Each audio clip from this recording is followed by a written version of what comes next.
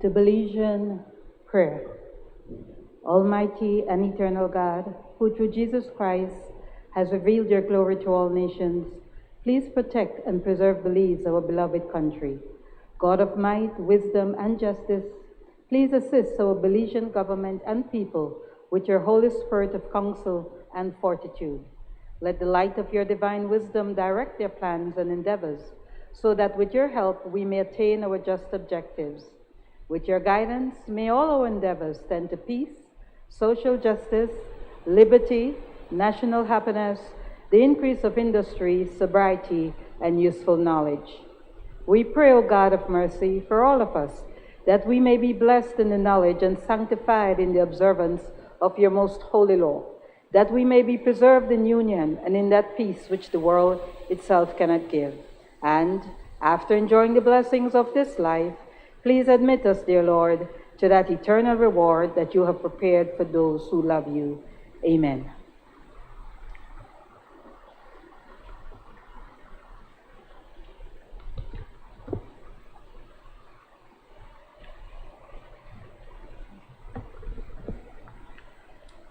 Oath of allegiance of new senators.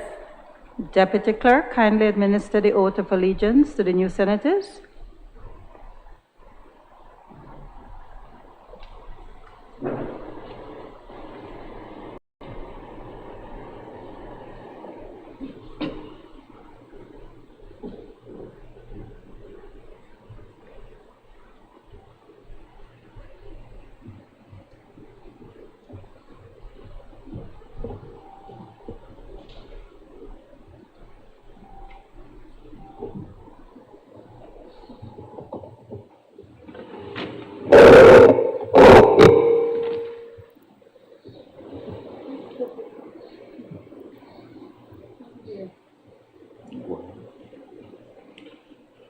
I, Linsford Castillo, do swear that I will bear true faith and allegiance to Belize, and will uphold the Constitution and the law, and that I will conscientiously, impartially, and to the best of my ability, discharge my duties as a senator, and do right to all manner of people without fear or favor, affection or ill will. So help me God.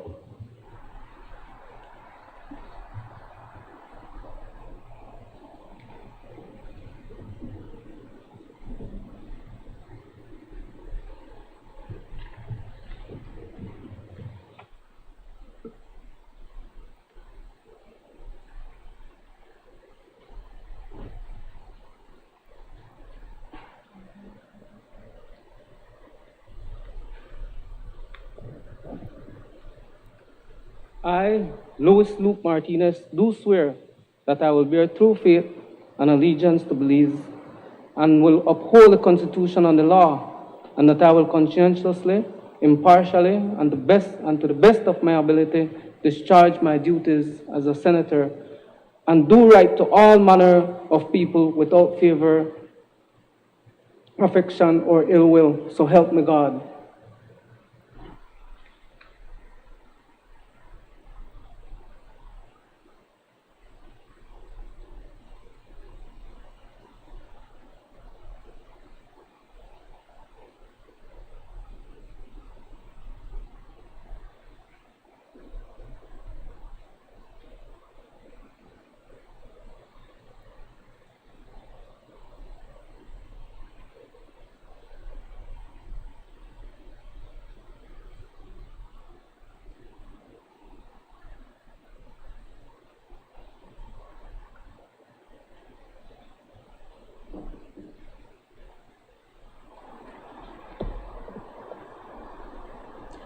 Congratulations to both of you, senators, and welcome to today's sitting.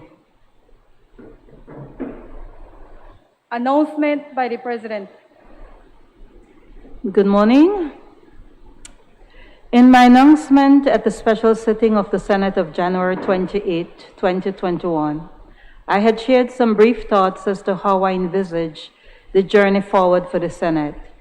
This included elevating the visibility, value, and relevance of the Senate as a gatekeeper to our democracy being that voice of sober second thought, as proficiently coined by Canada's first Prime Minister.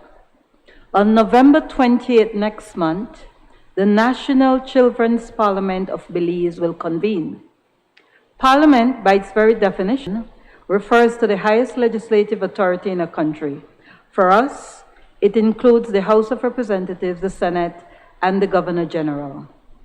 I am delighted, therefore, to report to this Honorable Chamber that for the first time, the National Children's Parliament of Belize will feature the Senate, as well as the Governor General. Its design is intended to be a teachable moment for both the children and the nation as to how a parliament functions, and as important, its distinct role as one of the three branches of government, the other two being the executive and the judiciary.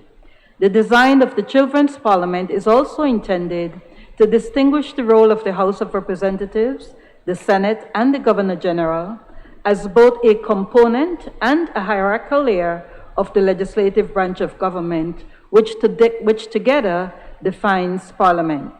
This can enhance appreciation of how the business of the people travel from the people to the lower house, to the upper house, and arrives at the desk of the Governor General. We welcome this collaboration between the National Commission for Families and Children, UNICEF, and the Parliament of Belize. So, honorable senators, look out for some mini-us in Parliament on November 28th.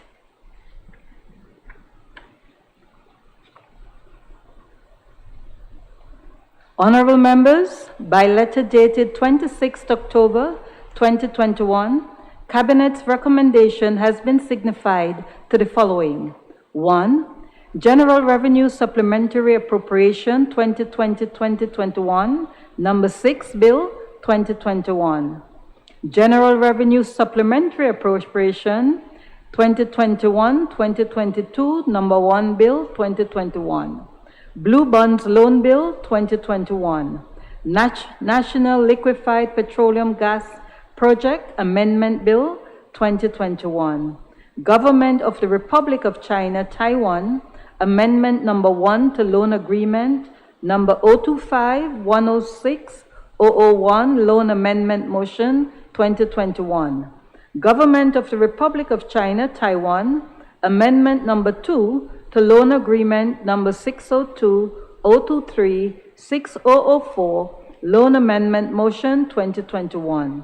Government of the Republic of China, Taiwan, Amendment Number 1 to Loan Agreement Number 602-023-6005, Loan Amendment Motion 2021. 8. Government of the Republic of China, Taiwan, Amendment Number 1 to Loan Agreement Number 6020-23-6006, Loan Amendment Motion 2021. 9. Government of the Republic of Taiwan, Amendment Number 1 to Amended and Restated Loan Agreement Number 602-023-6007, Loan Amendment Motion 2021. 10.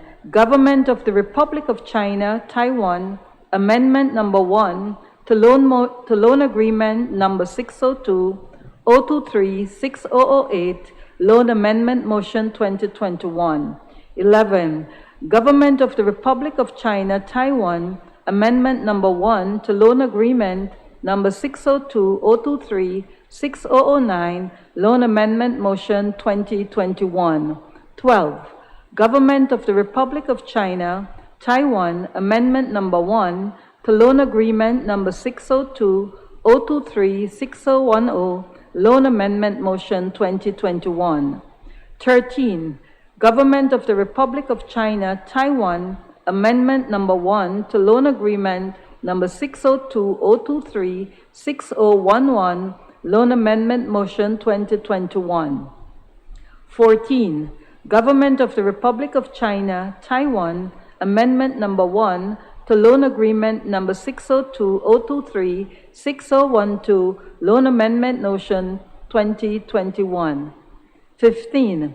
Inter-American Development Bank Global Credit Program for Safeguarding the Productive Sectors and Employment, US 15.0 million loan and guarantee motion 2021, and 16, resolution authorizing the purchase and redemption of the Government of Belize US dollar bonds due 2034, the Blue Loan Agreement, the Conservation Funding Agreement, and the Ancillary Agreements, motion 2021.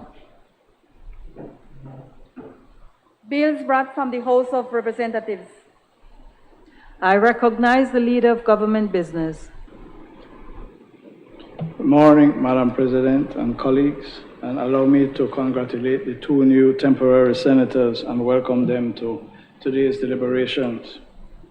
Madam President, I rise to take charge of the following bills. 1. General Revenue Supplementary Appropriation 2020-2021, number 6 bill.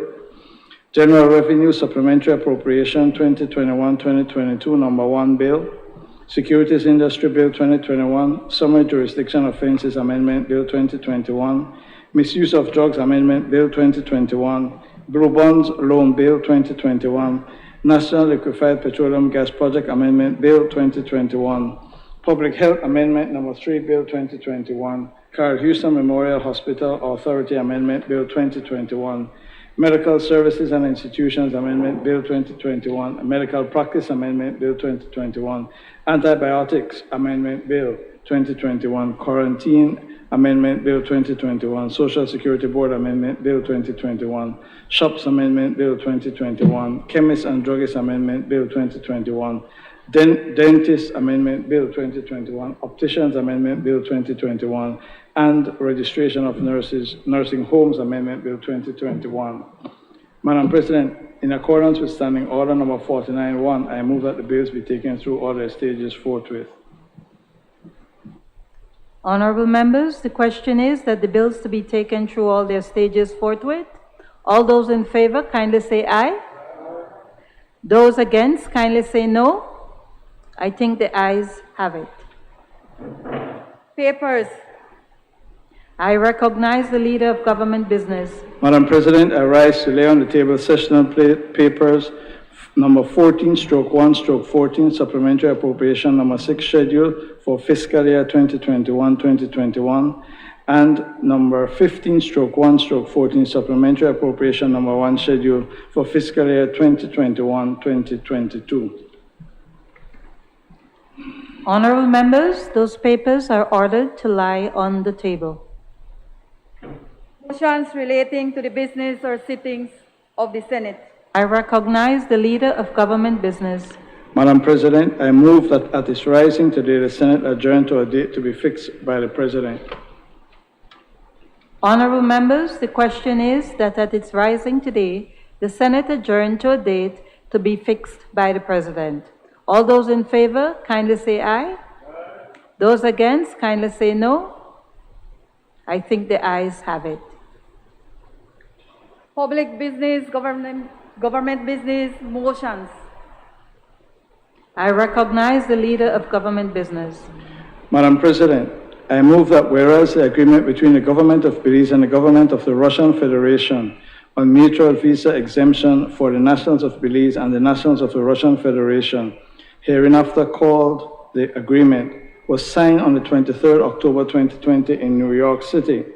And whereas the objective of the agreement is to permit nationals of Belize and the Russian Federation who hold valid passports to enter, leave, and transit through and stay in the territory of the other party without visas for a period not exceeding 90 days in any one period of 180 days. And whereas the Government of Belize is desirous of ratifying the agreement pursuant to Article 12 of the agreement, and whereas Section 61A(2)(a) of the Belize Constitution, as amended by the Belize Constitution 6th Amendment Act Number 13 of 2008, provides that the Senate shall authorize the ratification of any treaty by the Government of Belize.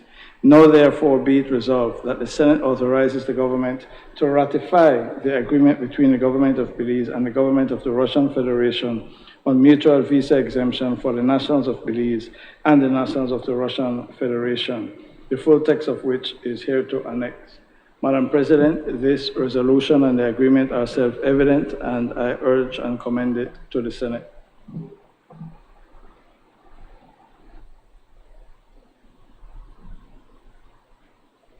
Honorable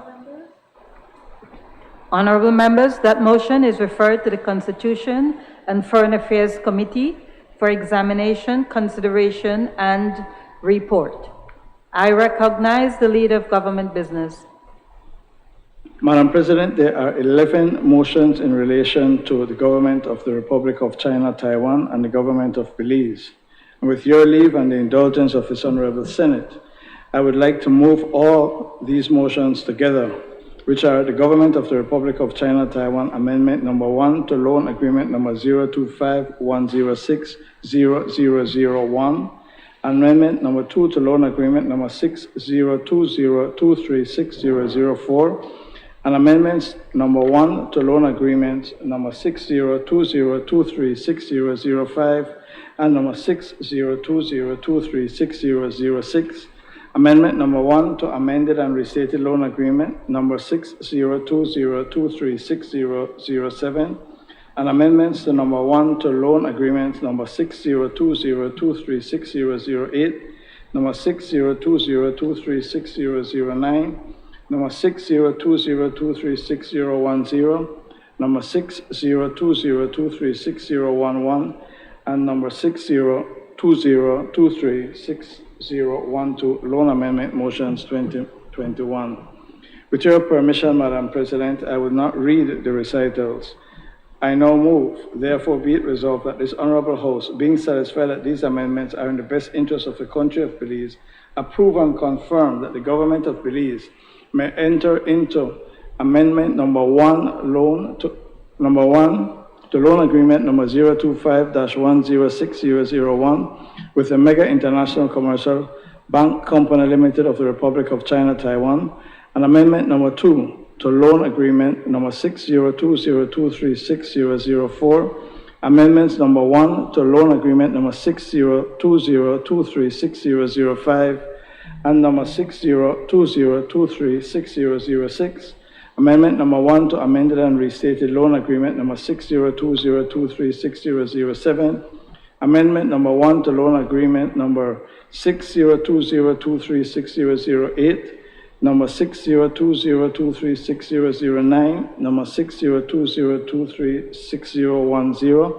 number 6020236011, and number 6020236012, all of the Export-Import Bank of the Republic of China, Taiwan, on the terms and conditions set out in the motions, and further authorize the Minister of Finance to execute and deliver the said loan amendment agreements and all other documents and agreements connected therewith.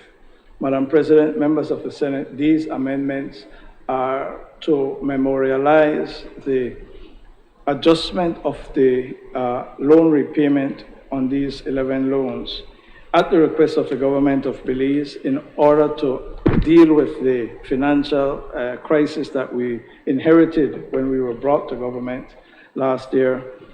We asked the government and people of the Republic of China, Taiwan, to extend rather to grant us a holiday on the principal repayment on these loans.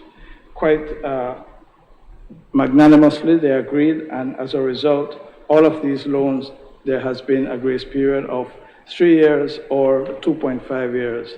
And the purpose of these motions is to empower the minister to sign these loan agreements and related documents.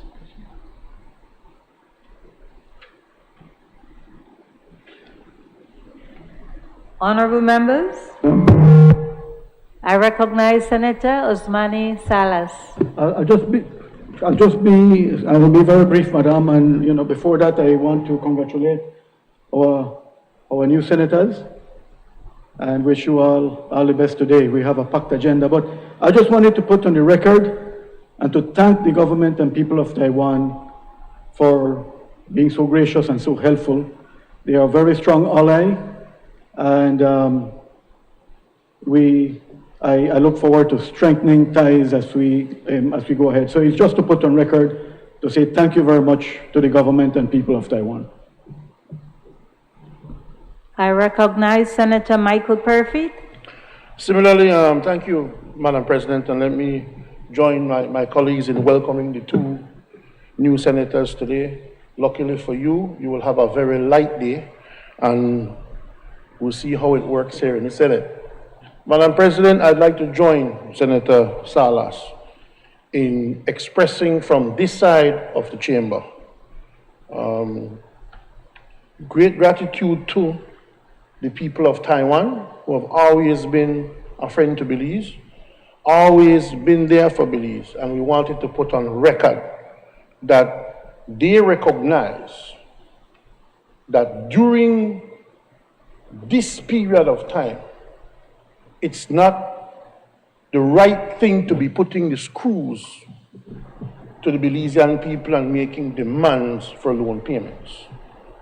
I hope that the government can learn from the people of Taiwan that when you are in a situation like this, it is not the time to squeeze the people even more.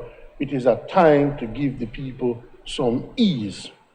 So once again, Madam President, we want to thank the people of Taiwan for this generous accommodation, and we hope that the government will use this breathing space to maximize the efforts it could do for the betterment of the Belizean people. Thank you, Madam President. Honorable members, the question is, now therefore be it resolved that this Honorable House, being satisfied that these amendments are in the best interest of the country of Belize, approve and confirm that the government of Belize may enter into Amendment Number 1 to the loan agreement number 025-106001 with the Mega International Commercial Bank Company Limited of the Republic of China, Taiwan, and Amendment Number 2 to Loan Agreement Number 2 to Loan Agreement Number 602-023-6004, Amendments Number 1 to Loan Agreements Number 602-023-6055, and Number 602-023-6006, Amendment Number 1 to Amended and Restated Loan Agreement Number 602-023-6007, Amendments Number 1 to Loan Agreements Number 602-023-6008, Number 602-023-6009, Number 602-023-6010, Number 602-023-6011, and Number 602-023-6012, all with the Export-Import Bank of the Republic of China, Taiwan, on the terms and conditions set out in the motions, and further authorize the Minister of Finance to execute and deliver the said loan amendment agreements and all other documents and agreements connected therewith. All those in favor, kindly say aye. Those against, kindly say no. I think the ayes have it. I recognize the Leader of Government Business.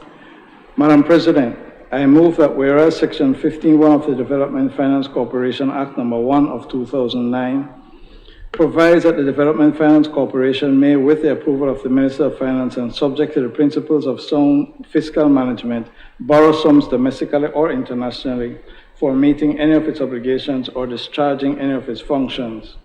And whereas subsection 3 of Section 15 of the said Act further provides that in consideration of the resultant contingent liability on the balance sheet of government, the DFC must obtain the approval of the National Assembly to increase its amount of foreign debt. And whereas Belize, as a member of the Inter-American Development Bank, the bank, is eligible for development assistance in the form of loans, grants, and technical assistance from the bank on such terms and conditions as may be agreed between Belize and the bank from time to time. And whereas the Development Finance Corporation, having received the prior no objection from the Ministry of Finance, Economic Development and Investment on 30th March 2020, approached the bank for financial assistance for a program to facilitate DFC's COVID-19 recovery of lending program for micro, small, and medium enterprises, to mitigate other indirect impacts of the COVID-19 pandemic on MSMEs, and to finance climate-resilient investments for the productive sector in Belize. And whereas on the 4th August 2021, the bank's board of directors approved a line of credit to Belize in the sum of $15 million under a global credit program for safeguarding the productive sectors and employment. And whereas the program will consist of a single component to support micro, small, and medium enterprises access to credit resources with two specific objectives. First, to support the short-term financial sustainability of micro, small, and medium enterprises, and two, to promote the economic recovery of MSMEs through access to production-oriented financing. And whereas the credit line will focus on improving access to financial services to women entrepreneurs, financing investments for climate adaptation and mitigation within vulnerable sectors, and making MSMEs climate resilient to natural disasters. And whereas the lending program will also be accompanied by a technical cooperation package that will facilitate DFC's effort to improve its services to women, design products and non-financial services targeting women, provide gender awareness trainings for loan officers, implement key activities within DFC's Gender Equality Policy and Action Plan, conduct an assessment of MSMEs' access to financial services, identify and evaluate climate-resilient opportunities for MSMEs, and conduct climate risk assessment-related training for loan officers.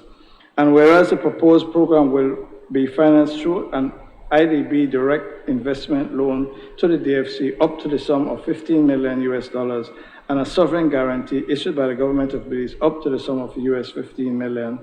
And whereas the execution of the program shall be carried out by the Development Finance Corporation acting as executing agency. And whereas the bank has offered financing of up to $15 million to the Development Finance Corporation for the program under the following terms and conditions. Loan principal amount, $15 million. Disbursement schedule over a period of 2 years from the effective date of the loan contract, but may be extended subject to the consent of the government of Belize and IDB. Loan term, 25 years, inclusive of a 66-month grace period. Repayment period to be repaid in 15.25 years, weighted average loan life with loan repayment semi-annually on the 15th day of the payment month. Purpose, to support the sustainability of MSMEs as employment providers in Belize amid the COVID-19 crisis and promote the economic recovery of MSMEs through access to production-oriented finance. The rate of interest will be charged on the daily outstanding principal balance of the investment loan as per LIBOR-based interest rate, plus the applicable lending spread for the bank's ordinary capital loans. Interest rate is not expected to exceed 2% per annum. Commitment fee. A commitment fee will be charged on the undisbursed balance of the investment loan at the percentage to be established by the bank on a periodic basis, not exceeding 0.75% per annum and accrues commencing 60 days from the execution of the contract.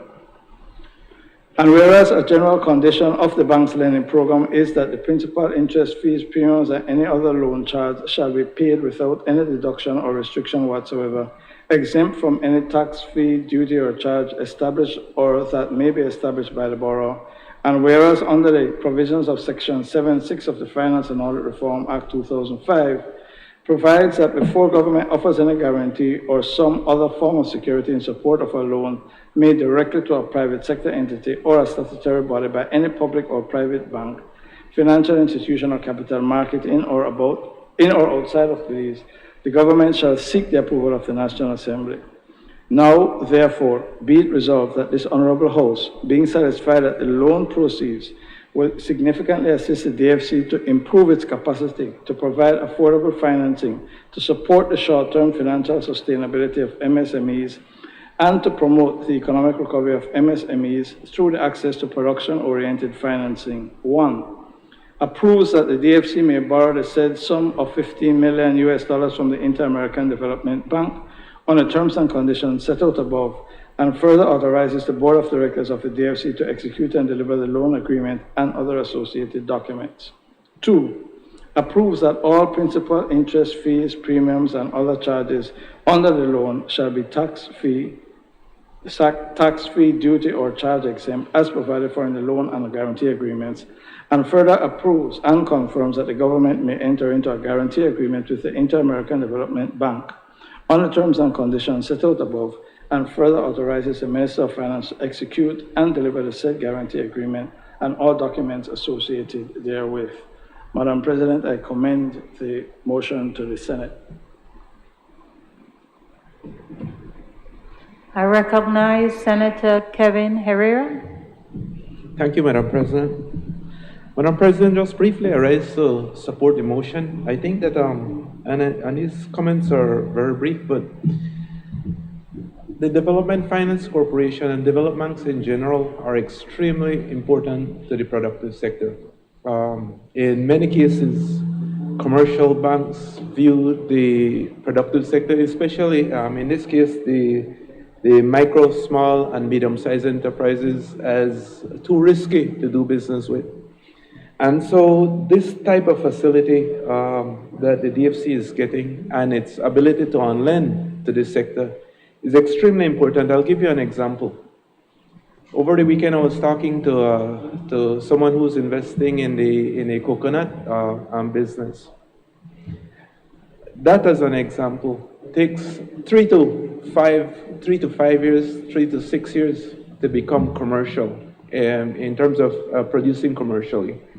And so within that 3 years, there's no revenues. And many times, the commercial banks would not be interested in a project like that. But it could have significant impact on the development of the country and the economy in general. And so I think this type of facility is extremely important to the productive sector and to other sectors that the commercial banks may not be interested in. To a large extent, the commercial banks are a misfit to many of these smaller sectors and would not do business with them simply because they deem them too risky. And so this type of facility, I think, is extremely important. Hopefully we can get many more like this where we can get the economy going again. Thank you, Madam President. I recognize Senator Osmani Salas. Thank you, Madam President. This type of loan motion, Madam President, we are very pleased to support. Now, this is geared at supporting MSMEs. MSMEs, I think we can all agree, are the lifeblood of our economy. The more MSMEs there are and the more they're functioning well, the more resilient our economy is. I think we've heard a lot that small business is really what, in many ways, gives us our saving grace. So I am very pleased to support this particular loan motion. And I want to refer to a recent development of one of those enterprises that was just set up and that has tremendous potential and that I think will be highly successful. And it is the collection of Maya garments, Yatsil, that was launched by Shail. Now, that particular initiative, led by all women, was executed by SATIM, Sarsoon Temash Institute for Indigenous Management, with financial support from the CDB and its Cultural and Creative Industries Innovative Fund. And my information tells me that by the time they are fully set up, they would have invested close to $200,000 US for such, which I think we could classify as a medium-sized enterprise. And I think it has tremendous potential, and that is the kind of enterprises that we need to support and expand. I do want to raise, I think, more questions than concerns, and this has to do with the annex that describes the project. I needed to determine how MSMEs are defined in Belize, right, first. And I got some guidance from the Beltrade website and the information available there. And from what I gathered, with the previous MSME support program that they had, micro enterprises is any type of enterprise that includes 2 to 4 persons, including the owner. Small enterprises are 5 to 20 employees, and medium are 21 to 50, thereabouts. So, and I mentioned the Shail example to sort of, to give an illustration. I noticed in the description of the project at section 405 on page 3 that it says that the loans to MSMEs supported with program resources will have a maximum amount of US $500,000 or its equivalent in local currency. I guess what I would want to suggest is that to maximize or optimize the effect, the impact of this facility, that we aim to support more of the types in terms of scale of the enterprises like Shail represents. I think $1 million Belize to me is already taking us away from the medium scale enterprises. And my only concern is if we give a lot of those loans out, then there will be less money for the micro, small, and medium. So that's just an observation I have. And a question under implementation considerations.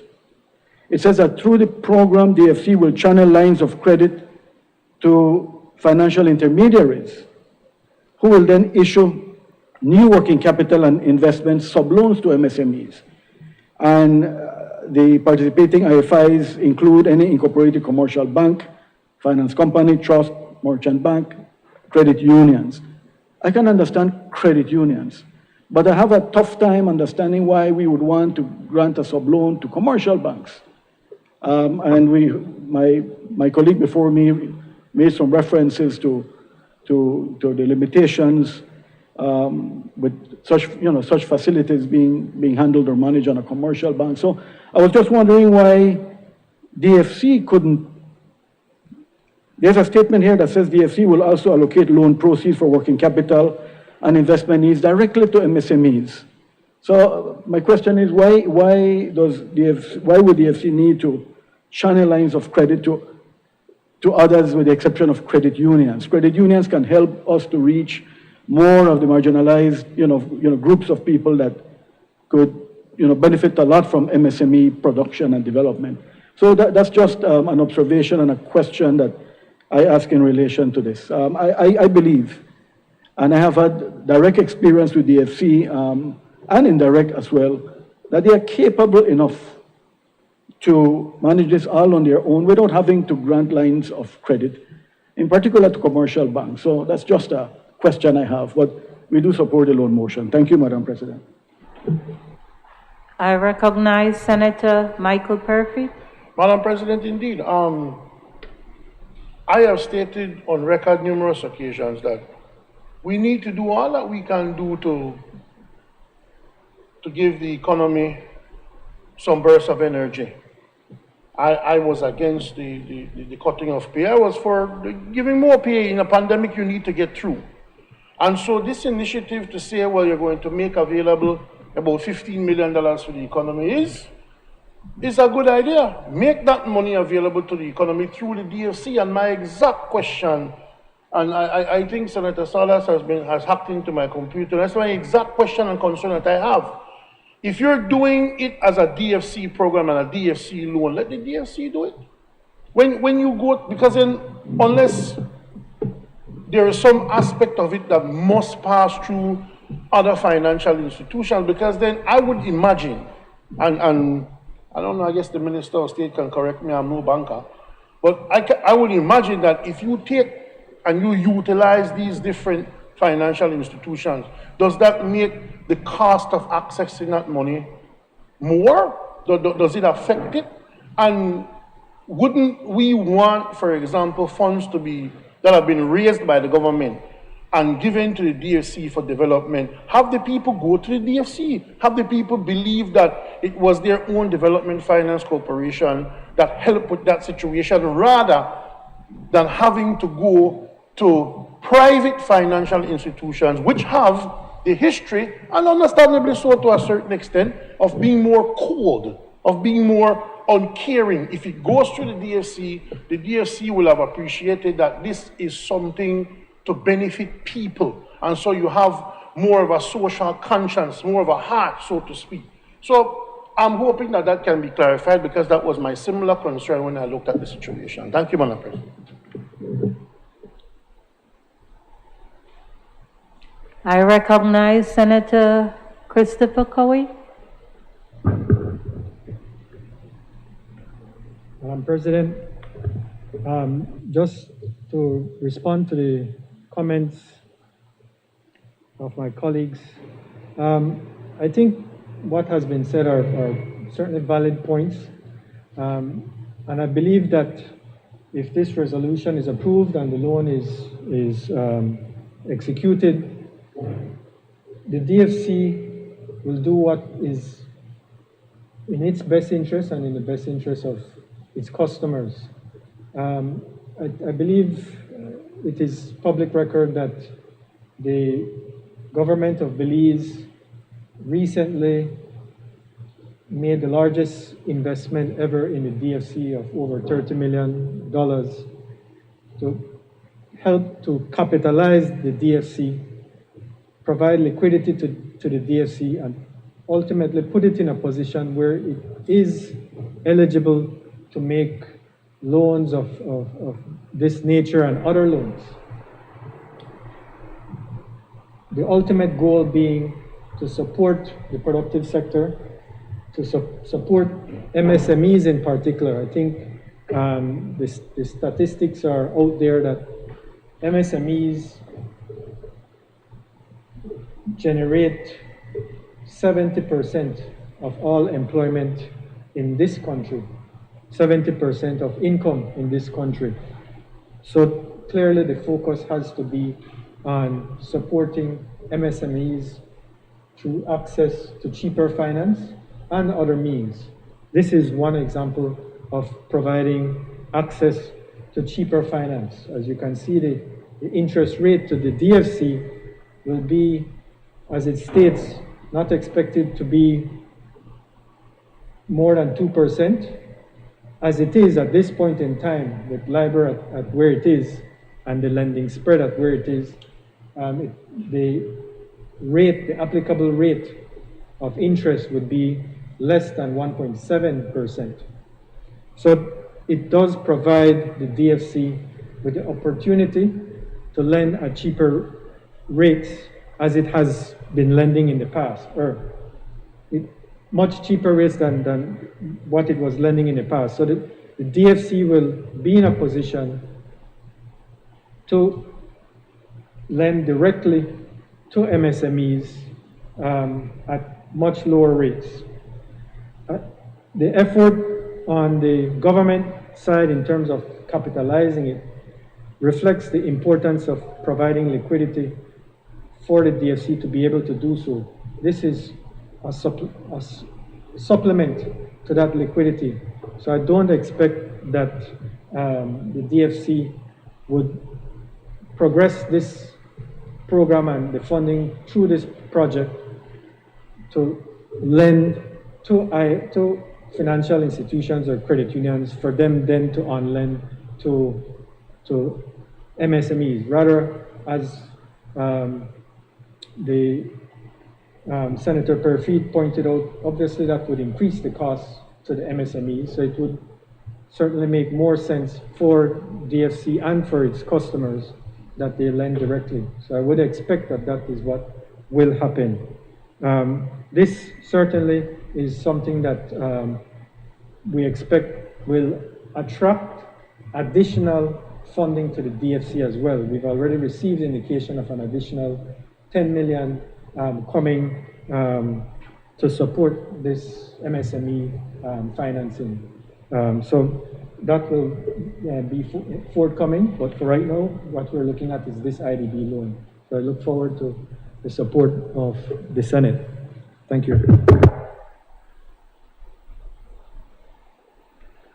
Honorable members, the question is, now therefore be it resolved that the loan proceeds would be it resolved that this honorable House, being satisfied that the loan proceeds would significantly assist the DFC to improve its capacity to provide affordable financing to support the short-term financial sustainability of MSMEs and to promote the economic recovery of MSMEs through access to production-oriented financing.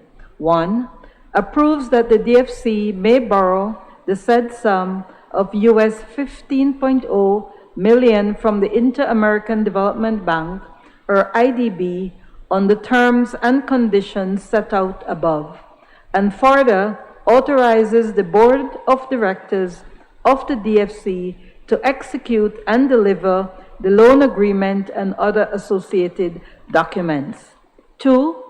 Approves that all principal, interest, fees, premiums, and other charges under the loan shall be tax, fee, duty, or charge exempt as provided for in the loan and guarantee agreements, and further approves and confirms that the government may enter into a guarantee agreement with the Inter-American Development Bank on the terms and conditions set out above, and further authorizes the Minister of Finance to execute and deliver the said guarantee agreement and all documents associated therewith.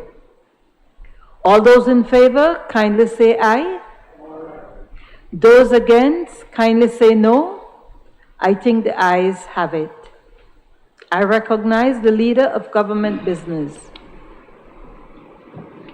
Madam President, I move that whereas the government of Belize is working to restructure its external indebtedness by retiring all of its US dollar bonds due 2034, the bonds, with a view to achieving a sustainable debt position and to achieving certain marine conservation objectives.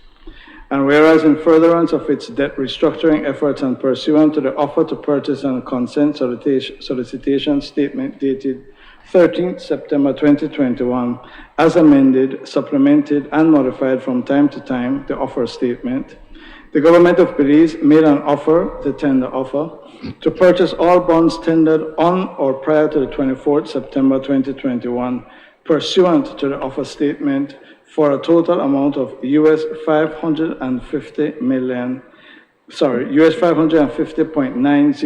per US $1,000 principal nominal amount of bonds to purchase all bonds tendered between 25th September 2021 and 22nd October 2021, pursuant to the offer statement, for a total amount of US $517.90 per 1,000 principal nominal amount of bonds, and subject to the satisfaction of certain conditions, to redeem all non-tendered bonds for a total amount of US $517.90 per US 1,000 principal nominal amount of the bonds on the date of a settlement of the tender offer.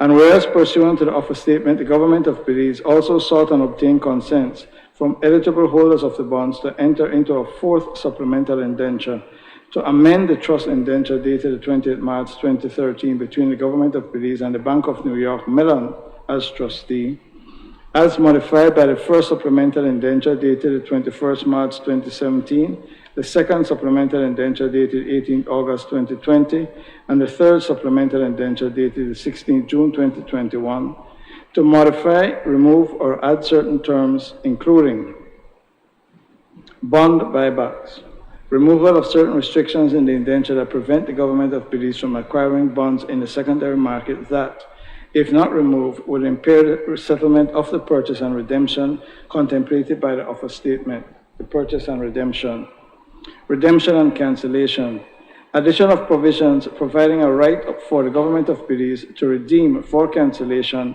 any bonds that have not been tendered pursuant to the offer statement at the price set forth in the offer statement, and custody account. Establishment of a custody account to be maintained by the trustee as custodian for deposit of an amount sufficient to redeem all bonds that have not been tendered pursuant to the offer statement, to be held in trust for the benefit of the holders of the redeemed bonds and for release upon the delivery by such holders, certification forms to the government of Belize or its agents. 2. Addition of certain provisions providing that upon the government of Belize's deposit of such funds into the custody account, the government of Belize's obligations under the indenture will be fully discharged and the bonds shall not be transferable. And 3.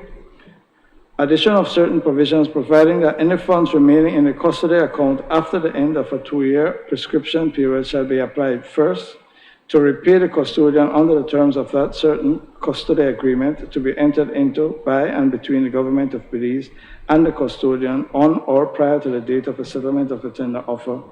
And second, to the initial lender, as defined below, to pay the present value of all outstanding future management fees pursuant to the terms of the conservation funding agreement as defined below.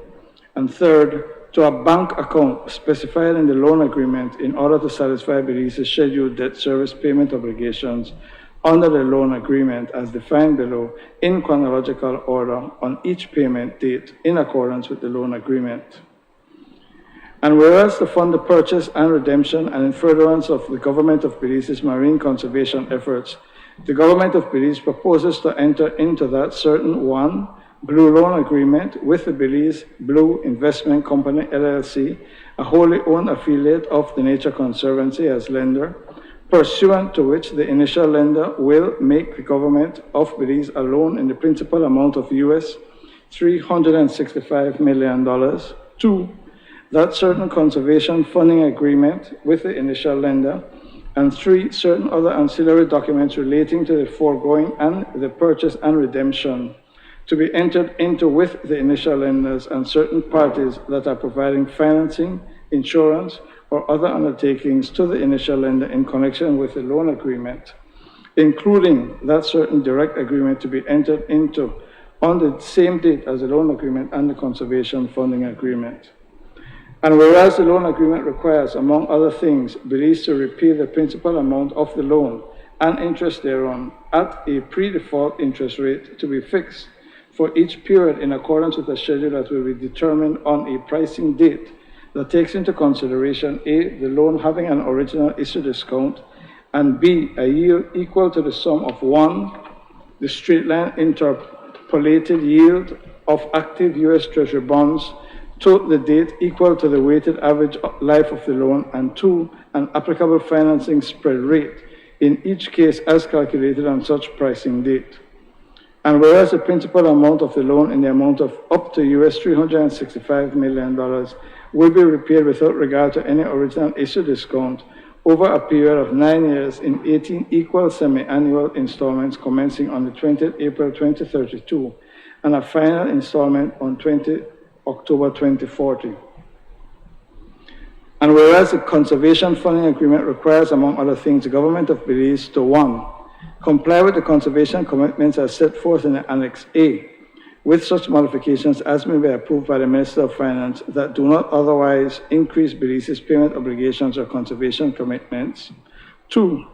If on any quarterly payment date the government of Belize shall have failed to achieve 1 or more conservation milestones within the applicable grace period, make a payment equal to US $250,000 plus a sum equal to US $50,000 times the number of conservation events that have occurred and are continuing as of such quarterly payment date.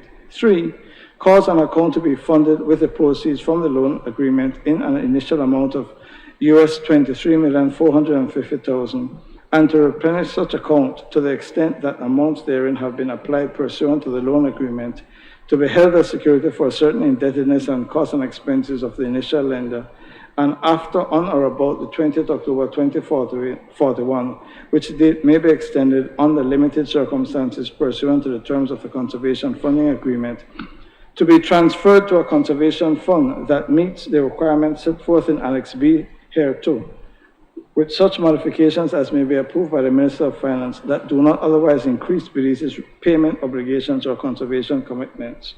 4, make certain payments for the purposes provided for under the Conservation Funding Agreement. And 5, irrevocably direct the custodian to transfer to any funds in the custody account upon the expiration of the 2-year prescription period to be set forth in the 4th supplemental indenture in satisfaction of certain of Belize's payment obligations under the loan agreement and pursuant to the Conservation Funding Agreement, such that as a result of such irrevocable direction, Belize will not have any interest in any amounts in the custody account. And whereas pursuant to the loan agreement, the Conservation Funding Agreement, and certain ancillary agreements, the government of Belize proposes 1, to waive certain aspects of sovereign immunity to which it may otherwise be entitled. 2, to confer on the parties to the agreement, the Conservation Funding Agreement, and the ancillary agreement exemptions under the Income and Business Tax Act, the General Sales Tax Act, the Customs and Excise Duties Act, Stamp Duties Act, the Trust Act, the Custom Regulations Act, and the Exchange Control Regulations Act, and all regulations thereunder, and from certain taxes in connection with payments made under the loan agreement and the Conservation Funding Agreement, and from any and all registrations that such parties may otherwise be subject to in connection with the loan agreement and the Conservation Funding Agreement. And whereas under the provisions of Section 7.2 of the Finance and Audit Reform Act, the government of Belize is required to obtain the prior authorization of the National Assembly by way of resolution of the loan agreement, the Conservation Funding Agreement, and the ancillary agreements. Now, therefore, be it resolved that this Honorable House, being satisfied that it would be in the interest of Belize so to do, approves and confirms the purchase and redemption, the loan agreement, the Conservation Funding Agreement, and any ancillary agreement on the terms and conditions set out above, and authorizes Belize to make any payments thereunder and to pay fees and expenses incurred by the government of Belize in connection with the negotiation and execution of such agreements. And be it further resolved that the Honorable House hereby authorizes in the name and on behalf of the government of Belize, the Minister of Finance, to finalize, effectuate, execute, and or deliver the purchase and redemption, the loan agreement, the Conservation Funding Agreement, and the ancillary agreements on the terms and conditions set out above. Can I have a half-hour rest?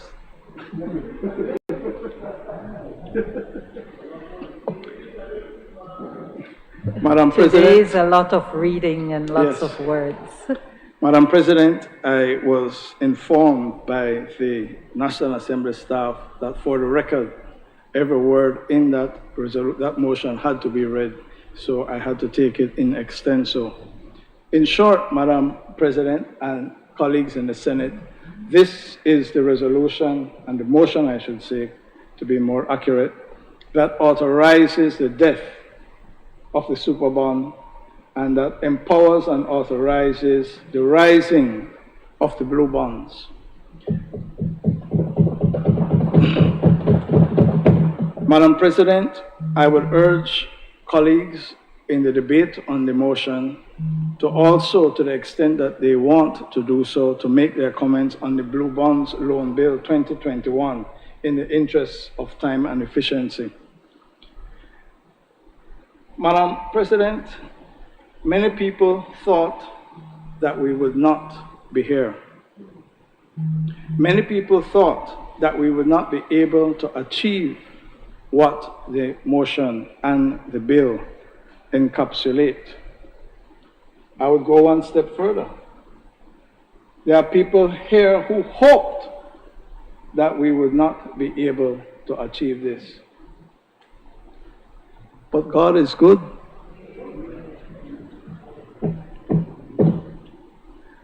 Madam President, today on this motion and on the related bill, today is a day for Belize. Let us remember the facts because they are important. We inherited a government with a debt to GDP of 130%. The government owed 4.2 billion Belize dollars, making us one of the most indebted countries in the world. We inherited a government that was borrowing $1 million a day to meet its expenses. If that was not bad enough, Madam President, we will recall the storms Eta and Iota, which never hit Belize directly, but as a result of the rains and the floods, the government of Belize was called upon to spend up to about $100 million. Hundreds of millions of dollars continue to be spent, Madam President, to meet the obligations of the government of Belize on a daily basis or on a weekly basis, monthly basis, and those expenses have been approved in the budget debate which we held earlier in the year. And we will come to the supplementary appropriation bills which seek to bring to Parliament in full disclosure the continuing expenditure that we face. But Madam President, you will recall in this Senate, when I stood here and I said we had a choice between going to the International Monetary Fund and developing, designing, and putting into play a homegrown plan, a homegrown strategy devised by Belizeans with the help of foreign experts that would address the perilous state of public finances and public debt. A short while ago, we approved one of the measures we took, which was to engage with Taiwan for the postponement of the debt. People spent 13 years in government facing a crisis, didn't think of engaging our friends and partners in development for that type of relief. Instead, they were borrowing $1 million a day, $30 million per month. We are here today proud to produce to this Senate a motion that calls for the death of the super bond and the rising of the blue bonds. One, Madam President, the super bond will be erased from our history. Two, public debt will be reduced by $500 million. And thirdly, we will establish marine conservation mechanisms to improve the protection and management of our seas and reef, and finance unprecedented multi-decade conservation programs, proudly placing Belize in the forefront of marine conservation. To quote the Honorable Prime Minister, John Briceño, he said to the House, Belize will owe less, pay back less for debt, and invest more in marine conservation, a triple play of national benefits that places Belize and Belizeans as the shining pinnacle of both sovereign debt remodeling and climate resilient innovation. End of quote. Madam President and colleagues, we are making history today because taken together, the principal amount owed on the super bond, $526.5 million, plus capitalized interest of $26.4 million, past due interest of $18.2 million, and a principal reinstatement of $58.4 million, which we have avoided. Had all of that come together, we would have been on the hook for $629.6 million owed to the bondholders.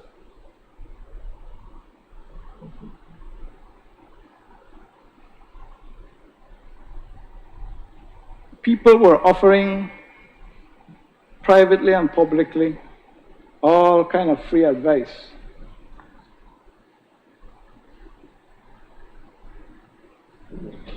They had no confidence, Madam President, in the debt management team.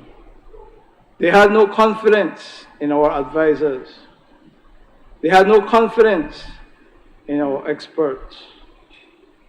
But it is the Minister of Finance of Belize, the Honorable John Briceño, who led his team to secure a 45% debt haircut, 45%. And there is a gentleman by the name of Carl Ross. I think he's one of the friends of Senator Perry. He's not your friend? Listen to what Carl Ross said. We are taking massive losses on our claims. This deal is a deep loss to the bondholders and is not necessarily something I like. Well, we like it. It's good for us. It's good for Belize, Madam President. That 45% discount cut saves the people of Belize $257 million US.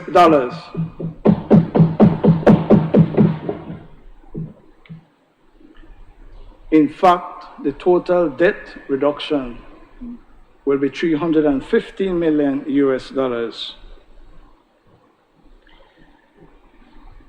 The last report says 87% of the bondholders had tendered, far in excess of the 75% that was required. And I recall a few weeks ago, people were calling and texting and said, "Boy, when I need my help, on a while we could help. I could call this one and I could call that one." Slow and steady. Slow and steady. Madam President, the Prime Minister and his debt management team, in association with their advisors, devised a strategy to deal with the debt created by the super bond. A strategy that was homegrown, a strategy that is Belizean, a strategy that is bold, and a strategy that is brilliant. Because today, I want to predict that not a single senator will stand in this House and oppose the bill or the motion. It will be historic. Let me see who will stand against this. We will access, Madam President, $363 million US for the following purposes. $301 million for the discounted repayment of the super bond, $24 million to pre-fund the Marine Conservation Endowment account, $18 million set aside as an original issue discount in order to facilitate a lower interest rate in the early repayment years, $10 million is a debt service reserve account, and $10 million is to help cover closing costs for the transaction. And I will wait to hear Senator Perry.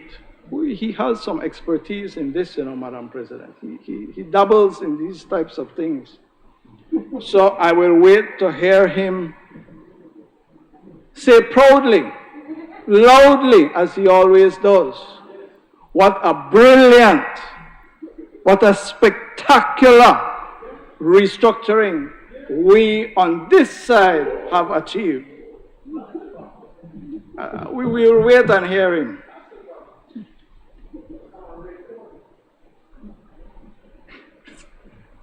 You hear it already?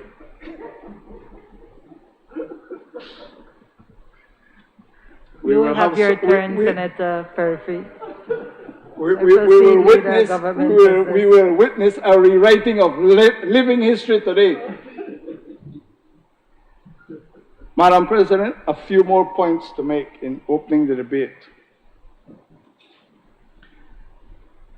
It is important for Belizeans to know that political risk and parametric insurance have been bought or will be bought in order to ensure that in the event of any serious thing happens and the government has difficulty in repaying, that we will be able to continue paying under our obligations. On the conservation side, we will expand in a legally enforceable manner biodiversity zones from 20% of our seas in the first instance in 6 months, and hereafter to 25% in 3 years and 30% by 2026. And so whilst we had committed to 30 by 30, we will have 30 by 26.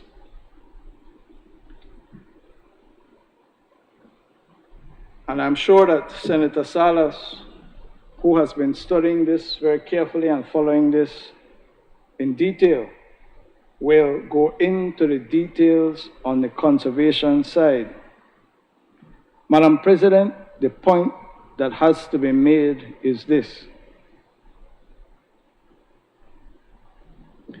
The extent of the conservation commitments, the extent of monies raised as a result of giving those commitments are unprecedented, are unique, the first time ever in the history of mankind.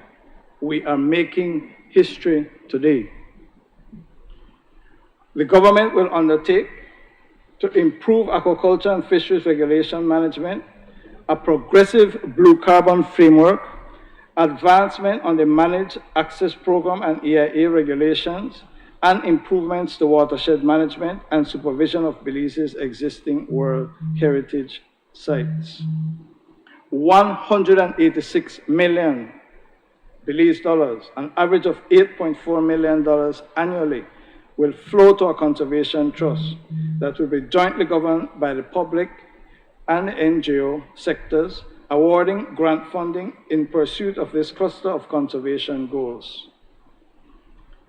And of course, that trust, that conservation trust, will be open to donations from other bodies and persons.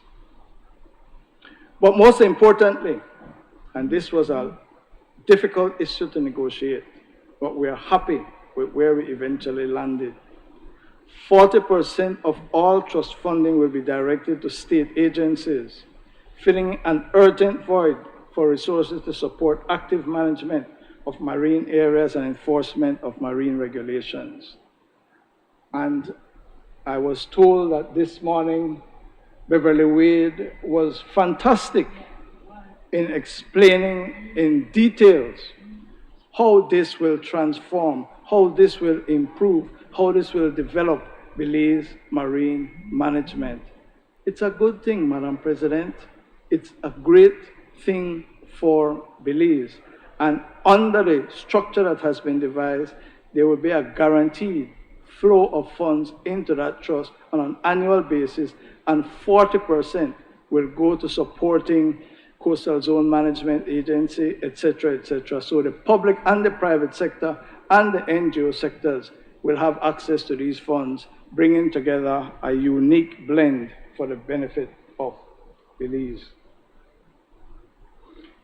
Madam President, I close by saying this. The motion and the bill achieve massive debt reduction and relief, dramatic conservation and climate policy advancement, and safe funding for the governance and husbandry of our reef and seas. I repeat, Madam President, today is a day in which Belize wins. It is not about the PUP, it is not about the UDP. Today is a day for Belize, and I commend the motion and the bill to this Honorable Senate. Thank you, Madam President. I recognize Senator Michael Purphy. Thank you, Madam President. Madam President, I have no doubt that Ms. Beverly Wade did well today. We should not be surprised. She went to St. Ignatius Primary School.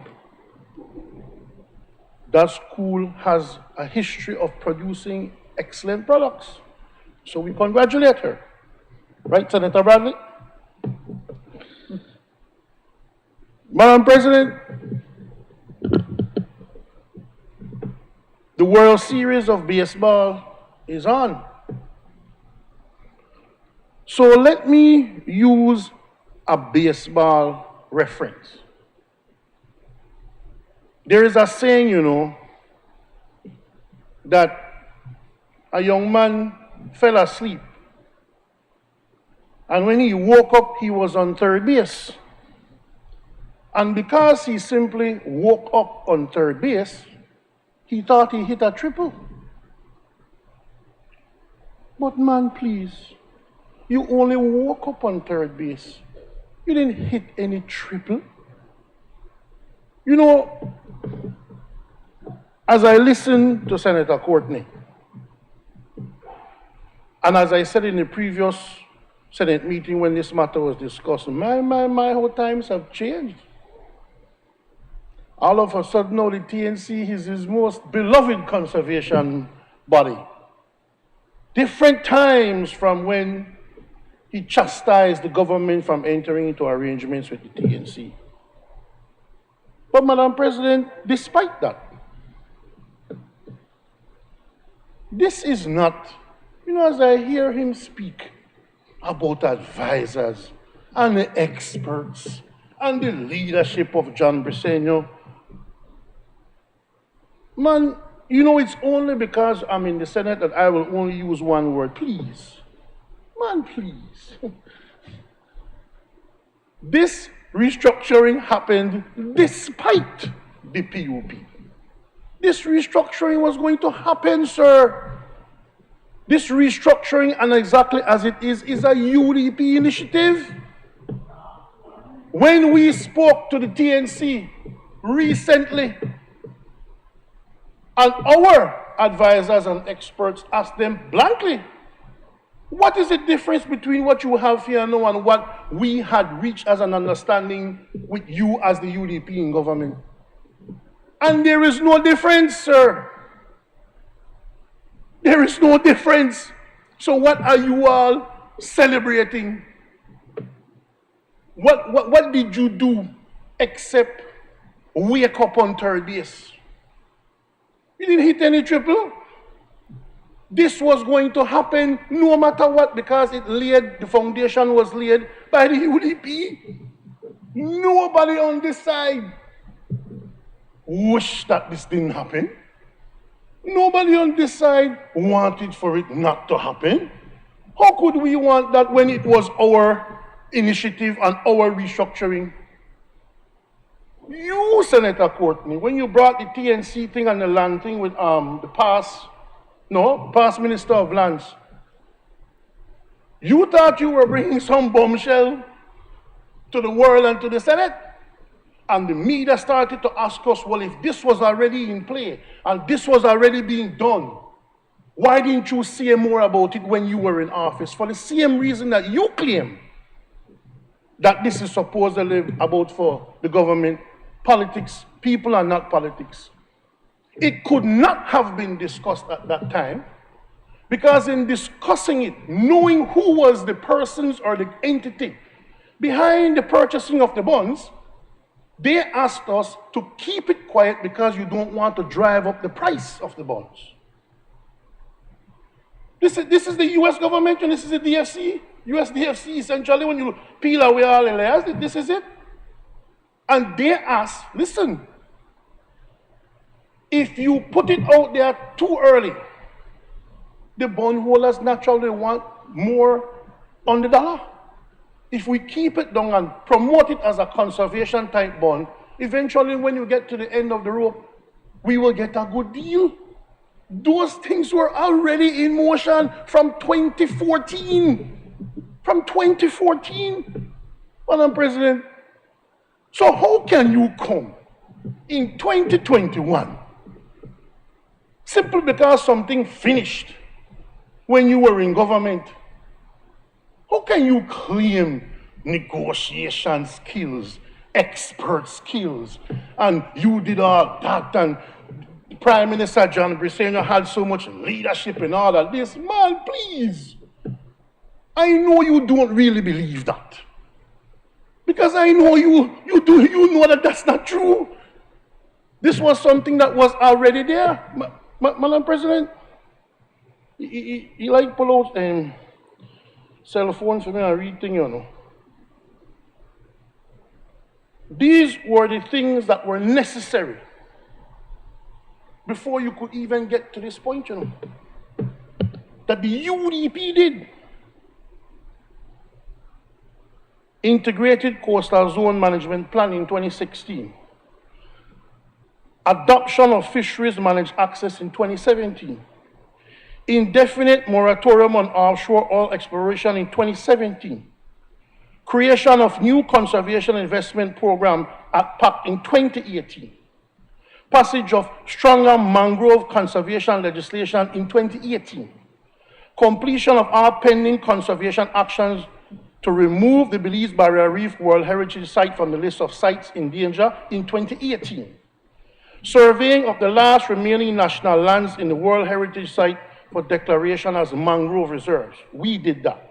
Expansion of the fisheries replenishment zone starting with Sapadilla Keys and the Corona Reef in 2020. We did that. Endorsement of a national oil spill contingency plan in 2019. We did that. Endorsement of a marine litter action plan in 2019. Setting aside of 15,000 acres of mangrove in Turnip Atoll in a protected land trust in 2019. We did that. Ban on gill nets 2020. We did that. Passage of legislation to phase out single-use plastics in 2019. We did that. Passage of the new Fisheries Resources Act in 2020 to replace the old Fisheries Act. We did that. Passage of an amendment to the Environmental Impact Assessment Regulations in 2020 to strengthen the environmental impact assessment process in World Heritage Sites. We did that. Establishment of a Biodiversity Office in 2020 to strengthen biodiversity management. We did that. It goes on, it goes on, it goes on. All of these things were done since 2014 to get to this point by the United Democratic Party. So not come like, oh, this was such a process. Let me tell you how this was not a PUP bond. The Prime Minister said that all of this would have been wrapped up in May, you know. And I had said then, this one clearly doesn't know what he's talking about. It's not going to be wrapped up by me. Because we know this, because this is our bond. So nobody wanted you to fail. Nobody wanted you to not be successful. Of course we want you to be successful. This was an initiative that started by the UDP, so it had to be successful. It can't fail. This is something that was so good that we started, not even UNO could mess it up. And you come and you bang about the elimination of a super bond. Now UNO create the super bond. The super bond is a PUP thing. That's not a UDP thing. So now it's like you create a false narrative, you defeat it and say, well, I win. You're supposed to take initiatives to remove the super bond. It is your baby. So don't come here, Madam President, and act like, oh, we're getting a government 2011. And because we're not so pretty, and we're not so good looking, the TNC come and say, hey, let me figure out a way to wipe off 55 cents from your dollar of your debt. Man, please. Man, please. You found this on your desks. You found this in motion like so many things you found.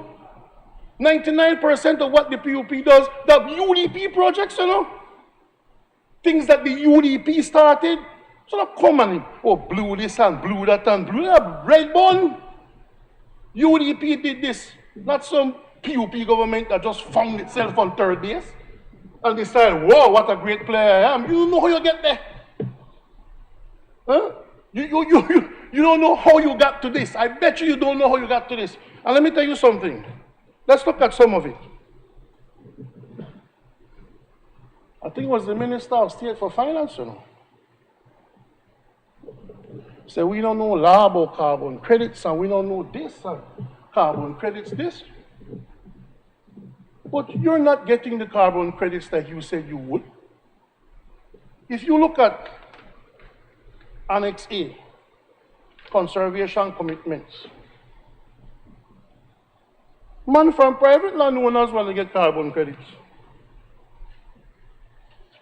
When you look at it, recognizing the potential of blue carbon projects to support the long-term financial sustainability of marine areas formerly protected for conservation. Belize commits to develop and implement a national regulatory framework for the development of blue carbon projects within the National Carbon Strategy. Such a framework will be completed through a consultative process that addresses at a minimum the following: allowing for ownership of carbon offsets by co-managers, investors, and/or private landowners. So private landowners are in the carbon credits too. It's not like the government will be receiving 100% of the carbon credits. It has to be shared. A strategy has to be developed as to how you will deal with it. This was all a part of the original UDP agreement. This was in it. Like I said, fundamentally the same thing. All you are doing is just happen to be present and signed. Negotiate. Negotiate what? The Cara side don't like you. Never had a choice. This is the USDFC. Back off. This is something that we want to do. So it wasn't as a result of anybody came up with anything ingenious or some POP massive brain piece. You know what? We have a way how we can do this and figure this out and do this. None at all. This was figured out already. This was figured out already by, just to name a couple people, Steve Duncan and Dr. Barnett. This was done. You all came and woke up on third base and thought you hit a triple. There is one thing though, you know, that I have to say.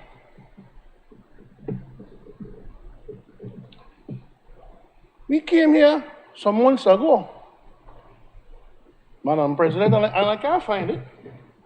Dying for somebody to show me somewhere where, I don't know, when we spoke to the other side of the agreement, made no mention of what that has to do with anything. We were told some months ago in this very Senate that certain arbitration judgments abroad, that if we were to ratify those in the Senate, that would go a long way to help with the restructuring of this bond that we're engaging on. I believe I was here and I believe I remember that. My question to the Minister of State for Finance, why Madam President, no, I won't call him a devil. I was about to say, give the devil away due, give the devil away due, but no, in terms of financial direction, I will say that that particular senator, if he's involved from a financial standpoint and where we're heading, I believe that we are in some competent hands going forward. I won't deny that. I won't deny that. I will give the devil what it's due. But what he knows about me is that I will ask him to explain to me what those arbitration awards in favor of Michael Ashcroft had to do with the restructuring of a conservation bond.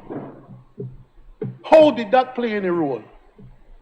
What did that have to do with anything? And was that just a farce when we came to the Senate to pass those motions for the Ashcroft people? That is what I don't see in any of these agreements.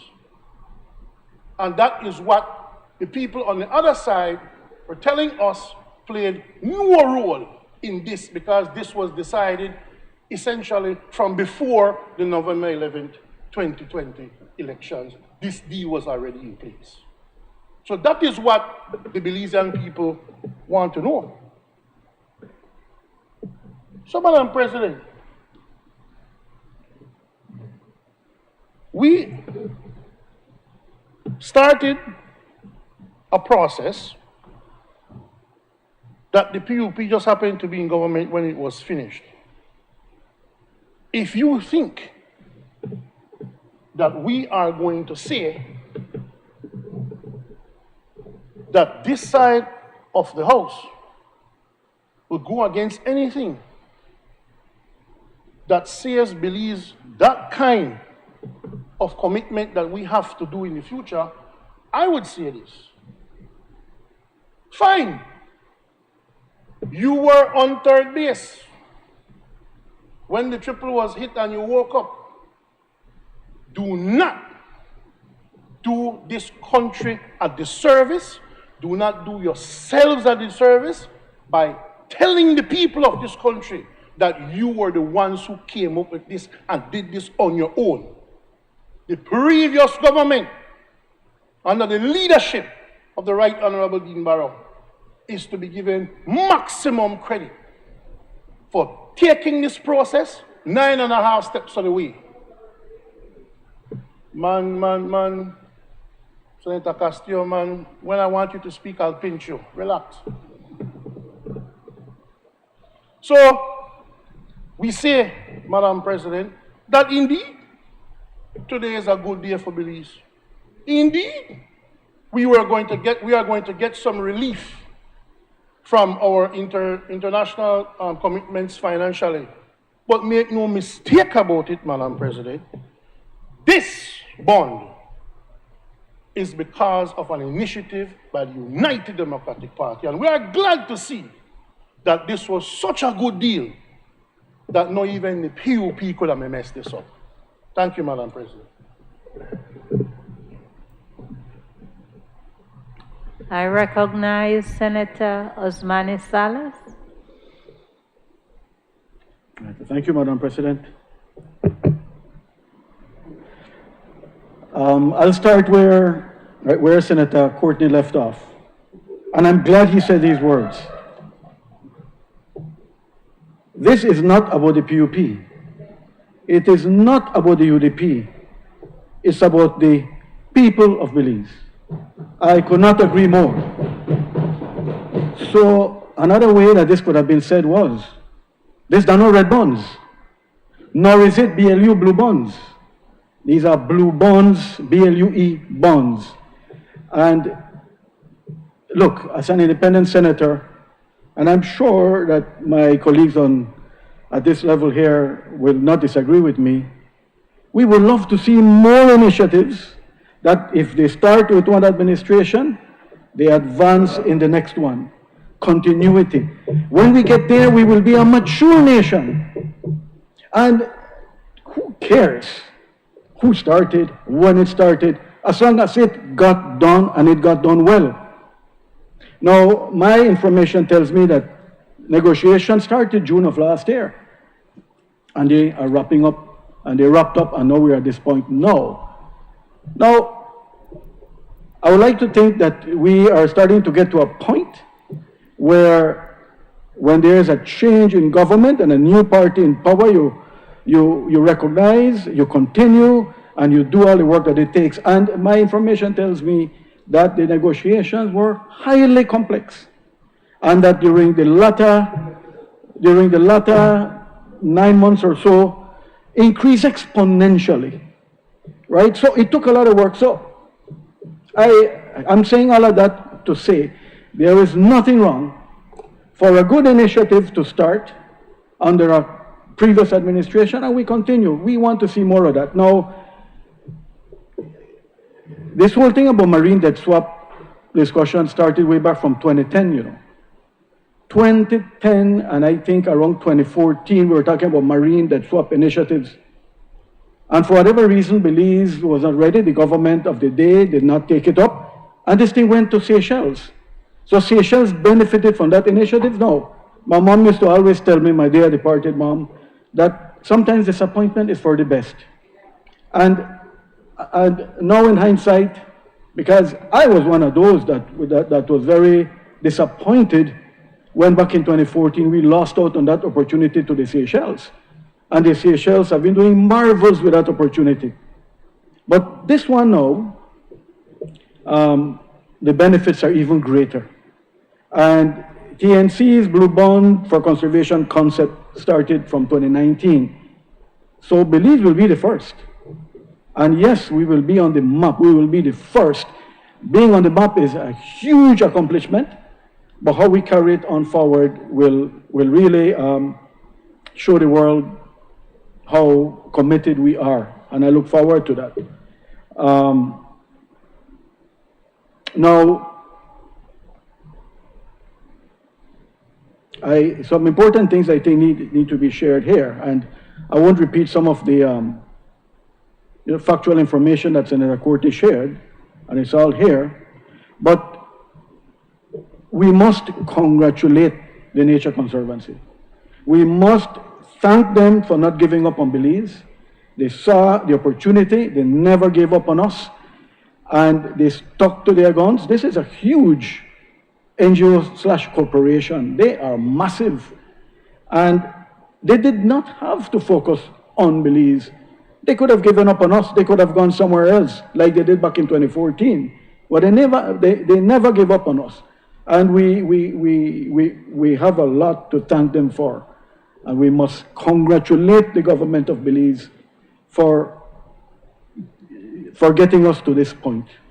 This making a good thing out of a bad thing. So, thank goodness, we don't have to be talking about the super bond and how that is hanging over our collective heads. I know we have the blue bonds and we are saving so much. But the Blue Bond for Conservation model has 3 components. And now that we are at this point in Belize, I expect that we will start to see this model replicated in different parts of the world. So what we are accomplishing here will have global ramifications for marine conservation and management. So there are 3 components to such a model, and one are the conservation commitments. And it's all laid out here in Annex A of the agreements. I'll refer to these in a little bit. The second important part is marine spatial planning.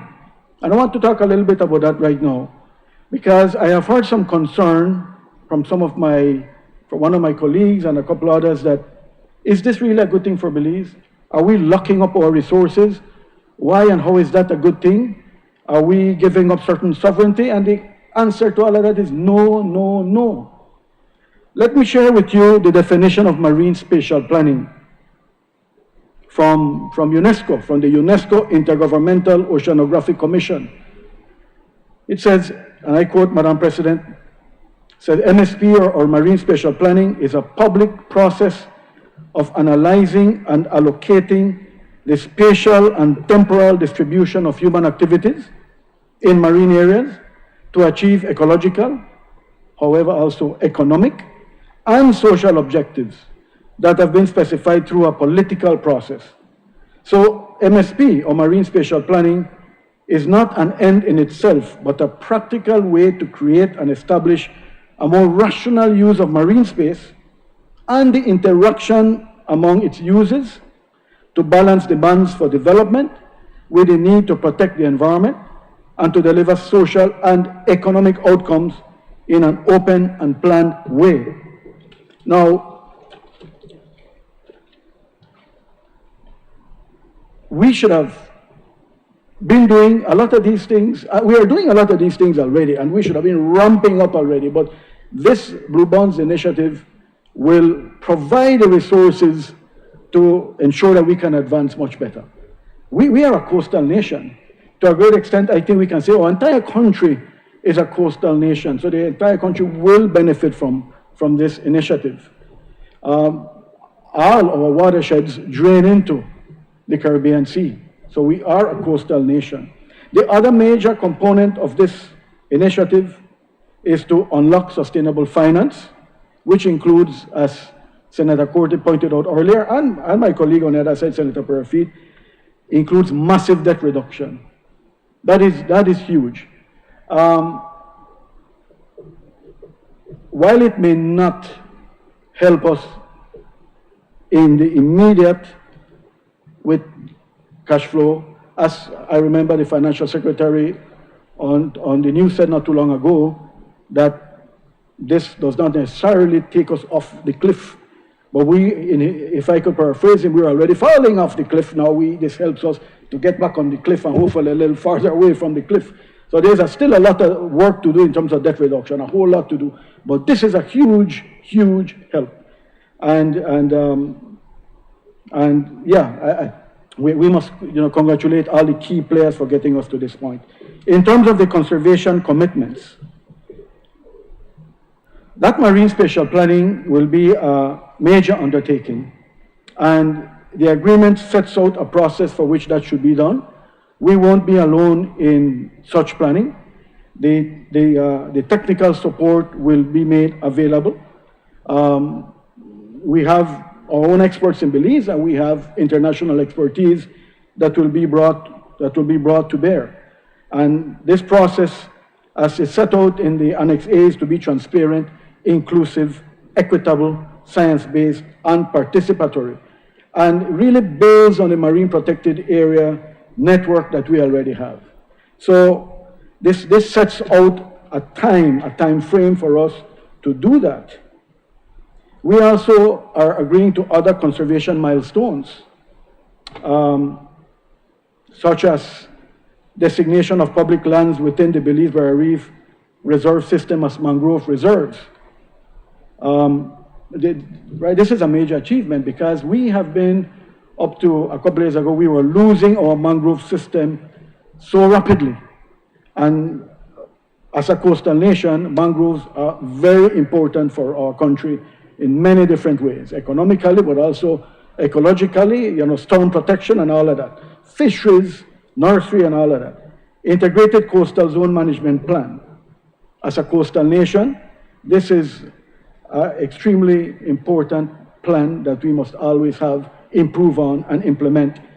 And to set aside some of our MPAs as green list, not set aside, but seek the recognition of some of our marine protected areas as IUCN green list areas, which then gives it more of a global recognition in itself that will help our tourism industry.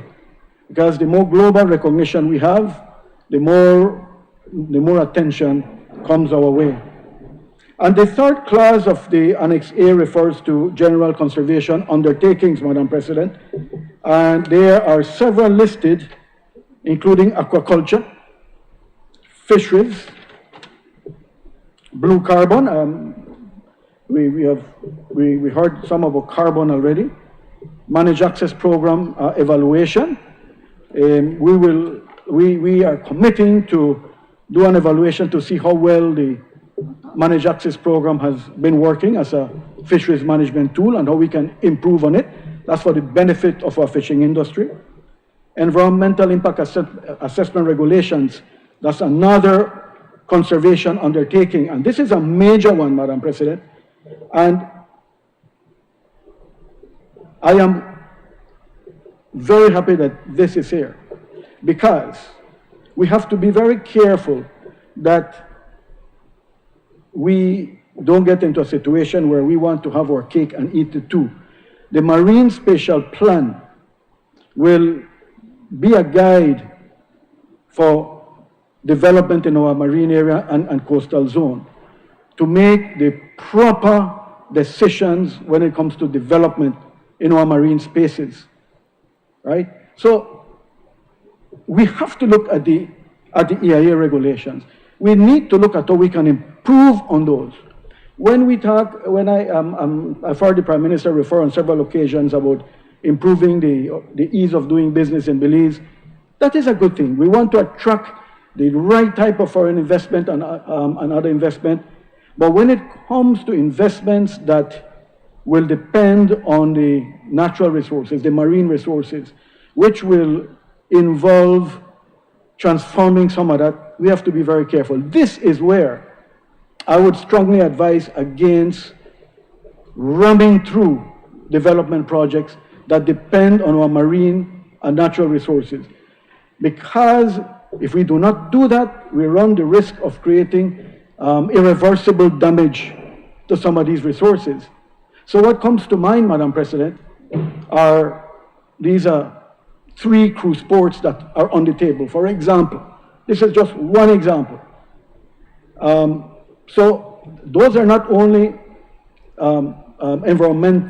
it's not only environmental considerations that relate to that, but also economic considerations.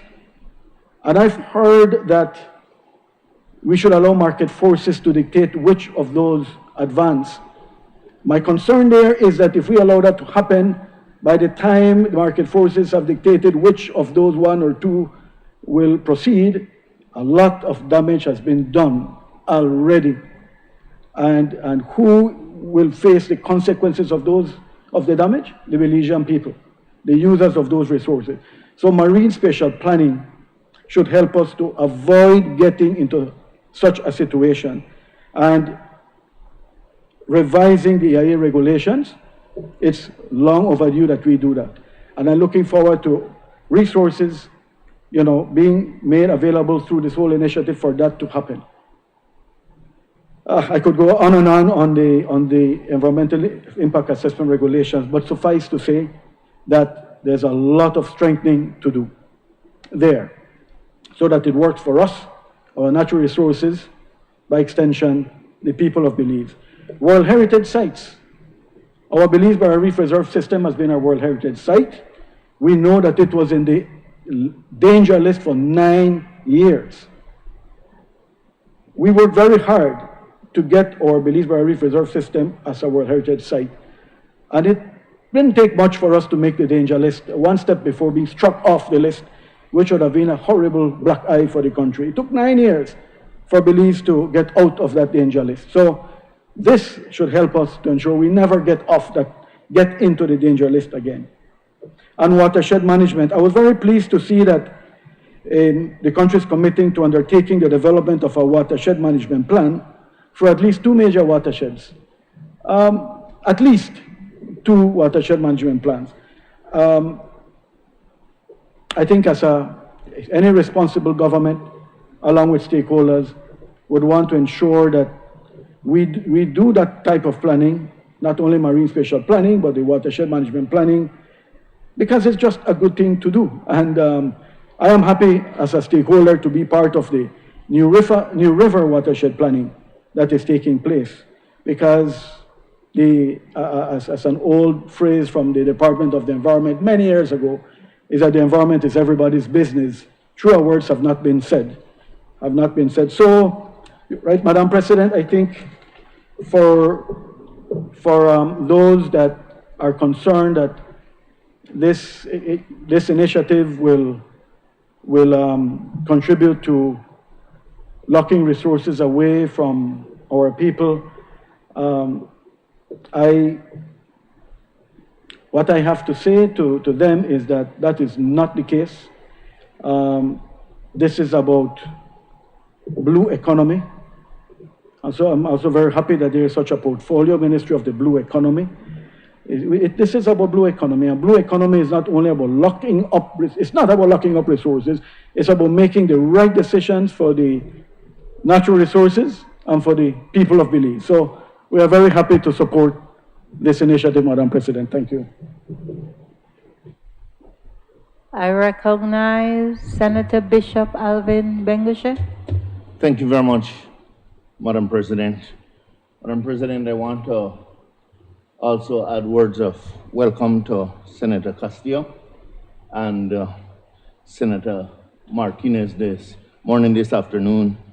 As I look at them, I see 2 young, strong leaders of Belize, and I'm certain that they will have much to contribute, not only to debate before us, but to nation building. And so I want to welcome them to this House, to the Senate this afternoon.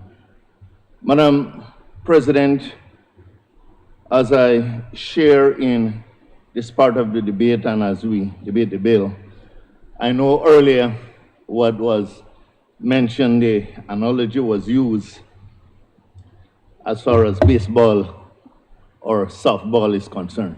Baseball. Let me get it right. I want to use a different analogy.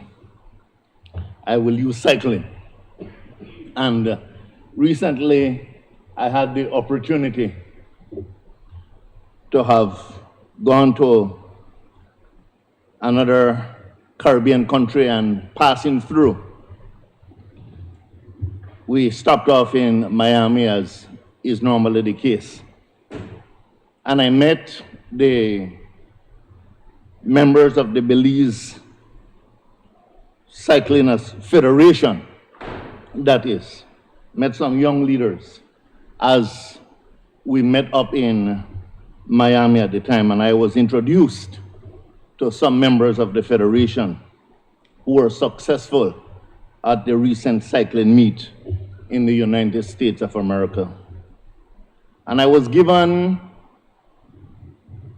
a little snippet of young Derek Chavaranes, I think it is, or Chavaria. Chavaria, yes, young Derek Chavaria, who earned and won a gold medal. But what was interesting was how he was so resilient in earning this gold medal. I gather that just minutes before the race, he was going to be pulled out of the race because of the type of bicycle. And the leadership of the Belize Cycling Federation had to make an appeal to ensure that he stayed in the race. And that is a young man, though psychologically traumatized over all this, he went on to win a gold medal in that meet. I think the entire federation needs to be commended for such a venture. And I use that analogy, Madam President, because as we debate this bill, I want to share my part of it on behalf of the church.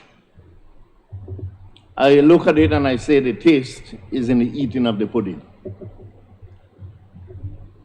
Yes, I'm happy that as it was presented, I must commend the government because here we see that the details were well presented.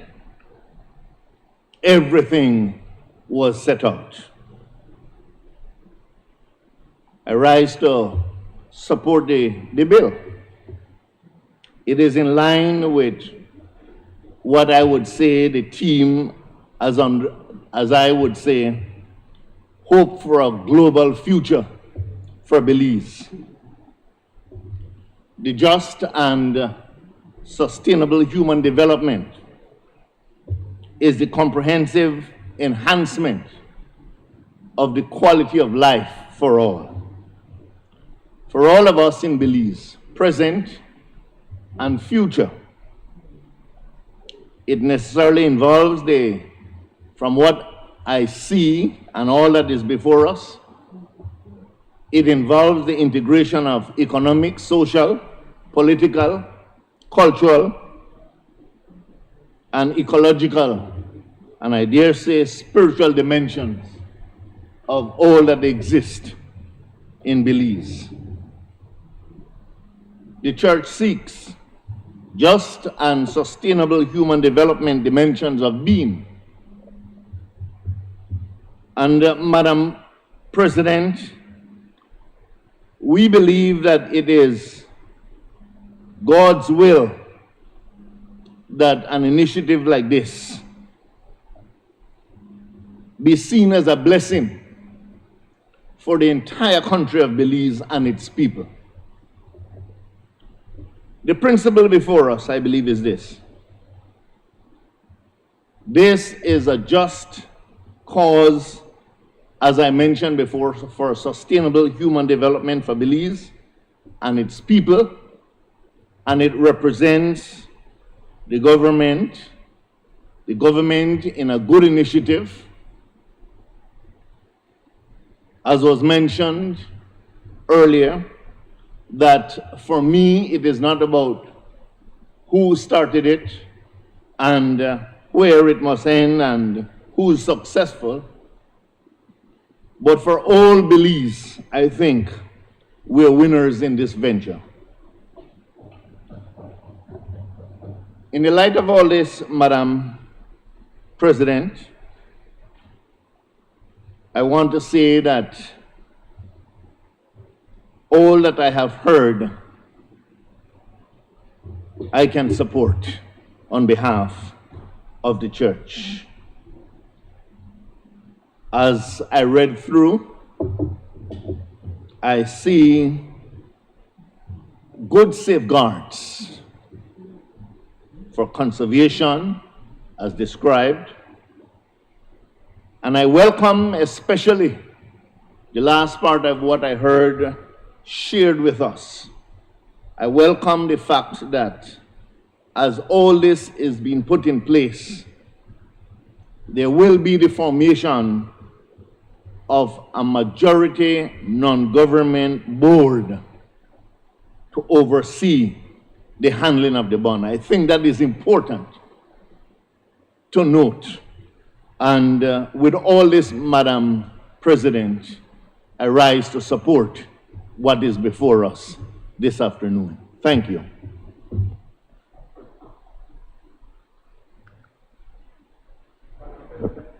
In accordance with Standing Order 10.8, I move that proceedings on the order paper may be entered upon and proceeded with at this day's sitting at any hour though opposed.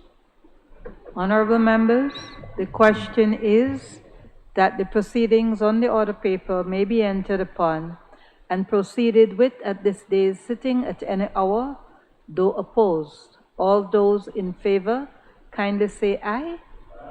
Those against, kindly say no. I think the ayes have it. I recognize our new Senator, Luke Martinez. Thank you very much, Madam President. Also, congratulations to Senator Castillo. Madam President, I've heard the different analogies to depict the success from baseball analogy to cycling analogy, and maybe I could take this to a personal note. I started working here 20 years ago. I worked at the National Assembly. This is where I started my career as an office assistant / janitor / caretaker / everything else at the bottom of the ladder. And I could recall wiping these pews and saying to myself, and saying to the staff of the National Assembly that one day I will be in here standing up and defending the rights of the people in this country. We are pleased, and it pleases me to the announcement that you've made regarding the Youth Parliament, which will be featured in the Senate. When the first Youth Parliament was featured in the National Assembly, I was working here. I was a youth. I've seen some of those youth rise up to being great people in Belize, and so that's a great initiative, Madam President. And so this takes us back to the conversation at hand. Of course, we want to congratulate the government of Belize, TNC, and the different stakeholders who played a role in this gold medal achievement, so to speak.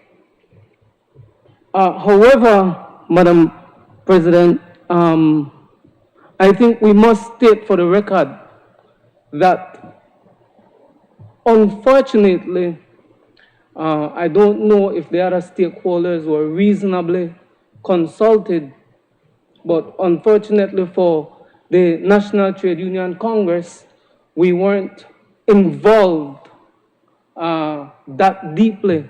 And so we hope that we implore upon the government to continue to take advantage of the relationship and the position that the National Trade Union Congress holds in this country. We don't have issues with the agreement. However, we'd want to remind this honorable House, Madam President, of our September press release to the government of Belize. Even though there are some agreements, and Senator Salas gave some comfort to what would be some concerns, but it is important for us to still register those concerns. And I'll be very short, Madam President. We have said that the details of the TNC agreement shall be provided to our Belizean people, and especially to our indigenous people who depends on marine resources and services for livelihood. We had also stated that the need for immediate economic reform and measures to safeguard against debt unsustainability, and this will make a quick reference to the equal to the 78% debt to GDP as recommended by IMF.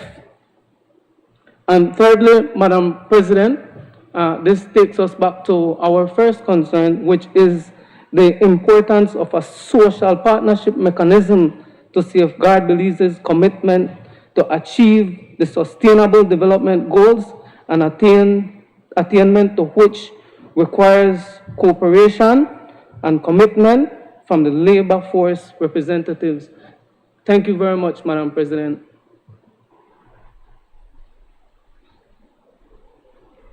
I recognize Senator Darrell Bradley. Madam President, I rise on the motion to offer very few words with respect to the debate. I was listening to the debate in a very interesting way, and I was thinking about whether or not to make comments. And it was actually Senator Courtney who moved me to think about making comments in relation to this matter. And one of the things that he said really stuck to me in terms of the point that this really is a great day for the Belizean people. And as a country and as a world being gripped by COVID, financial realities of governments and individual families bear on the forefront. And so I want to start my brief intervention in this debate by, first of all, recognizing that this is an achievement for Belize. It is a demonstration of what leadership can accomplish in reducing the burdens of debt, especially in this time. So that when you are talking about savings in excess of $300 million, that is freeing up liquidity for projects that could impact the lives of Belizeans, especially within this climate. Programs that could assist in job creation, education, healthcare, and meaningful empowerment advantages. So I want to make the point, because I don't want it to be lost in the debate, that we want to offer our congratulations for the government to get us to this point. I think that much has been said in relation to who did what, but at the end of the day, it has to be said that the Belizean people do not really care. And at the end of the day, there is a government who has the mandate to lead us forward. And as a senator and as a Belizean, I have to give due respect and congratulations to those who would sign the contracts, to say that on those contracts there is a recognition of significant savings to the Belizean public. I do know that governments transition. I do know that this matter of the negotiations would have been begun before, but this is a celebration of the Belizean people, and the government would have gotten us here, and all of us are part of the government. I do also want to offer comments in relation to something that Senator Salas mentioned. And there is a fear in there, and I do recognize it, that people think or have this belief that the conversations about development are very one-sided, or very few people are at the table when you talk about development objectives. And in this motion, one of the things that really stuck out was the emphasis on partnership and collaboration. That the government would have gotten here through partnership and collaboration with conservation groups. And one of the things that I would also want to offer by way of my comments is, going forward, that notion of consultation, partnership, and collaboration should be the mainstay. I see in my experience in government that oftentimes we are not as consultative as we ought to be. And the idea of consultation, especially on something as very pivotal as economic and national development objectives, is important to allay fears and to be inclusive in the decision-making process, to ensure that all voices are heard when we get to that development agenda. One of the things that I have heard in my private circles as an attorney is, when we look at development in Belize is oftentimes looked at through the Environmental Protection Act and through the EIA process. It's very environmental in terms of its nature. And I know that there are many people in other sectors who kind of see that as being a space that they're not involved in. And I do know that it is very, very important and very critical in terms of the environment and environmental protection. The point that I would offer in terms of the debate is, just as how we got here through a partnership between the Nature Conservancy and the government of Belize, in developing those laws, in developing the mechanisms that will be the lifeblood of this program, in developing the framework for blue marine conservation, this idea of consultation and partnership has to be, I think, the mainstay of the day. I think that that is a wider point. I think that government on a whole needs to be more participatory and inclusive. That's a different debate.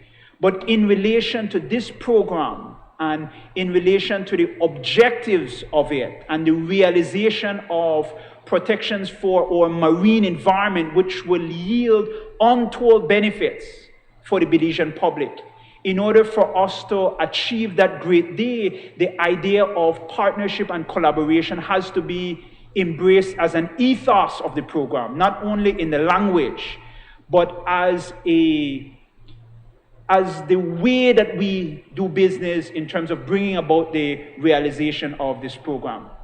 The last thing I wanted to mention in terms of my intervention is how impressed I was in relation to the conservation commitments. As a Belizean reading the commitments, I actually got chills. And I recognize how important the environment is to Belize. This is something I had said on a previous occasion that we sing about in our national anthem, the land of the free by the Caribbean Sea. And I have heard and seen in areas where we have laws on the books, and these laws are not enforced, including our environmental laws. And this is just a call to the government on both sides. And this is a call to all stakeholders that there has to be a commitment to realizing enforcement when it comes to marine and other areas of conservation. That's an important point to ensure that these resources are there for much future generations of Belizeans. But on the motion itself, I'm pleased to offer my support for it and my congratulations to the government for getting us to this point, and the idea that partnership, collaboration can get us through any obstacle and challenge, and I would just implore the government to continue along these lines. Those are my interventions, Madam President. I recognize Senator Bevin Cal. Thank you very much, Madam President. Madam President, I too would like to congratulate the two new senators appointed today. We look forward working together. Madam President, I rise in support of this motion presented today.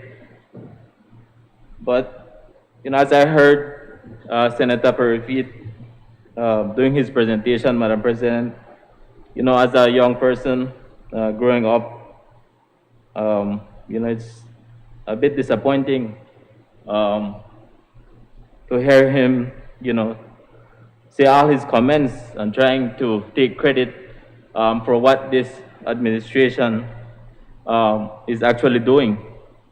But, we expect no better from them, Madam President. I would first like to thank and congratulate the government of Belize under the leadership of the Honorable John Briceño for his vision and, of course, his leadership to renegotiating, all of our debts. We also want to thank the negotiating team, Senator Chris Koye. We also especially want to thank the Nature Conservancy, who play a key role in the success of this bond. And I also want to thank the bondholders because, they too realize that this is the best deal they can get, and also realizing that this deal is also for the best interest of the Belizean people. Just to comment a bit, again, like I said, on what Senator Perifit was saying, Madam President. And, there's a saying, that is said in southern Belize when we hear people taking credit, for what others are doing. And it's not to really be rude or anything, but, a wise man would tell them that, you really had a strong mind, but a weak behind to complete the job. Senator. It's just a saying, Madam President. It's not something that it's not really being. Let us keep our language within the decorum of our Senate. Remember my comment on the Senate being the second sober voice. I understand, Madam President. But, Madam President, the only thing that the UDP has been doing for the last 13 years was, I listened to all the House meetings before. And all they did was talk about the super bond, and they did nothing about it, Madam President. But, we're not here to debate that, and I concur with what Senator Bradley said, that the Belizean people are tired of hearing, what UDP did, what PUP did. But what they really want to hear is that what we bring to this honorable House is for the best interest of the Belizean people, and this is one of the motion that is brought today that is in the best interest of the Belizean people, Madam President. And, this is a really interesting time, really exciting time, for the conservation community, because a lot of initiatives, again, as mentioned before, will be done in conservation, Madam President. And also working from the tourism industry, knowing that, having a lot of our resources under some sort of protection, is something that a lot of our visitors come to see. For example, our barrier reef system, a lot of people come to snorkel, to dive. And this, I foresee, Madam President, cementing our tourism sector, for the future. Opening, we can see more businesses coming to Belize because of the health of our reef, and thus creating more much needed jobs for Belizean people. Our fishers communities will also benefit from these initiatives because, again, Madam President, protecting our marine ecosystems will improve our fish stock, and thus, again, making sure that we have food on the table for the communities that depend on fishing. Again, this is something really positive, Madam President. But I think the most important thing here is now that we can say that the super bond will now become of the past, Madam President, and this bill and this motion actually is showing us that we will have a massive debt reduction, which means that every single man, woman, child, and unborn child of Belize will have less debt to pay, Madam President. And I think this is something that is really positive. This is something that we needed. This is the type of relief that we needed, especially in these dire times. Madam President, I think this is what our Prime Minister meant when he said everybody to win, because every single person will benefit from this, Madam President. I thank you. I recognize Senator Isabel Bennett. Good morning, Madam President. I couldn't jump up faster on that last comment by my colleague, Senator Cow, when he stated everybody for win. That's the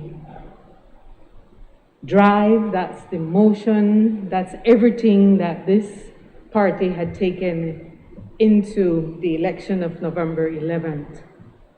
The Belizean people had spoken, and the work is being done.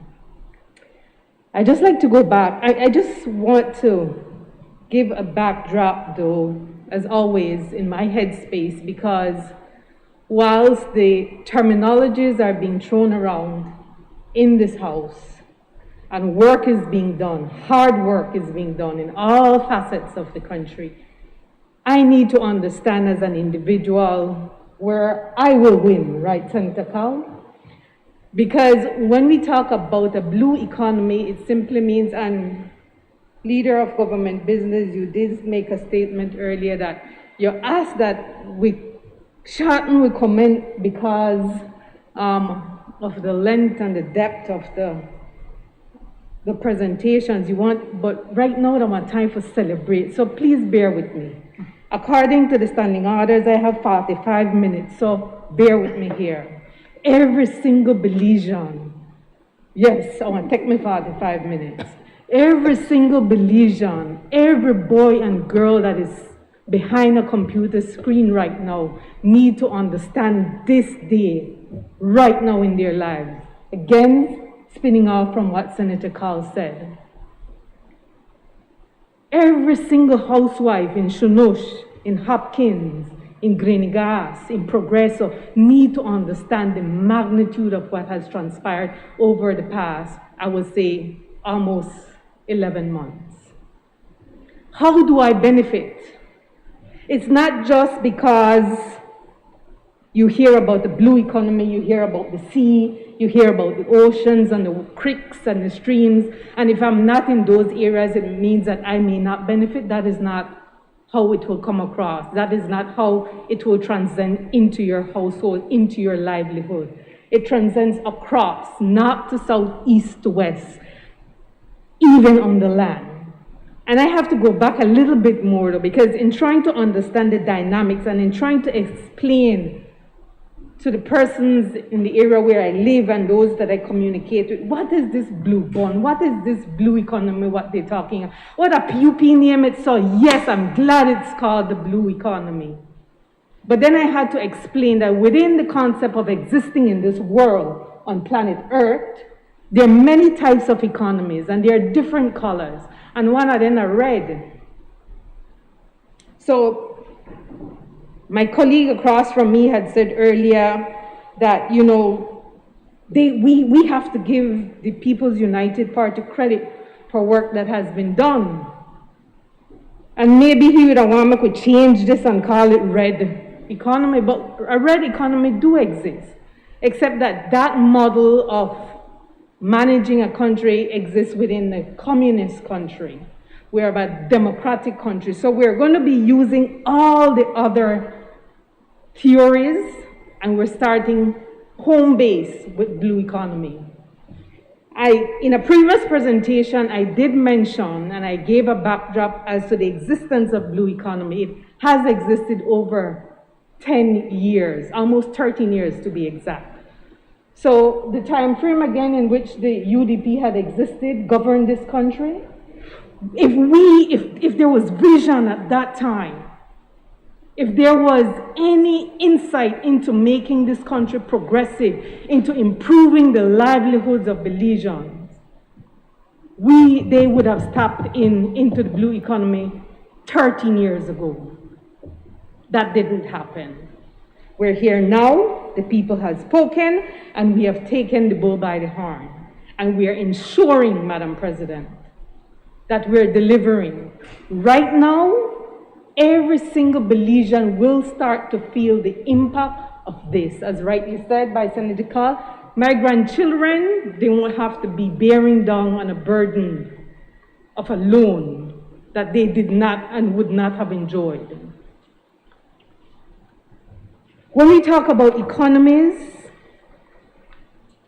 there's green economy, red economy, brown economy, orange economy, blue economy, which is where we're tapping in right now, even white economy.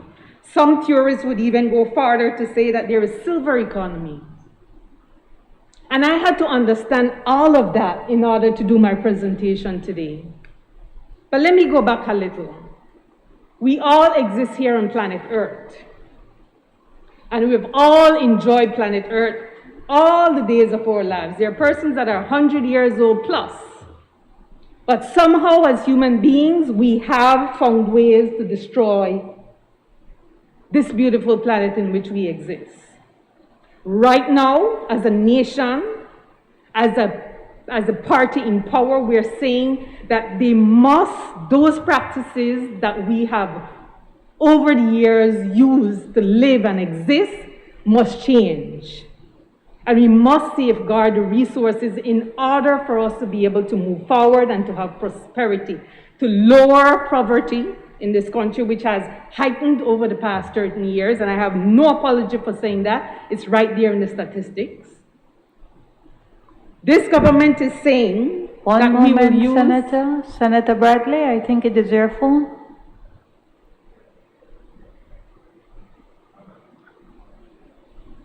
Okay. May go ahead, Senator. As I was saying, we exist on planet Earth. We have found ways to destroy it, and now we are resetting.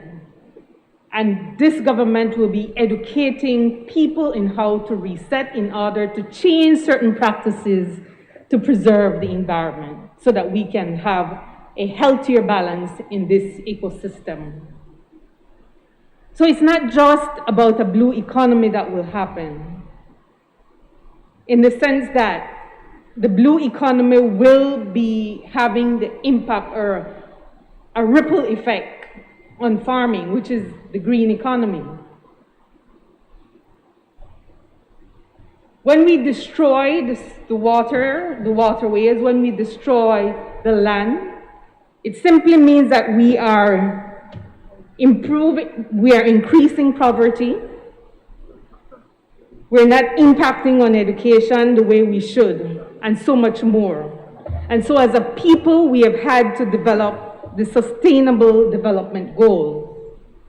So everything that we're doing in all the different ministries are in support of having to achieve the Sustainable Development Goal for the best interests of the people of this nation.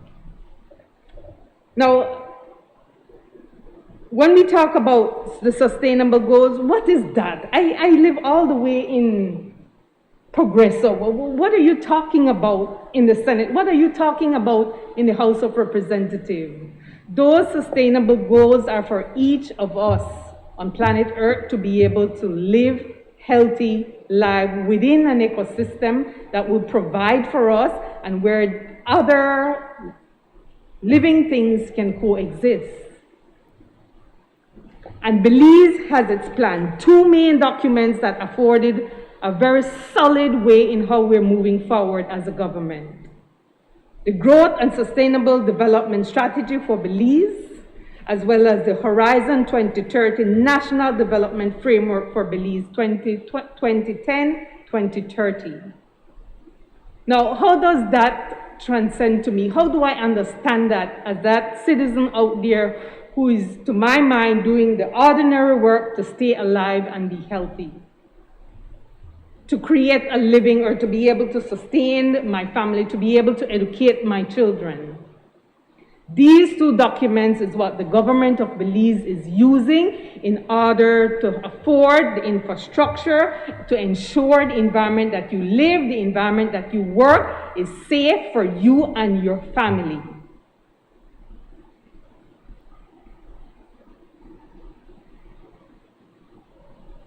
And so when we think about the blue economy and how it will impact me, how it will impact your children,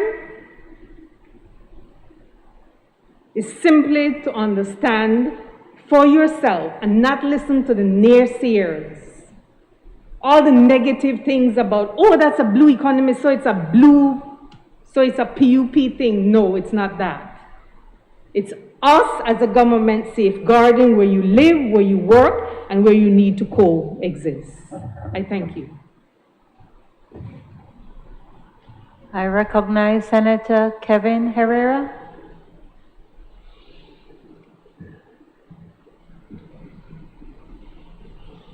Thank you, Madam President.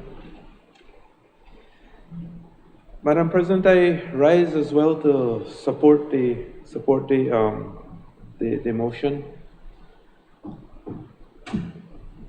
I support it for several reasons.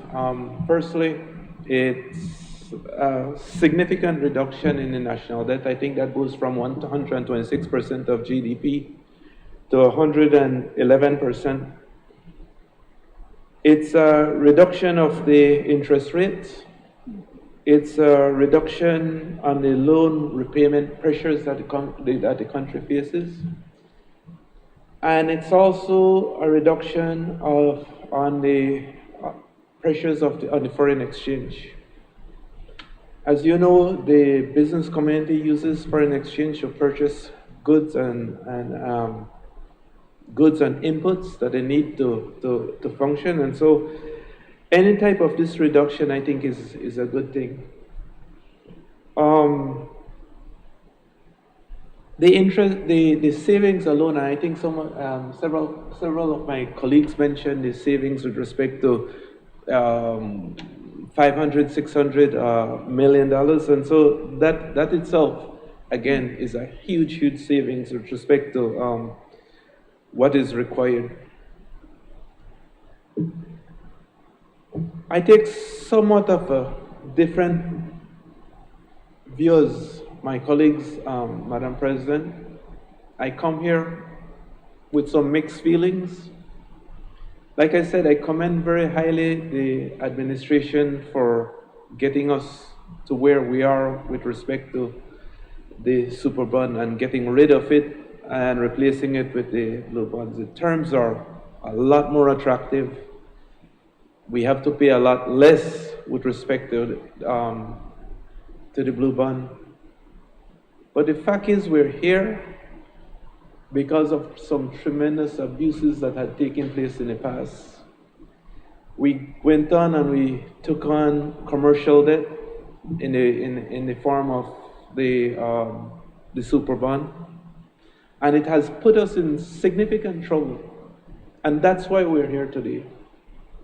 We've been frantically looking at options, trying to get out of something that almost looked impossible at some point. And then COVID came, and then our economy was in really bad shape. And that's why I have the mixed feelings, Madam President, because I'm hoping that we would have learned some lessons from a national standpoint, where when we're looking at financing and capital for development, that we first look at bilaterals and multilateral options. And perhaps I'm hoping that the lesson we'll learn is that there should be significant consultations if we ever consider these types of commercial options in the future. It has put us in serious trouble. It could have easily put us in the claws of the IMF. It could have crashed the business sector and created tremendous increases with respect to our taxes in order to try to stay afloat. And that itself could have created many other problems for us. And so I'm hoping that we would have learned some lessons, Madam President. Like I said, I'm fully supportive of the motion in front of us. I think that it's certainly a much better position than we were in with the super bond.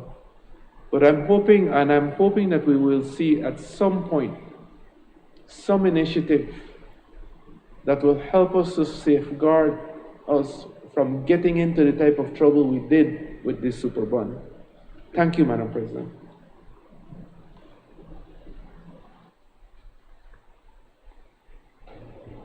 I recognize Senator Linsford Castillo. Thank you, Madam President. I must say at this time that I really appreciate all the warm greetings that I received when I arrived this morning. And certainly, I must also say that it is certainly a pleasure and a privilege to be given this opportunity, albeit it might be only one single time, Madam President, but I nevertheless would like to take advantage of this opportunity and to find myself among such great company in this honorable house. Sorry, let me remove my mask.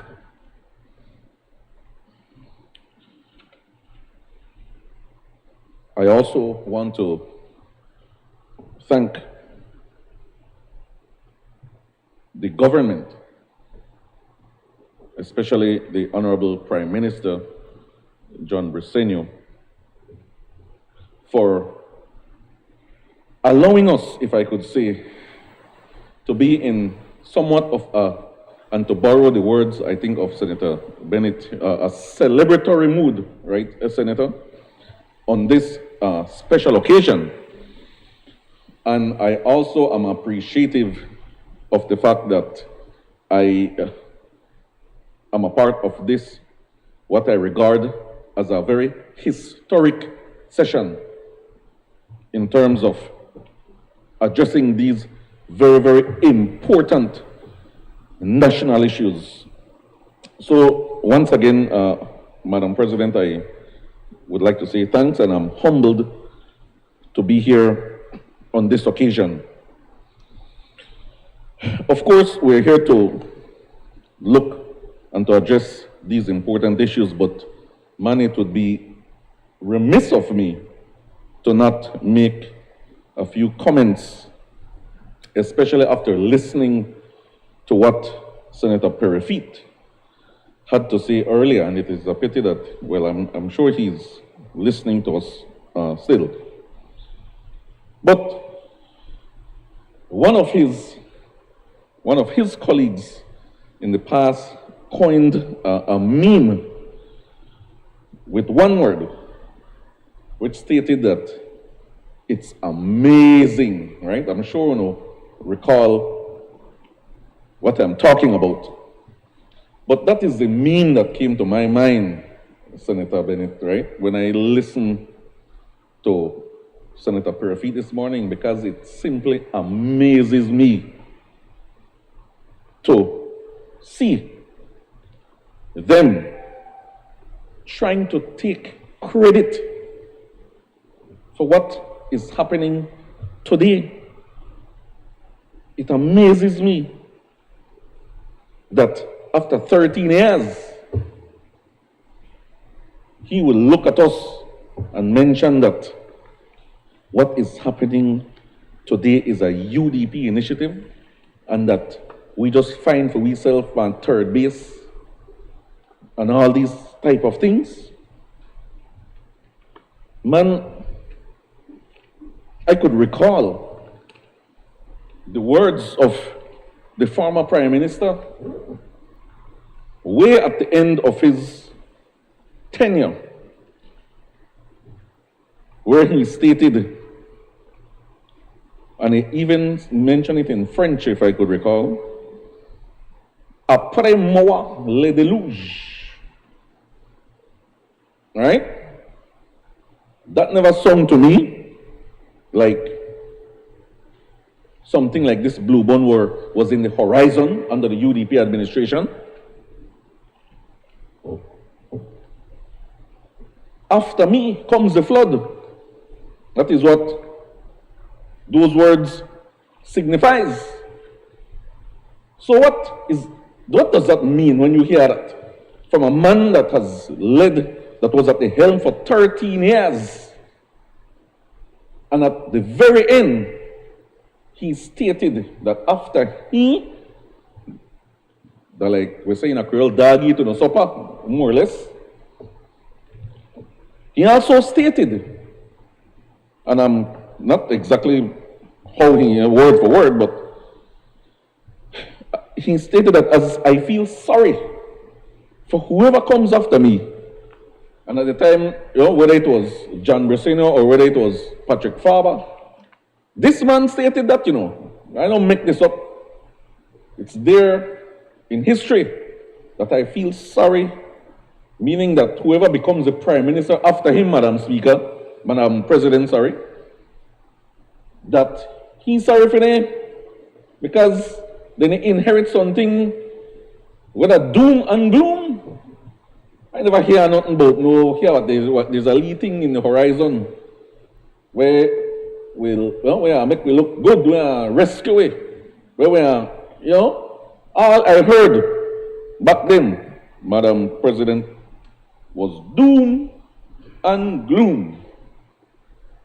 And so now to hear and to listen to Senator Perfit say that the UDP initiative, that they didn't do all of this, that everything was in place, and basically they gone first base, second base, and we just start the third base, is, I have to be polite, because it's my first time here.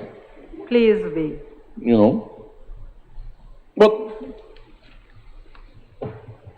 I appreciate what Senator Salas mentioned earlier. And he stated as a fact that this opportunity came to Belize before the way, Senator, 2014, was it? And the then government turned it down. And so the Seychelles, took up the opportunity. And then it looked good. So how could now you say that all of a sudden that the UDP government put all this in place and that this Briseno administration is simply just benefiting from all the hard work? Man, please, come again. Come again. But, Madam President, I rise in support of this bill. And I support this bill for many, many reasons. And one of them is not because I am a supporter of the People's United Party and this government. And it's not even because I am the current Secretary General of this great People's United Party. It's not because of that. But, Madam President, I support this bill because it is the right thing to do. It is the responsible thing to do. And as an ordinary, normal citizen of this country, it is what I am obligated to do. But, something, the primary reason, or one of the primary reasons why I support this bill, Madam President, is because for once and for all, we're finally going to stop the proverbial kicking of the can down the road. It comes to an end. Finally. And I know, honestly, I really don't like to call this thing or use the word super bun. I don't like that term any at all. But for want of a better word, let's say the so-called super bun. when it was successfully floated way back between I think it was in the latter term, the second term of the Musa administration, I might be wrong. Of course, it was heavily criticized by lock, stock, barrel, everybody. Superbond became a bad word in this, and it's still a bad word in many people's eyes and ears. But this so-called superbond was floated, and mind you, Senator Perfit mentioned earlier that this is a PUP creation. But from what I understand, you know, and Senator, the leader of government business could correct me, that the superbond consisted of a combination of loans dating as far back as the Esquivel administration. And so this bond, which became infamously known as the superbond, became a noose around the then Musa administration, and probably was one of the biggest reasons why the demise of that administration occurred in 2008. Moving up a bit, as a result of that, the UDP administration was ushered into power in 2008 under the whole guise under the term, I remember you hear it over and over and over: transparency, accountability, and good governance. That was their mantra. And so they came in 2008, and unlike what they say, I don't care what they say then and now, they inherited a healthy and a robust economy back then, 2008. So much so, they never need to call read a budget until several months after. Right? So all things were fine, done, and beautiful back then. So they were in a position to effectively address the commitments and obligations of this so-called superbond. They were in a position, they can't come and say, we never got no money, we inherit a broke economy, with this, with that. There's certainly no COVID around, no pandemic. So the stage was set for them to effectively and responsibly address the intricacies that were attached to this commitment. But you know what, Madam President, what they chose to do? They instead chose to, as I said earlier, kick the pan down the road. Kick it when they reach us, kick it further, kick it. They spent months and years blame game, cursing the PUP about the superbond. Oh, they curse the darkness, as one would say, instead of trying to come up with formidable solutions, Madam President. And all this was to the loss of Belize. The Belize lose during the time, you know. Not the PUP, because by then the PUP didn't get voted out. That the Belizeans lost when they refused to come up with responsible solutions. And so I wasn't surprised, honestly, at the ineptitude of the UDP government back then when it came to addressing this issue and other issues, Madam President. But at the end of the day, the we lost, and as the years went by, months and years went by, Belize developed the reputation of being a serial defaulter. Serial, over and over. Even up to the last days, Madam President, we were still hearing, honestly, the same old song, that because of the PUP superbond, we couldn't make life better for Belizeans. to the last, 13 years of the same Sankey. So, let's move on from that, Madam President. As I did a quick review of the implications of this bill, I learned a lot because I am not by any stretch an economist. That's not my line. So I have to read and do a little studying and try figure certain things out. But I learned that the central objective of the bill was to reduce public debt. Well, the essence, in a nutshell, and we have to talk so the Belize people then go understand, because they can't understand a lot of these highfalutin financial terms, So we have to try get it down to the nitty-gritty. But the central objective, as I understand of this bill, is to reduce public debt by as much as 85%. Wow! When I read that and I saw that, I say, wow, this is, like the same words, amazing. And of course, it should be happening over the next 3, 4 to 5 years. So, since this so-called super bond, from what I also learned, represents almost 30% of our total public debt, then I realized that it is imperative that this government, and that is what we're doing and what we're going to be solidifying today, to find a permanent solution to this issue, instead of the kick the pan strategy that was employed by the last administration.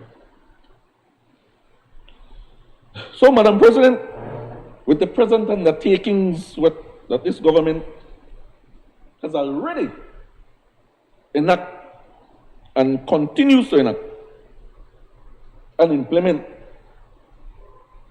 what I also learned, that this blue bond has already attracted one senior rating from, is it Moody's, Senator Koi? Moody's rating agency has already delivered an A2 rating on this bond, on this renegotiation or whatever the proper term. So in short, Madam President, these undertakings will effectively reduce our public debt, which is over 1 billion Belize dollars with a B, 1 billion Belize dollars, to just over 600 million Belize dollars with an M.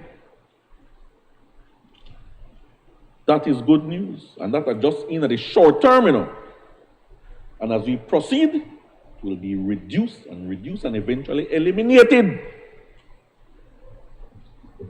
So, Madam Speaker, like I said before, I am no economist. I left that to my colleagues, right? To my immediate left here, and Senator Courtney and these guys, no? But as I review this bill, I had no choice but to conclude my revision with a deep sense of national pride. And in the words of the Prime Minister Briceño, which he stated right here in his house on the House meeting on Tuesday, he stated that we have finally slayed the superbond giant, and that brought tremendous happiness, confidence to me. And so, Madam President, with that, I want to end now by once again lending my full support to this bill. And with that, I thank you very much.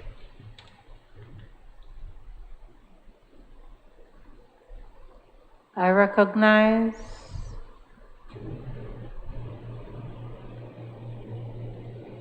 someone. Please rise or I'll be. Is my microphone? Yes. I recognize Senator Shari Medina. A pleasant good afternoon, everyone. I'd like to, first of all, welcome the two new senators today in the Senate. Welcome to you, Mr. Castillo and Mr. Martinez. I rise to give my contribution towards the motion, Madam Speaker. Looking at the blue bond, this is a beautiful initiative, and I think it takes a lot to get where we are today in terms of the blue bond. And I want to congratulate the UDP administration, despite the fact that I know that we might hear that we don't want to hear about what the previous administration has done. But it's very important to highlight the building blocks, the stepping stones as to where we are today with this blue bond. It's important also to, give reference and give acknowledgement to the present government for taking it forward and for it to come to fruition. And so I want to congratulate the present government. But we must not forget the many great things that the previous administration have put in place, and it's very important that we know. We look at several of the building blocks that I've mentioned. We look at some of the coastal zone management plans, the conservation legislations. We look at the establishment of a National Biodiversity Office, piloting of vessel monitoring tracking for artisanal fishing, and marine climate change adaptation projects, just to name a few. And all of these have been achieved for the blue bond, for it to be enacted by TNC. And so one of the biggest things for me and for the people of this country, I'm pretty sure, is for us to be able to make this in an approach where there is seen partnership, collaboration, and of course consultation with the people of this country, so that we know exactly where we're going and what is expected from the blue bond. And I must agree with Senator Bennett. Our heritage, our environment is about everything for us here in Belize. We don't take our environment for granted. We take it very seriously. And so this blue bond is supported by us, I must say. But there are several little things that I believe should be committed to in terms of the blue bond, such as the marine spatial plan. We have the general conservation undertakings, the blue carbon, the continued managed access program evaluation, the World Heritage Sites, the watershed management. And so, similar to what Senator Salas mentioned earlier, these are very key in order for us to be able to know that these are the commitments that will be put in place for our Belizean people to know that the Blue Bond is bringing all this together, pooling all these resources together. All the stakeholders are coming together to make sure that at the end of the day, we benefit greatly from it. I also thankful for the fact of the waiving of the taxes, because the waiving of the taxes will allow more money to be spent on other conservation projects, in other sectors as well, for the benefit of the Belizean people. And so I must say that these are some of the ways how we have all collaborated together, previous administration, present administration, and it's about working together so that the people of the country can benefit greatly from it. So we will not just say, okay, not look at what was previously done by the previous administration. There was a lot being done by the UDP, I must say that. I give thanks to the UDP, and of course I want to make sure that I emphasize that whatever the PUP is doing today, the present government, we're appreciative. We're happy to know that this is all coming to fruition, and we're celebrating a great day indeed, thanks to both governments. Thank you, Madam Speaker, Madam President. I recognize Senator Colette Montejo. Thank you very much, Madam President. And I want to join my other fellow senators in congratulating and welcoming Senator Linsford Castillo and Senator Luke Martinez. I want to quickly echo the words of Senator Shari Medina when she said it is very important that we highlight the stepping stones, how we got here. And for historical context, let me take us back to what we infamously call the super bun. It's in reality, I want to coin it the purple bun. Yes. I want to coin it the purple bun because it was a composite of our loan obligations under both the PUP blue and the UDP red. From 1981 until we restructured it between 2006 and 2007. So over and over, and it's important as we bury this super bun or this purple bun today, that the Belizean people remember clearly and know that it was not just borrowing by the PUP government, it was also borrowing by the UDP government. That's important because for years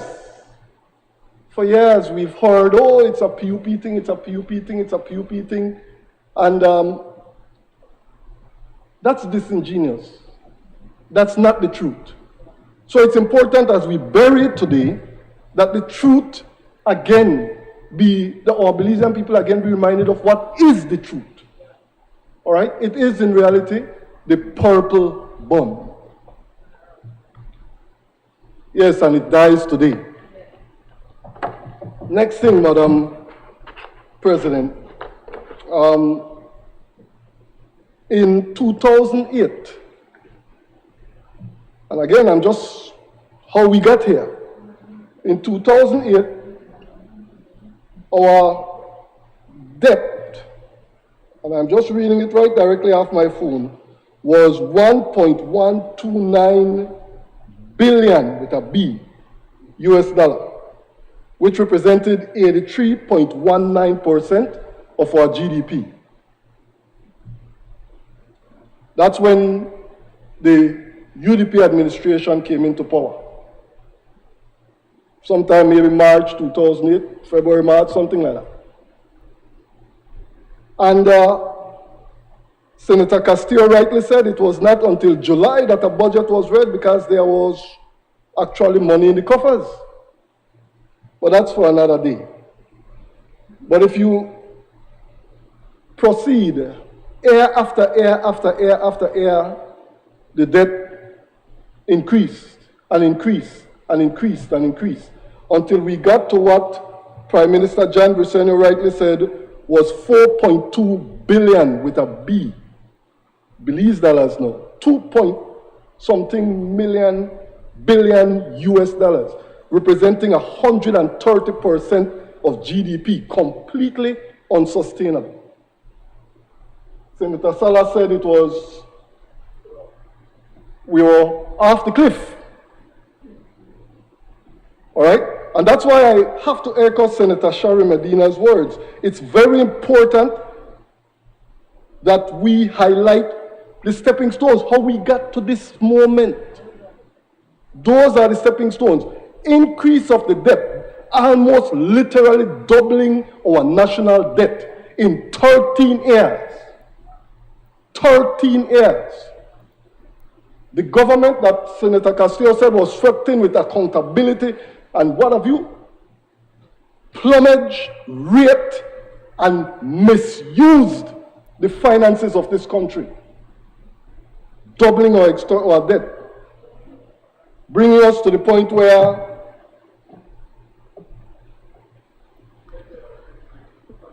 Senator Montejo, I raise a point of order. Those statements are highly inflammatory. And you can't say that in the Senate.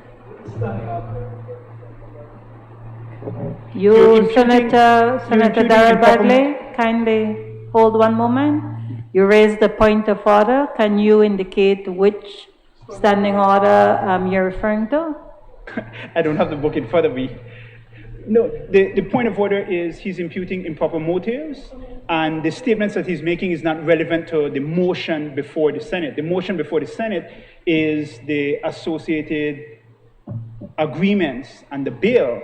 To say that previous administration raped and plummeted, which were his exact words, has nothing to do with the motion, and it imputes improper motives, and it's inflammatory. Senator, I note your intervention. I think the issue for Senator Montejo, as far as I understand it, is the context to which we have arrived here today. Perhaps his words may be a bit colorful, and I would ask you to lessen the color, but you may proceed with the context because it does speak to the foundation, or as you have put it, the steps to why we are where we are. Thank you very much, Madam President. And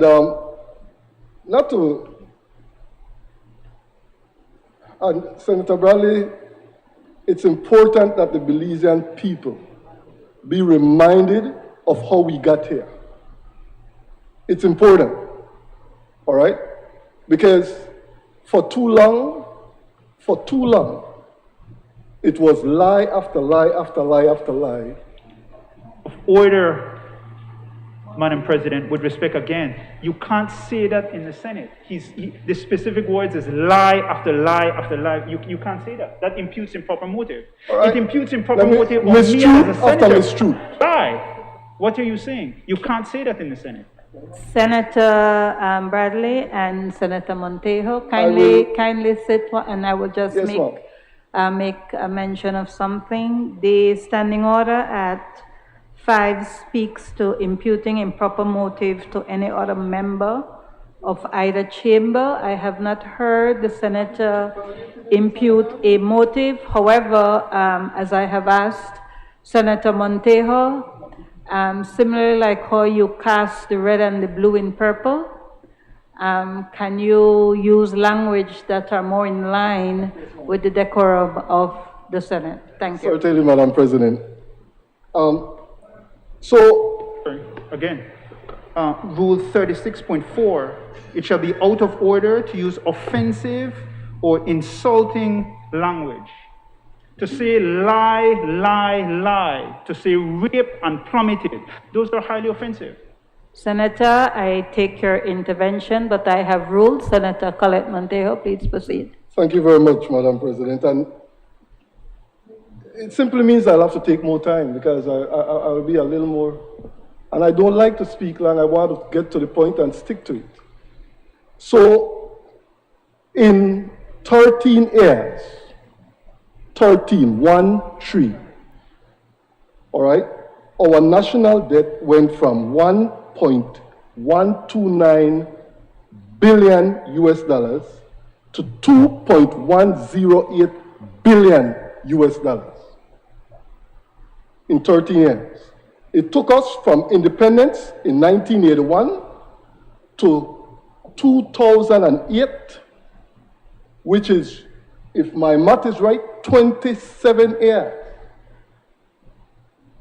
to get to 1.129 billion US dollars. It took us 13 years to practically double that. And I'm supposed to, come on, man. And this is what I need, and I will repeat, very important to highlight the stepping stone, how we got here. All right? So that by the time this administration took over, we were at 130% of GDP, off the proverbial cliff. And it took the genius of individuals like Senator Chris the people at the Ministry of Finance, Foreign Affairs, and so many other people to put their heads together to figure out how we are going to begin to address this debt to GDP ratio that was stifling our economy. Hence, this is the first step. As a matter of fact, it reduces, in this one motion that is being presented here today, reduces our debt from 130% to 114% of GDP. We are still in danger land. And Senator Chris will be the better person to say that. We are still not out of the woods. We are still critical.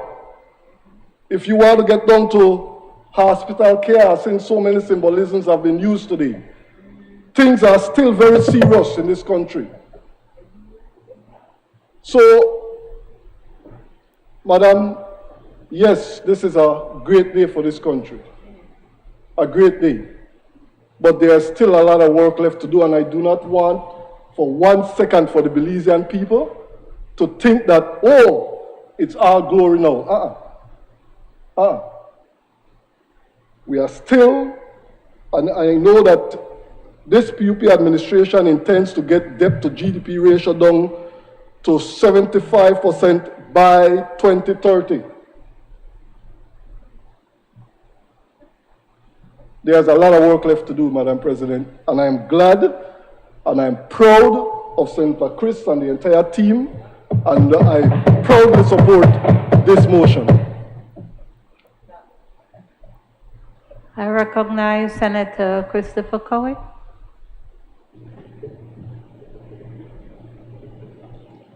Thank you, Madam President. I rise in support of this motion, but I also want to make a few comments, clarifications, responses to the comments made here today.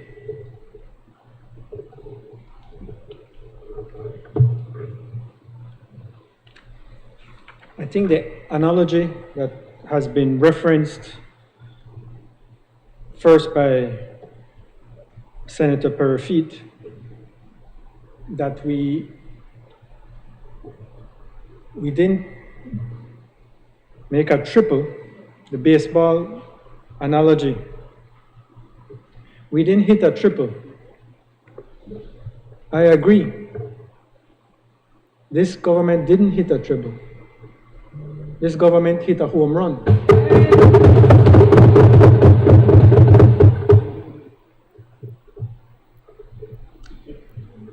But we have not won the game yet. While we have, by this blue bond, will have been able to reduce our debt by over $600 million. That still, as Senator Collett mentioned, having inherited a debt of over $4 billion, what is $600 million? We still will have a debt of over roughly $3.5 billion. So, to continue the baseball analogy, no, this is serious. We are not in the bottom of the ninth. We are in the third inning. We have a long way to go. We have gone through a process that will reduce our debt by roughly 12%, our debt to GDP by roughly 12%. But as, again, Senator Collett highlighted, we were at 127%. That will put us to 115%. That still is not a sustainable position. To use a different analogy, we are in the midst of when we speak of having gone over the cliff, we haven't crash landed. I would say, well, I wouldn't want to say that we have learned to fly, but we are certainly rising from the flames. But this is not about glory. This is about the facts. I think in looking at rewriting history, it's important for posterity that we make clear what the facts are. We need to set the record straight. I won't go into all the details. Senator Collett has done much of that. But I will say that for 13 years, the past administration had the opportunity to solve this purple bond. And for those 13 years, they didn't. But you know what they did? In 13 years, over $730 million in interest was paid on this super bond. I think Senator said, we did that. Well, you did that.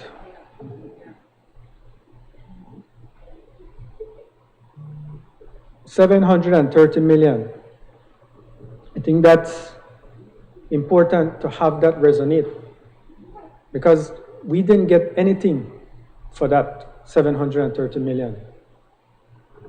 So this past administration did nothing to solve the problem and did everything to cost us $730 million.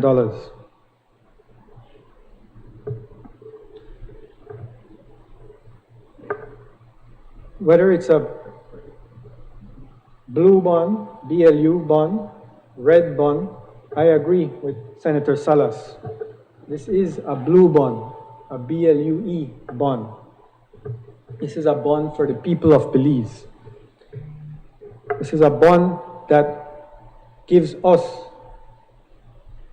a chance to turn this economy around and to make life better.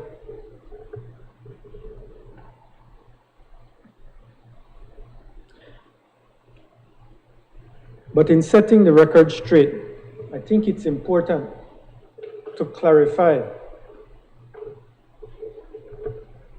what those processes were that involved the negotiation of this blue bond.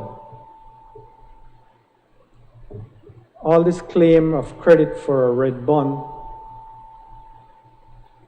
it is true that from 2010, this discussion came about. It was referred to then as the Reefs for Life program. It was brought about by the TNC themselves. They negotiated for 4 years. And it wasn't the government that pulled out of, I would suppose, frustration. The TNC themselves withdrew from that negotiation. So I'm not sure how a claim can be made that there was this process ongoing. They pulled out. In June 2020, after having gone through the Seychelles deal, they decided to give another crack at it. And so they did approach the government of the day. But I have some personal knowledge of this. And I recall specifically some of the same persons that the senator referenced as being involved then informed me that the deal fell through by September. So it was dead again then. It wasn't in a process of negotiation, and when the new administration came in, it was a restart. And ultimately, it took us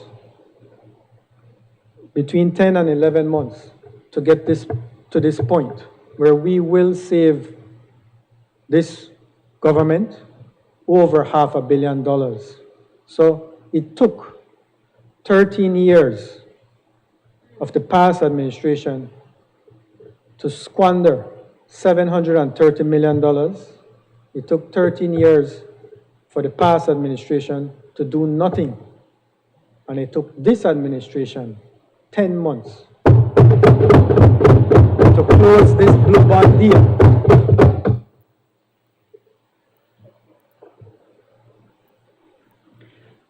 A couple items to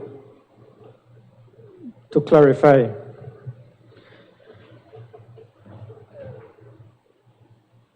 Arbitration. I think earlier in the year we went through the process of getting the New York Convention ratified through the Senate. And there's all this raising about it being in for Ashcroft, and the senator seemed to repeat that comment again this morning. But you can't have your cake and eat it too. So if you were involved in this negotiation process for this blue bond, then you would have known that it is the very Development Finance Corporation, the US's DFC, that you referenced earlier, that required the ratification as part of this blue bond transaction. It is that DFC that provided the political risk insurance that was ultimately necessary for this transaction to be able to proceed on a basis that would be affordable to us and that would attract the Moody's rating of AA2, never before seen in Belize.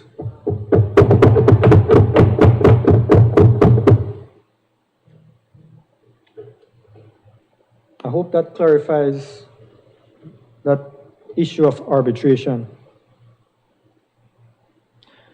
I would like to quickly wrap up or end by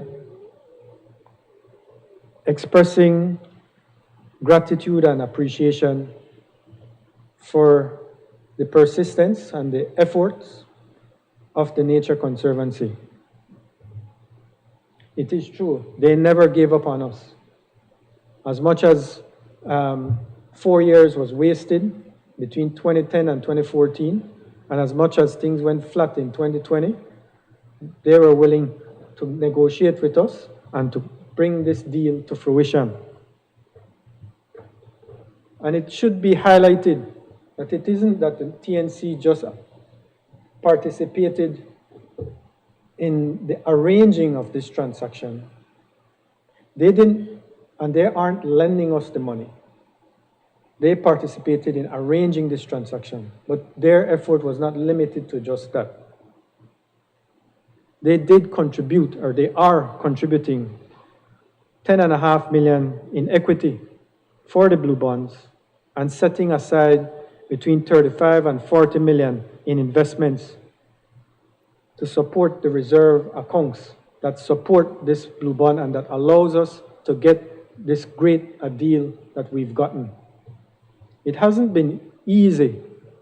It has been complex in going through this process, in negotiating not only with the TNC and the Credit Suisse and their advisors, but also with the bondholders on a parallel basis and ultimately on an integrated basis.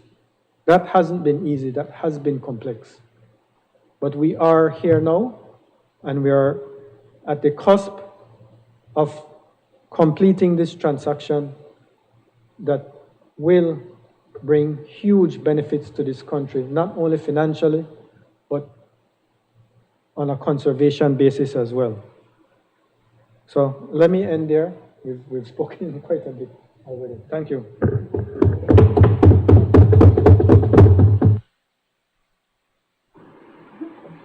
Madam President, I anticipate that my friend Senator Bradley will be up and down in a short while. He can't stand the heat. Well, I feel heat now. I said this morning that we would witness an attempt to rewrite history. True to form, Senator Perfit couldn't help himself. Claim credit that day somebody land on third base, somebody who did this, somebody did that. There were red bomb. One of the things that you learn in life, and it's a pity he's still outside and not in here. One of the things you learn in life are facts, are stubborn things.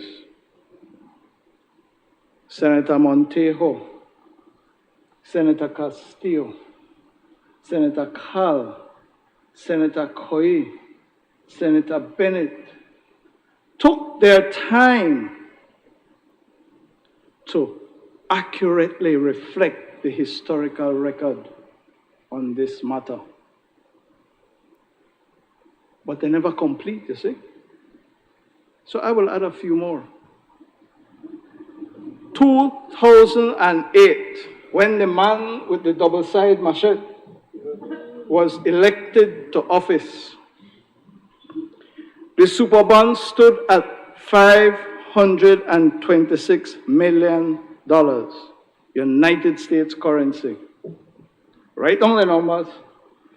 526.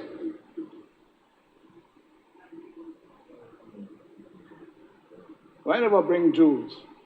Is that the kind of thing he needs to listen to? You heard what Senator Coy said? Over those 13 years, $730 million Belize dollars in interest was paid. 730 million. So we start out with 526 million, spend 730 million Belize dollars in interest.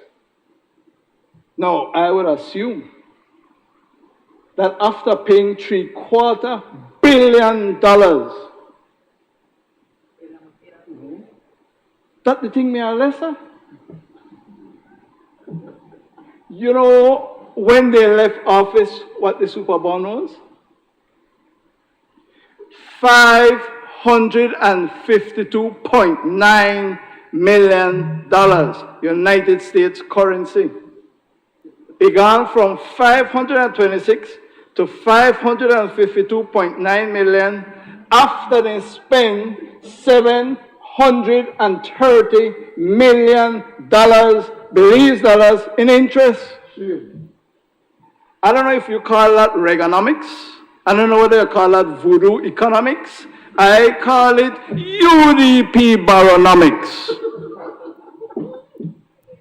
So when you come here and say, this is a red bond, and this is a blue bond, and this is a green bond, you are a disastrous baseball player. We have the better batters and catchers on this side of the baseball game.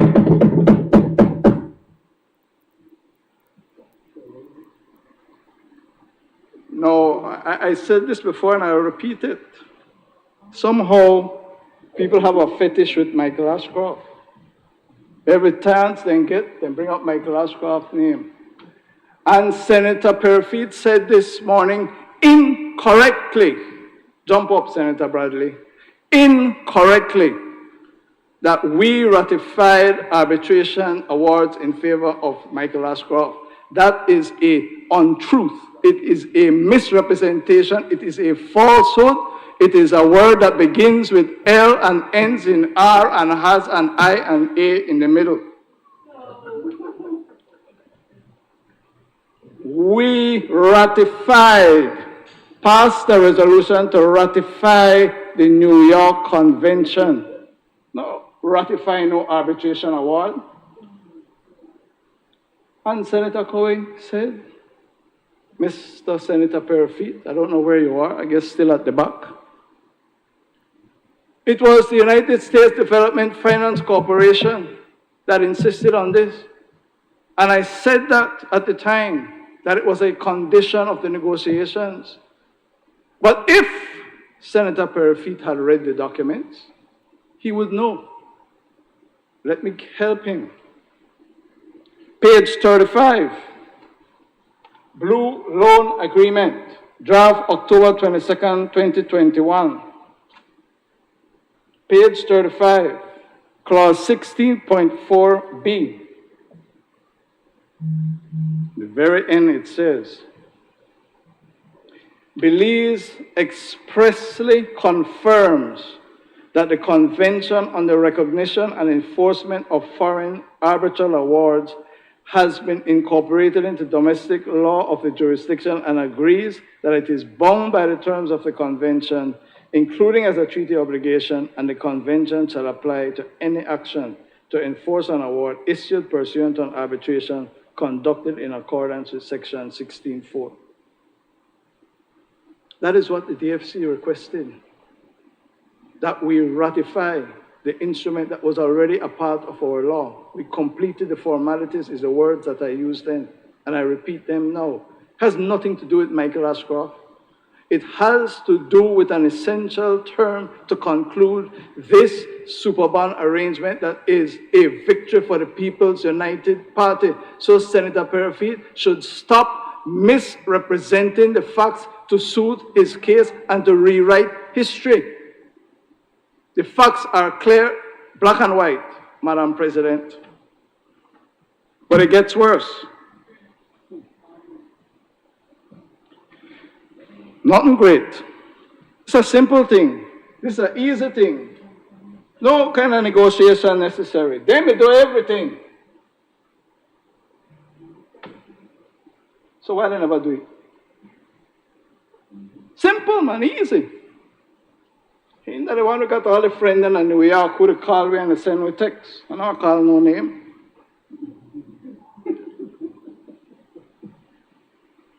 But you know, as this deal was being developed, experts, not rewriters of history, experts had things to say.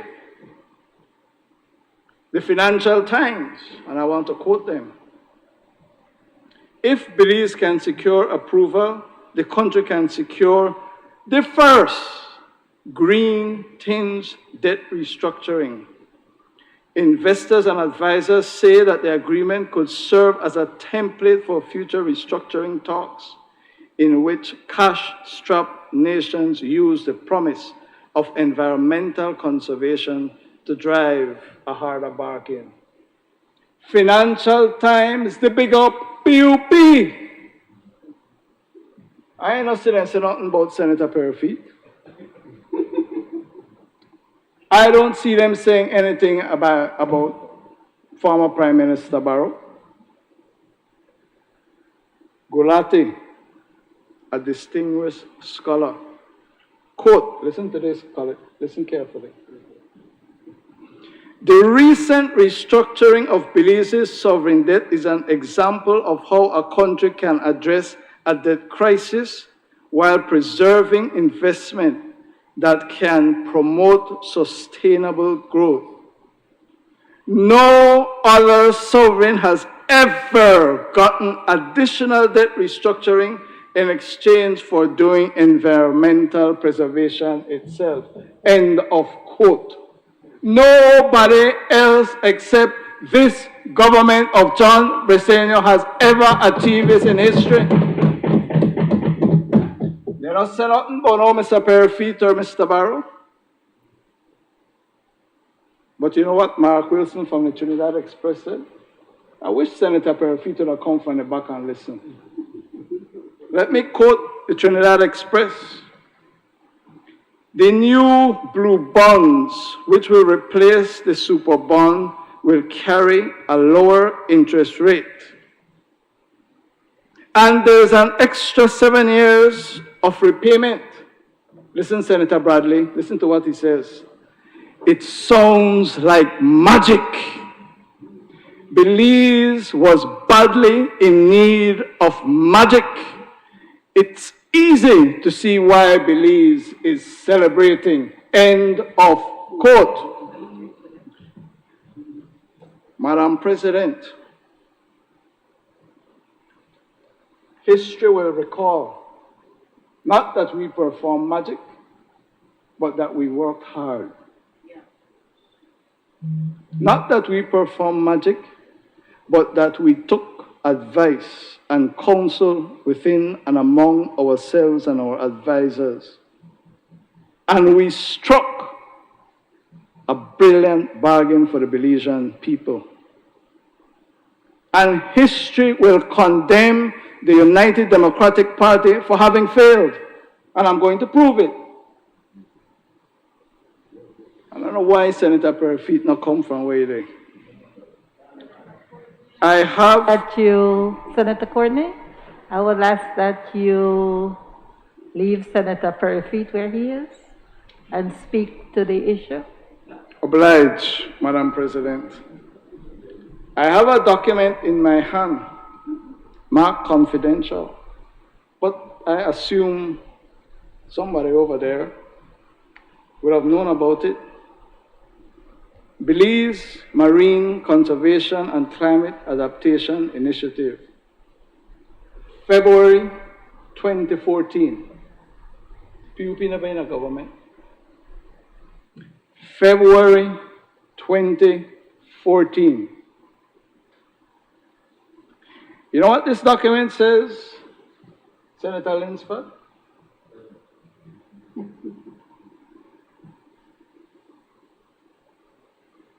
Let me tell you the vision.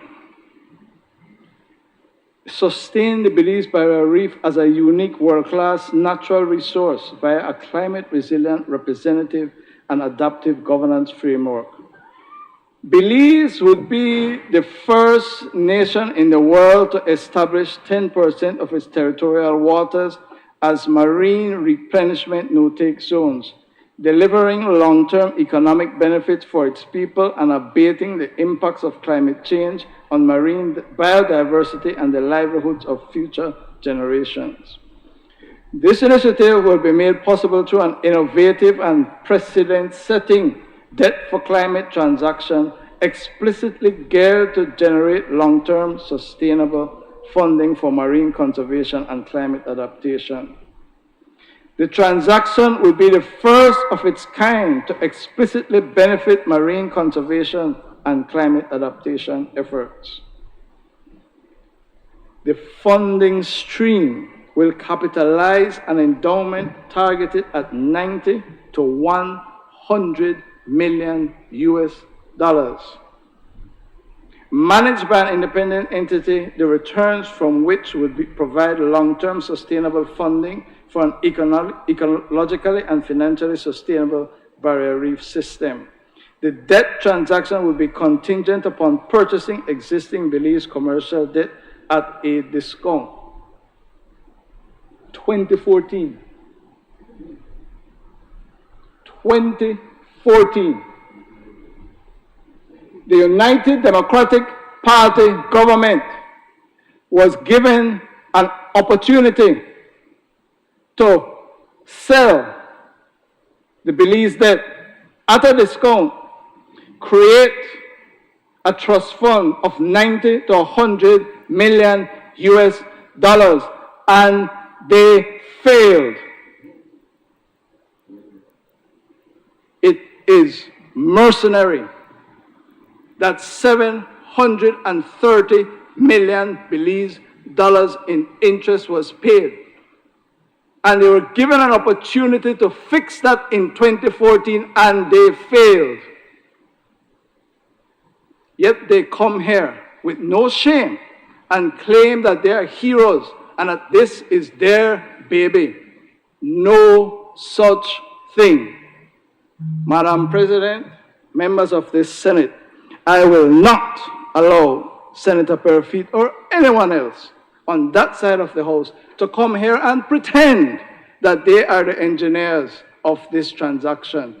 This transaction was negotiated, designed, completed by the People's United Party under the Honorable John Briceño. And I will close by saying why we are celebrating today. We are celebrating today because we negotiated a 45% discount on the debt, saving 516 million Belize dollars. We are celebrating because we have reduced the debt, public debt, by 15 percentage points of GDP. They didn't do it. We are celebrating because the cash flow savings in the near term will be significant, approximately 126 million Belize dollars between 2021 and 2025. We are celebrating today because Belize's reputation as a global marine conservation leader will swell, bolstering additional donor interest and buttressing an already critical marketing linchpin. And we are celebrating today the AA2 rating, unprecedented, never before earned by Belize under the Honorable John Present and the People's United Party. Madam President, before I sit, I want to thank the senators, social partners who have, and Senator Bradley and Senator Medina, who in a mature way and in a sober way, the president told me to left you alone. He said, left you alone. The social partners and Senator Medina and Senator Bradley, who in a mature way offered their support and congratulations for the victory that is Belizean. And I want to thank them for their support of this very important blue bond. Madam President, I ask at this stage that we pause to acknowledge those who achieved this. It is giving us an opportunity to breathe again. I thank you, Madam President.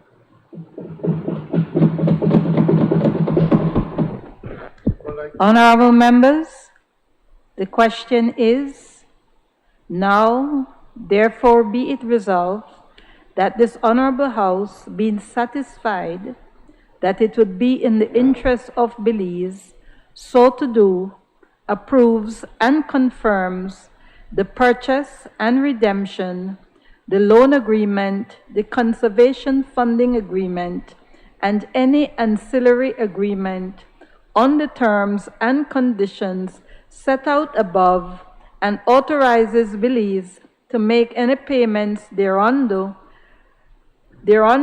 and to pay fees and expenses incurred by the government of Belize in connection with the negotiation and execution of such agreements. And be it further resolved that this Honorable House hereby authorizes, in the name and on behalf of the government of Belize, the Minister of Finance, to finalize, effectuate, execute, and or deliver the purchase and redemption, the loan agreement, the conservation funding agreement, and the ancillary agreements on the terms and conditions set out above. All those in favor, kindly say aye.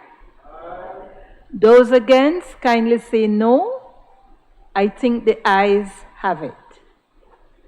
I recognize the Leader of Government Business.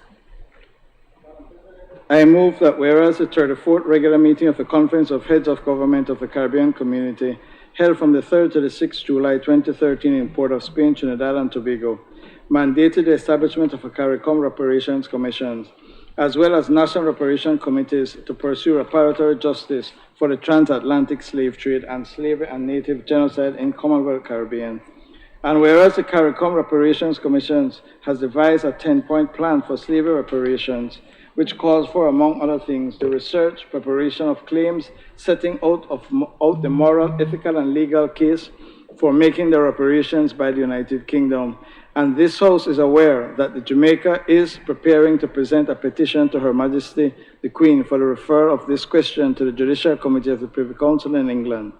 And whereas heads of government of the Caribbean community recommitted themselves to the advancement of this issue at their 32nd intercessional meeting held virtually on the 24th and 25th of February 2021. And whereas a credible body of regional and international studies have been able to substantiate that profits from the British slave trade and the slave labor contributed significantly to the accumulation of capital in Great Britain, which financed the Industrial Revolution and conversely contributed to the underdevelopment of member states of the Caribbean community.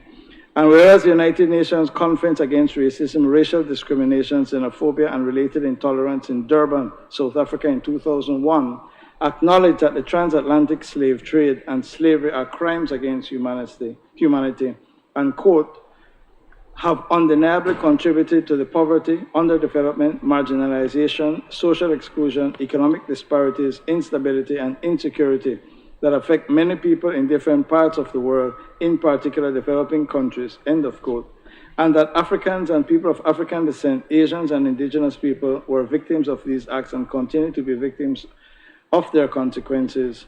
And whereas on the 17th June 2020 at the 43rd session of the Human Rights Council of urgent debate on current racially inspired human rights violation and systemic racism, the United Nations High Commissioner for Human Rights, Michelle Bachelet, called for amends to be made for centuries of violence and discrimination, including through formal apologies, truth-telling processes, and reparations in various forms. And whereas the British Parliament passed the Slavery Abolition Act 1833, which abolished the slavery system, and the British government paid £20 million, which today, by some converters, would equate to about £70 billion, to the former slave owners as compensation for the loss of their human chattels, quote unquote, but there were no reparations of any kind to the indigenous people and former slaves and their descendants.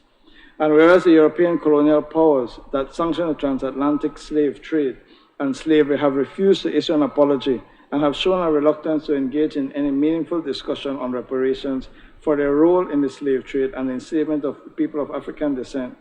And whereas there is convincing legal research that shows first that the unauthorized removal and forced transportation of African people from Africa and their subsequent enslavement in the Caribbean countries, including Belize, were against the fundamental principles of the common law. Secondly, there was no clear legal basis for slavery in Belize, and in any event, any such legislation that purported to authorize slavery was void as being repugnant to fundamental principles of English law.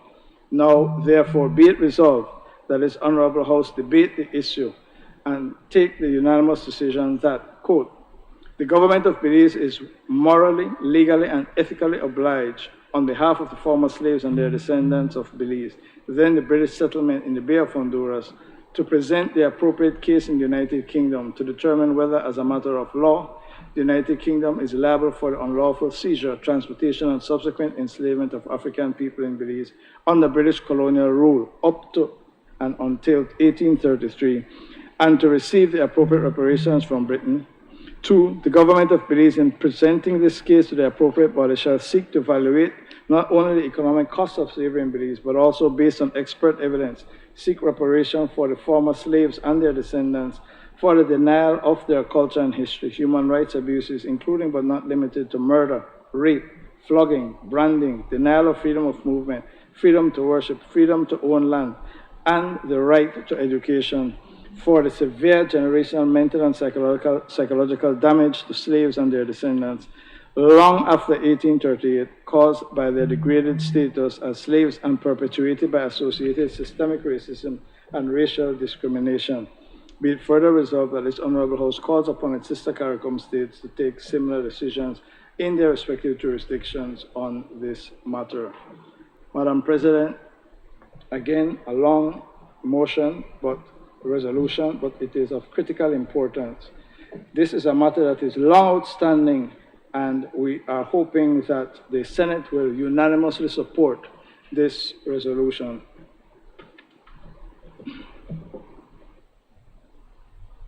I recognize Senator Darrell Bradley. Madam President, I rise to offer, first of all, support for the motion in relation to the bringing of the claim. I did have certain questions or concerns in relation to it, simply because it is something that I think is very significant, and there's not a lot of public information or discussion within Belize about it. I do know that I believe it's the Vice Chancellor of the University of the West Indies has done a significant amount of work in this area. I note that several of the whereas clause refers to slavery, and then it also refers to natives and indigenous people. And I do know that within the context of Belize, we have had a history of the Mayan people being affected by colonialism, being displaced, and so forth. But I noticed that when it went into the actual claim and the operative clauses of the resolution, it's limited in terms of the language just to a claim dealing with slavery and the effects of slavery. And I wondered in relation to the broadening it, is it that there was some rationale behind that? How are we here and so forth in relation to just slavery and then indigenous and native rights? I also wanted to inquire of Senator Courtney in terms of the Ministry of Foreign Affairs, whether or not there is any diplomatic channels to seek any resolution of this issue. It's particularly in terms of the motion drafted by way of a legal claim. And I noticed paragraph 1 of the operative section says it's a claim presented in the United Kingdom. And I just know, I mean, again, I've not looked at this issue, but in terms of issues of limitation periods and standing and so forth, I noticed that the second paragraph mentions the appropriate body, but not specifically limiting it. So that, for example, there are international tribunals and other tribunals who deal with these kinds of cases rather than specific courts within the jurisdiction. So I was kind of curious about that as well. And in terms of the last issue that I mentioned, firstly, I think that this issue of reparations is something that affects countries in the Western Hemisphere in a unique way, because outside of Africa, the Caribbean region, including Belize, has the highest proportion in terms of the overall population of African people. And one of the things that I will say is that, has the government given thought to significant more public education, public dialogue and discussion on this issue, particularly because it is something that is so impactful of a significant amount of the population? I think that when you speak of a legal claim and a motion in this way, this brings to mind a lot of issues, identity issues, historical issues, institutional attitudes in terms of discrimination and so forth. And I think a significant amount of benefit could be derived from a strategic public education or public consultation process so that people can be involved in this type of litigation, which is done on behalf of, I suspect, particular people who would have been affected, but the country on a whole, to look at histories of underdevelopment and institutional underdevelopment and the effects of colonialism. So just those 3 points in relation to contributing to the discussion. I recognize Senator Bishop Moses Bengasher. Thank you very much, Madam President. And some of the points raised by Senator Bradley, especially on the issue of public education, I think is important because it is one that I would also like to raise. And I raise it from the perspective that as we begin this process in Belize, I know, in fact, to an extent already, it has already started some emotional discussion. And I think perhaps it would serve as a good opportunity as the public debate begins to be able to keep emotions intact and also to be able to have mature fulfilling discussions as we go forward. And so I want to certainly encourage the government to move in that direction. I want to say, Madam President, that as this has come to the Senate, to remind us as a Senate that the church has been at the forefront of the movement to have abolished slavery. And I think that must be also noted.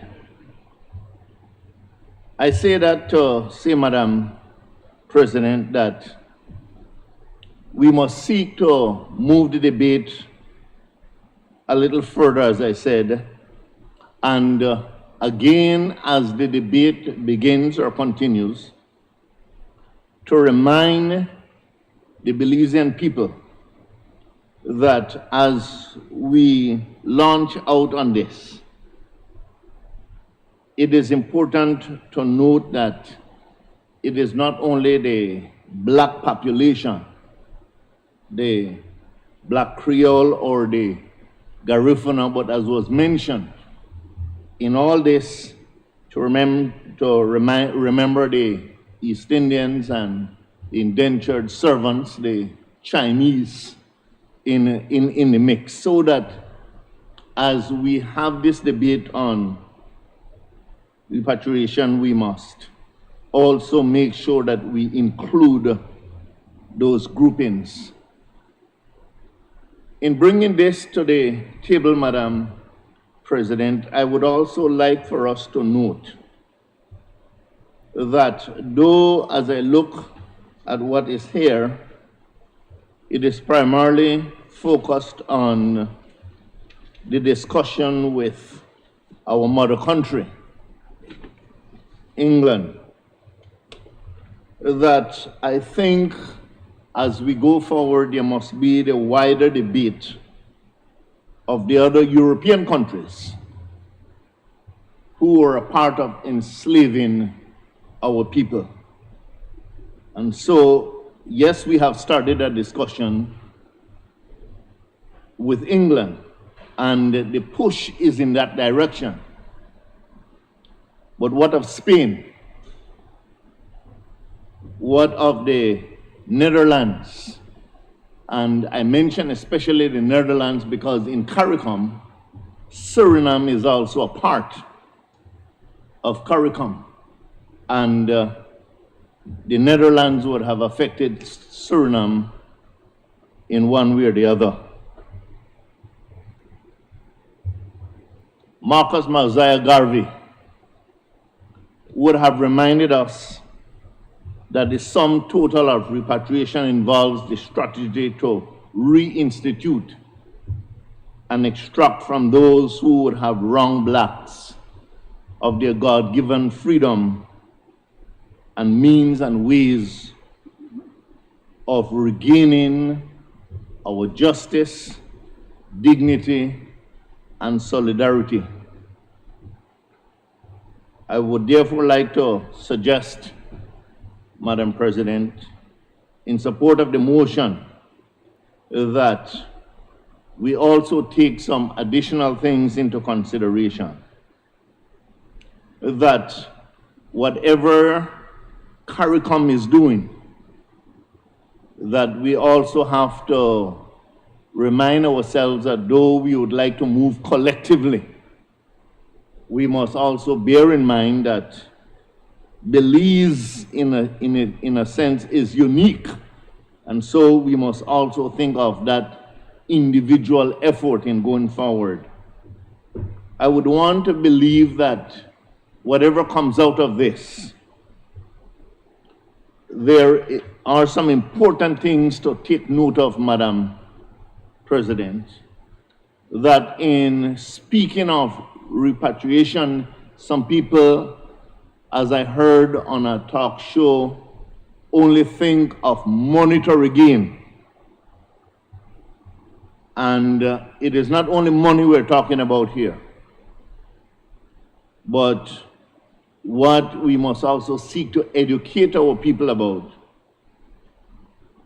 is that as we go forward into negotiations, that it is not only monetary gain, but perhaps a part of the repatriation process that we must talk of is how can we, from our European sisters and brothers, perhaps move in the direction of them compensating Caribbean territories using educational packages and seeking, in a way, to perhaps remind them that while we might not be seeking monetary gain, how can they, as developed countries,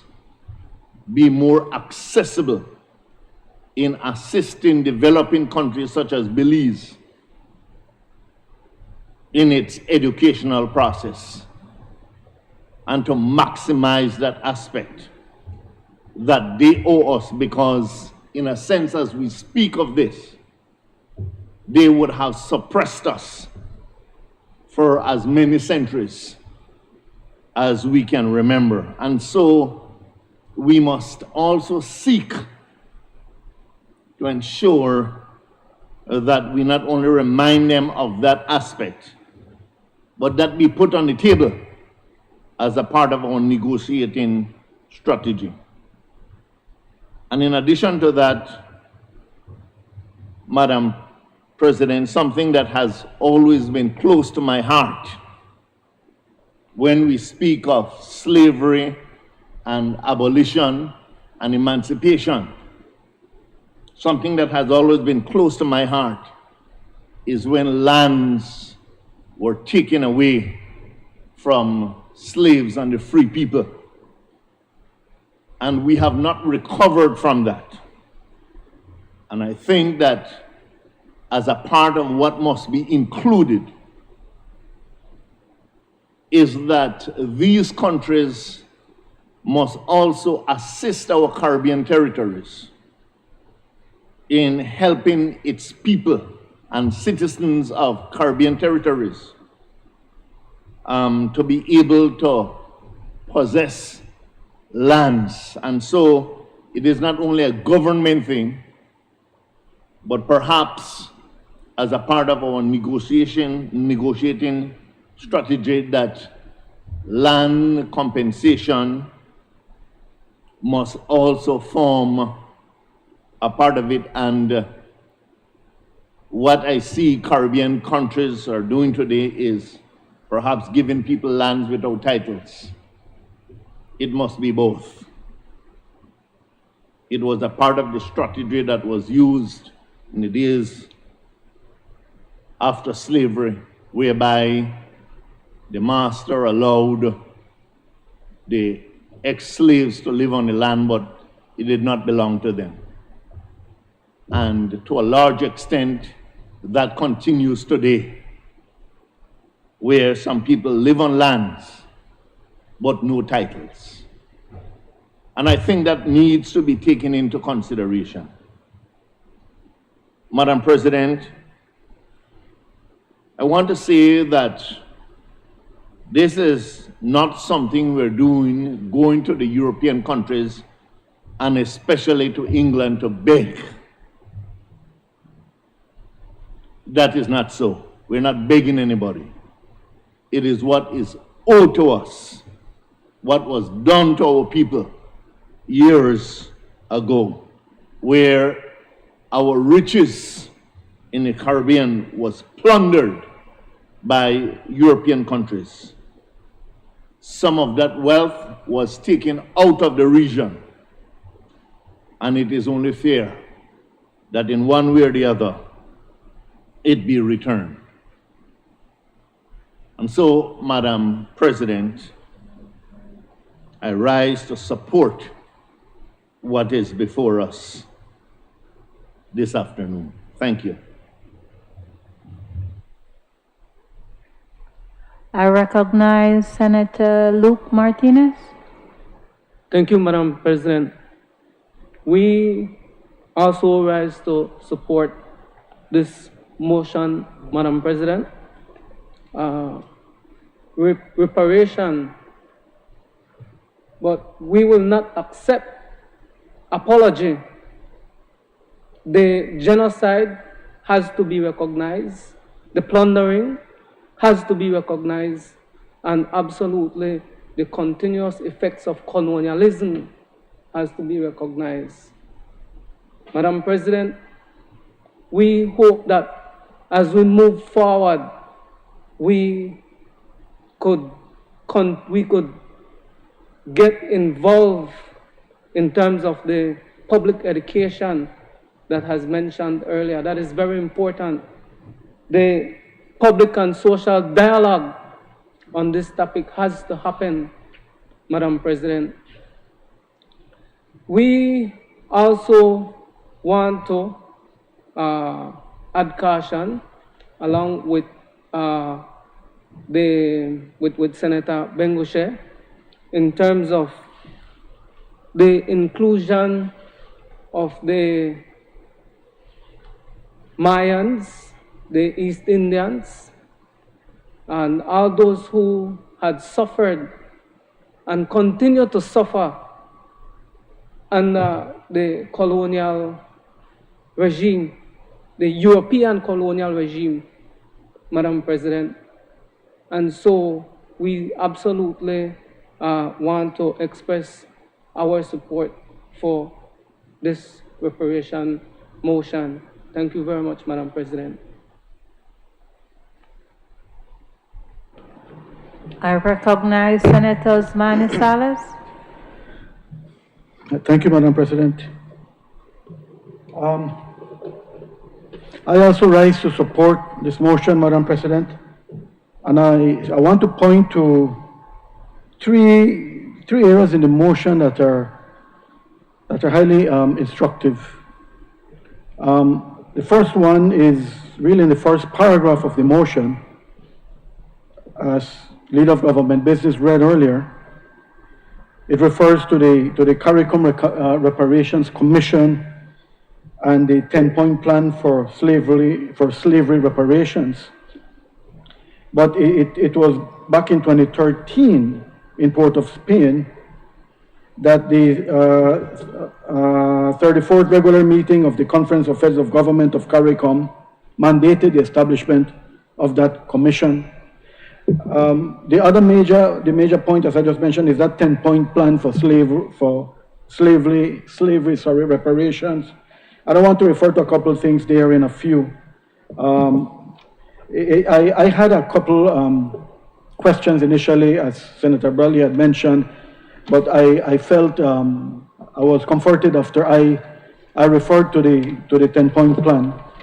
I'll refer to that in a bit. Another important point is that we should join Jamaica in that petition. And as the final paragraph of the motion says, that once we pass this motion, we call upon sister CARICOM states to take similar decisions in their respective jurisdictions. So in effect, having them join Jamaica and us in this. I agree, Senator Bradley, that education, and Senator Bishop Begushe, education and awareness are of enormous importance. And I would hope and I would expect that in the second decision that we have listed in the motion, as stated here, that in conducting a valuation of the economic cost of slavery in Belize, that we engage in consultation, education, and awareness as we do this. Because we all need to know what that economic cost has been. So, at the same time, Madam President, we must acknowledge that no matter what the former European colonial powers do, no matter what they give, it will never make up for the massive, the terrible injustice that were inflicted on our ancestors. Never. However, the CARICOM 10-point plan for reparatory justice lays out a way that they can, and that's the term where the term reparation comes from. There could be reparatory justice. Now, quoting from the 10-point plan, or the 10-point plan, for reparatory justice, it's important to mention this. How many people were affected? Their second point deals with repatriation, and here it states that over 10 million Africans were stolen from their homes and forcefully transported to the Caribbean as the enslaved chattel and property of Europeans. The transatlantic slave trade is the largest forced migration in human history and has no parallel in terms of man's inhumanity to man. It goes on to say that this trade in enchained bodies was a highly successful commercial business for the nations of Europe. The lives of millions of men, women, and children were destroyed in search of profit. And not only that, the descendants of these stolen people have a legal right to return to their homeland if they so desire. I was happy to see in the 10-point plan that the third point deals with indigenous people. Indigenous People Development Program. And here it states that genocide and land appropriation went hand in hand. A community of over 3 million in the year 1700 of our native population was reduced to less than 30,000 in the year 2000. 3 million in 1700 to 30,000 in 2000. So, as pointed out here, survivors remain traumatized, landless, and are the most marginalized social group within the region. So I would also hope that in our efforts to seek reparations, as guided by the 10-point plan, we also consider our indigenous peoples and the untold suffering that the Africans experienced. So it is our moral obligation, Madam President, to support this motion. This will be a strong message to the world. Because, Madam President, I think another thing we must recognize is that in these modern times, there is still slavery happening in different parts of the world. Some try to call it other things, but it is slavery. It is happening all over the world. So it is like we have not learned from past sins. So we are obligated to support this motion, and I proudly support it. Madam President, thank you.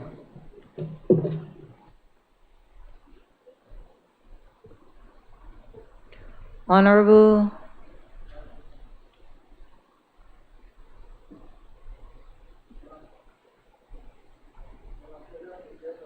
I'd like to respond to a few of the things that have been said. First of all, I'd like to thank those senators who took the floor to support the motion. And I think we have to remember the context. And in answer to the queries raised by Senator Bradley and Senator Bengoshe, Senator Martinez, the motion starts out by saying the 34th regular meeting of the Conference of Heads of Government of the Caribbean Community held in 2013 in Port of Spain mandated the establishment of a CARICOM Reparations Commission as well as National Reparations Committees. Belize, unfortunately, has not established a reparations committee. And it is important that we do so quickly for the reason that has been pointed out by everyone, the need for education and involvement of the people as we pursue the claim for reparation.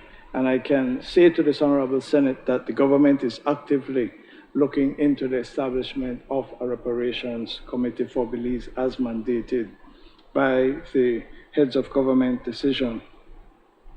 Again, as Senator Salas quite helpfully pointed out, and has been pointed out by other senators, the 10-point plan does refer and contemplate reparatory justice for indigenous people, not only the African slaves and their descendants who were brought over. And so that will have to be brought into the mix in order that it is a holistic and comprehensive claim. I think the point made by Senator Bengushe is key, and it is recognized that Belize is unique in many ways in this regard. And I would just want to raise a couple of points in that regard.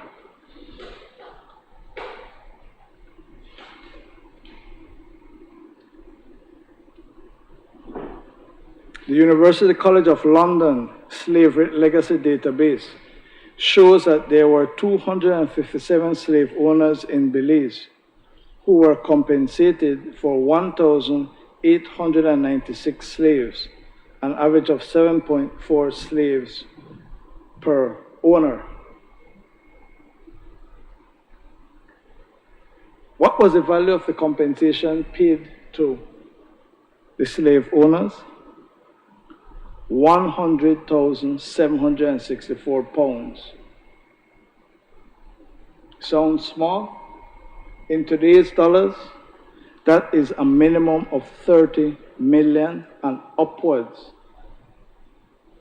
In fact, some people say close to $1 billion, depending on how you value the currency. Suffice it to say that for 1,896 slaves, a minimum of $30 million in today's dollars were paid to the slave owners.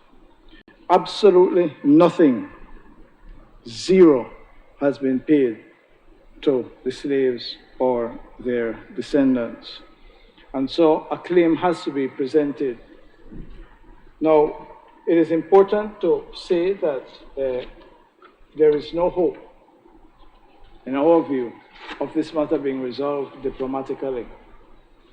In 2015, the then Prime Minister of the United Kingdom, David Cameron, was in Jamaica. And the matter was raised by the then Prime Minister, the Most Honorable Portia Simpson Miller. And his response was simply to acknowledge the historical wrong, simply, yes, well, slavery was horrible, and said, as friends, we can move on together to build for the future, end quote. That callous response prompted a letter from the Most Honorable P.J. Patterson to Mr. Cameron. With your permission, I will quote from it, Madam President. It says, Prime Minister, the most noble intentions were jarred by those portions of your address which asserted that slavery was a long time ago in the historical past, and as friends, we can move on together to build for the future. Your host, the Most Honorable Portia Simpson Miller, in her gracious welcome, referred to the difficult issue of reparation, which should be a discussion in a spirit of mutual respect, openness, and understanding as we seek to actively engage the UK on the matter. You chose instead to throw down the gauntlet.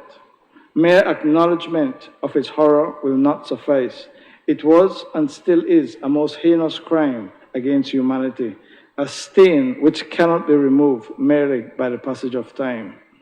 The attempt to trivialize and diminish the significance of 300 years of British enslavement of Africans and a trade in their bodies reflect the continued ethnic targeting of our ancestors and their progeny for discriminatory treatment in both the annals of history and in the present. To speak of slavery as something from the Middle Ages is insufficient. For our communities, its legacies are still present in their memory and emotions. To reject this living experience is to repudiate the very meaning and existence of these people's lives. How can we simply forget it and move on to the future? If there is no explicit admission of guilt now, when will be the proper time? End of quote. So, the point we seek to make is the government of Belize, and I believe all Belizeans, believe that this is a matter that should be pursued. We do not believe that it can be pursued. There is not even a recognition of the guilt by the British government of the slave trade, a crime against humanity. And so, based on advice, expert legal advice, based on a substantial body of research that has been done, the final shape of a claim is going to be is in the works. I have seen it, and the intention is to lodge it, Madam President, in the Privy Council in England. That it was contrary to the fundamentals of the common law in the whole period of slavery, and that someone, and in this case, the British government, has to be held accountable. The question is, what is the nature of the reparation? And it goes from an acknowledgement to compensation to an endowment of money for education, for land, all various types of things. And on that, we're taking advice. Let us not forget that there have been other peoples who have been compensated for this type of human crime. And so we should not underestimate the strength of the legal case, the moral rectitude of the claim. And so, with the support of the Senate and the House, we would like to authorize the government and the lawyers to proceed to present a case on behalf of the persons as framed in the motion. Thank you, Madam President. Honorable members, that motion is referred to the Constitution and Foreign Affairs Committee for examination, consideration, and report.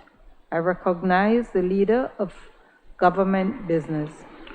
Madam President, I move that whereas, bearing in mind that in 1948, more than 700,000 Palestinians were forced to leave their homeland in consequence of acts of ethnic cleansing, including terrorist acts that wiped out entire villages, and that there has been a continuing policy of ethnic cleansing carried out by the State of Israel.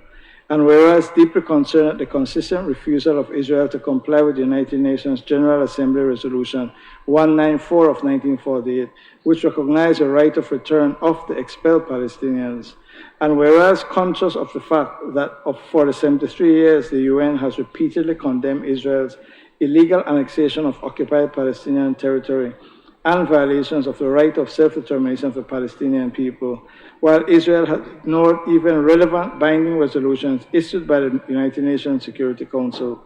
And whereas deeply concerned about Israel's brutal repression of Palestinian popular resistance against the forcible removal of Palestinian families from their homes in East Jerusalem to make space for more illegal settlements, and whereas appalled by the latest Israeli military assault in May 2021 on Gaza, a territory of 141 square miles, housing over 2 million Palestinians, 80% of whom are refugees driven from their homes in other parts of Palestine, resulting in the killing of at least 240 Palestinians, including 66 children of Gaza, leaving all 2.1 million people facing shortages of water and power, while the bombings destroyed or damaged over 1,000 homes.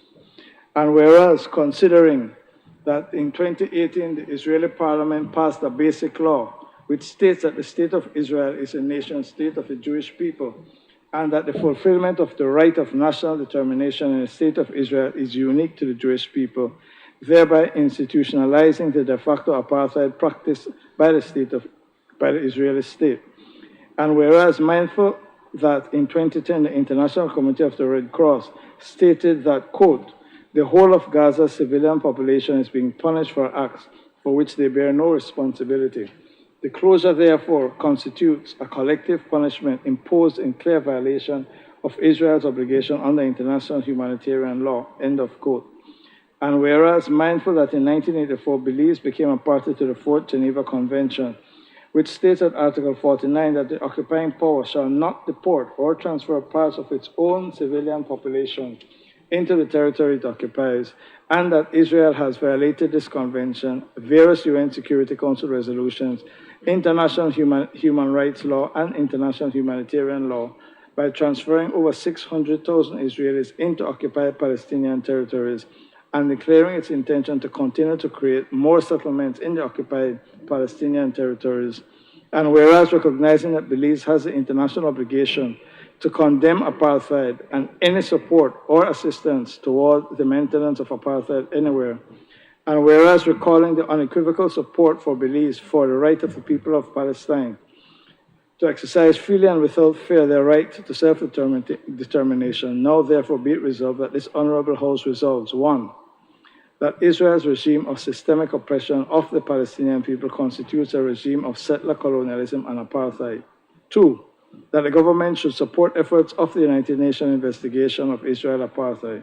3, to urge the government to support by all means at its disposal the International Criminal Court's investigation and prosecution of individuals responsible for war crimes and crimes against humanity committed in the occupied Palestinian territory.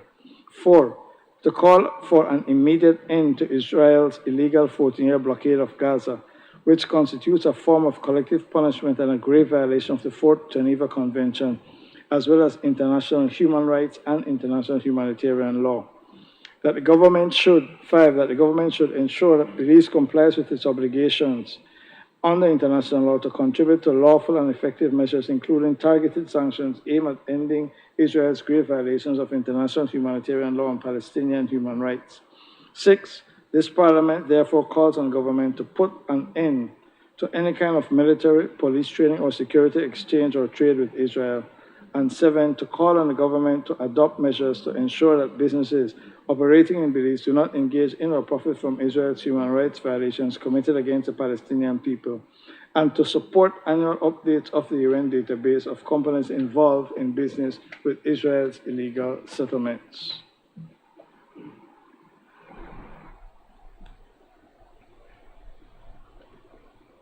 I recognize Senator Darrell Bradley. I rise, Madam President, to speak on the motion, and there are certain concerns that I have. First of all, I think this was just probably a language issue for my clarification. In the operative clause, clause 6, where it says, this Parliament therefore calls on the government to put an end to any kind of military, police training, or security exchange or trade. I'm assuming that that doesn't include trade. It's related just to those specific exercises in relation to security matters. That's a question. And that the or kind of makes it sound as if it's a bit unclear that it would include trade. One of the things that I was getting there is that we have diplomatic relations with the state of Israel. We also have diplomatic relations with the United States.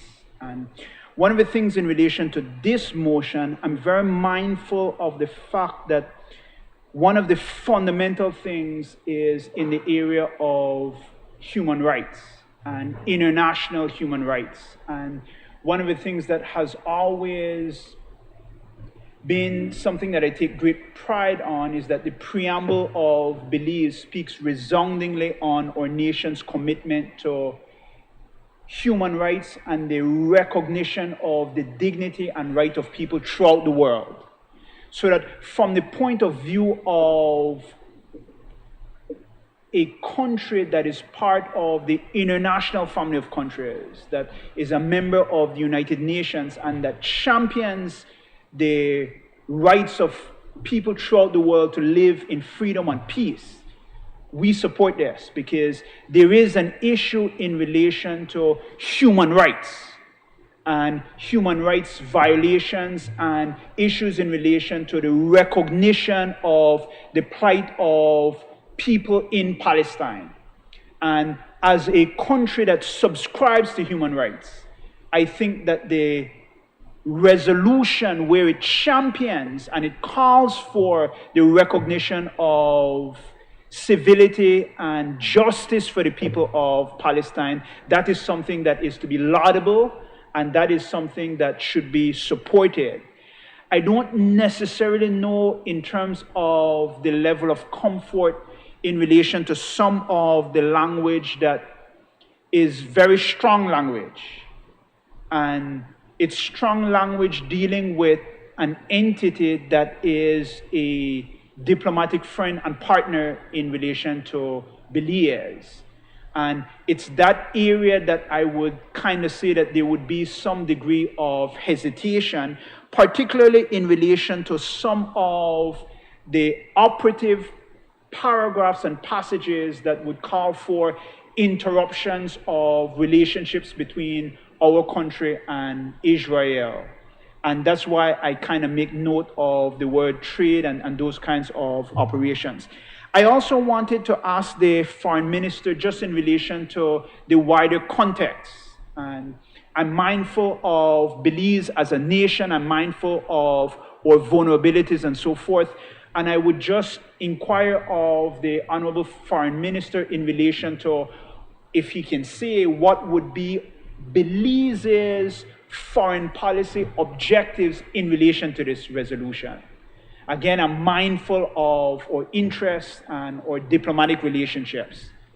I would support the parts of this motion that speak fundamentally about the recognition of human rights and associating ourselves in defense of the rights of people in Palestine. But I would just inquire of the foreign minister respectfully in relation to Belize's foreign policy interests in relation to the areas of the motion that speaks about any kind of interruption in relation to our relationships. I recognize Senator Bishop Moses Bengashe. Thank you very much, Madam President. And as I have listened to Senator Bradley, perhaps I should just take up from where he left off insofar as the human rights aspect is concerned. But just want to preface what I'm going to say by perhaps just reminding myself publicly of when I attended college years ago and was a part of the student body that dealt with foreign students, as we were known in the United States. And within that body, we had a few Palestinians. And I recall that one of the things, I suppose they did it as therapy, but they would always recall and show us the physical scars on their backs and the welt on their bodies as to what was done with them, what was done to them.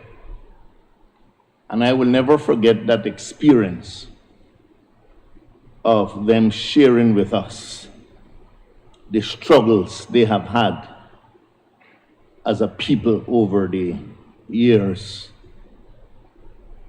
It is in that respect, Madam President, that I rise, as mentioned by Senator Bradley, to perhaps in what we're doing emphasize that human aspect element. He's a lawyer by profession, and so he has clearly outlined the other aspects that we have to bear in mind.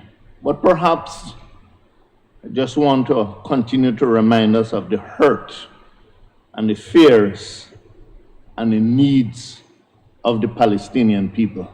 But in addition to this, Madam President, I think we must not leave out the fact that, as was mentioned, that we share a relationship, a common relationship with Israel. And I also am aware that as much as the Palestinian people are suffering, believe me, there are some sympathetic Israelis who are also suffering. And so that must also be noted. Insofar as the human rights aspect is concerned, I would like for us to bear in mind particularly the role of women in all this and how they have been marginalized to some extent and abused to some extent. And so in the shaping of what Belize is putting forward, perhaps we can also in a direct way speak to women and children who are being abused and their freedom and rights curtailed to some extent.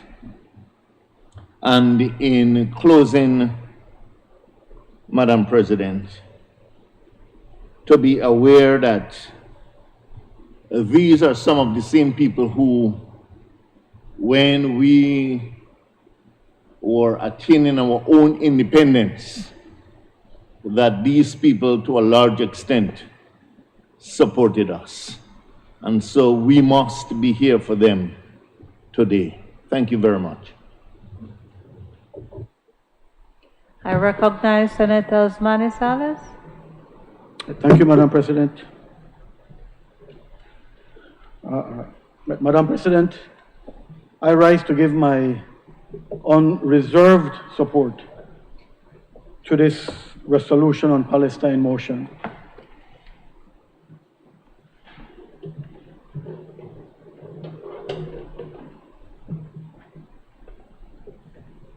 Yeah, thanks, Mr. President. I must start by saying, Mr. President, that I was disappointed that the House did not unanimously support this resolution 2 days ago. And I will be terribly disappointed if the Senate does not give its unanimous support to this motion. And I will try to explain why. As a country who has still not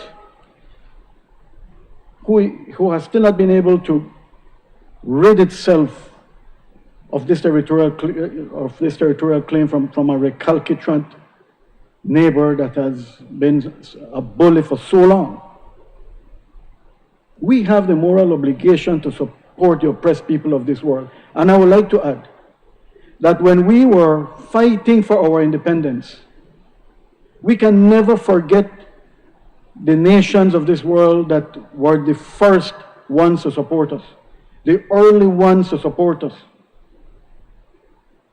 Palestine was one of them.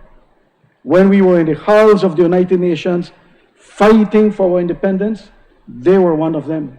We should never forget that.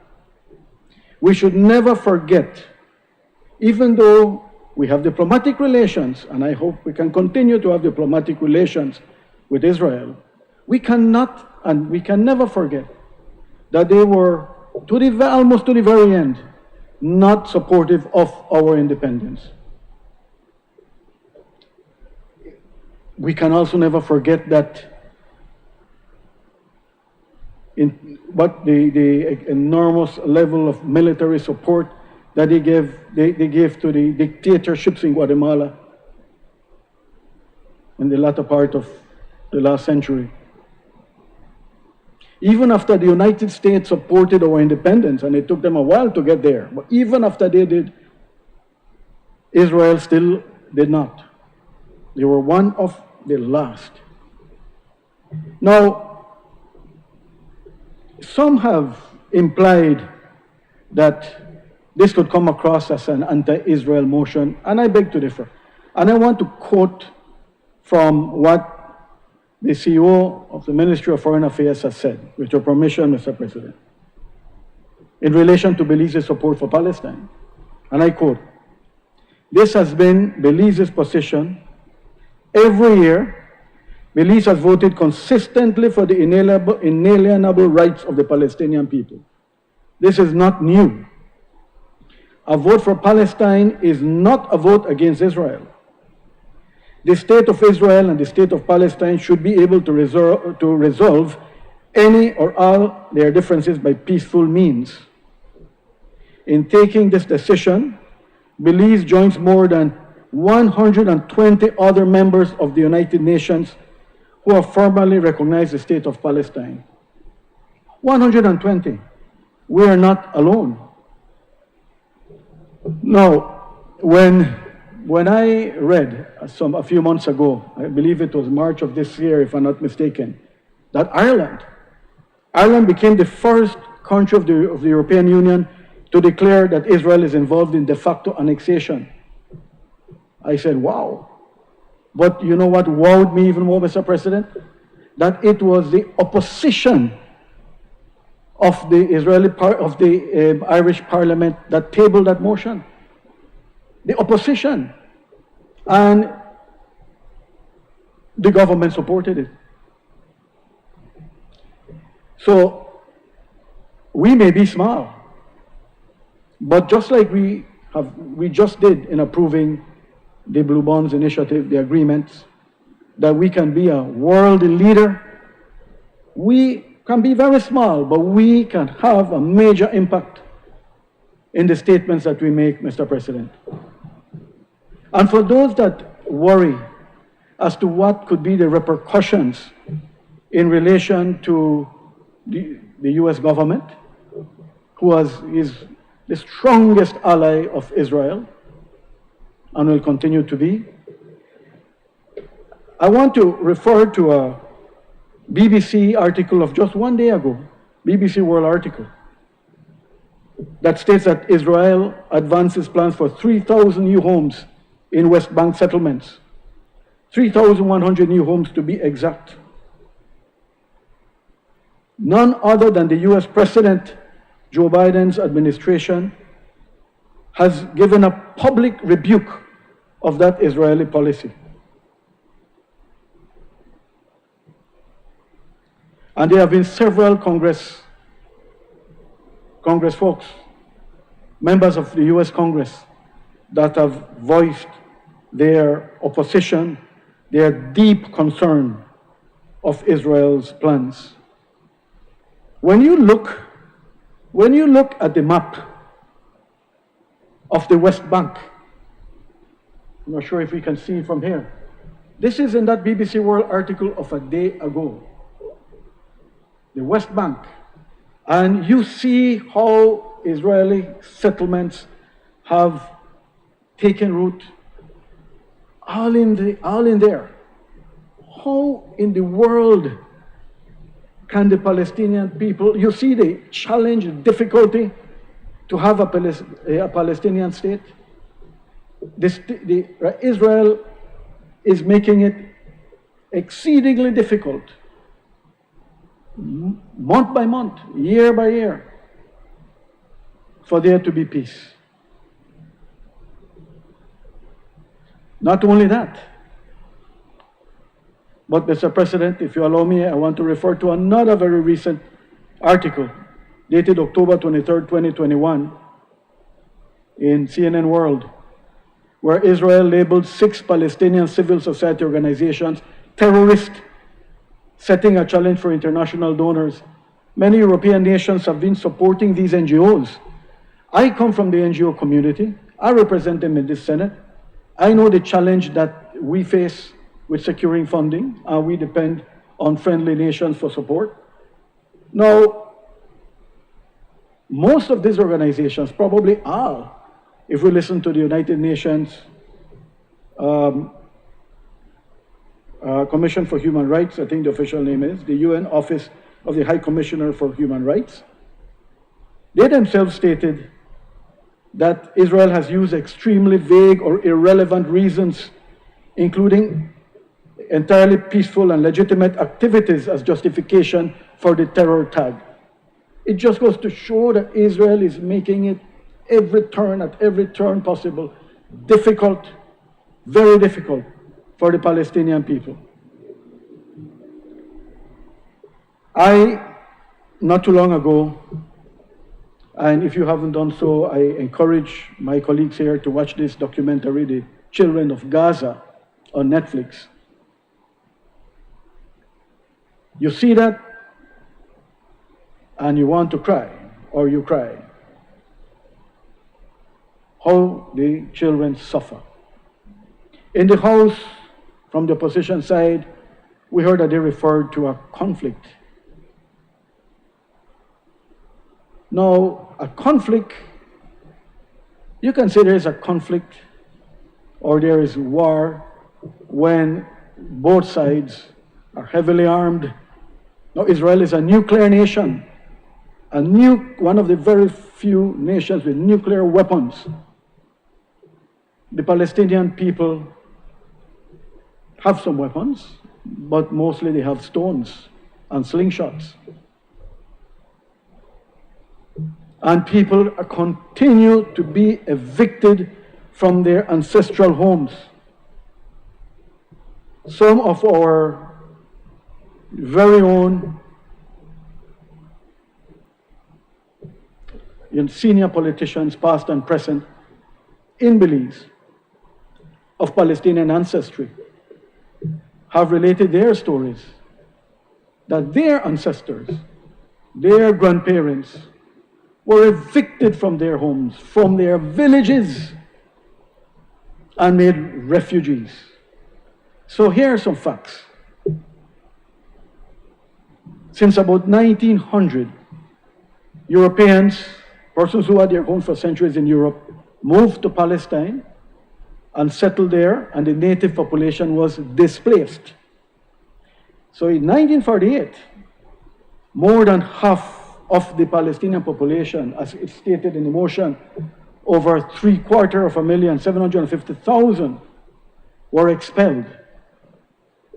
And tens of thousands of them were made refugees in Gaza and other parts of Palestine. As stated in the motion, what can you call that but ethnic cleansing? In 1948, the Israeli state took 78% of the territory, and the remaining 22% was divided into the West Bank, the map that I showed just now, and the Gaza Strip. Since the 1967 war, Israel has occupied all of Palestine. It's important to notice that the UN has consistently held that all the territories that occupy the OPT, the occupied Palestinian territories, illegally occupied by Israel, and that must be returned. And the Oslo Accords of 1993 divided the West Bank into 3 areas, which was to last for 5 years until a final settlement. Right? Israel, the state of Israel, has consistently ignored and disregarded UN resolutions. It's also a fact that Israeli settlements are Jewish communities built illegally on Palestinian land. Today, there are about 750,000 Israeli settlers living in at least 250 illegal settlements in the occupied West Bank and East Jerusalem, the map that I showed just now. These settlements are illegal under international law, and the expansion continues. Now, I heard in the House a couple of days ago that we should not interfere in other governments' national issues. While that may be so, colleagues, this is not an excuse to condemn apartheid wherever it exists. The highly acclaimed non-governmental organization, Human Rights Watch, has said that that is what is happening. A Jewish organization, B'Tselem, based in Israel, has said the same thing. Former Israeli ambassadors to South Africa have said the same thing after their tenure in South Africa, when they experienced what apartheid is or was. So, colleagues, Mr. President, I would like to offer that we have an obligation under international law to condemn apartheid wherever it exists. And I would like to quote, with your permission, Mr. President, what Archbishop Desmond Tutu said. We should all know who Archbishop Tutu is. He is as large as Nelson Mandela, the late great Nelson Mandela, one of my heroes. So When we think of apartheid, we think of South Africa, that institutionalized apartheid for so long. With your permission, Mr. President, I would like to quote what Archbishop Tutu said in 2014. This was reported in the Jerusalem Post. The Archbishop said, and I quote, "I have witnessed the systemic humiliation of Palestinian men, women, and children by members of the Israeli security forces. Their humiliation is familiar to all black South Africans who were corralled and harassed and insulted and assaulted by the security forces of the apartheid government. In South Africa, we could not have achieved our democracy without the help of people around the world who, through the use of nonviolent means, such as boycotts and divestment, encourage their governments and other corporate actors to reverse decades-long support for the apartheid regime. The same issues of inequality and injustice today motivate that movement trying to end Israel's decades-long occupation of Palestinian territory and the unfair and prejudicial treatment of the Palestinian people by the Israeli government ruling over them. Those who turn a blind eye to injustice actually perpetuate injustice. If you are neutral in situations of injustice, you have chosen the side of the oppressor." Close quotes. These are the words of Archbishop Tutu. I referred to the B'Tselem, the Jewish human rights group in Israel. They issued a report in February 2021. Headline, their report is headlined, "A regime of Jewish supremacy from the Jordan River to the Mediterranean Sea. This is apartheid." Earlier, I referred to two former Israeli ambassadors to South Africa. They issued a joint statement not too long ago, June 2021. And I would just like to read the final sentence of that statement. I quote, they said, "It is time for the world to recognize that what we saw in South Africa decades ago is happening in the occupied Palestinian territories too. And just as the world joined the struggle against apartheid in South Africa, it is time for the world to take decisive diplomatic action in our case as well, Israel's case, and work towards building a future of equality, dignity, and security for Palestinians and Israelis alike." So it is for those reasons, Mr. President, and as I mentioned, we have a moral obligation. It is for those reasons that I give my unreserved support to this motion. Thank you. All right, I recognize Senator Martinez. Thank you very much, Mr. President.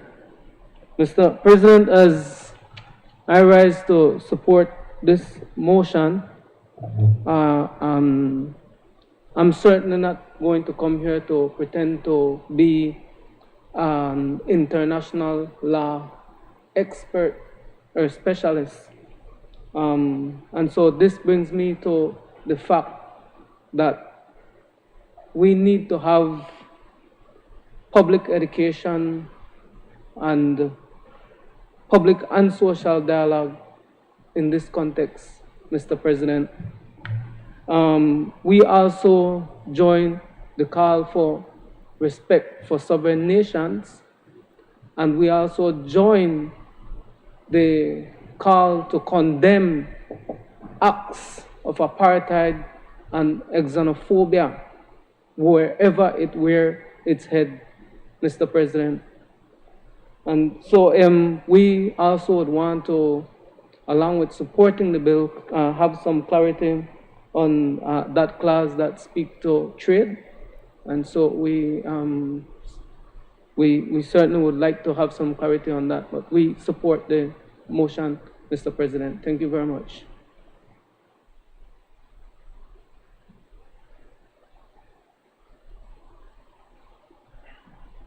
Recognize the leader of government business. Mr. President,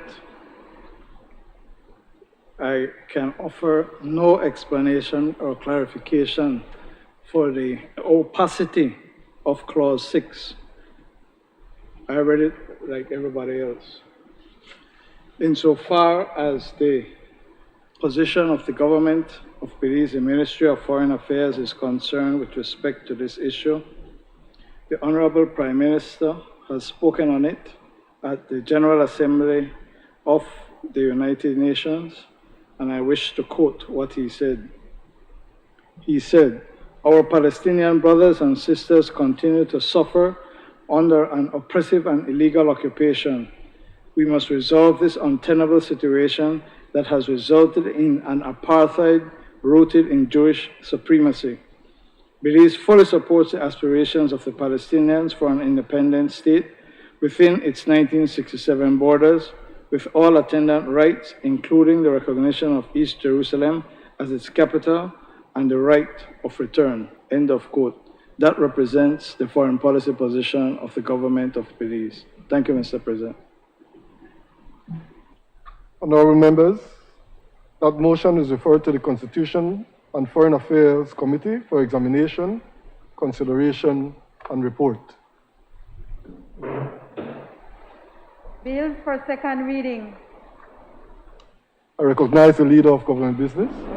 Mr. President, with your permission, I rise to move a second reading of a bill for an act to appropriate further sums of money for the use of a public service of Belize for the financial year ending on the 31st day of March 2021, and I will take the next one as well.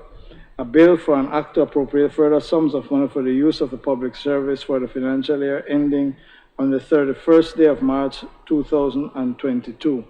Taken together, Mr. President, the first bill refers to appropriations that are required to deal with the last financial year, and the second bill deals with the appropriations, further appropriations that are required for the current financial year, the details of which are set out in the schedule to both bills.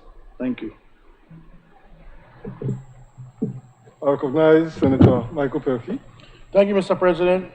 As I understand it, Mr. President, what I can glean, or maybe the Minister of State for Finance can help, since this is his bill, so to speak.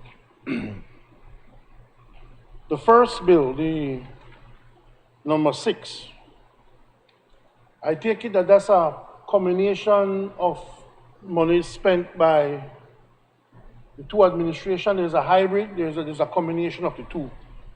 And it'll be interesting to know how much has been spent since the pandemic and since the change of government. We could differentiate and debate and ask more questions. Like, for example, when you look at number 6, the recurring 12/1/2021, which deals with travel and subsistence from the Court of Appeal in the judiciary, the approved estimates were $118,326, and there's a supplementary estimate for travel and subsistence. And I just wanted to know, for example, what constituted that 59,000, since as far as I know, most things have been done virtually recently. Travel and subsistence to where? To do what specifically? If we look at Capital 2, we talk about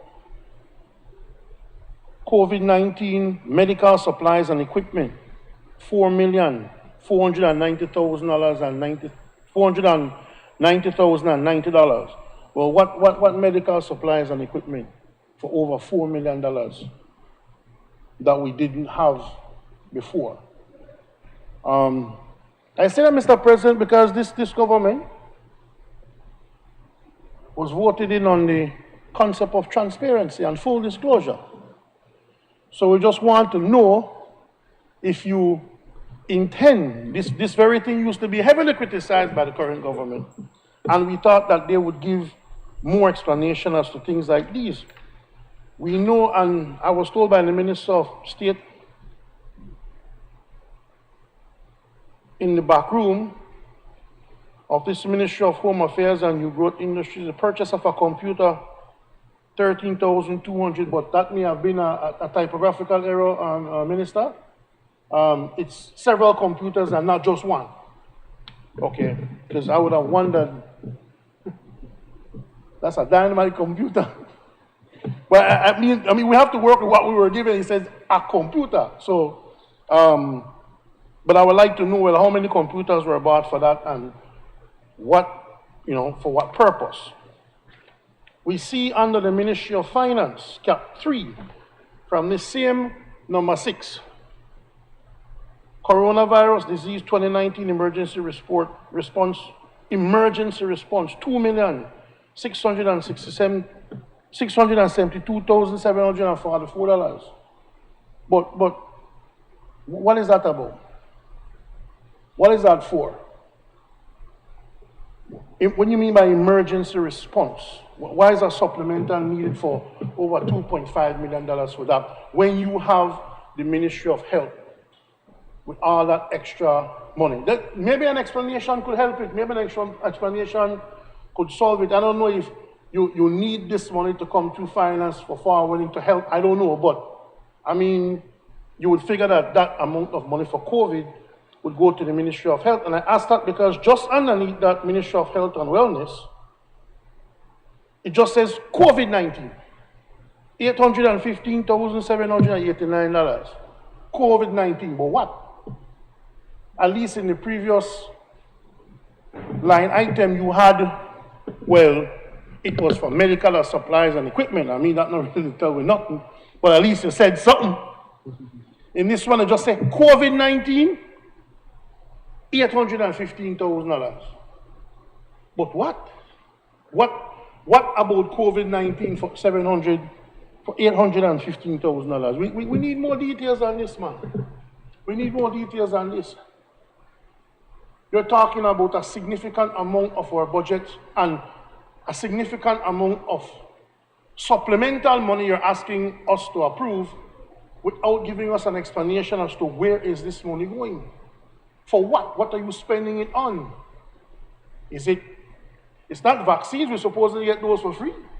Or do we buy them? Or it's testing? Or what is it? What is it that you have that line item that you didn't budget for that all of a sudden know you need? If I could get some clarification as well on the second supplementary appropriation, the number 1, which is not a hybrid, it is strictly from this government. So this government passed its budget in March, April of this year, and since then, you're asking for money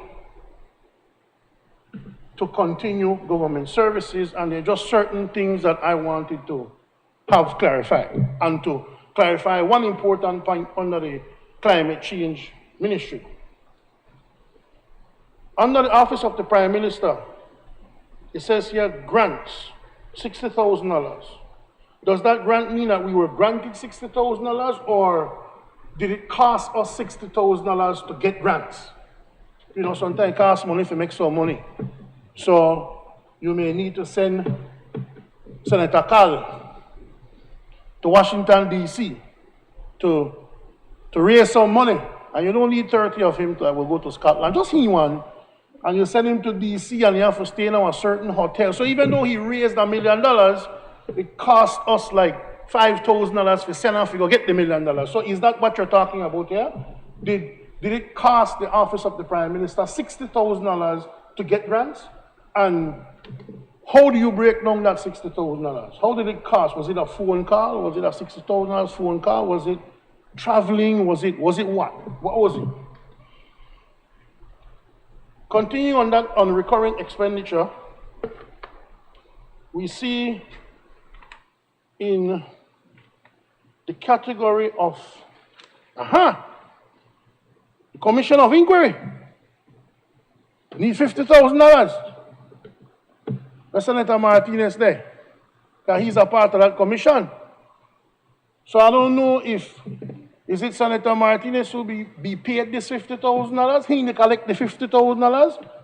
Because all I see is 3 people sitting behind a desk asking questions, and my name called to, and I'm the dead figure. It wouldn't take $50,000 to get me to go there. But they refuse to call me. But I want to know, what is this? The country wants to know, what is this $50,000 for? Is it legal fees? Is it travel and subsistence? Is it what? To print paper, or the commission of inquiry? What was, or why is the government asking for $50,000 for that? And wow, $50,000. If you ask some questions from which nothing will come from, $50,000? You could have bought something for $50,000, especially since it was a commission that had nothing to do with the questions they were asking about. So where is that $50,000 going? And being paid to who? For what? That's what we want to know. Violence prevention in the office of the Prime Minister. Violence prevention, $72,629. Is that violence prevention in the office of the Prime Minister? Is there violence in the office of the Prime Minister? What is that about? What is that about? What does violence prevention in the office of the Prime Minister have to do with anything? I would think that would fall under the Ministry of Home Affairs. And why does it cost $72,000? What is that? Is it a course? Is it what? Is it, one of anything where you demonstrate how you could prevent? What is it? What is that program all about? Senator Martinez, I was talking about the $50,000 for the commission. It seems that they have budgeted some money for you, sir. I don't know if you will get paid, or they will pay you, or what they promise you. I don't know. But $50,000 they're budgeting it for. Under the Ministry of Health and Wellness, again, Capital 2 expenditure. It says COVID-19, $25,624. But just COVID-19, what? Is that what COVID-19 is costing the Ministry of Health and Capital 2? What is that money for? Why? And why is it when you just say COVID-19 money? Well, what do I mean? Where do these figures come from? What do these figures represent? And why are they necessary? What are they being spent on? We need details. This is a government that was elected on transparency.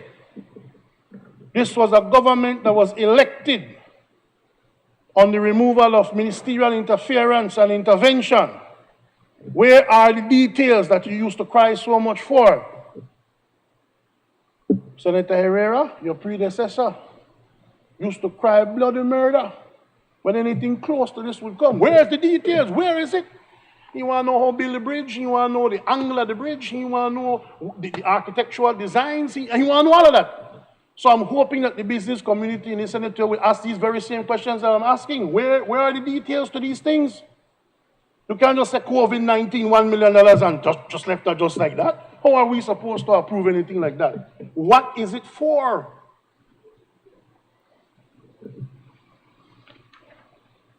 Land development. Acquisitions, $10 million. The government had already, in this budget, allocated $12 million for land acquisition. When you take people land and you have to pay them, the government in its budget this year estimated $12 million, but you're asking us for $10 more million. Do you plan to acquire more land? Do you plan, we in our conservation, this red bond, we're being paid, for keep land. So we're acquiring land now, for what? For what purpose? Or, if we're $10 million short, why wasn't that budgeted for from earlier in the year? How come you didn't know you need $10 million? And if you need a new $10 million, what has happened now that you need $10 million? Whose land? have we taken that we now have to pay them $10 million? Who? We need to know these things. If you look, Mr. President,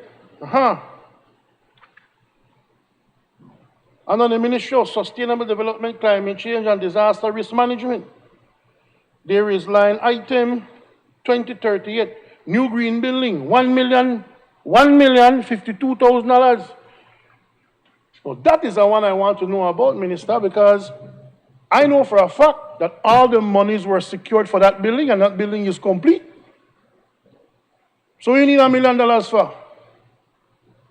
The Prime Minister in the House the other day talked about the contractor walked away and the building. That is absolutely not true. What did the leader of government business say? The L end with R and I and A in between? Because I'm telling you, the contractor did not walk away. There was a pause in the construction phase because of COVID. Remember, we had passed the SI that construction couldn't take place. But since then, the building has been completed and the contractor needs to be paid. But all of that money was already secured by grant funding. It was secured by grant funding from the Italians. So I don't know if the Italians don't trust the PUP and don't want to give them the rest of the money. But that money was pledged by the Italians. So what we need to do, you need to do as a government, is to secure back that money from the Italians. Spent a long day, the beat on the chest, but how good are negotiations? So negotiate back the $1 million from the Italians. Since you know they're such experts. Why do we need $1 million? $1 million, $52,000 for a building that is complete. I can show you the picture, Senator Carl. The building is complete. So we need $1 million for. And if it is to pay the contractor, then it begs the next question. Where is the money that was pledged as the grant? Anti-human trafficking plan of action under the Ministry of Human Development, $55,000. You need $55,000 to develop a plan of action? So, there's not $55,000 for do something or not. That's $55,000 for say what you want to do. $55,000?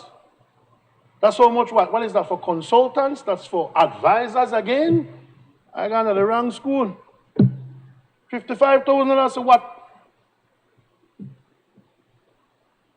Computers and peripherals. You have to explain that one day to me, Minister. 12,000. Halover Bridge. You ask for 1 million, you need another 4 million.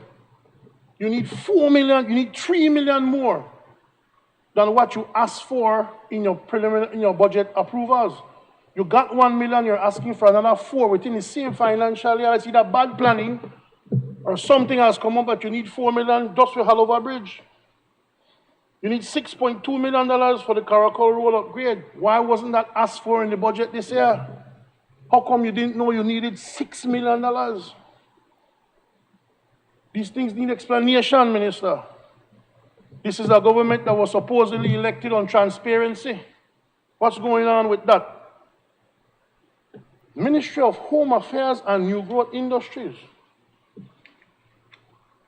Anti-violence multi-sectoral program, $1 million. The Prime Minister's office, look, a lot of violence happening in this government. You need an anti-violence program in the Prime Minister's office for over $70,000. You need an anti-violence multi-sectoral program. What is that? For $1 million? Well, I guess if one computer costs $13,000. $1 million. For what? Listen to me. You all cut these people pay by 10%, you know. You all keep increasing taxes on fuel every day to weapon at $12 a gallon now. You need to explain to the Belizean people what you're doing with their money.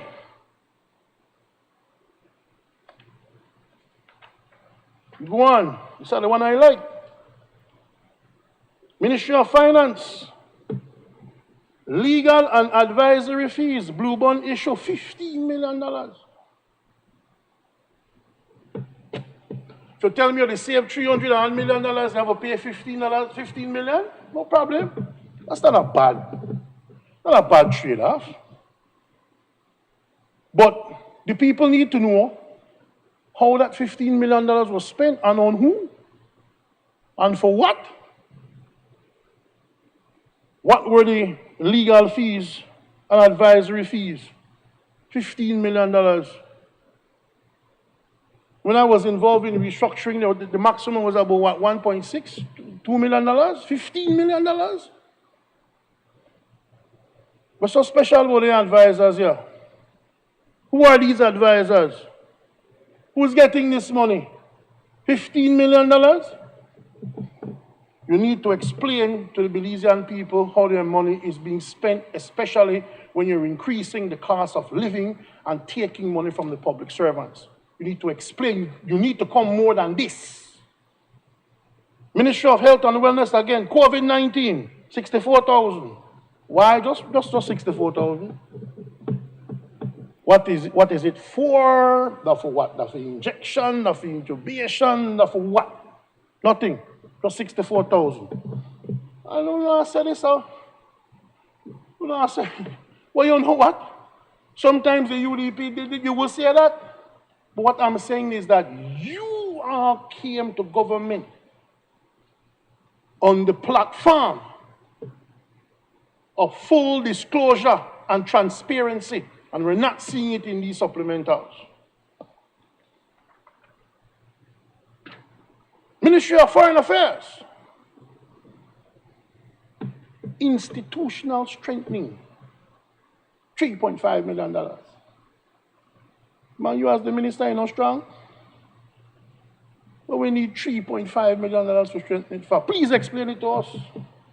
We need to know, man. Institutional strengthening, $3.5 million. COVID-19 for foreign affairs, 28,000, and you said 28 million. 28,000. What is them just asking? We don't know. It could be justified. We don't know. We don't know.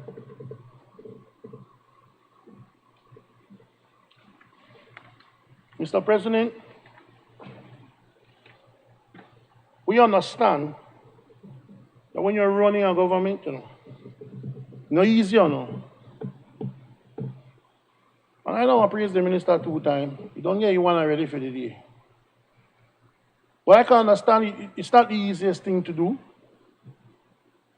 But like I said, this government got elected on the platform of transparency, and we're not seeing that transparency. We're seeing monies being assigned to certain things without any explanations or any details as to what they are. And I don't know if there is some confidential document that they will pull out and read, I don't know. Something you make up on a piece of paper and just read, I don't know. But from what we have been given, that's how we know. So if you wanted us to know more, you'll give me more. But from what we have been given, it is not enough information to say, yes, I can see why you need so much millions for health, or I can see why you need so much millions for this and for that. Then we can see why. We were in government, we understand what it takes to run the government. But when you come like this with no explanation, and especially since you're hearing about people getting licensed to deal with pharmaceuticals, we don't know nothing about pharmaceuticals. We have to ask ourselves, what are you doing with the monies? Who is collecting it? Is there anybody qualified to handle it? Especially since, with all this money that you see going to the Ministry of Health and Wellness, we don't even have an occupant of the office of the Director of Health Services. So who is dealing with this on the ground? Who is dealing with this every day? Who will be managing this? Explanations need to be had, because the people are losing money and the cost of living is going up. And if you're going to tax the people more and take more money from them, the least you could do is give a detailed explanation of what you're doing with their money. Thank you, Mr. President.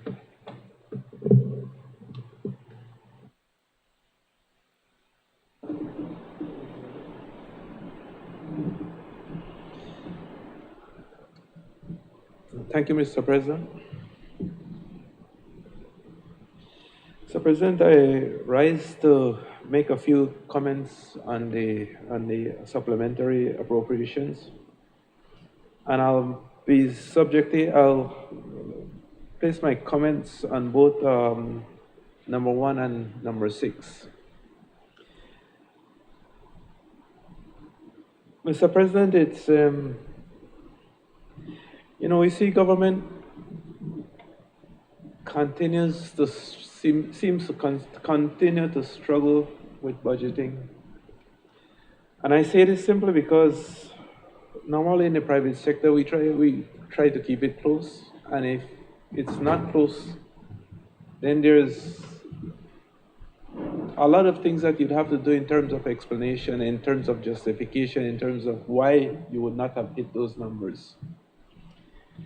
If you look at the first supplementary appropriations, Capital 3 the supplementary is 150% of what was appropriated. Capital 2 is 113% of what was appropriated. And the recurrent is 40% of what was appropriated.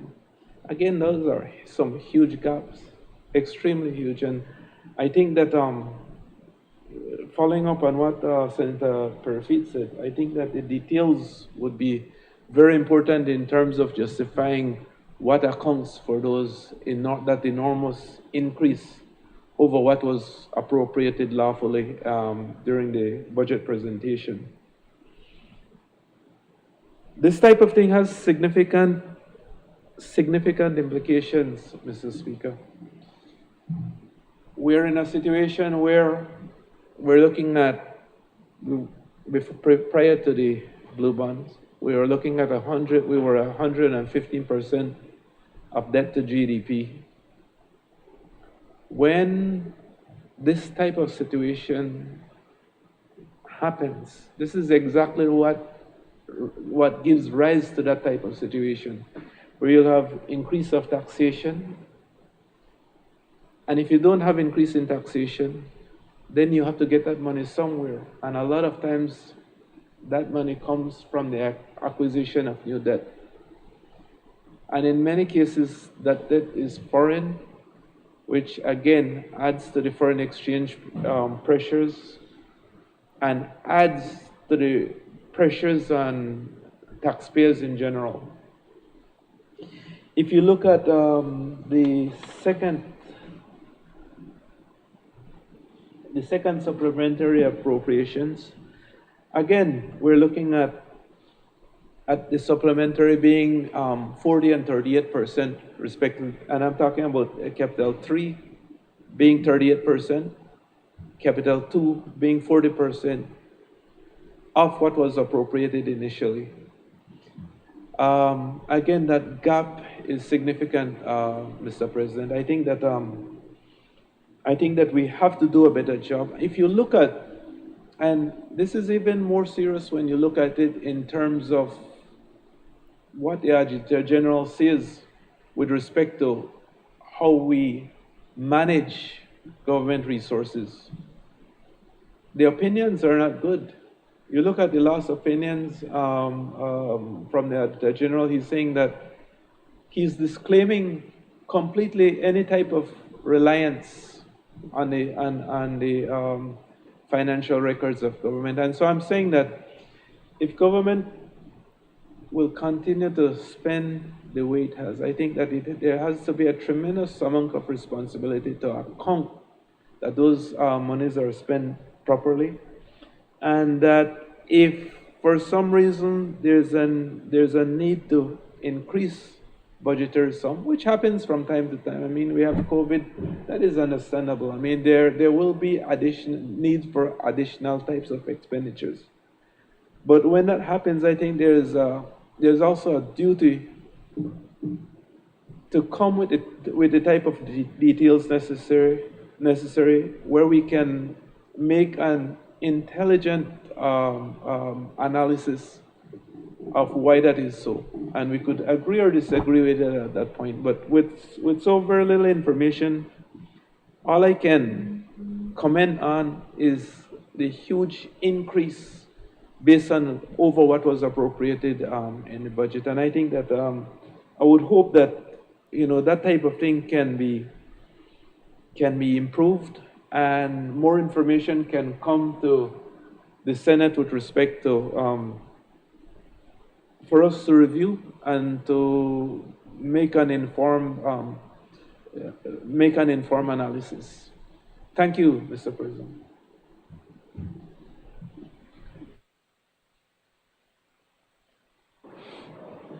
Yeah.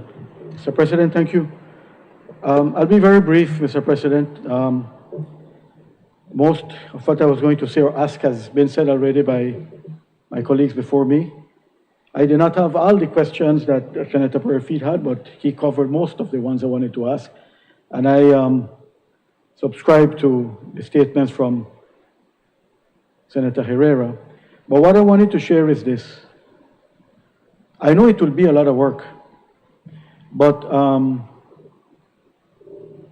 like my colleague Senator Herrera and Senator Elena Smith from Social Partners, we are members of the Joint Public Accounts Committee. And even though we have had this very busy day today, there was a training session for JPAC members yesterday. Unfortunately, it was kind of poorly attended. There was a last-minute cabinet meeting, I guess because House meeting was moved to Tuesday, so only one minister was able to attend for a while, Minister Bernard.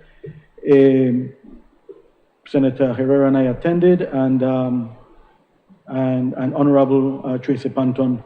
But I must say that that training session was highly productive, very useful. And one thing I learned, I picked out of that is this, and I can't wait for us to get into the business of the JPAC, is that via the JPAC proceedings, we will do all we can to ensure that monies are not just spent for what they were intended to be spent on, but also that we get value for the money, for the investment. So we have a lot of work to do, and yeah, I look forward to us doing that, because that is a tremendous responsibility that we have. And other jurisdictions, the JPACs of other jurisdictions, or the Public Accounts Committee, Trinidad and Tobago has 2 public accounts committees so that the workload is shared. They meet very regularly. And I look forward to us meeting at least monthly or more if possible. It's an important role in terms of the budgeting process, not only expenditure, but to monitor the expenditure. And as I said, the value of the money spent. Thank you, Mr. President. I recognize Senator Shari Medina. Yes, Mr. President, I rise to give my contribution as it relates to the supplementary appropriation bill. I think about 3 months ago when I was here, I believe we had a similar discussion as it pertained to the remuneration of the Governor General at that time. And I brought a word here at the Senate because it was very important for me to echo the sentiments of our fellow Belizeans today who have lost their jobs. A lot of them have lost their jobs. They were asked to take a pay cut of 10%. And so the word was sacrifice. And I continue to echo the word sacrifice because, of course, we want to be able to sacrifice together. We were asked to do that together as a people of this country going through COVID crisis, a pandemic, going through some really low spending right now. We have to be budgeting. And so, as Belizeans, we are really learning how to budget. We're learning how to pinch, how to make sure we prioritize. And so for me and for the Belizean people out there at large, they're echoing that they too need to see that the government is prioritizing spending. And so one of the points I want to make and I want to contribute here today is the fact that we need to have some kind of budgetary guideline that is followed in order for us to be able to see exactly where we're going in terms of spending. What are we spending on? And if we're spending, then of course it has to be of value, similarly to what Senator Salas just mentioned. And then when we look at some of the monies that are being spent at the moment, we're looking at some of the $10 million for land acquisition and so forth. Is this really necessary at this time, looking at the fact that some of these monies can be providing like a safety net for our fellow Belizeans who, like I said before, they have taken a pay cut. They have lost jobs. They are asking for food. They are asking for so many things. People are in need. So a safety net should be there to secure these people, that to make sure and assure to them that, yes, we'll be able to provide this to you, knowing that we're going to be budgeting right, and we're going to be transparent in the way we present our expenses. It's very key, and I will echo the sentiments of my fellow colleague, Senator Perfeet. When this government came in power, the echo was transparency and accountability. And of course, we want to see that. We want to be able to help you to reach that part. We want to be able, as citizens of this country, to believe in you and to be able to see that what you really said and echoed is really coming to fruition. And so I just want to share, Mr. President, that we are all here together in this pandemic. We're going through some really difficult, challenging times, and we're asking for greater transparency, accountability for our people of this country as we move forward and as we sacrifice. So that is all I have to say in regards to this supplementary appropriation bill. Thank you, Mr. President. I recognize Senator Martinez. Mr. President, I rise to associate myself with the concerns of the previous speakers, Mr. President. The clarity for these supplementary appropriation bill, this particular one, has to be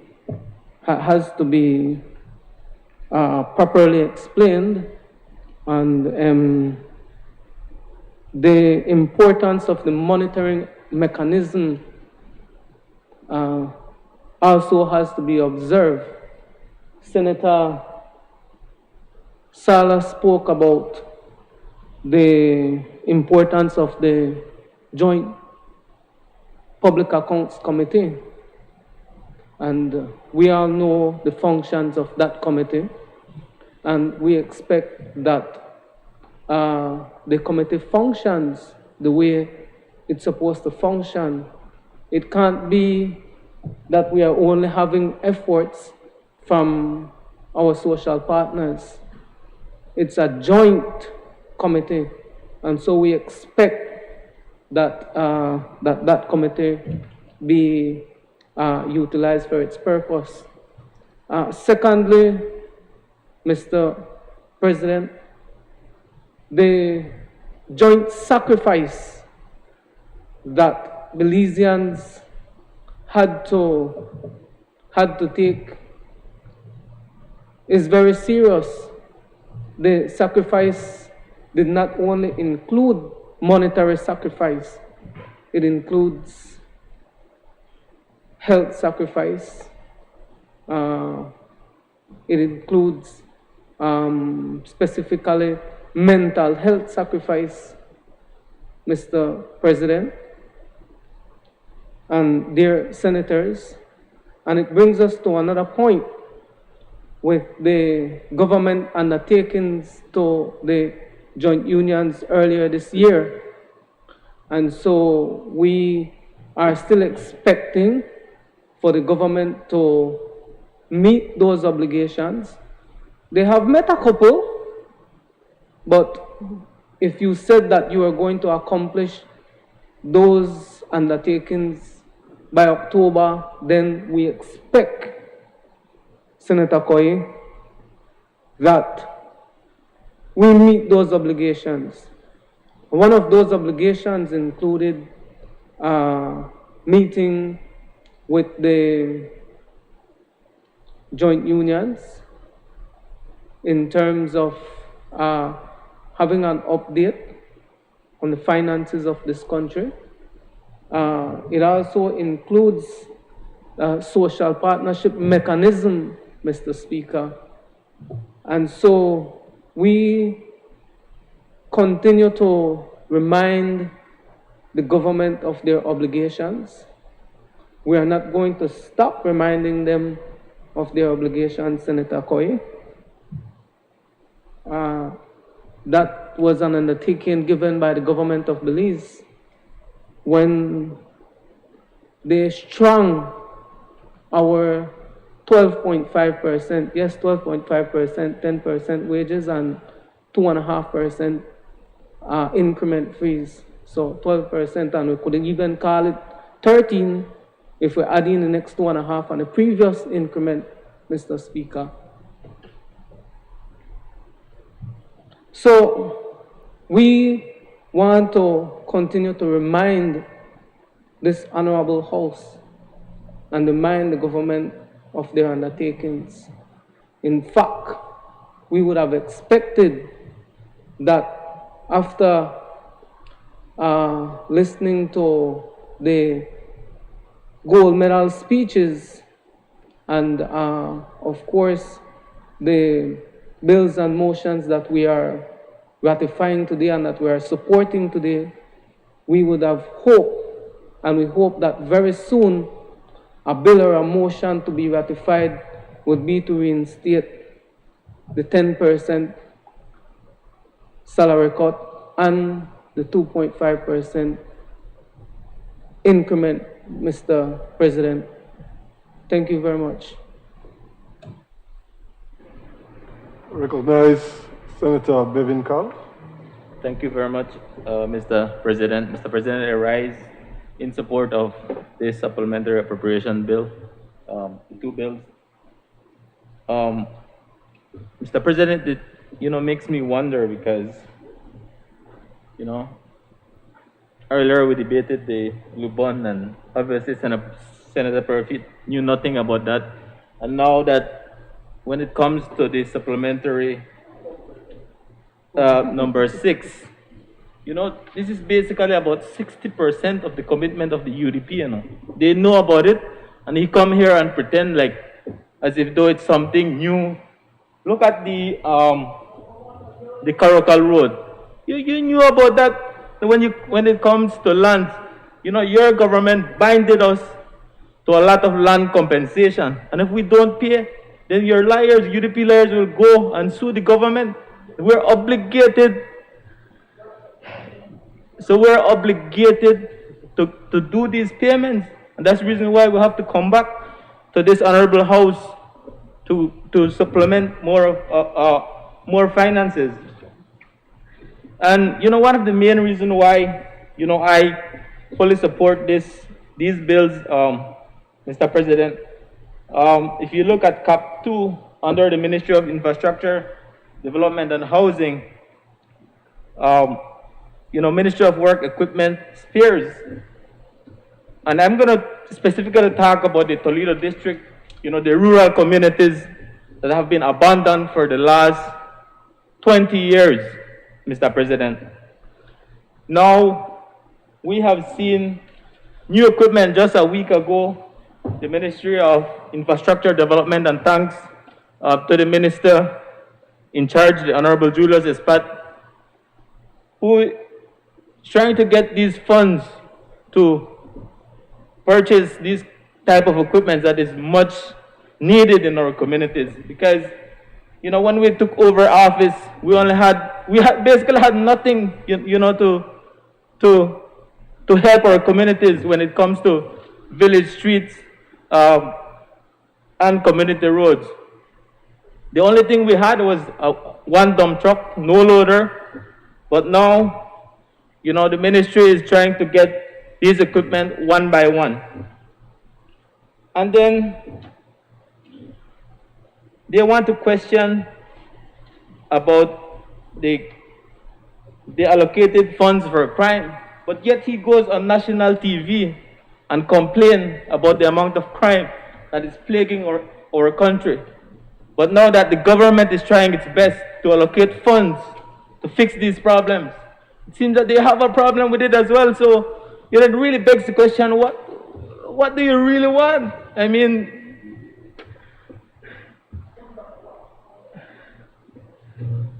so, again, Mr. President,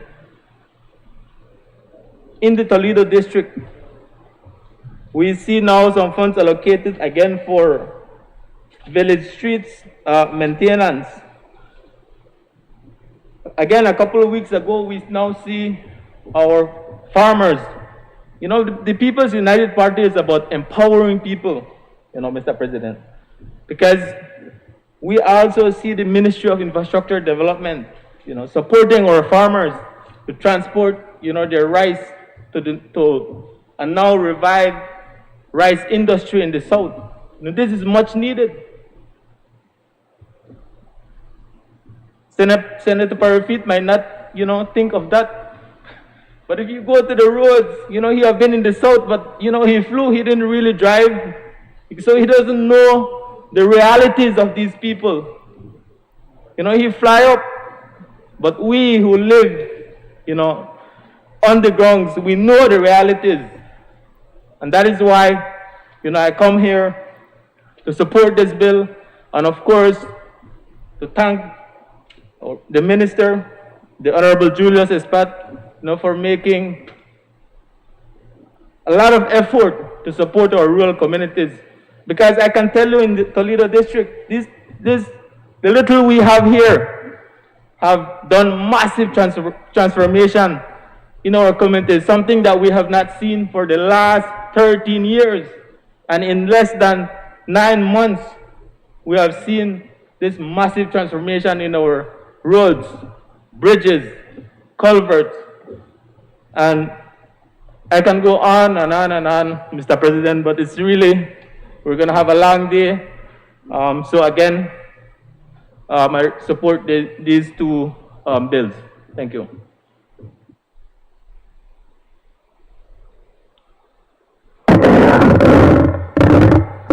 Recognize Senator Isabel Bennett.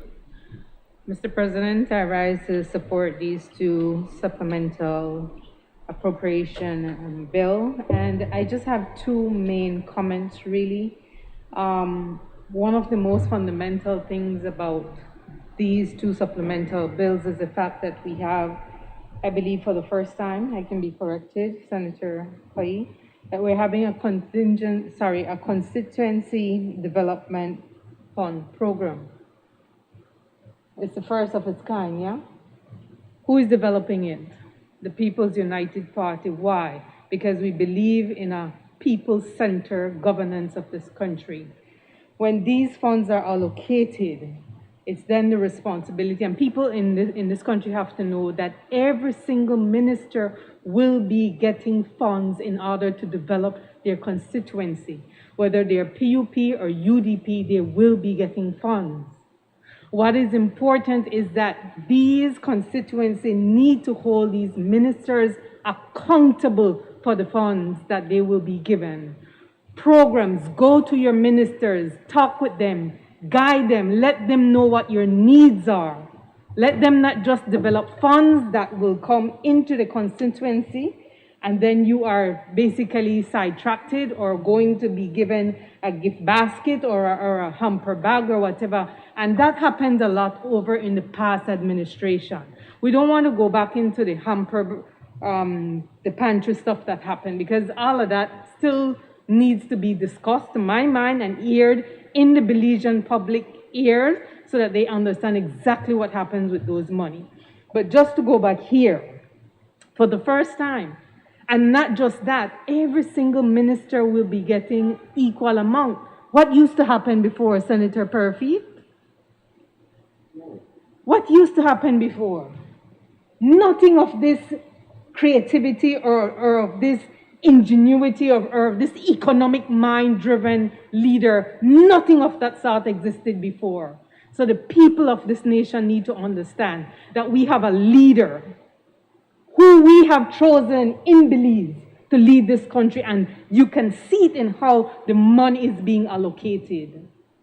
In addition to that, I'd like to also emphasize that even though we are experiencing the hardship of COVID, we are looking across the seas to our brothers and sisters in Cuba, and we were able to give them a hand, not a lot, but we were able to reach out. That says a lot of the leadership that is governing this country right now. Another point I would like to emphasize is that you can see that there is emphasis on developing career pathways for the young people of this country. How many new police officers do we have? And if you have been to any checkpoint over the past 3 weeks or so, I am proud to say that I can see young talent, fresh blood in the police force. And they stand very firm, very informed, being guided by persons who have been in the force before. And they stand there with a unique uniform with the green sleeve to indicate that they are trainees. The crime issue that we had did not happen within the past 11 months. The crime issue that we had did not happen over a 1-year term or a 4-year term of government. It happened long before. And who is here now to try to resolve these problems? The People United Party. Why? Because the people of this country believe in a guidance that will make the change for our nation. We have created an environment where we have young police officers not just having a job, but they are establishing a career. And I'm proud to be a part of the movement who is looking at the young future leaders of this country.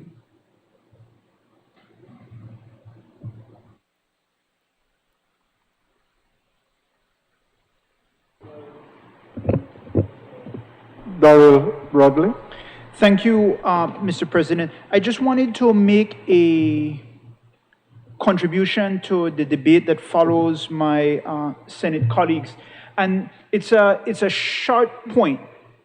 And the point is this, that I understand my role as a member of the Senate to be, in part, oversight.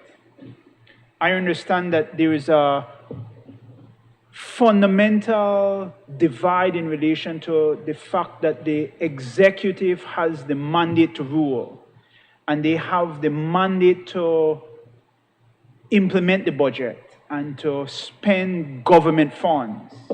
The legislative branch of government has the powers of oversight. I listened to the last 2 senators in relation to their contributions, and I have no issue with what you're saying. The issue that I have is that as a senator coming to this body, I need to be able to exercise my oversight functions. And in order to exercise the oversight functions in relation to these supplementals, you need information. It's not a point in relation to trying to knock the administration. It may come across that way, but it's not that point. The point is that we want to promote a greater form of government, not a PUP, UDP kind of thing, but a greater form of government so that the checks and balances in the country actually work for the benefit of the people of this country. And so if we come to this honorable Senate and we're asked to approve supplementals, I do not think that it is an unfair question or it is a wrong argument to say that for supplementals, in some cases, the spread between the allocations, as was mentioned before by Senator Herrera, it's a significant spread in relation to what was budgeted for and what is being requested in relation to supplementals. And I do, in looking at the notes, see the chart of accounts in relation to the line items in the budget. But if there are allocations being requested to exercise an oversight function effectively, I do not think it is too much to ask for there to be some explanatory notes in relation to what the funding is for. Because essentially, our contributions to this debate would be meaningless. We can speak to things that we see the government doing in relation to additional purchases of vehicles and investment in infrastructure and so forth, but these are specific allocations. And these are specific budgeted items, and in respect to some of them, they're quite significant. And in order for us to exercise the function effectively of oversight, we just need to know what the spending relates to.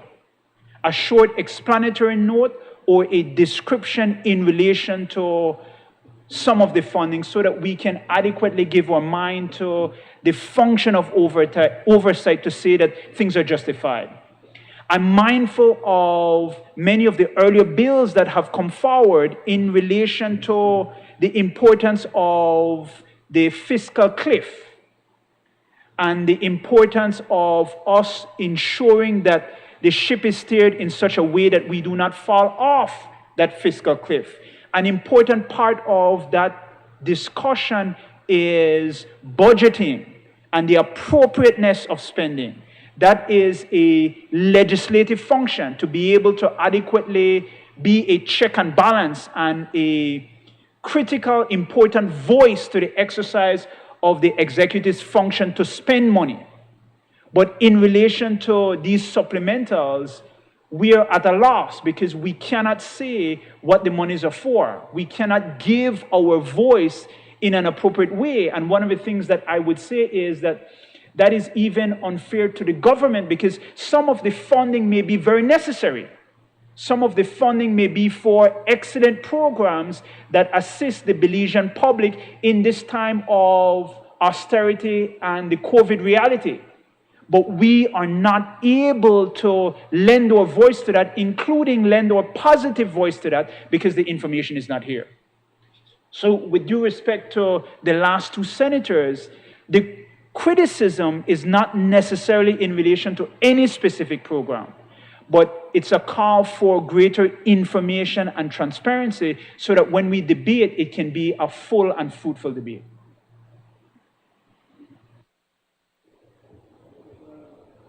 Senator Castillo.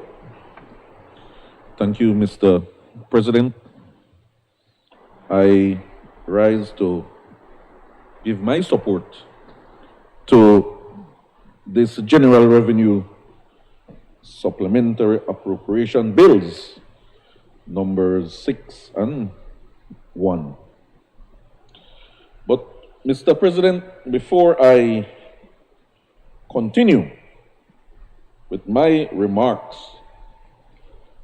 I must interject and say, I stated earlier this morning, and I used the word amazed, and I have no choice but to use that word again in describing the utter awe that I felt in listening to my colleagues across the other side. Because it's just simply amazing how the UDP, they're barking at us right now and talking about this 10% pay cut, Mr. President, and pretending, and I wish that Senator Martinez was here because I wanted to look him in the eye and tell him that they're pretending that they care for the unions and for the public officers. When in fact, it is because of them, Mr. President, it is because of the UDP government that we are where we are right now. And that's a fact. They're the ones that bloated the public service, expanded the public service, Mr. President, beyond unsustainable levels. It's because of them. They're the ones that had this country, and Senator Courtney alluded to it earlier, had this country borrowing $1 million a day. 1 million. Majority of it was to meet payroll. Absolutely not. So they're the ones, so how dare they could look at us and stand in this house and, like I said, pretend, Senator Martinez, pretend like they care about you guys. It's a farce. It's fraud. They're the ones that practically led this country, Senator, to the doorsteps of the IMF. Right, yes, sir? Yes. And like what Senator Salas mentioned, not led us to the edge of the cliff. They hold our hands so that I can jump off. I want me to go. Yes. No, they have the audacity to come here and try to chastise this government for taking, and it is unfortunate, but necessary, the necessary measures to fix this economy. And fix we will. So, Mr. President, this supplementary is much needed in order for us to fix the many ills that this government has encountered over the last 10 months or so. And so with that, I must commend the government on a job well done in putting together this supplementary. And unlike what Senator Perfit mentioned, I don't care what he said, I am telling you, this is one of the most detailed supplementary ever presented to this House. No if, no but, no maybe. Unlike those one-line descriptions that used to be the norm in the past, in the not too far gone past. So,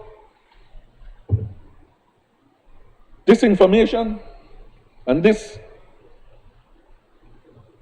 supplementary that we are about to address and to approve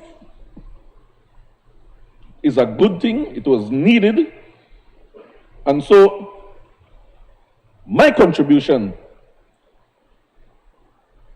there are many important areas that can be addressed, including education, the judiciary, health and wellness, agriculture, infrastructure development. And that is one that I was tempted to get involved in terms of some more details, but I will leave that aside. The museum culture. You know the roof of the museum by Central Bank? The whole roof right under this last UDP administration was caving in. No maintenance, just left right there. And so a part of this, the funds in this supplementary is going towards the repairing of our museum. But Mr. President, as the current chairman of the National Sports Council, yes, and also one that acts in an advisory capacity in the Ministry of Youth, Sports, and E-Governance, I must take this opportunity, this one hit shot where I got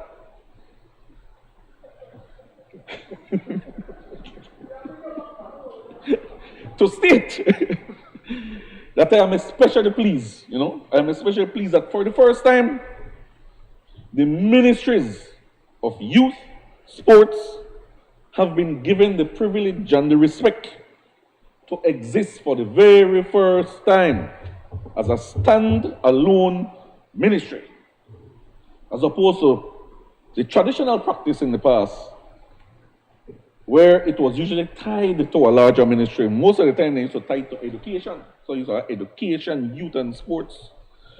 At one time, they tied youth and sports to housing.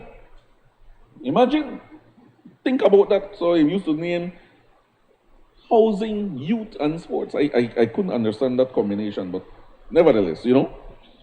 But this time around, we are seeing that this government is taking youth development and sports serious, so serious as to give it its own legs to stand on. And so, again,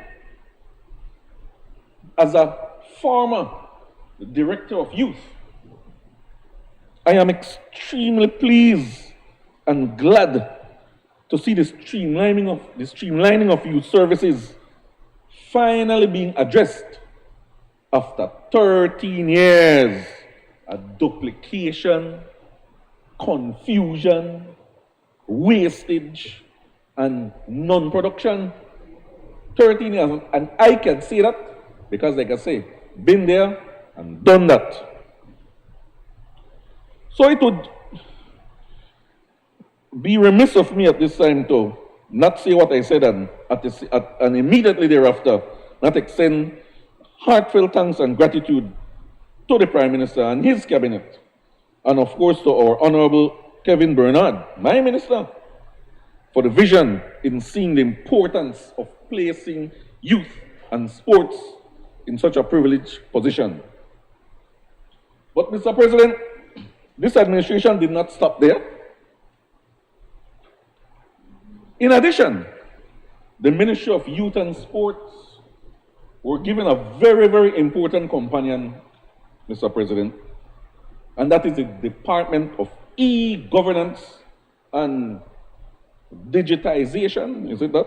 Is it digitization or digitalization? I'm not too sure.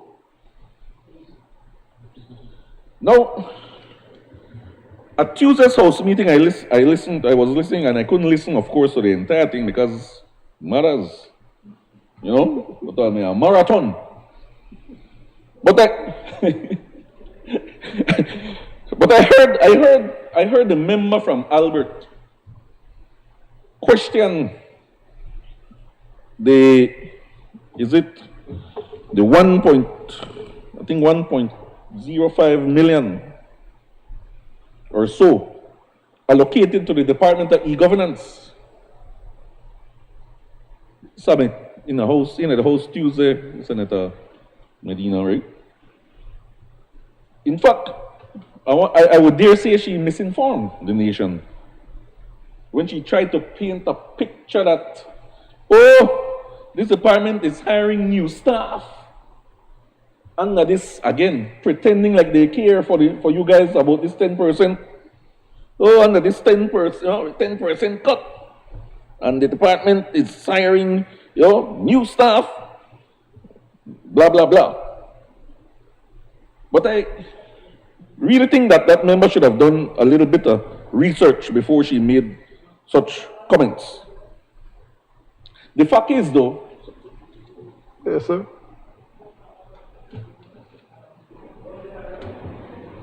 Check, yeah. Can you kindly ask the member to stop using the National Trade Union Congress as his scapegoat in his speech? Thank you very much.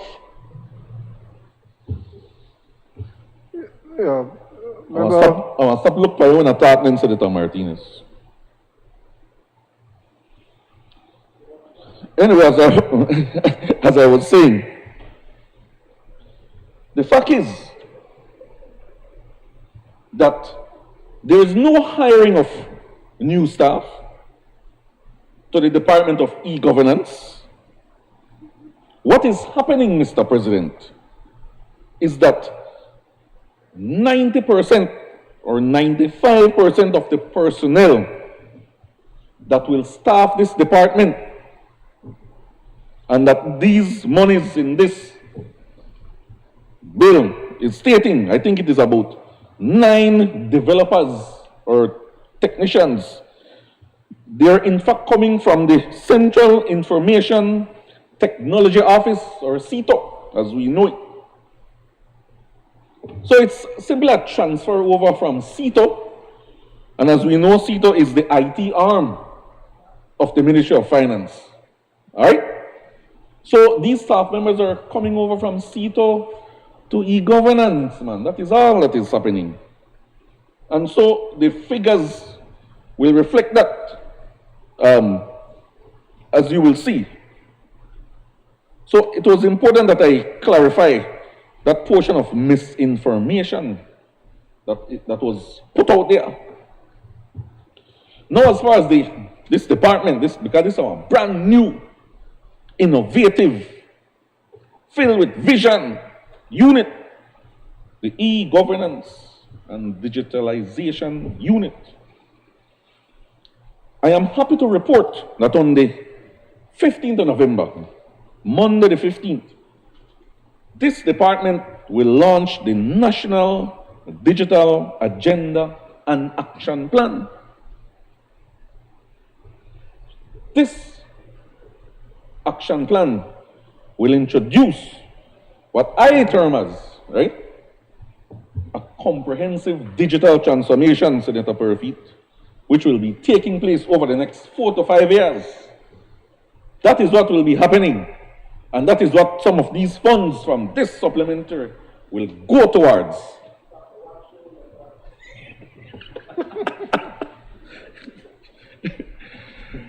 So units such as the Vital Statistics Unit, I know I looked back there.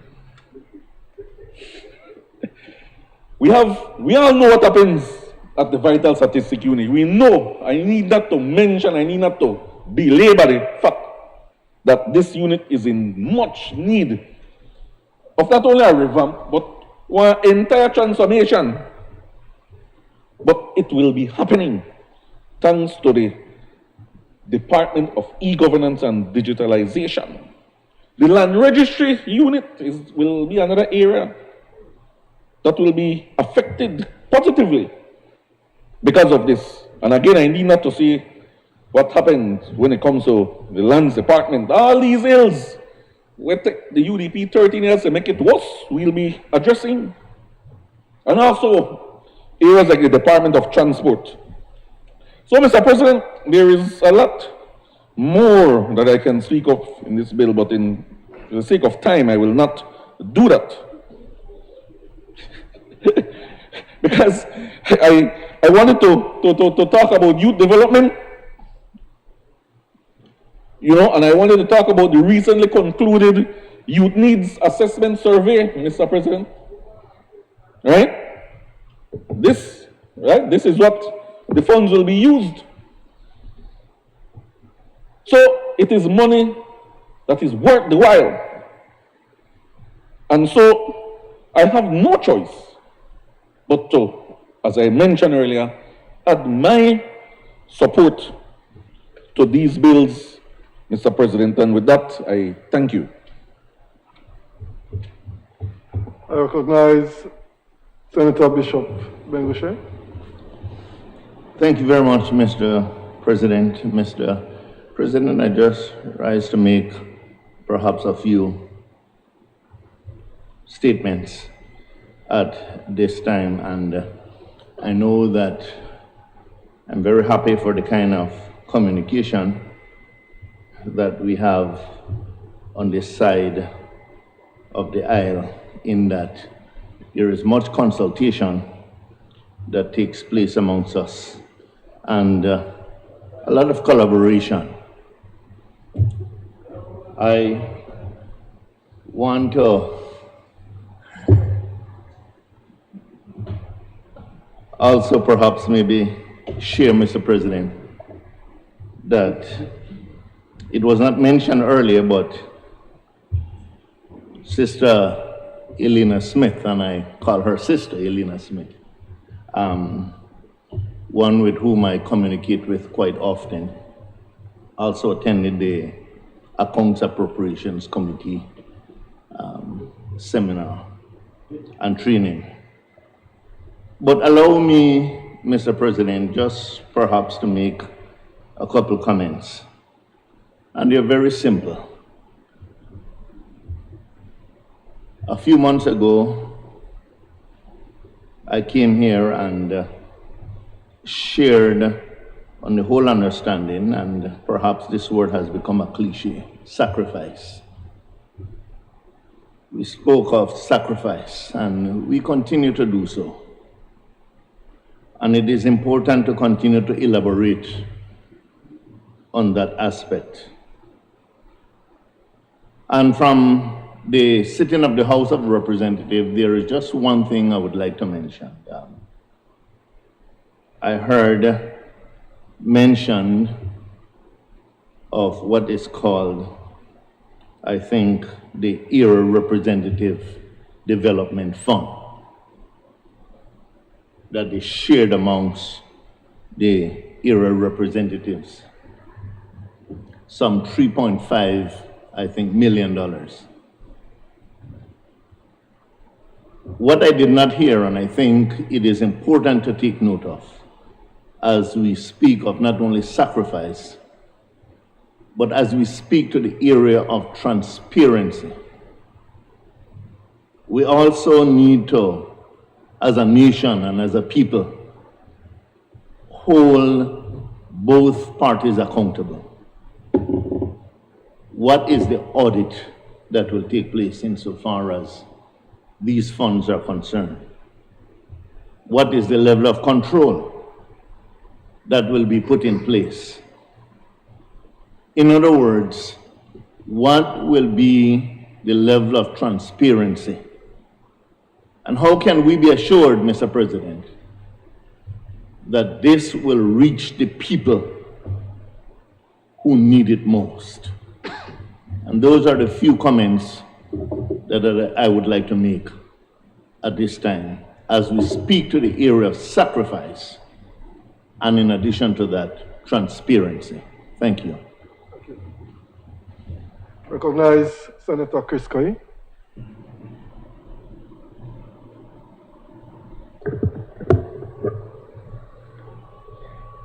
Mr. President, I rise in support of these two supplementary appropriation bills. And as in the last instance, to make comments, clarifications in respect of the particulars of the bills. I think it's useful to start off with the macro approach before I get into the micro or the detail approach. Listening to the senators this afternoon on these bills, I think it's certainly a common position that it's important to have more detail. From my understanding, I haven't been here before this year, but that what has been presented in these bills have been far more detailed than existed before. But that is not sufficient. That doesn't mean because there is an improvement that is a sufficient improvement. So I believe that while we are improving, we will do better. And I believe that the Senator Bradley, in his comments, I found to be quite useful. The importance of creating clarity or giving clarity informs on the ability to debate, to discuss the particulars of these bills, and to appreciate what is the purpose being put forward. The suggestion that there should be explanatory notes is one that can be considered. In a similar fashion, perhaps more detailed description of the appropriations can be given as well.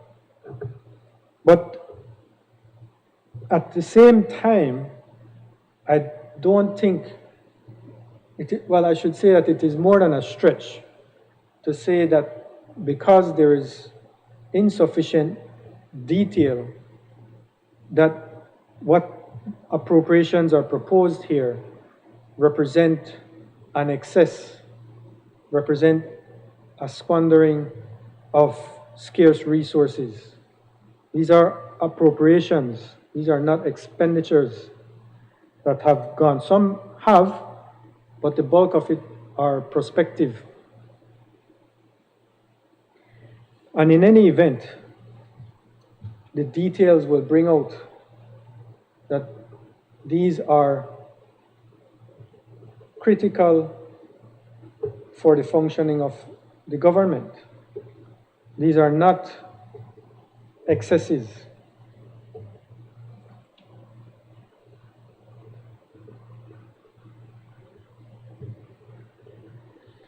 I think starting to get into more of the particulars of the bills, it's useful to get some percentages understood. As Senator Perfit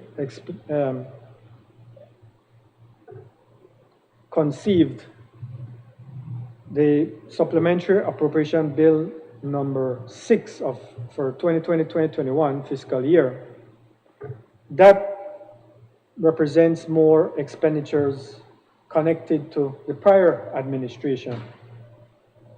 In particular, 66% of the total recurrent and capital expenditures are connected to UDP contractual obligations. Obligations, I should say, that were entered into under the UDP administration, 66%. So that's basically 19 million of the 28.8 million. So this administration is merely seeking to meet those pre-existing contractual obligations. Those are not new expenditures that have been brought about by this PUP administration. They are simply meeting pre-existing commitments. Another 5.9 million of that fiscal year 2020-2021 are grants. That represents 20.5% of the total. So we are at 86.5%. So a mere 3.9 million or 13.5% of that supplementary budget is connected to PUP or this administration's policy determinations for appropriations.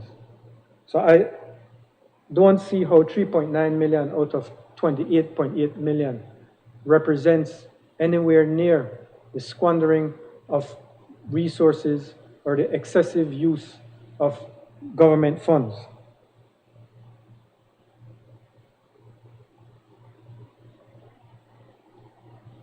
With respect to supplementary appropriation number 1 for fiscal year 2021-2022, again, Senator Perfit is correct in that that now represents more of this administration's policy approach. But once again, those contractual or pre-existing contractual commitments do not disappear at the end of fiscal year 2020-2021. So of the total supplementary appropriations proposed, 45% still remain directly connected to those pre-existing contractual commitments, or 38.2 million of the 85 million. Another 5.1 is tied to grants. A further 15 million is connected to the blue bond, and that represents monies that will not come out of the government coffers, but will come out of the blue bond proceeds itself. So we are only left with 25 million that again represents this administration's policy approach, one of which is the 3.5 million constituency development fund. So again, I repeat, I find it difficult to see that there is any excessive use of resources in the putting together of this supplementary appropriation. Now I'll get into a little bit more detail.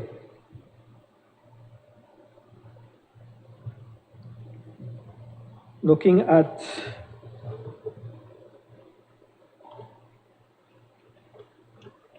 the full list, I tried to keep track of all the different items, Senator, that you wanted to get clarification on. In respect of number 6, supplementary appropriation on the judiciary, I believe that is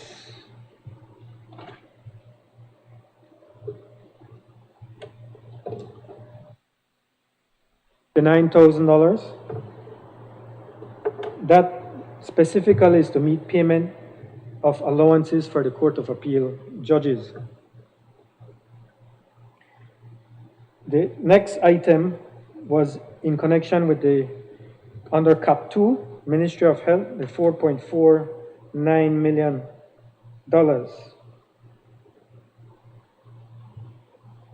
COVID-19 medical supplies and equipment, that's this description. That actually is a combination of a couple items. First, $2.5 million of that is grant funded from BEL, BWSL, Santander. That all represents $2.5 million of grant funded for COVID relief. The next $2 million is for government counterpart funding for the IDB repurposed loan. That was, that's the Sustainable Tourism Program 2 loan, I believe. $2 million of that was repurposed, and that is where that repurposed money came from for COVID relief purposes.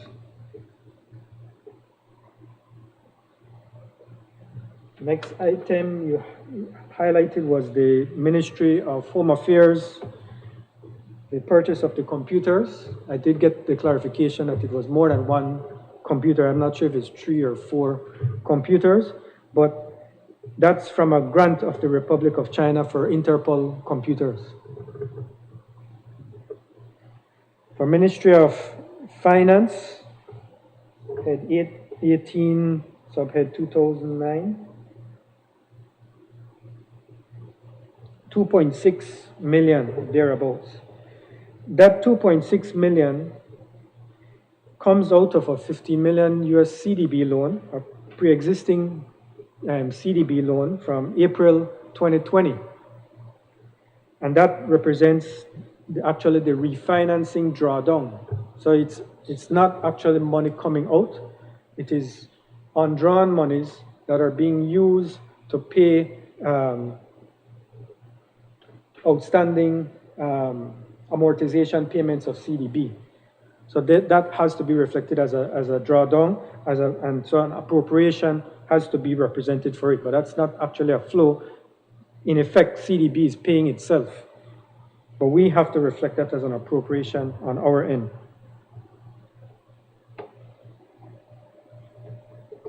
Ministry of Health, the $800,000, that is in connection with the same IDB loan for sustainable tourism, the repurposed loan.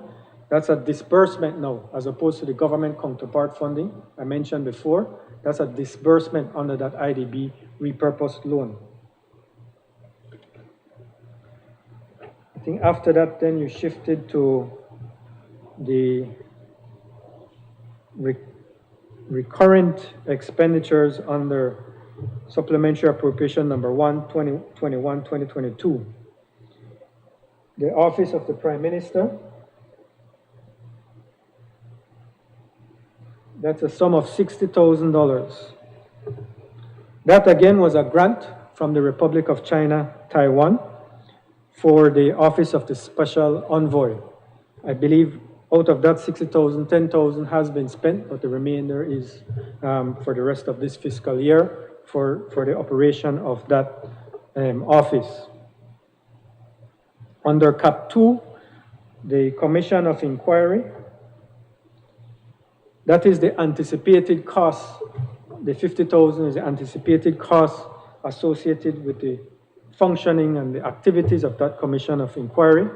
I understand roughly 10,000 of that 50 has been spent at this time. Then the next item is violence prevention under Cap 2.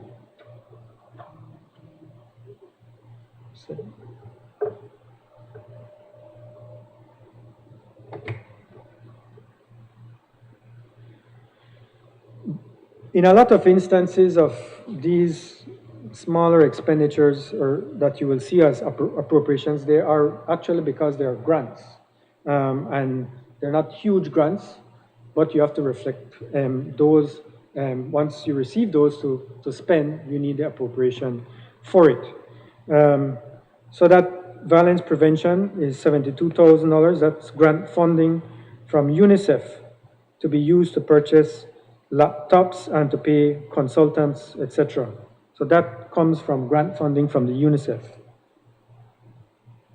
The $25,000 Ministry of Health, COVID-19, that's also a grant from the British High Commission towards the COVID-19 pandemic. You highlighted as well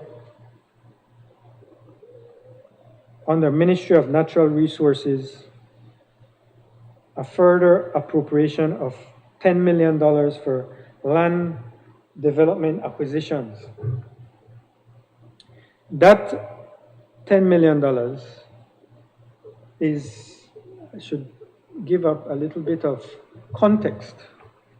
I believe it's 2020.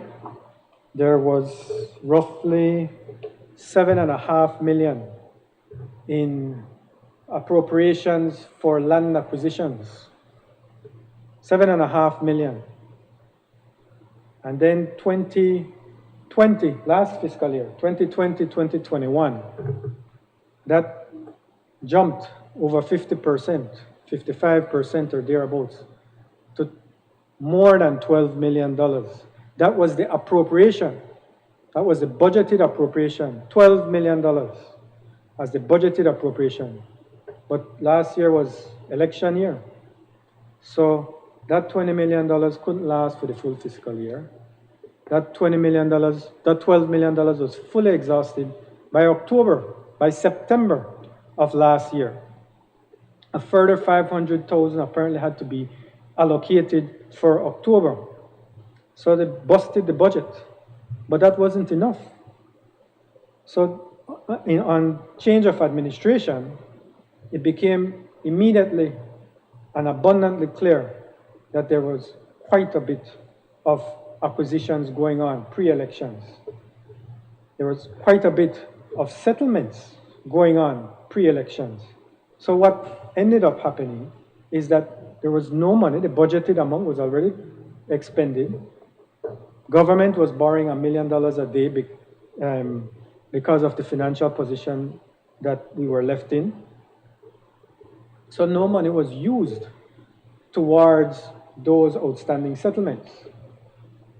In preparing the budget for fiscal year 2021-2022, the budgeted amount for $12 million of 2020-2021 was essentially what was used for this fiscal year.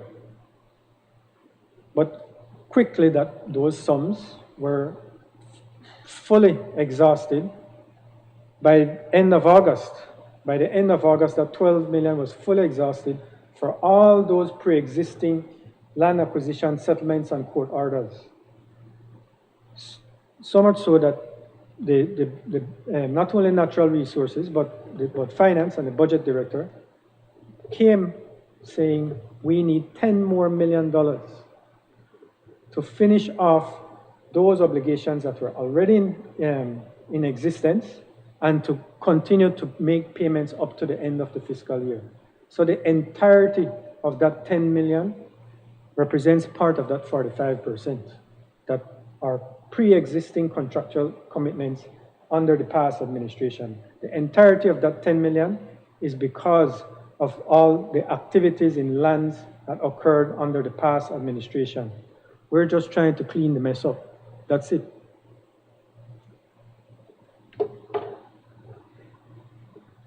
The green building, $1,052,000. That green building, I believe you're correct, Senator, that is either completed or substantially completed.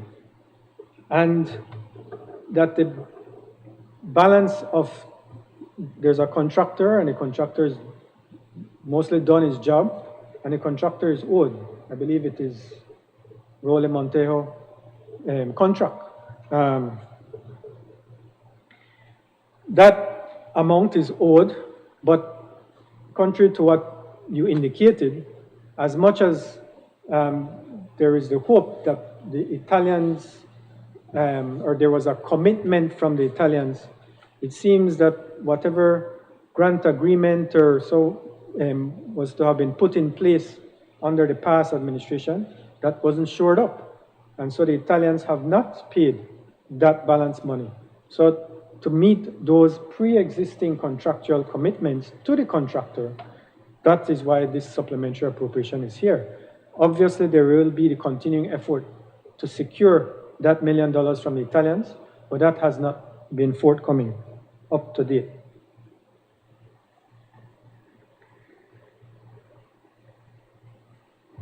Item 27.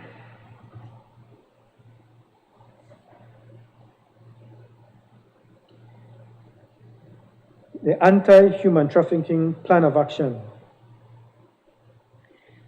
roughly $55,000.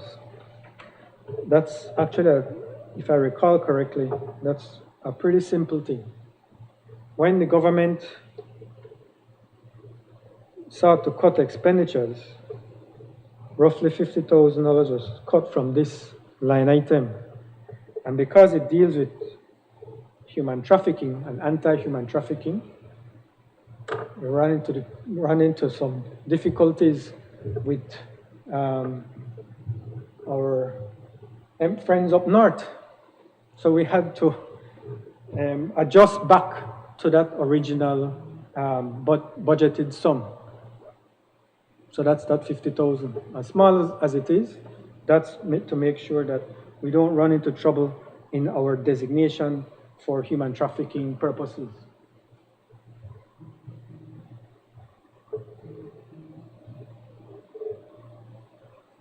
The infrastructure, Halover and Caracol.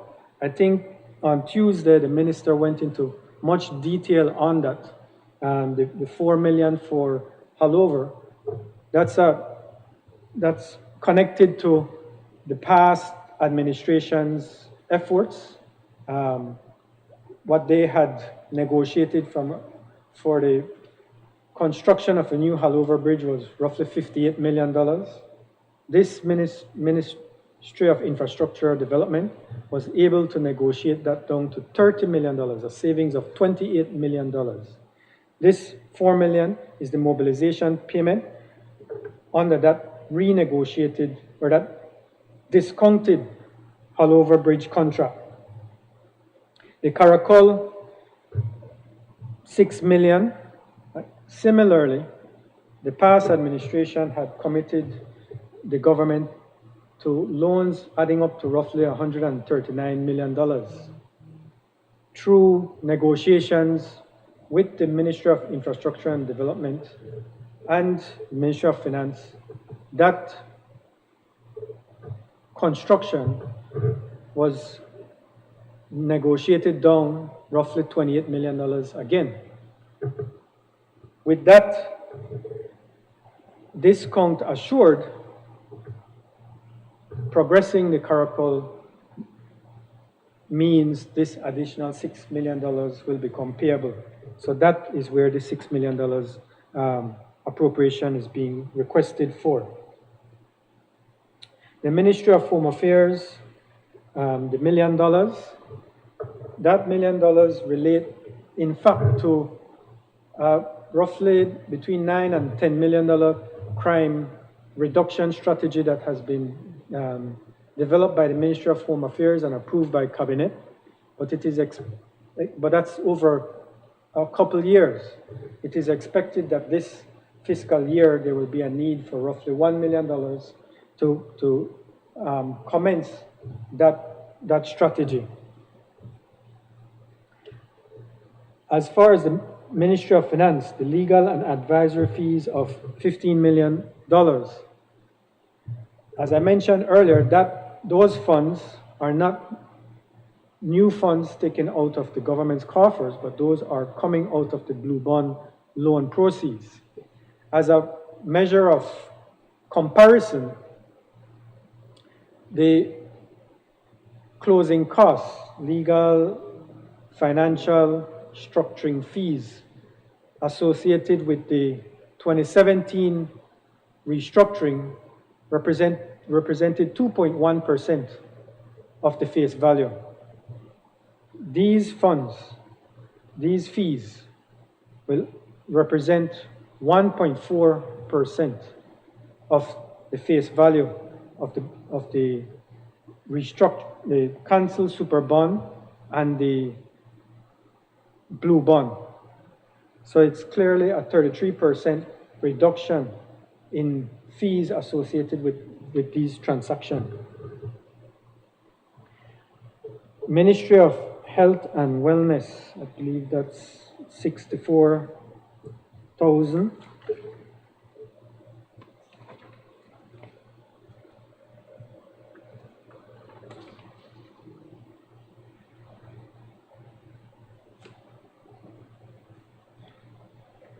Okay, that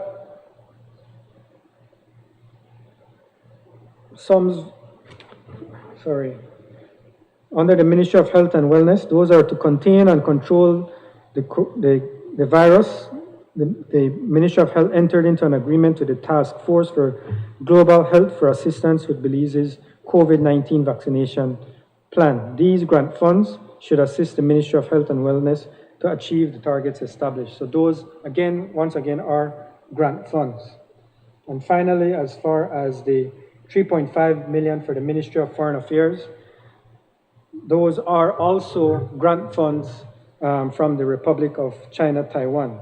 So I hope I've gone into sufficient detail to clarify what these various proposed appropriations are for, but clearly they're not in any way an excessive use of resources, but a necessary use of resources.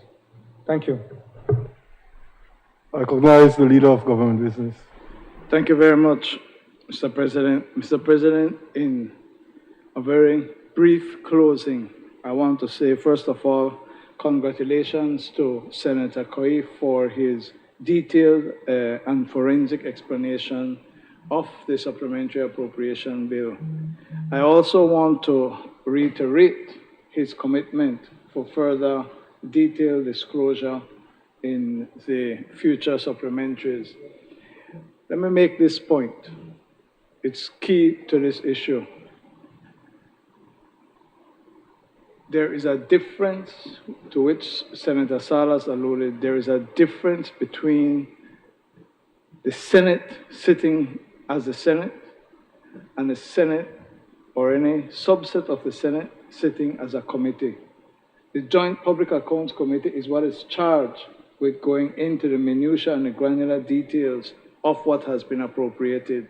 It is not when you come to the Senate that those details are to be gone into in minute detail. Suffice it to say what has been presented is a marked improvement, and we repeat our commitment to greater disclosure of these matters. I ask that the question be put, Mr. President. Honorable members, the question is that the bill for an act to appropriate further sums of money for the use of the public service of Belize for the financial year ending on the 31st day of March 2021 be read a second time. All those in favor kindly say aye. Aye. Those against kindly say no. I think the ayes have it. I recognize the lead. Oh, yeah. The two, okay. Honorable members, the question is that the bill for an act to appropriate further sums of money for the use of the public service of Belize for the financial year ending on the 31st of March 2022 be read a second time. All those in favor kindly say aye. Aye. Those against kindly say no. I think the ayes have it. Bill for an act to appropriate further sums of money for the use of the public service of Belize for the financial year ending on the 31st day of March 2021. Also, bill for an act to appropriate further sums of money for the use of the public service of Belize for the financial year ending on the 31st day of March 2022. I recognize the leader of government business. Mr. President, I rise to move a second reading of a bill for an act to provide for regulation of securities business and activities and to provide for matters connected therewith or incidental thereto. Mr. President and colleagues, the bill states in Clause 2 the purpose of the act, which is to facilitate capital formation and economic growth, provide protection to investors from unfair, improper, or fraudulent practices, foster the development of fair and efficient capital markets and confidence in the capital markets in or from within Belize, reduce systemic risk, and promote public understanding and financial system, including awareness of the benefits and risk of different kinds of investment or other financial dealings. Mr. President, this is a commitment of Plan Belize.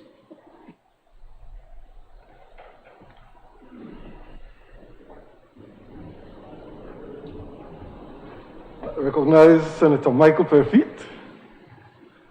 Sorry, sir. Again, you know. So you're repeating again, you know, Mr. President.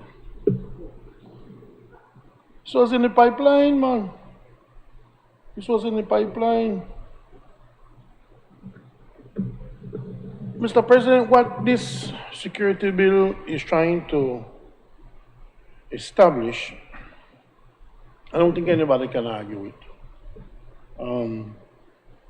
If we want to become a sophisticated financial market with debentures and stocks and like that, I think a securities bill is very necessary to make sure that we can accomplish those things. I think, if I'm not wrong, Minister, I think it was really only BL that used to issue debentures or something to that effect, but we don't have a sophisticated market to that extent. And I think a securities bill provides a framework that people can have protection within that bill. And when you try to look at what a securities bill is supposed to do, if you don't have nothing to hide, you have nothing to worry about, you know. But at the same time, there are some procedures that I would like to see followed. And in this securities bill, I think the commission, in certain instances, is required to go to the court for an order, but in certain instances, it's not required to go to the court for an order. And there is one particular piece where the commission can enter into MOUs with like foreign commissions or foreign entities. And I think that that is something where I would suggest that while the bill is something that we welcome, that we need to look carefully on that when it comes to the bill. If you look at the proposed 122 at section 2, without limiting the generality of subsection 1, the Commission's powers, the Commission may require the following information to be furnished. Information from a person's auditor, 122.2. Well, I have it as in what was given to us, I have as 122.2, with the side note, powers to obtain information for investigation. Or you have another one? Because the one that we were given, that was the original. That's a. So an amended one. So Yeah, that would that's be a 121 now. Yeah, Yes, because it didn't have a section 8, I think. Yeah. So yes, that was one of the issues with the bill as well. It didn't have a section 8, but I think that was just like 13,000 for a computer. I think that was just a typographical error. But the 121, which just pretty much brings that up. So it's 121.2 instead of 122.2. Without limiting the generality of subsection 1, the Commission may require the following information to be furnished. Information from a person's auditor, including but not limited to audit working papers, communications, and other information relating to an audit or review of financial statements. Subscriber records held or maintained by telephone service providers located in Belize that include the name and address of subscribers, payment details, and incoming and outgoing communications with date, time, duration, and identification of phone numbers from which communications are made or received, and such other details as prescribed. I think, Mr. President, that before a commission, I don't see anything in that particular section that refers to it.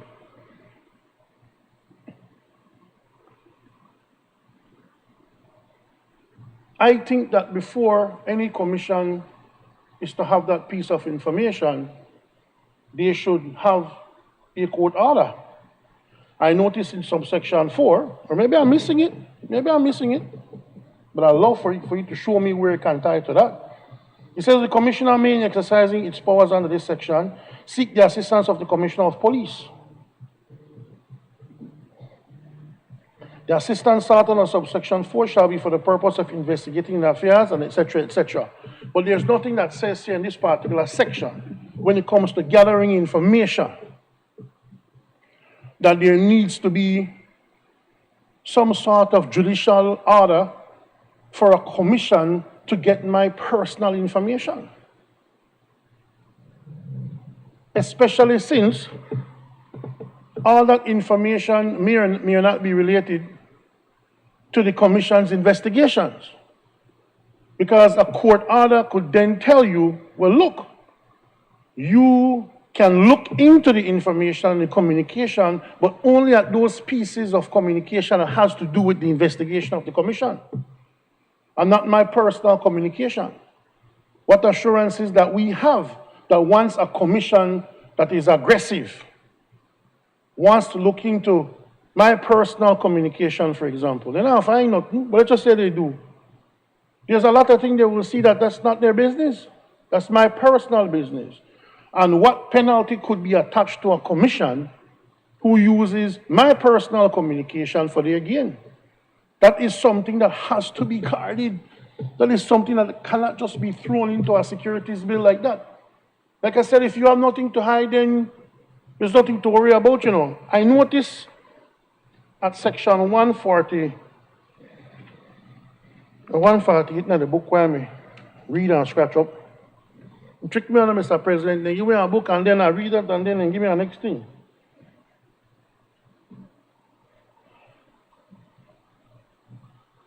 It says, for example, in 147, order to freeze property. Without limitation to 146, the Commission considers it in the public interest to do so, if it considers to do so, may, for the administration of this act or to assist in the administration of securities legislation of another jurisdiction, apply to the court for an order directing a person having a deposit under control or for safekeeping of any funds, securities, or other property of the person named in order to hold them. And it goes on to list them, but it's very specific as to what the court order is for. All I would suggest is that similarly, for Section 121, you could have the requirement of a court order before you get my personal communication. I know under the law, the FIU and the DPP can get your phone records. The DPP and the FIU can get your phone records, but it specifically states that if you want a person's records of that person's personal phone records like that, you must go to the court, even if it's an ex parte order that you get, even if you go to court without notifying the person that you're going to court to get their records, at least have some judicial body say. And to make it without a doubt, I don't know if you want to make a stretch and say you can apply 148 to 147 to 121, but it doesn't seem like you would have to, since they are both specific sections. But that is the only thing that concerns me about a security bill, where you have a commission that can know your communication without having to go to another body. I had as well Section 133, which would be Section 132 in this one.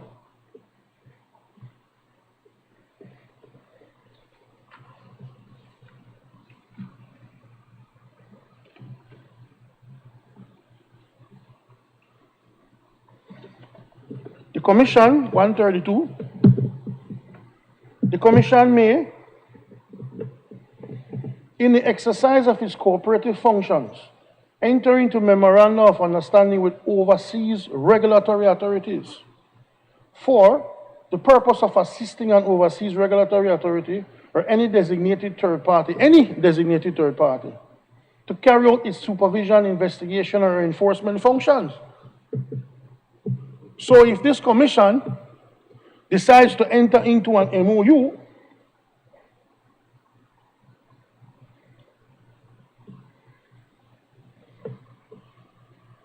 this commission can enter into an MOU with the IRS in the United States, the FBI, any investigative body. So you have a commission that can on its own enter into an arrangement with a foreign body.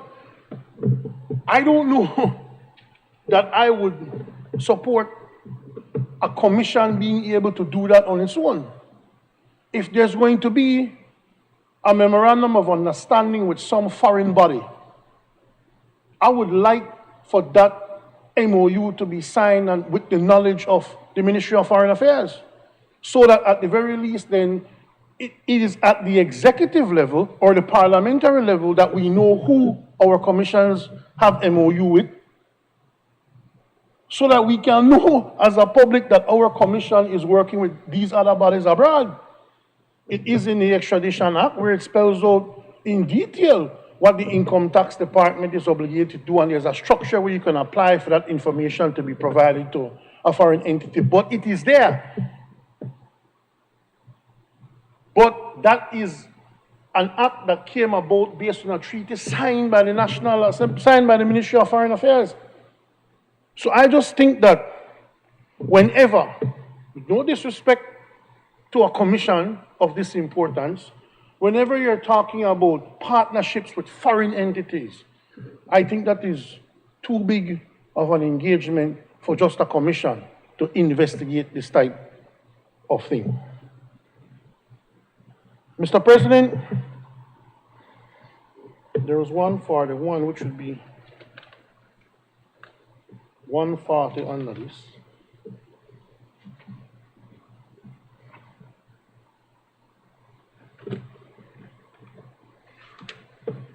Grave indulgence, Mr. President.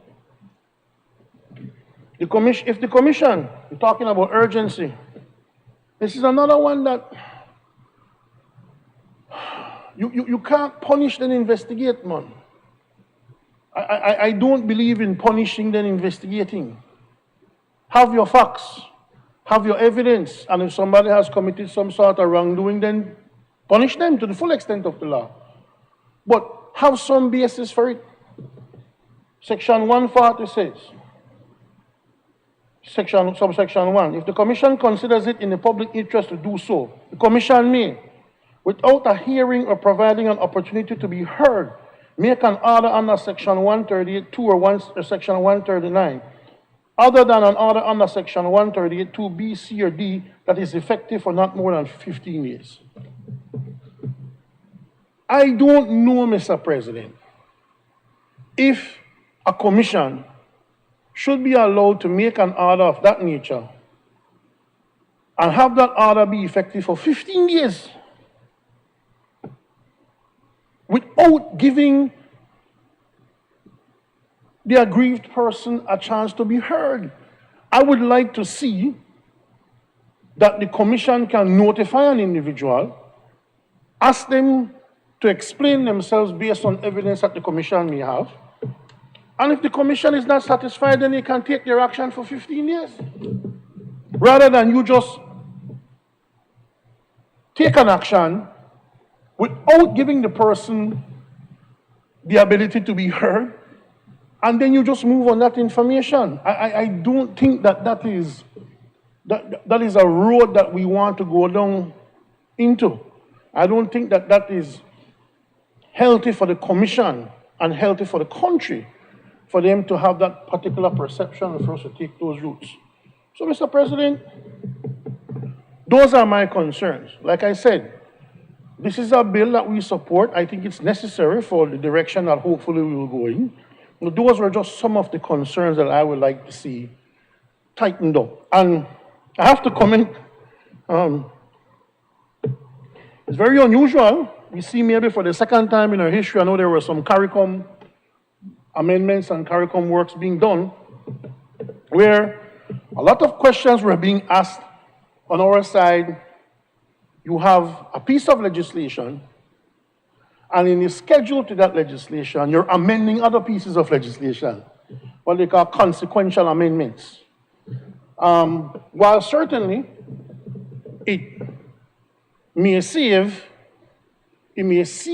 efficient on the face of it, and it may save us to have to deliberate on 9 bills to remove one person from office, but this way makes it very difficult to follow. So you could be looking at a piece of legislation in here, it mentions the Domestic Banks Act, for example. If you take a history of the Domestic Banks Act, you would not be able to see an amendment in that act going forward if you haven't checked what proposed amendment has been made in the Securities Bills Act. So it is very difficult to follow the amendments this way, especially how numerous they are in the security bills. I would suggest that since it will be hard to trace, that we take steps to immediately, whether on the e-library or do some sort of amendment to the laws, very quickly, the ones that are mentioned in this schedule. So people, when they're reading the different laws that have been amended in here, they will be able to follow and say, yes, this is an amendment that occurred such and such a date, and it flowed from this new security bills legislation.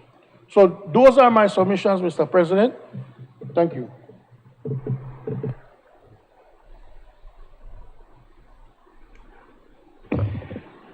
I recognize Senator Darrell Bradley.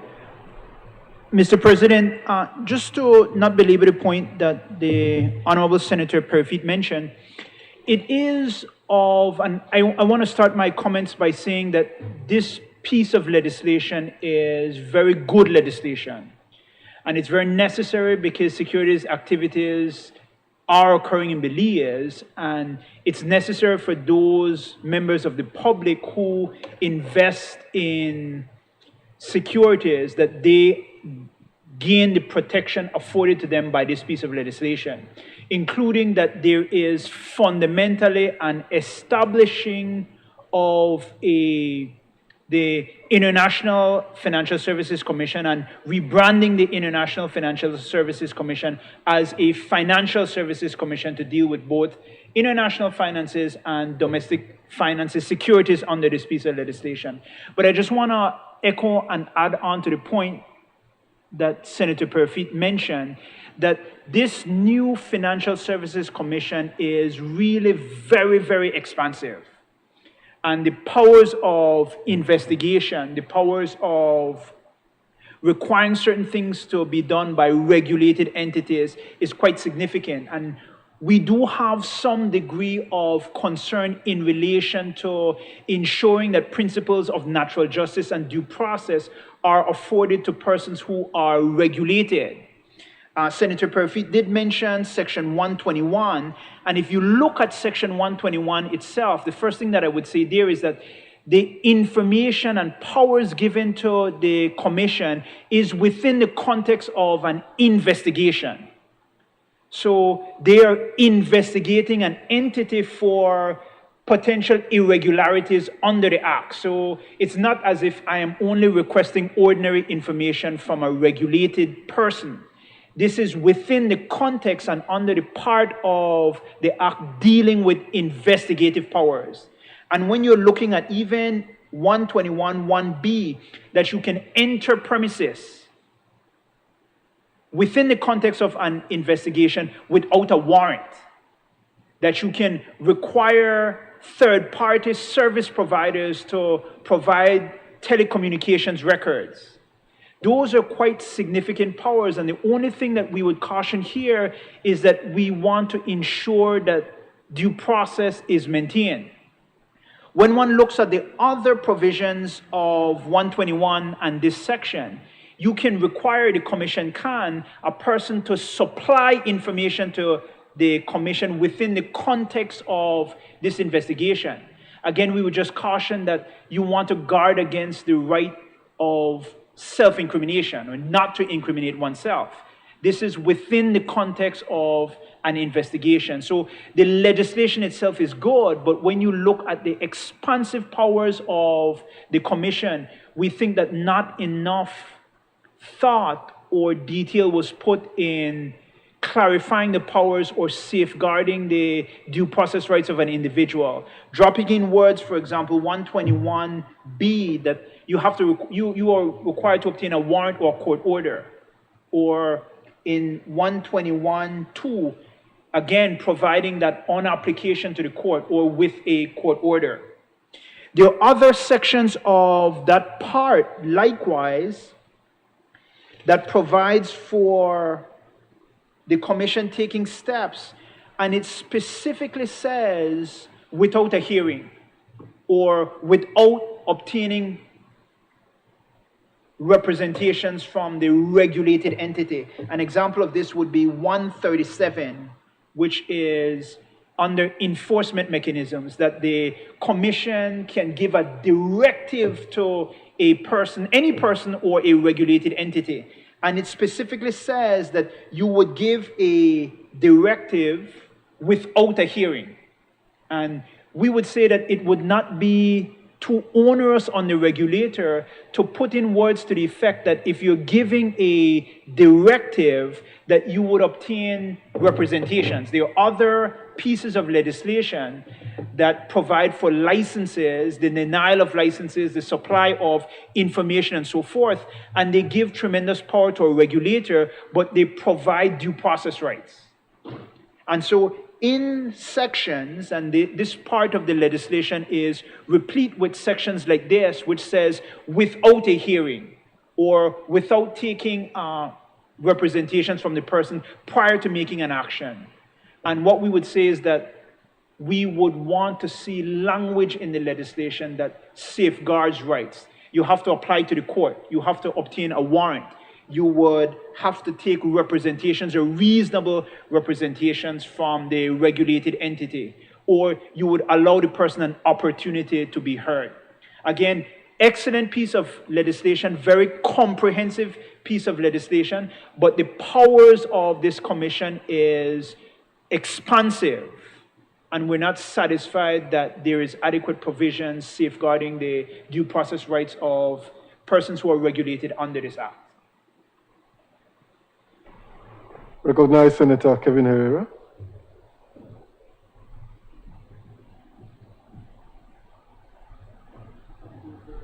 Mr. President,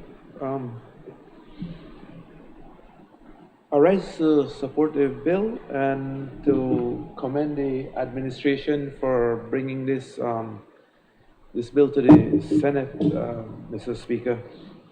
I think it's a very important step in modernizing the financial market with respect to debt and equity, as well as, like the previous senator said, regulating the sector. And that, as we know, is to bring confidence so that those who operate in this area will be able to do so transparently, and would have the type of information they would need to make informed decisions about investments, raising capital, debt, equity, whatever it is. This is something that the business community has been lobbying for a long time. I think over 4 years now, they've been in discussions with government, and so it's something that is very much welcome. It certainly gives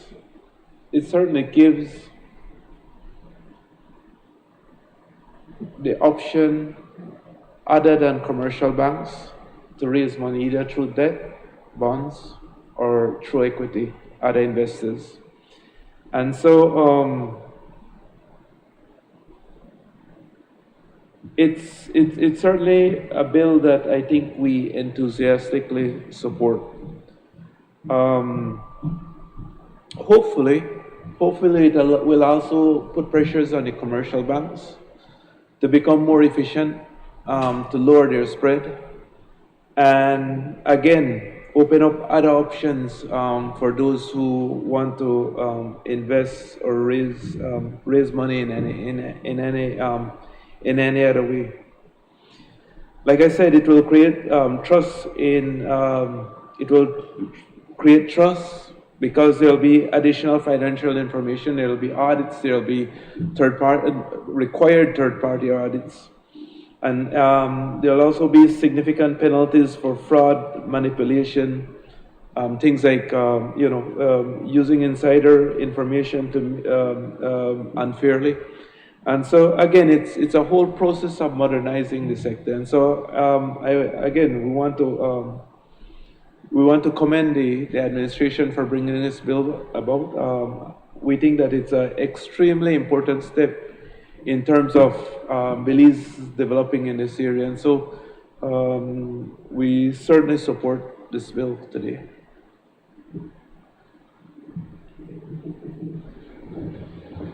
I recognize Senator Osmani Salas. Okay, thank you, Mr. President. I rise to express my support for this bill as well, as my colleagues before me have done. I listened intently to the presentation from Senator Perifit and Senator Bradley. I thank you for raising all those points, and I look forward to the response from the government side.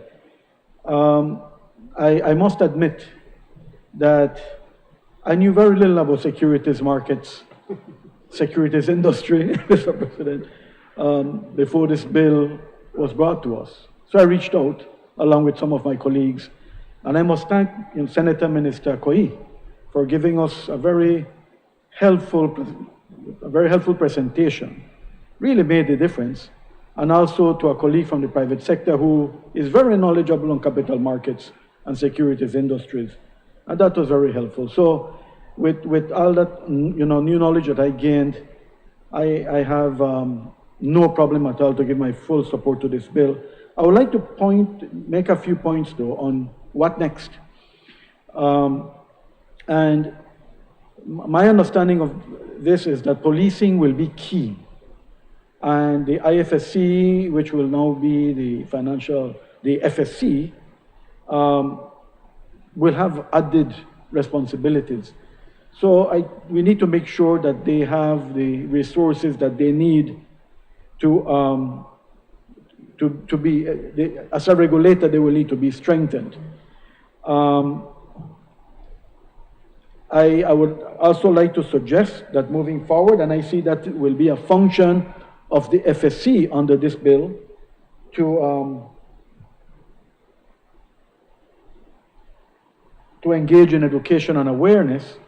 I would say that there is a need for financial literacy led by the FSC and with the support of the private sector. I think that is an important function that must be carried out. And I'm also advised that it will be very important to ensure that there is training for market players, training in capital markets and the opportunities and what that means. And one last thing, and it has to do with offenses.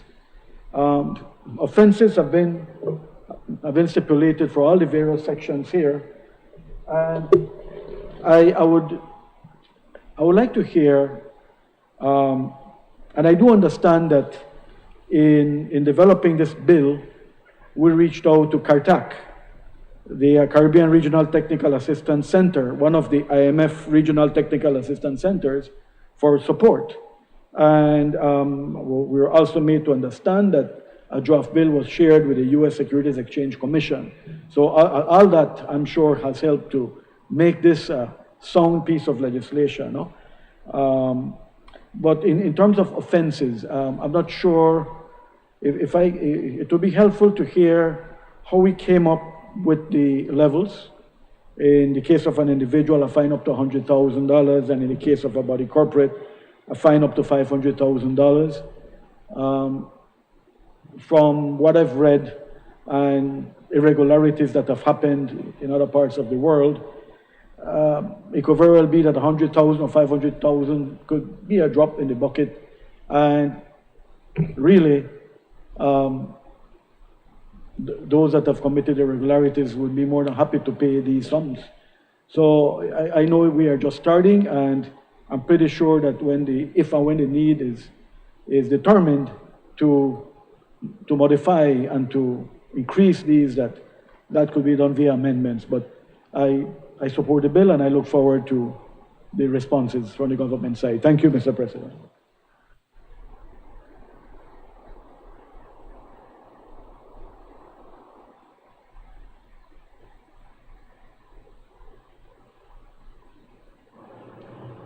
I recognize the Honorable Senator Christopher Coy.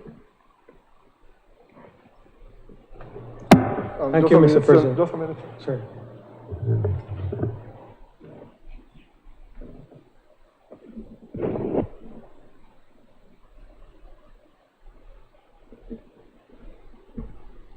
I recognize Senator Christopher Coy.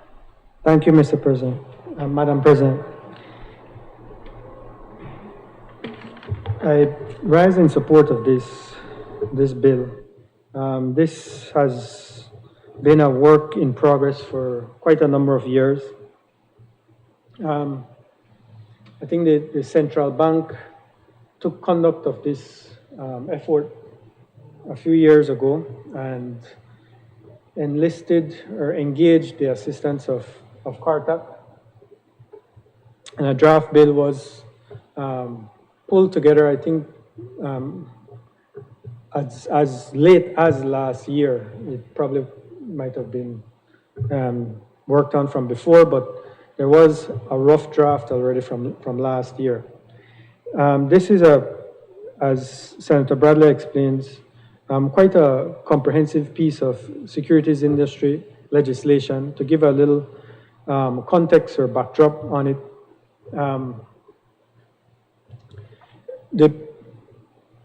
the purpose of this is to support capital market development in Belize. There have been rudimentary examples or efforts of capital market development. We have the public utilities that have issued debentures. We have the municipalities that have issued securities as well. And you also have a couple other businesses that have gotten into the fray. But at this point in time, there is really no exchange. There's no active bond market, no secondary market to really speak of. And as well, there is the concern of the consumer/investor, the person who would otherwise buy these securities. The securities industry bill is, through the efforts of CARTAC, after, in a sense, my own research, largely copied from the Bahamas securities industry law. And it looks at its development more as a conduct type regulation legislation as opposed to prudential regulation legislation, which is more the purview of the central bank and its regulation of the banking sector. So that's where this dichotomy or bifurcation of this type of activity arises. And that is really at this point internationally acknowledged, but as best practice. The UK, for example, had a financial services authority that had looked at being responsible for a broader scope, a comprehensive scope, but they ultimately split their regulation into those two areas, a prudential regulation authority and a financial conduct authority. This legislation seeks to protect our reputation in one sense by creating a structure, a legislative structure for securities business in Belize, but at the same time looks to protect as well not only the reputation of Belize by that structure, but by regulating conduct. It seeks to provide or protect that consumer or that investor who would buy those securities. What it does is it, in effect, requires disclosure, and it requires third-party involvement in the assessment of a security. So it does require audited, if a business is looking to issue securities to the public, it requires the prospectus, but it does require the audited financials to be supported, and it does provide for registration of those securities. It lays out in relative detail some of the, or what those requirements are for those issuers.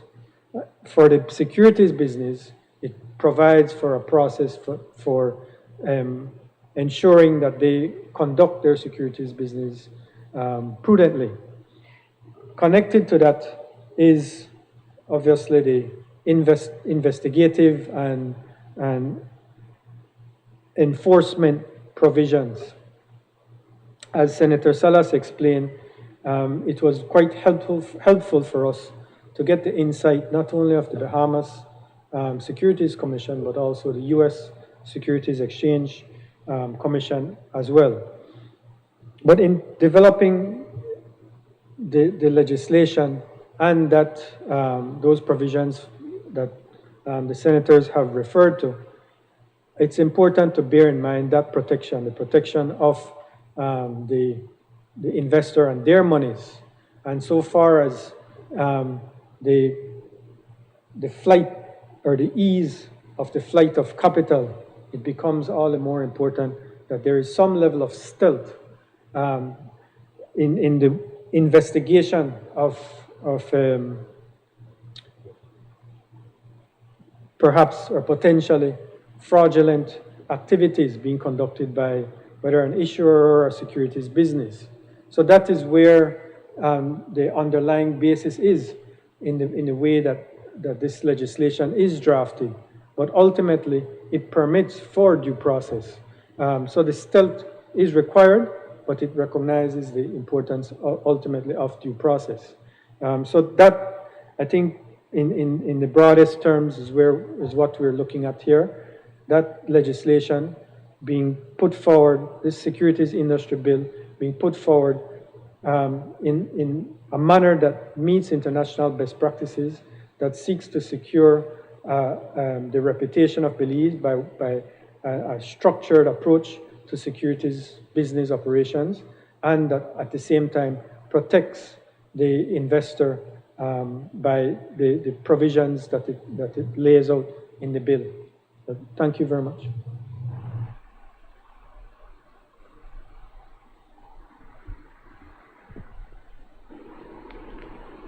Madam President, I first of all, again, thank Senator Cowie for his exposition, which is most helpful. Just to respond very quickly to some of the issues, I think Senator Bradley has already put the concerns raised by Senator Perifit in the proper context. Senator Perifit referred to the powers of investigation, etc., but those powers can only be exercised in relation to an investigation that is ongoing. And Section 120 or Clause 121 says, the Commission may conduct such investigation as it considers necessary or expedient for any of the following purposes: to determine whether any person has contravened or is contravening or is about to contravene this act, to determine whether a person may have committed a breach of trust, fraud, or misconduct in carrying out securities business, to determine whether a regulated person has engaged or is engaging in any activity in the securities market in a manner that is not in the public interest, for the administration of this act, or to assist in the administration of the securities legislation of another jurisdiction.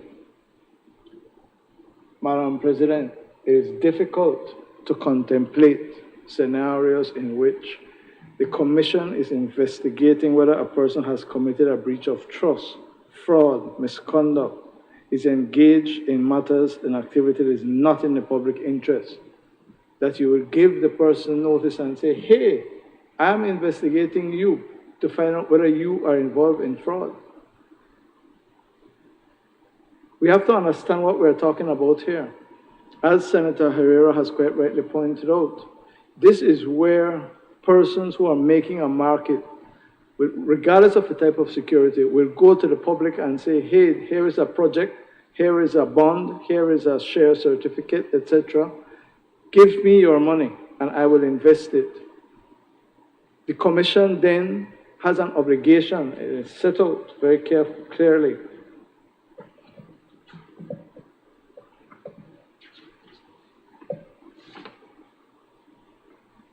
In Section 9, sorry.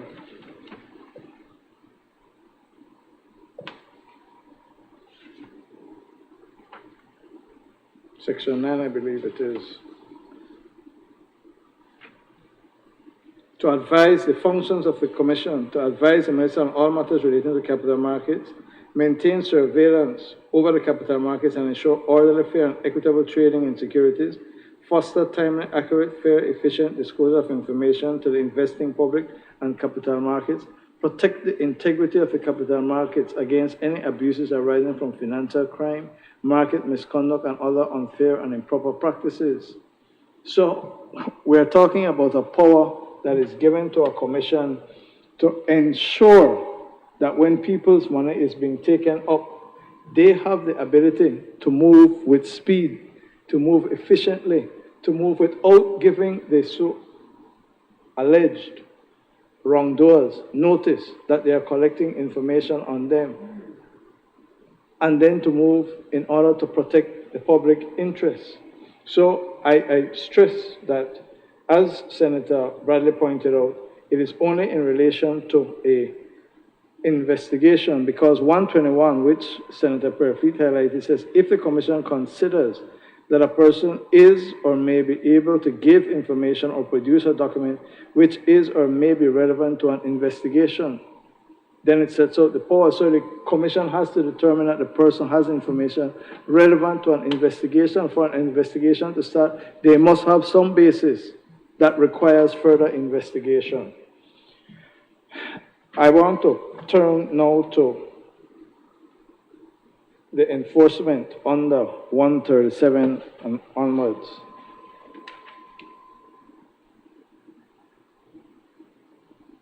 You will see, Madam President, that it says, in addition to all the powers given to the Commission under this Act, and without prejudice to any other action that may be instituted, the Commission may, by notice in writing and without a hearing, give a direction to a person if it appears to the Commission that it is desirable for the protection of investors.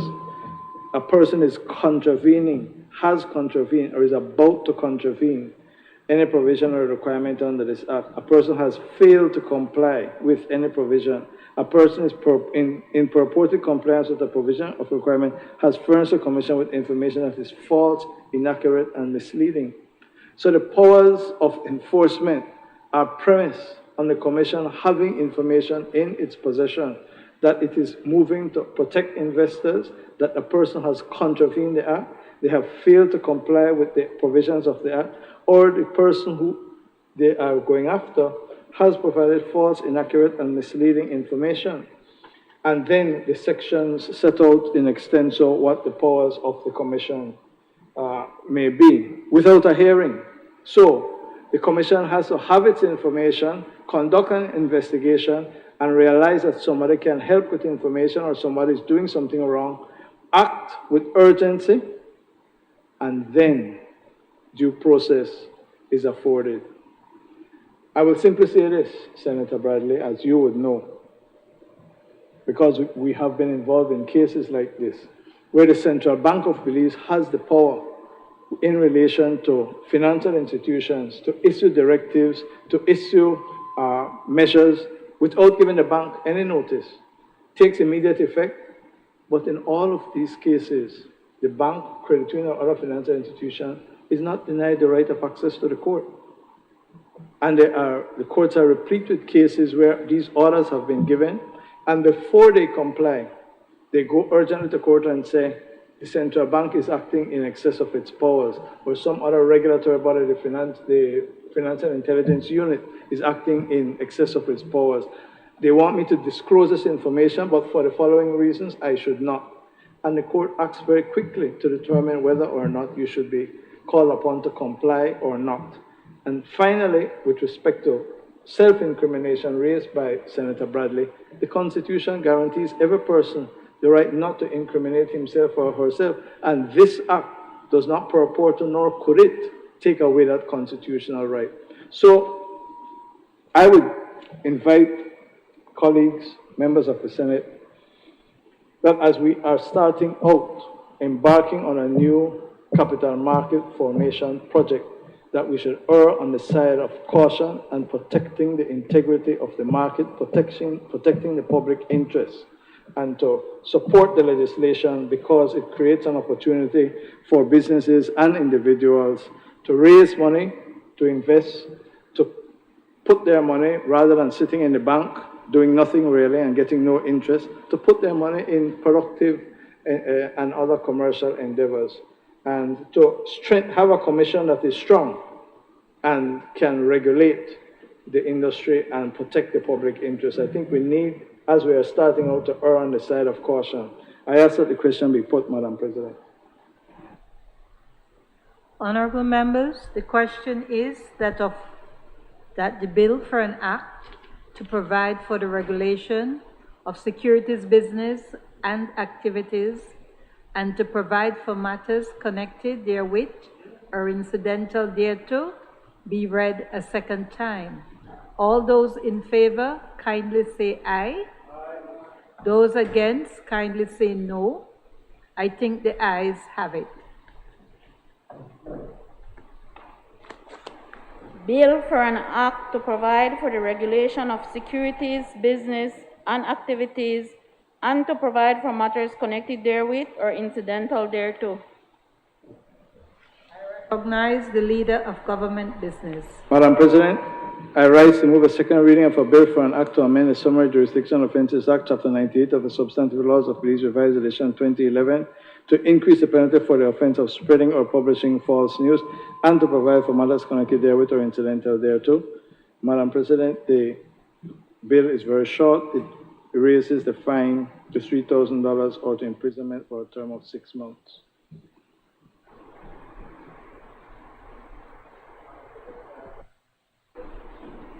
Honorable members, the question is that the bill for an act to amend the Summary Jurisdiction Offences Act, Chapter 98 of the Substantive Laws of Belize, Revised Edition 2011, to increase the penalty for the offense of spreading or publishing false news and to provide for matters connected therewith or incidental thereto be read a second time.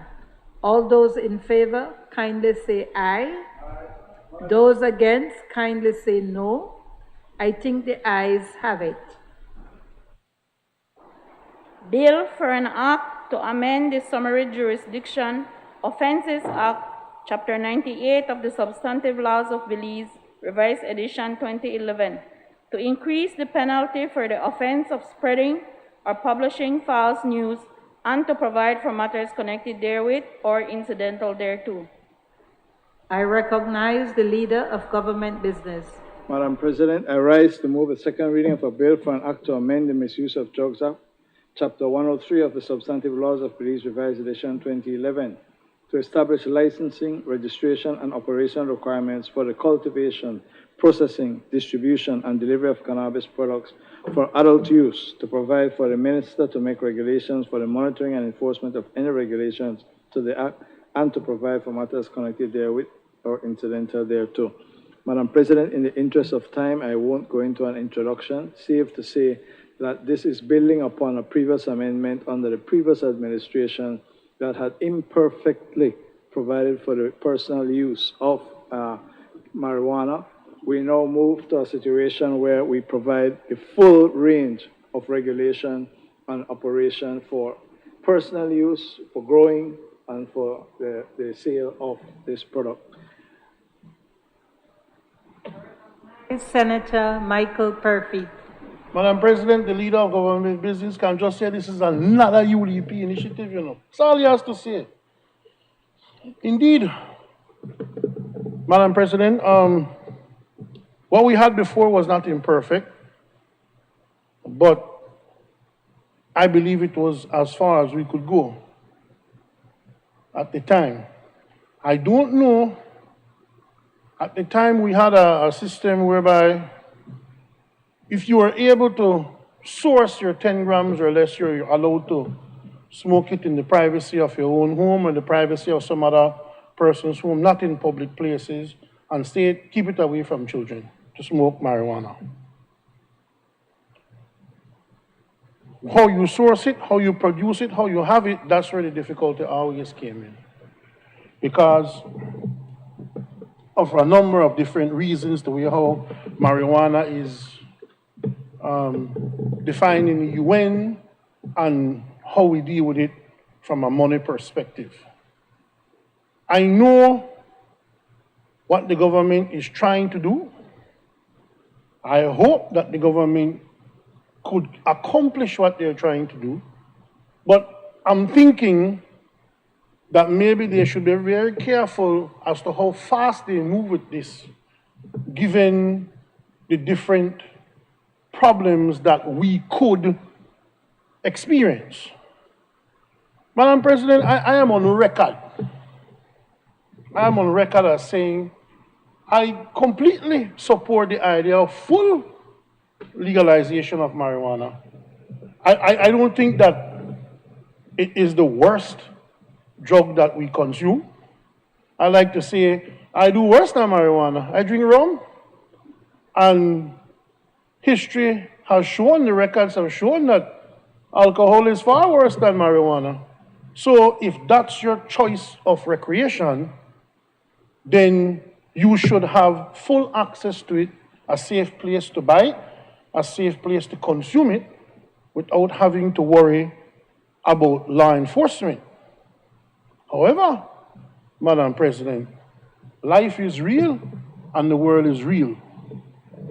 As this government, who desperately needs a shot in the arm, embark on this very ambitious program, and as I look at this piece of legislation, you look at Section 49D, because you have the personal use, and then you have every person who desires, according to 49D, to grow cannabis plants for commercial purposes in Belize, shall apply in writing to the commission or for a cultivation license. So, in essence, you apply for the right to grow it. Not just smoke it, but grow it. And for commercial purposes, it means you sell it. You could sell it. It says projected income statement, financial support, and capabilities. Who will be managing your place? So, this bill, in my view, gives people the right to plant marijuana and sell it. Which brings into question, how do they conduct business? Unfortunately, for better or for worse, and the United States has this same problem. It's not a problem that would be new to Belize. But how do you operate with it from a financial perspective in terms of getting it into the formal financial system? I think the Minister of Home Affairs, correct me if I'm wrong, for those of you who listen to him on that side, the Minister of Home Affairs had said that they would be opening up a credit union to deal with this, for example, to allow people to use that facility if they want to conduct business with marijuana. The problem is, credit unions have the majority of their money with a local bank, a deposit. A large part of their deposits are in the local banks, and these local banks have corresponding banking requirements that could frown upon that kind of business. All I am saying, when you look at this piece of legislation, can the government tell us? And I know as well that steps are being taken for Congress in the United States to allow the legality of marijuana at the federal level, but there is no evidence that that will come online anytime soon. Hopefully it does to help us, but if it doesn't, then how does a person who is in the marijuana cultivation and business and to use it or to deal with it commercially, how do you deal with it as a business if you can't do banking? What's that? Bitcoin? Well, you understand, Madam Speaker, Bitcoin. I barely know how to write that check. We'll talk about Bitcoin, cryptocurrency, all those sophisticated ways of doing it. Like I said, if you could figure out a way to handle the financial aspect of it, then good, because I am totally in support of the concept. But the government has to be careful that while it may be doing the right thing in order to do the thing right. So you don't want pressures to be brought on our banks. We don't want corresponding banks not wanting to deal with Belize. And I implore upon the government that before you bring it into the mainstream, please make sure that when we put it in the financial system, whether by Bitcoin or Bitcoin or whichever kind of coin you have, however you do it, it doesn't affect the other financial structures we have in place that are very important to Belize, just to satisfy one industry that you want to promote. I understand that, I support it, but we must be careful that in doing that, we don't create other problems within the economy. For example, medical marijuana has been on the books for umpteen years, you know.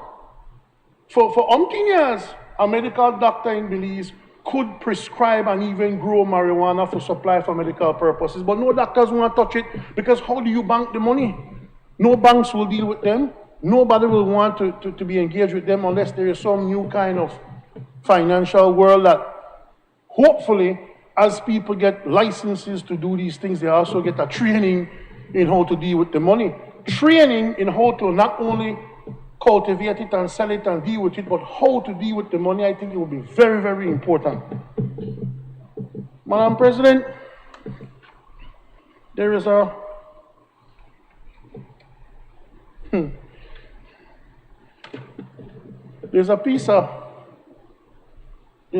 statement here that, man, I didn't see any definition of it in the interpretation section. It says here, there is established an Industrial Hemp and Cannabis Control Commission in the ministry responsible for narcotics control to oversee the registration and licensing of activities under the part. So there will be a commission. The commission shall be comprised of not less than 5, but no more than 10 experts qualified in the narcotics industry, appointed by the minister. What do you mean by qualified in the narcotics industry? Madam President, are these seasoned narcotics dealers you'll be putting on the commission? What do you mean by qualified in the narcotics industry? We have to be very careful with these wordings. And these people, that qualification will be very subjective. And the minister can appoint anybody who she or he wants and remove anybody at the drop of a hat.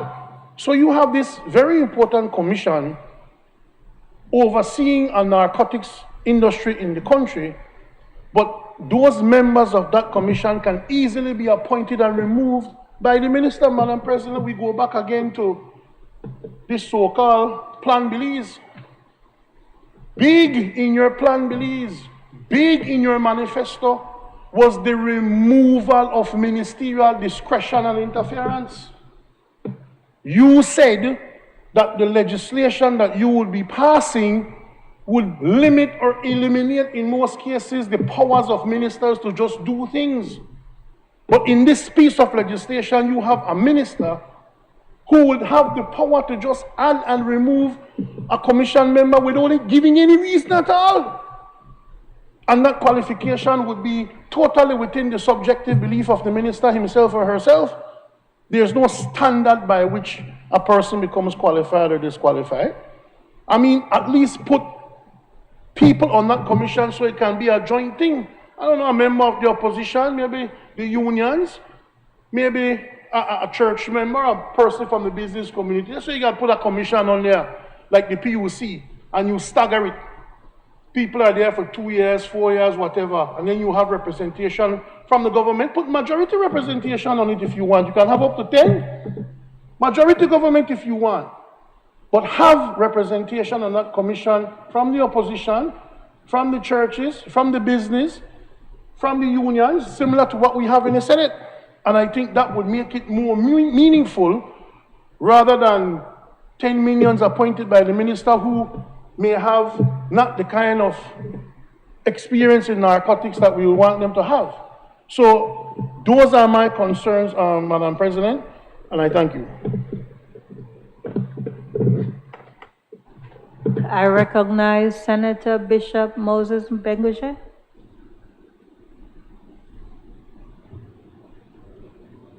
Madam President, it has been a long day. And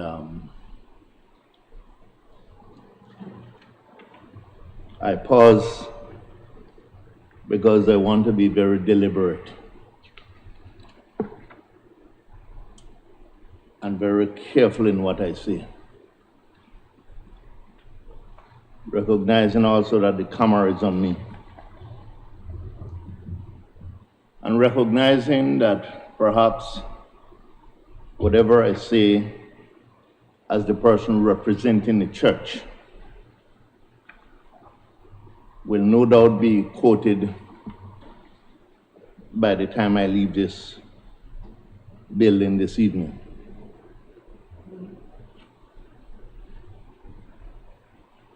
To be honest with you, Madam President, it is one that, to a large extent, I don't know if I should use the word I dreaded. But I am here representing the church. I want to indicate that before all this, yes, I must respectfully say that we were in some meetings with the government. And I want to be clear insofar as that aspect is concerned. And I say that because at the same time, it is not to say that in those consultations, the church did not make itself clear as to its position. However, we did realize that this was coming and that perhaps it was important to be able to have some kind of dialogue and communication with the government insofar as this was concerned. The Belize Council of Churches did make its contribution and some comments known. And I want to turn to 49D and the section there, 3A. The applicant is 21 years or older. The commission shall grant a cultivation license if the applicant is 21 years or older. I think I will have to look through to also be able to understand it is not only those who will be granted license, but the whole initial use. And I would also like to point out, Madam President, that I see the terms here being used interchangeably, and I'm not quite clear why, between cannabis and hemp, and I'm not quite certain I have seen the term marijuana, but it seems to be they're used differently at different times. I am not here into the whole issue of what I would say, the bank structure, etc. I am merely here to state the church's position on what we have said before in the past, that we are not comfortable with going in this direction at this time. And while, as I have said, we have made our comments, recognizing that this would come before us, we are still not comfortable with where we are insofar as where the government is going with this piece of legislation. However, it is before us. And one of the things I can say, Madam President, is that we wonder, based on what I see here, I wonder if 10 or 15 years from now, if the government, or if the, I will not say the government, but I will say if the country will be better off with what we have before us. I merely ask that ambiguous question. And as much as it might be ambiguity, I am still concerned. And I continue to share that concern because one of the things that I would like to have seen, and is perhaps mentioned by Senator Herford, is, or I don't know if he did, I want to be clear as to what is the substantive oversight. The bodies that will be put in place to monitor, the commission, whatever it is. And I say that because the church in the past has been, or has engaged in some things where the church was assured, oh, we will put X, Y, Z in place in order to monitor and guide the process. And that is the reason why I made the comment, what will happen 10 or 15 years from now? Madam President, this is before us. But as a church, and as a representative of the church, and even with the discussions we have had with the government, I am not quite sure that we can support this. Thank you.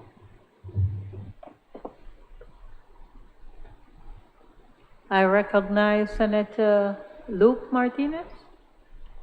Thank you, Madam President. Madam President, we have some questions that needs to be answered about this bill. We want to know how will we ensure financial and legal support, because we'll be managing a new industry. Will there be a research and development fund to manage all of this? The quality of production is not mentioned in this bill. We know that in the citrus sector, your product have to meet a certain quality or not your product spoil, right? So that is not mentioned here.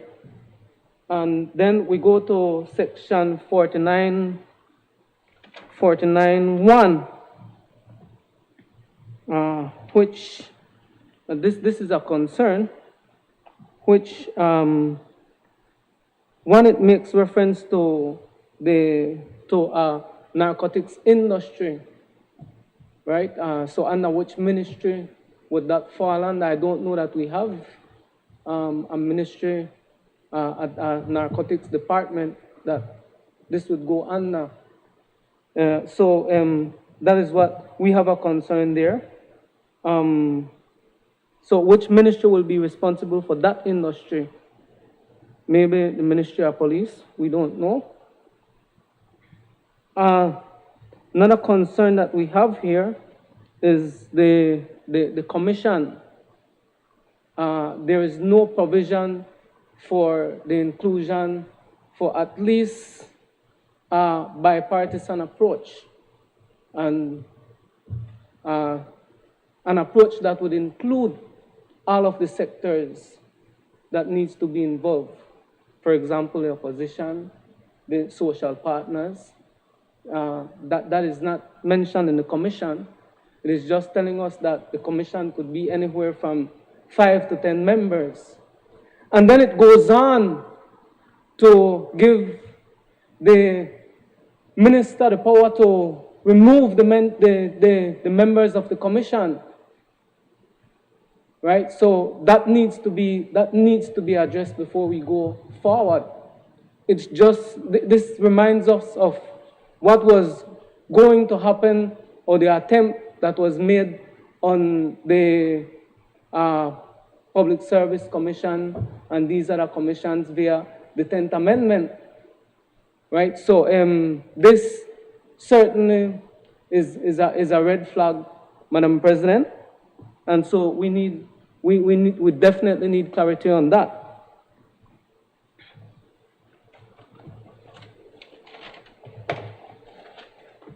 We also want to know if there will be, just as how we have, for example, Sugar Industry Act, if there will be a Cannabis Industry Act. We can't be passing these legislations and we find ourselves trying to go back to correct what has not been properly thought out. And this brings us to the dialogue and the consultation as mentioned by the senator representing the churches, Madam President. There isn't a timeline for regulations and policies that would see this bill being effective. Madam President, as it relates to the social aspect of this bill, we have to keep in mind, Madam President, the safeguarding of the fabric of our Belizean society. Senator Perifit mentioned that he is on a substance stronger than weed, alcohol, right? Alcohol.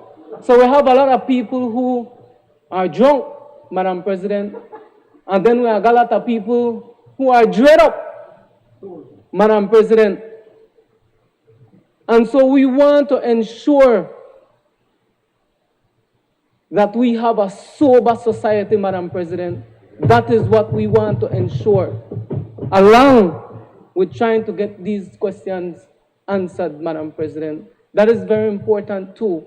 We just can't think about the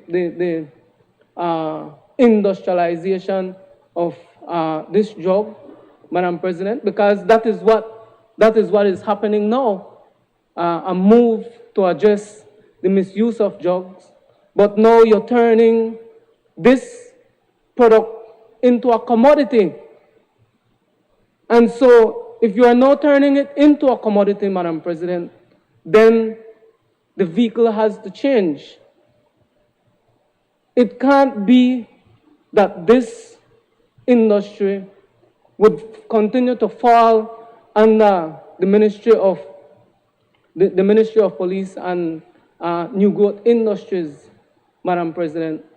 You'd have to, the government has to consider to, as a matter of fact, completely remove that part of that portfolio from that ministry and tie it on to Ministry of Economic Development, Ministry of Trade, you have Ministry of Finance, as the case may be.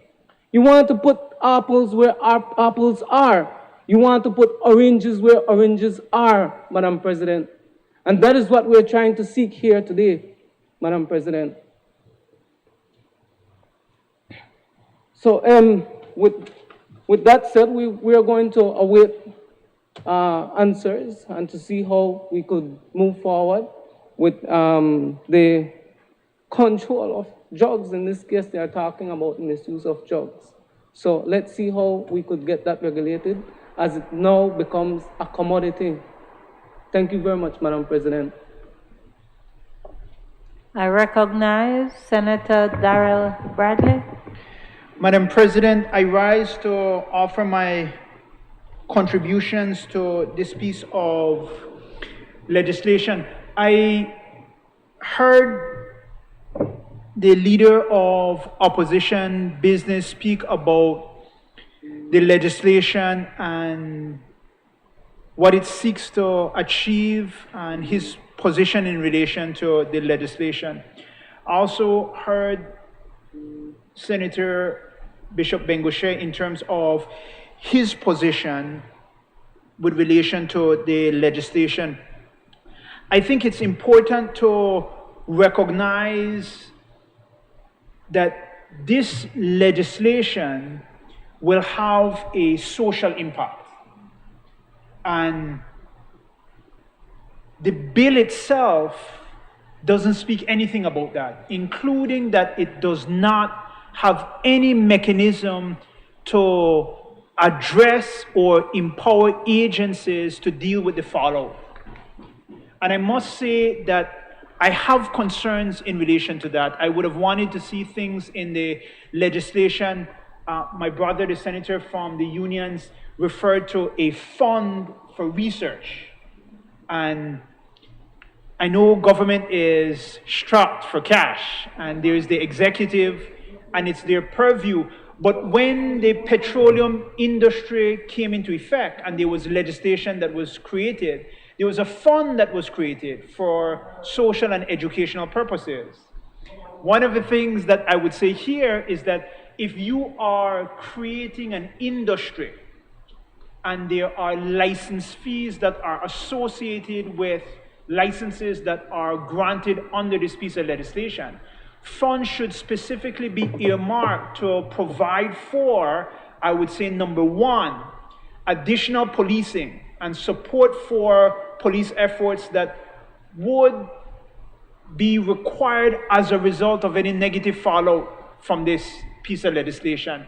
And then two, for increased awareness and drug prevention programs. I'm not saying that marijuana is the worst of the worst, but there is research to show that marijuana is a gateway drug.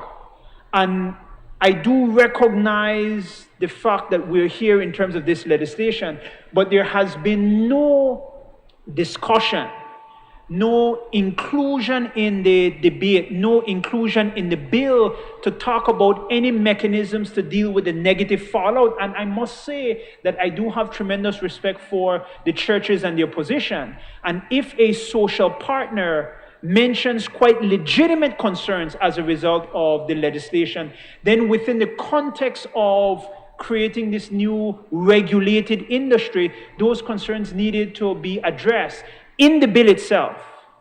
And I don't see any reference to that. The second thing, I do want to echo the sentiment of Senator Martinez in relation to the makeup of this commission. And in terms of the bill, I would say that the bill has as one of its purposes the idea of creating some sort of opportunity, economic opportunity, what have you. But when you look at the commission itself, and we're very much concerned about this idea of oversight, accountability, and transparency. These would be persons who would be appointed on this commission from the narcotics industry. I take it from the word the narcotics industry, that they would be persons involved in the business of narcotics. They would be persons involved in the marijuana industry itself.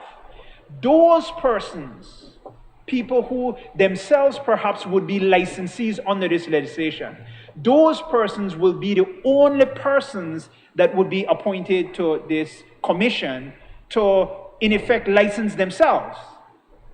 And I do think that there will be, because the provisions for regulations provide for this, that you would have provisions for regulating the industry. Licensing bodies have disciplinary provisions. They have policy provisions. They have wide powers in relation to regulating a particular industry. And the only persons that you put on this commission is persons in the narcotics industry. So you will have persons who, for lack of a better analogy, the fox guarding the chickens. I think that more thought needs to go into the composition of this commission.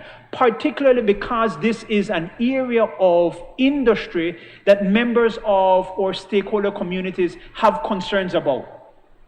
And I would echo the sentiment that that body, I wouldn't even say, somebody said representations from the opposition.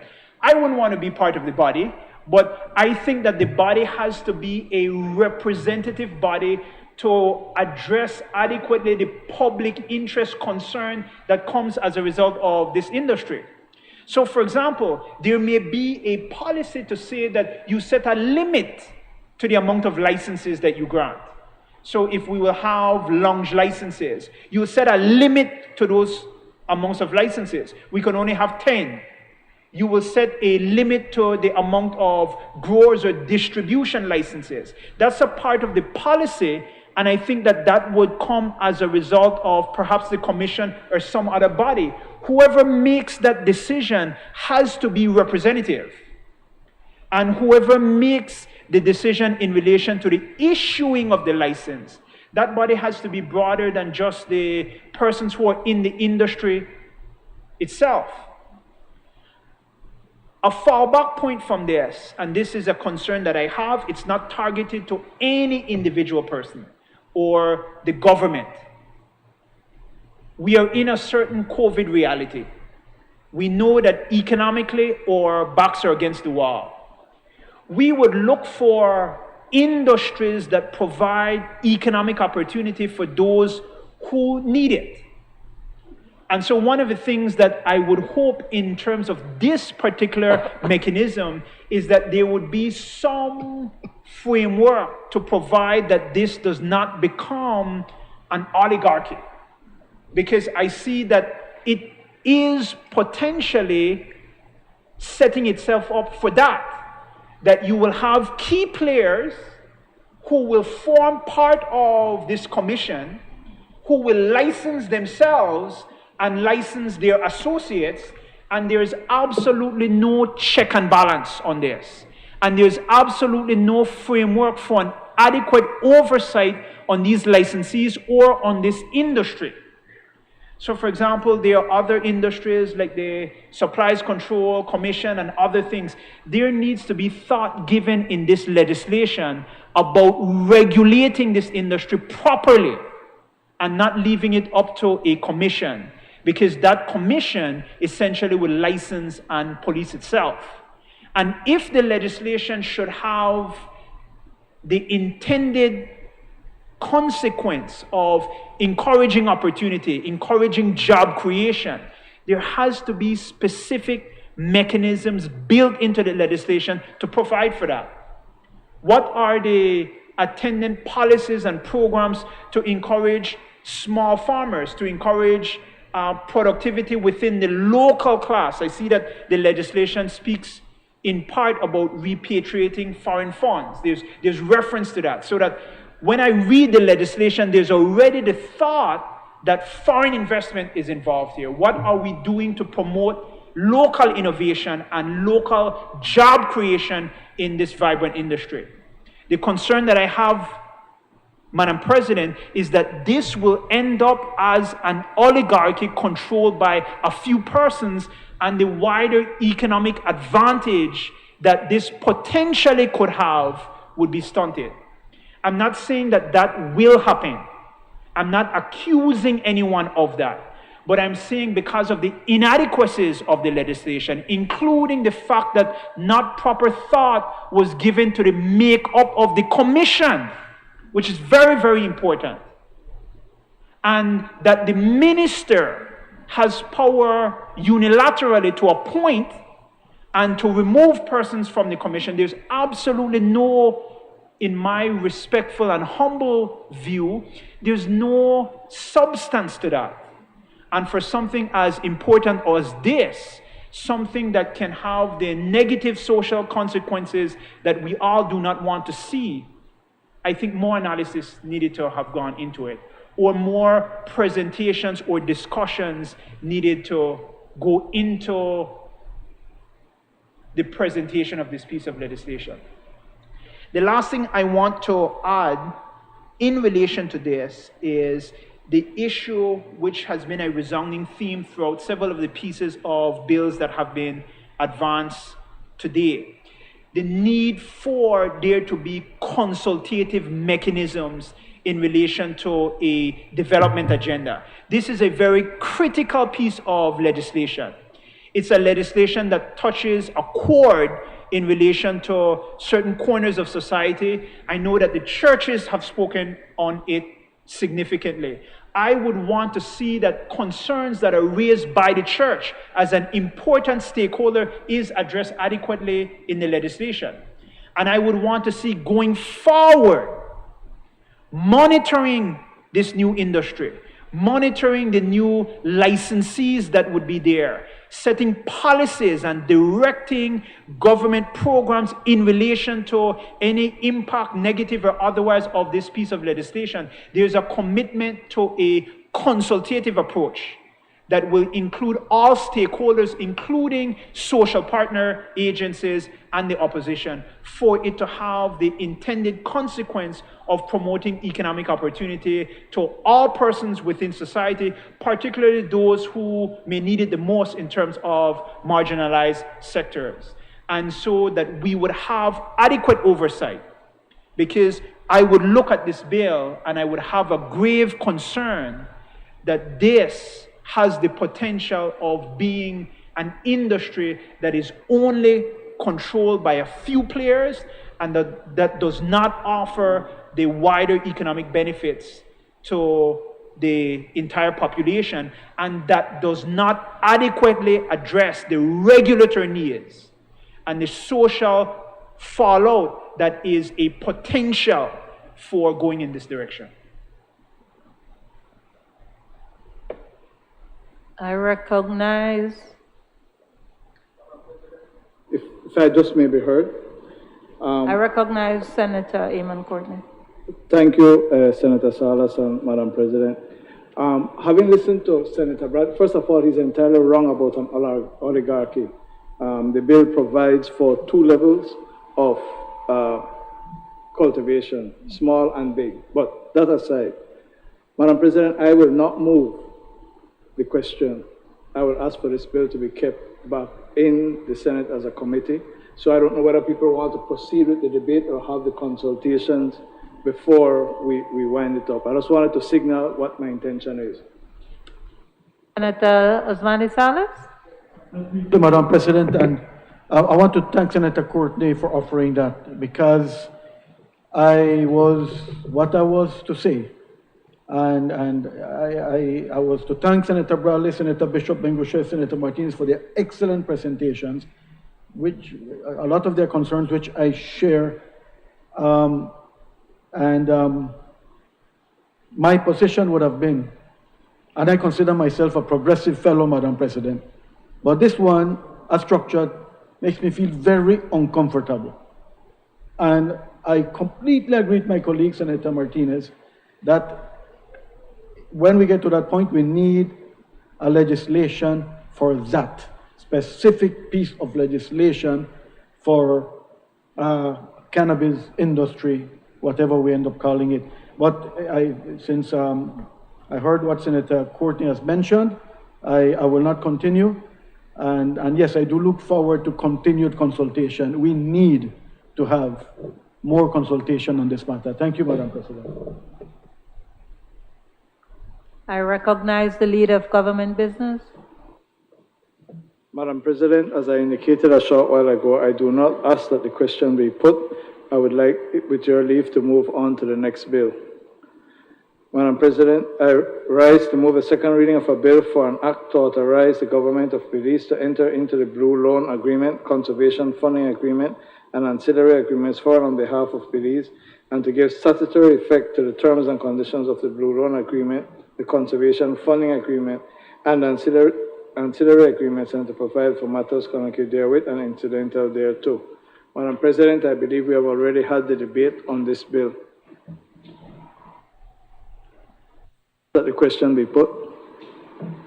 Honorable members, the question is that the bill for an act to authorize the government of Belize to enter into the Blue Loan Agreement, Conservation funding agreement and ancillary agreements for and on behalf of Belize, and to give statutory effect to the terms and conditions of the Blue Loan Agreement, the Conservation Funding Agreement, and ancillary agreements, and to provide for matters connected therewith or incidental thereto, be read a second time.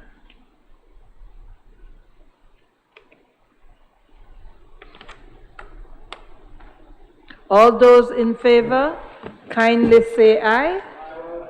Those against, kindly say no. The ayes have it. Bill for an act to authorize the government of Belize to enter into the Blue Loan Agreement, Conservation Funding Agreement, and ancillary agreements for and on behalf of Belize, and to give statutory effect to the terms and conditions of the Blue Loan Agreement, the Conservation Funding Agreement, and the ancillary agreements, and to provide for matters connected therewith or incidental thereto. I recognize the Leader of Government Business. Madam President, I rise to move a second reading of a bill for an act to amend the National Liquefied Petroleum Gas Project Act number 12 of 2019 of the Substantive Laws of Belize, revised edition 2011, to require the developer to obtain a license to import LPG into Belize, to provide for a new LPG pricing methodology, and to provide for matters connected therewith or incidental thereto. In short, Madam President, the purpose of this legislation is to remove the monopoly that was created by the previous legislation and to allow for the developer to bring in liquefied petroleum gas, to provide for tendering, whole entire comprehensive provision for tendering for the delivery of liquefied petroleum gas, the testing of it, and the minimum requirements for importation, or what is called an authorized import landing terminal. Madam President, it also has provision for the methodology for developing the pricing methodology set out in the first schedule. This will enable both the importer, wholesalers, and retailers to make money, as I understand it, on the trading, buying and selling of LPG. I recognize Senator Michael Perfy. Thank you, Madam President. Madam President, this is another UDP initiative, you know, Madam President. You don't have any ideas on one? No, Madam President, we did create the current situation. We believe that having the monopoly situation with the government owning 25% of the operation to be owned by the government in about 15 years completely, we thought that was an excellent arrangement and beneficial to the people of Belize. But I know that there has been a threatened lawsuit against the government, against the monopoly, and I think that the amendment to this law to remove the monopoly and tell those who would want to be in the market, look, no problem. What I get from the bill is essentially this. Fine, there won't be a monopoly. But if you want to compete, you have to make sure you follow the direction of a methodology that will be developed, one. And two, you have to demonstrate that you can't just dead raise. You have to, when you look at the minimum requirements to set up process authorized import landing facility, you essentially then, if you want to compete with the current company that's dealing with this matter, you have to put in the level of investment that they have put in. And if you're prepared to be invested in the market like that and prepared to follow a structure when it comes to pricing for butane that can be fair, then no problem. Then come into the market. That's not an issue, Madam President. And we on this side do not have an issue with the proposed amendment to that. I mean, it is a UDP created initiative, Madam President. Improved upon a little bit, I admit. I recognize Senator Kevin Herrera. It It's good to have some humor at this time of the day, isn't it? Senator, you may proceed. Thanks, Madam President. I don't know if I should refer to the bill as a PUDP bill or not. I think the use of purple may be best.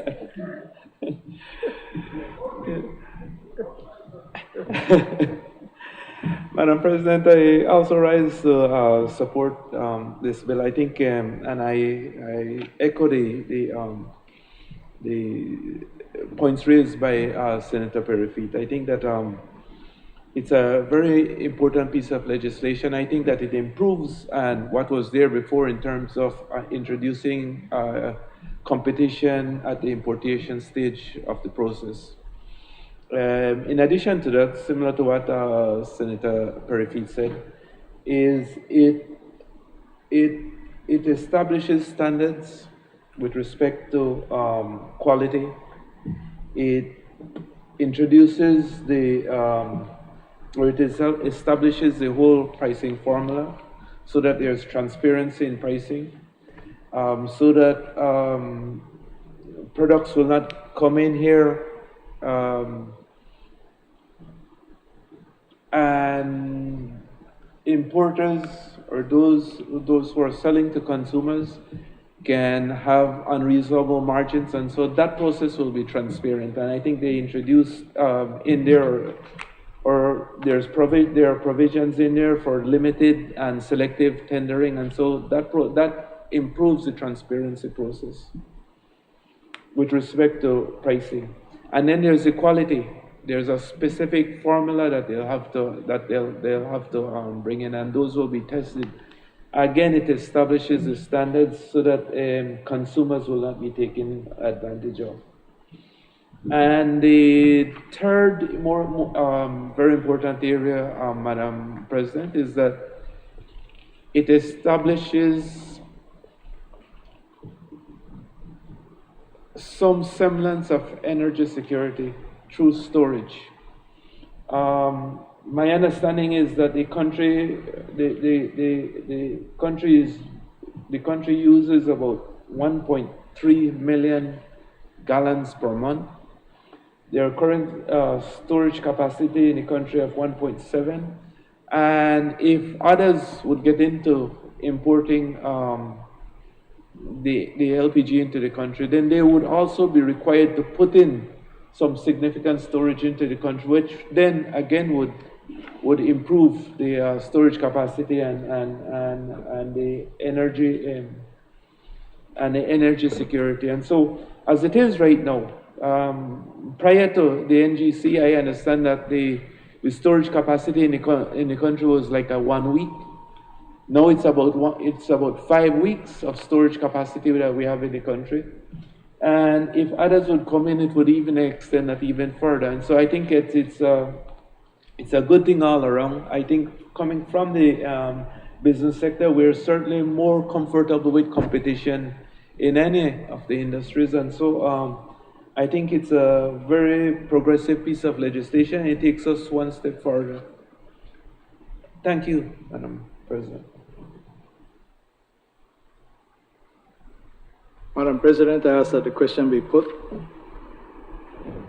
Honorable members, the question is that the bill for an act to amend the National Liquefied Petroleum Gas Project Act, Act number 12 of 2019 of the Substantive Laws of Belize, Revised Edition 2011, to require the developer to obtain a license to import LPG into Belize, provide for a new LPG pricing methodology, and to provide for matters connected therewith or incidental thereto be read a second time.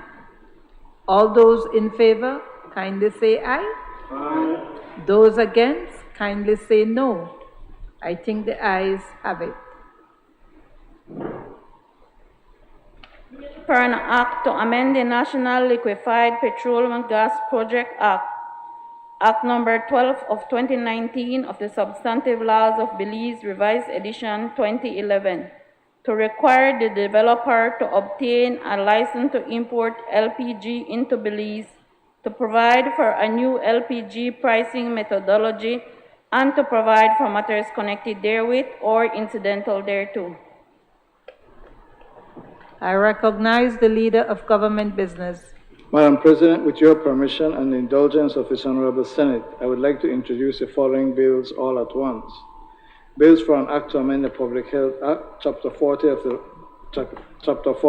Carl Hewson Memorial Authority Act, Chapter 38, the Medical Services and Institution Act, Chapter 39, the Medical Practice Act, Act Number 28 of 2013, the Antibiotics Act, Chapter 33, the Quarantine Act, Chapter 41, the Social Security Board Act, Chapter 44, the Shops Act, Chapter 287, the Chemists and Druggists Act, Chapter 311, the Dentists Act, Chapter 316, the Opticians Act, Chapter 322, and the Registration of Nursing Homes Act, Chapter 324 of the Substantive Laws of Belize Revised Edition 2011, to provide for a change of name of the Public Health Act to the Public Health Reform Act, to provide for the union membership of the Board of Governors of the Carl Hewson Memorial Authority, and to replace the term Director of Health Services with the term Director of Hospital Services and Allied Health, to provide for the Director of Public Health and Wellness, and to provide for matters connected there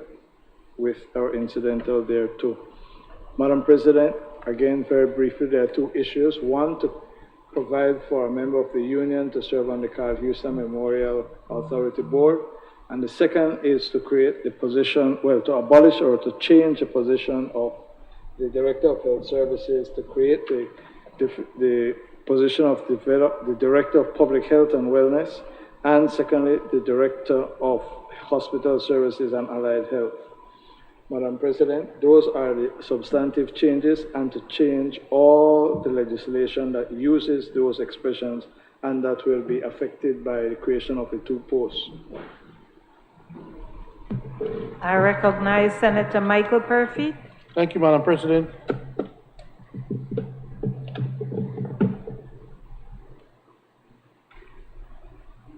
How many laws does it take to remove a Director of Health Services? Apparently, 1, 2, 3, well, nearly 100, Madam President.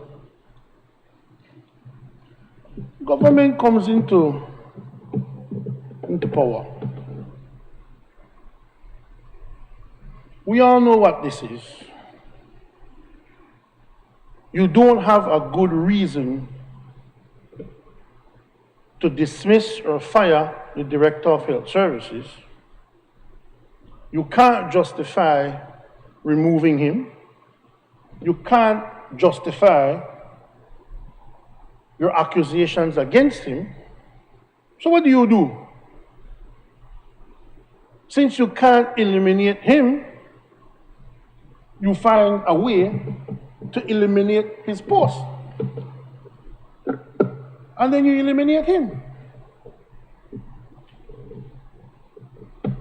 If this government did not want to work with Dr. Manzanero, then he'd only tell him and sit down with him and have enough respect to say, Dr. Manza, we don't want you in that post anymore. We have our own person that we want to put there. And you had the clumsy situation with Dr. Diaz when she went there and it was unstable. So two good doctors you put in uncomfortable positions, people who are professionals, people who will have nothing to do with any political wrangling. So you pass these legislations to get rid of the posts, but then there are certain situations now that you have to explain. You're going to have two people in charge of what one person was doing. Now you have a director of hospital and there's a principal inspector, health inspector, two people. Our question is, who will be these two people? Where will they come from? Will they be qualified to hold those posts? Will they be promoted from within the ranks to hold those posts? Where will they come from? And not only that, Senator, you're cutting people's pay, raise gas price, and you're looking to increase your wage bill. Now you have 2 senior posts, now you're going to increase your cost to your wage bill. We have to expect another supplemental appropriation bill just for the Ministry of Health again to pay for these 2 posts. We have a system where you have a Director of Health Services, and that has been going on nearly from Mr. Gosnami PUP. And nobody has seen anything wrong with it. But you have a government who just wants to punish and penalize somebody, that they can come and bring about 11 bills, jam them together just to get rid of this one person. You know what the people are saying? People come to me and say, but Perifita, ask you a simple question. 1, 2, 3, 4. How much challenge is it around it? To run it off to 10. The PUP can pass 10 bills to remove Dr. Manzanero, but can't pass one least simple bill to put the minimum wage at $5. You can't do one bill to put the minimum wage at 5, but you could pass 10 to remove a person because what? They don't kowtow to you. They don't bow down to you. They stand on principle and say, no, this is how it is done. So you create 2 people to do that person's job. Nothing wrong with the system before. Me and you born in the system, Senator Montiel, 1 Director of Health Services, 1 person. So why not have now 2 CEO of each ministry? Or 2 ministers? Or 2 prime minister? We need another one? Huh? Why not double up on everybody, since it seems as if though 1 is not enough? Why would you have 2 people doing the job that 1 person has been doing for donkeys years, sir? This is personal. You all have a personal issue with a particular doctor, and you come to this National Assembly and pass 10 bills just to get rid of the person's post? Come on, man. All right, sorry. We run it down to 10, not 12. Run it down to 12. Give it a 10. Oh, 10 sound better to you? That doesn't sound any better to me. You come and you pass all these pieces of legislation. And we show how the PUP is so sneaky. How they're so sneaky. As I would say, what? I'm not hearing you. Tell me, man, why here? So you have now, they have these pieces of legislation that's designed for one thing to remove Manza, but what they do? They know we now object. Lump it all together. And you see if you object. You don't object. Or lump it all together. But slipped in there is something they know we are not going to object to. Putting a union member on the KHMH board. So now if you reject this now as a bundle, you reject that. But we want to put on record that we totally support a union member going on the KHMH board. But we do not support you having to do 13 pieces of legislation to remove a person you don't like.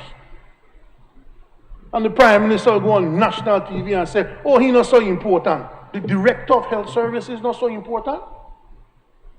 The person who has been the head person dealing with COVID for over a year, almost 2 years, not so important. So when he did that, he basically cursed all frontline workers, all doctors, not so important. A man is a doctor in a time when the most important, or one of the most important people we need in the public service right now are doctors. Oh, you want to say one doctor not so important? Very, very irresponsible. So, clearly, you talk about the man not so important, You just made him important. 13 pieces of legislation for remove one person. Come on, man. This is the same type of high-handedness that you said you would not engage in. The same type of victimization you say you would not engage in. And here you are. All of this simply because you don't like the person who occupies a particular post. You can't bring nothing. It's not so difficult, you know. If the person is not performing in their post, or the person not up to the task, then let the Public Service Commission remove that person if they're not doing their job. And you put who you want into that post. Have the Public Service Commission put who they want into that post. The Prime Minister appoints the majority of those persons anyway. That is the process that you follow. That is the process that you follow, but you cannot do that because you cannot find anything wrong with the man though. You can't find anything or else you have brought the evidence, sir. Where is the evidence of what he did? Bring the evidence so the population and the public can see why that man did wrong. And the Public Service Commission would then have no difficulty removing if that's what he did. But you cannot find anything wrong with what he did. So what do you have to do? You come and you pass legislation to remove the post so that the person there now will have what? No post? So what will you do with him now? Don't you have to compensate him? Nothing? What will you do with him now? This is something that was totally unnecessary. Why do this? It just goes to show that the level of pettiness and the level of anger and resentment that this new government has. Man, look here, you don't like Precious pass legislation to remove them. That's not how you do. And so, Madam President, we cannot be a part of any slew of legislation that primarily is about removing a person from a post that you don't like by creating more expense for the government and more of a clumsy type of bureaucracy. And we say that piece of legislation could have been passed, leave it as that, appoint the union member to the KHMH board, appoint the director of health services that you want, and do away with this foolishness, man. Thanks, Madam President. I recognize Senator Luke Martinez. Thank you, Madam President. Senator Perry has long eyes. Probably he was looking in my notes. But we'll still say what we need to say. Madam President, in January of this year, this Honorable Senate passed a good governance motion. They passed the motion, and if we go back to that motion, number 8, it addressed the public sector reform. That has been a platform of this government, of this government, Madam President. What is happening here is not public sector reform. It's moving towards a continuous decay of the public sector, Madam President. Of course, the National Trade Union Congress is not going to throw away the baby along with the bath water. And we cannot support most of these bills, but we can certainly support the amendment to the KHMH and the KHMH Hospital Authority bill, which includes the representation of a union member. But, Madam President, we cannot support the rest of legislation, Madam President. The President of Public Service Union made some very strong points in his presentation on Open Your Eyes earlier this week, Madam President. If you are going to, if the government is having an issue with a public officer, we have the public service regulations. Take it there. Don't bring it to Parliament to amend a whole series of legislation, Madam President. We've heard the arguments about signature, and I think that has been a continuous argument. There are two deputies Director of Health Service, Madam President. If signature is a problem, that could be resolved. Now you're going to create two posts. We are struggling right now with the wage cut, Madam President. We are struggling, and you're going to now create two new posts. Well, some are arguing and say, well, only one because we are writing off one. We are making one post redundant. How do you make a post redundant without consulting the stakeholders? In this case, the union who is the bargaining agent, Madam President.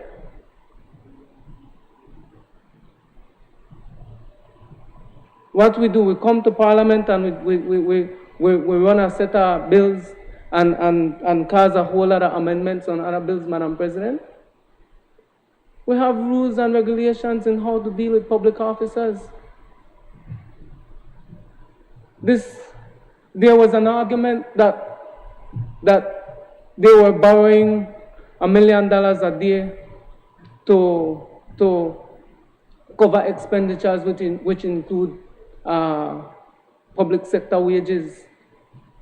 I don't know how much they are borrowing now and how much we intend to continue to borrow with these kind of decisions, Madam President. And we can't support it, Madam President. We are not in a position to support it. We want the government to be responsible and handle this matter with diplomacy, handle the matter with respect. That is what we want. We want the government to focus on public health. We're in a pandemic at this moment. People are dying. Doctors are dying. Doctors are hospitalized. Nurses are hospitalized. Nurses are suffering from the frontline workers, Madam President. We want to focus on that. We can't focus our energy on what seems to be on a particular person, Madam President. That is not responsible.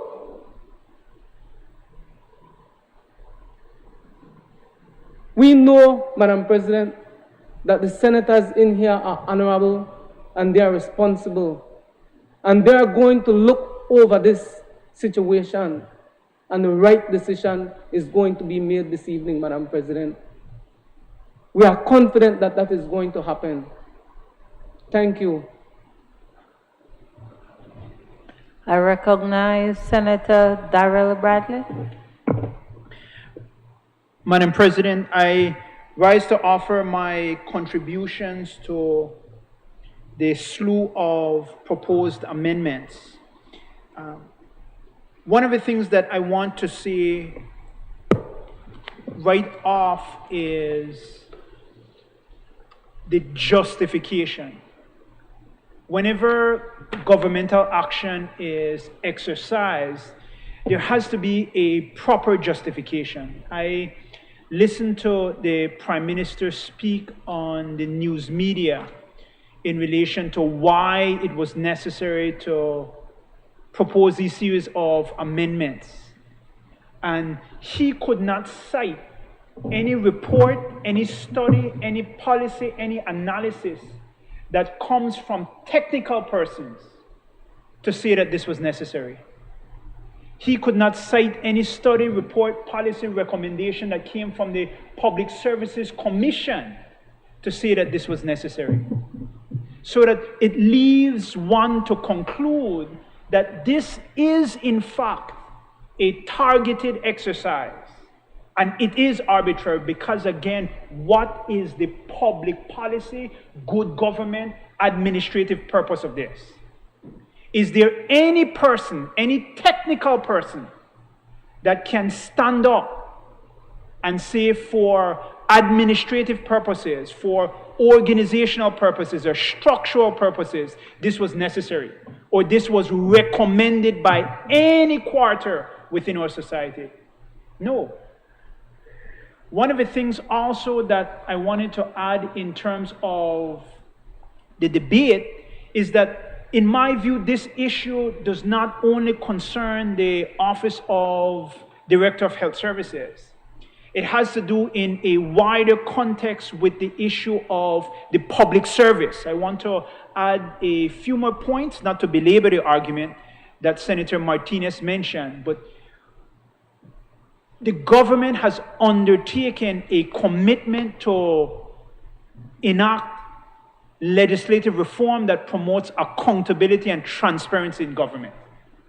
The government has signed on to the United Nations Convention Against Corruption. One of the biggest and earliest sections of the UNCAC, it doesn't talk about in the early sections tendering, or it doesn't talking about criminalizing untoward actions on behalf of public officials. The first part of that convention deals with a merit-based public service, because there is a recognition that an independent, a well-run and merit-based public service is one of the vanguards of a democratic society and a key check and balance to governmental power and the exercise of governmental power. So that when something like this happens, it does not only have an impact on this particular office holder in the public service, but it has a system-wide impact from all persons who are within the public service. And it undermines and weakens an important check and balance within our system of government. I'm mindful also of the fact that there was a recent constitutional amendment regarding the appointments to members of the Public Services Commission and the termination of those appointments upon the election period. Those types of things, coupled with this, undermine a key pillar of our democracy. And it undermines a commitment that has been expressed by this government. And I would say that it undermines the confidence that the public has in any of the discussions that we have had today. When we talk about environmental protection, when we talk about enacting legislation for good government, how is it that the public can trust and have confidence in the word of the government if we see examples of this? I will volunteer here that the issue of undermining the public service is not something that is relegated to any one government.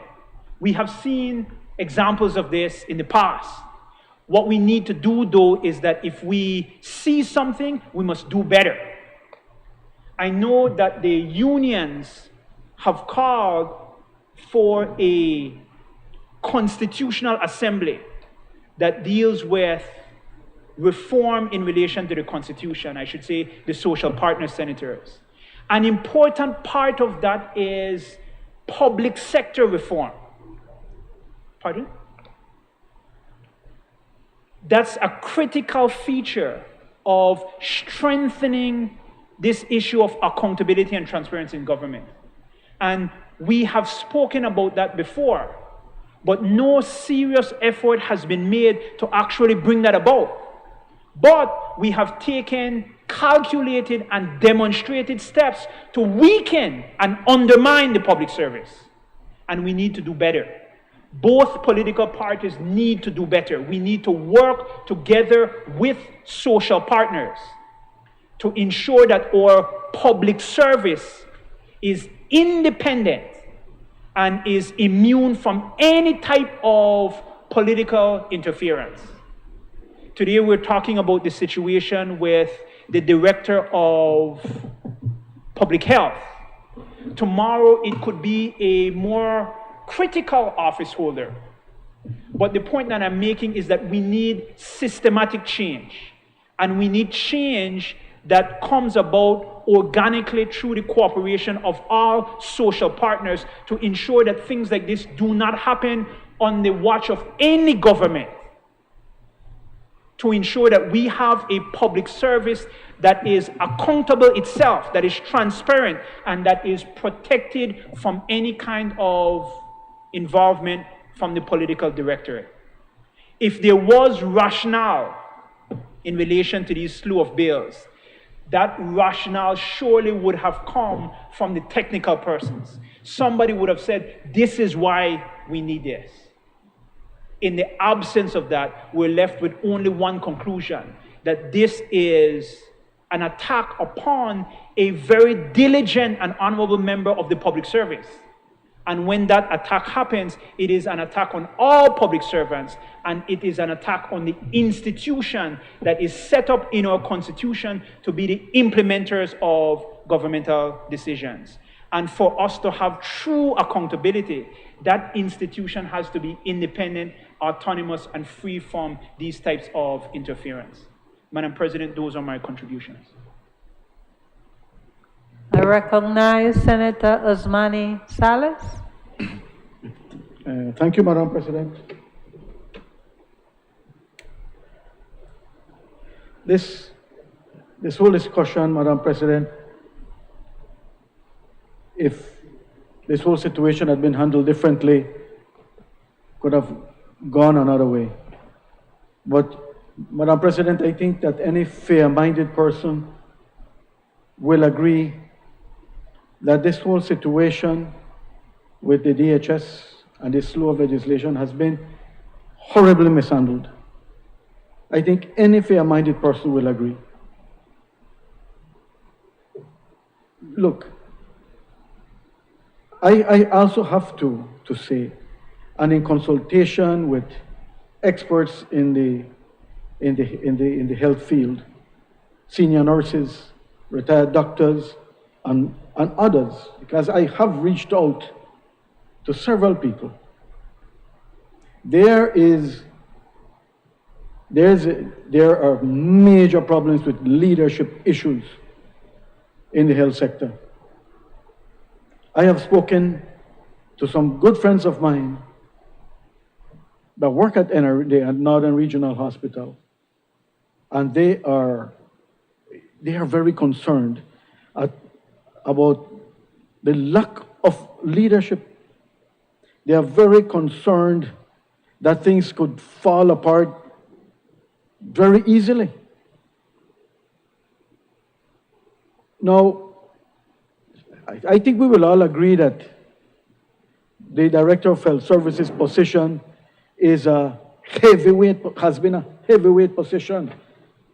I did not realize how heavyweight it has been, or top heavy, with all these responsibilities under one person. And if this had been handled differently, we could have had a sober discussion about what we need to improve the situation. Now, I have to agree with my colleagues who have spoken before me that, we can't take this any other way but to see this as an attempt to legally remove the current DHS and, in effect, bypassing the constitutionally appointed role of the Public Services Commission that has refused to remove him because there has not been sufficient grounds to remove him through that process. It's unfortunate, Madam President, that it is being handled this way. because we need to address, and all this has come up to the surface so visibly due to the challenges we're facing with COVID. And at the same time, though, I have to say, our heroes have been our medical personnel, our doctors, our nurses, all the health workers that have helped with our vaccination exercises. They have gone beyond the call of duty.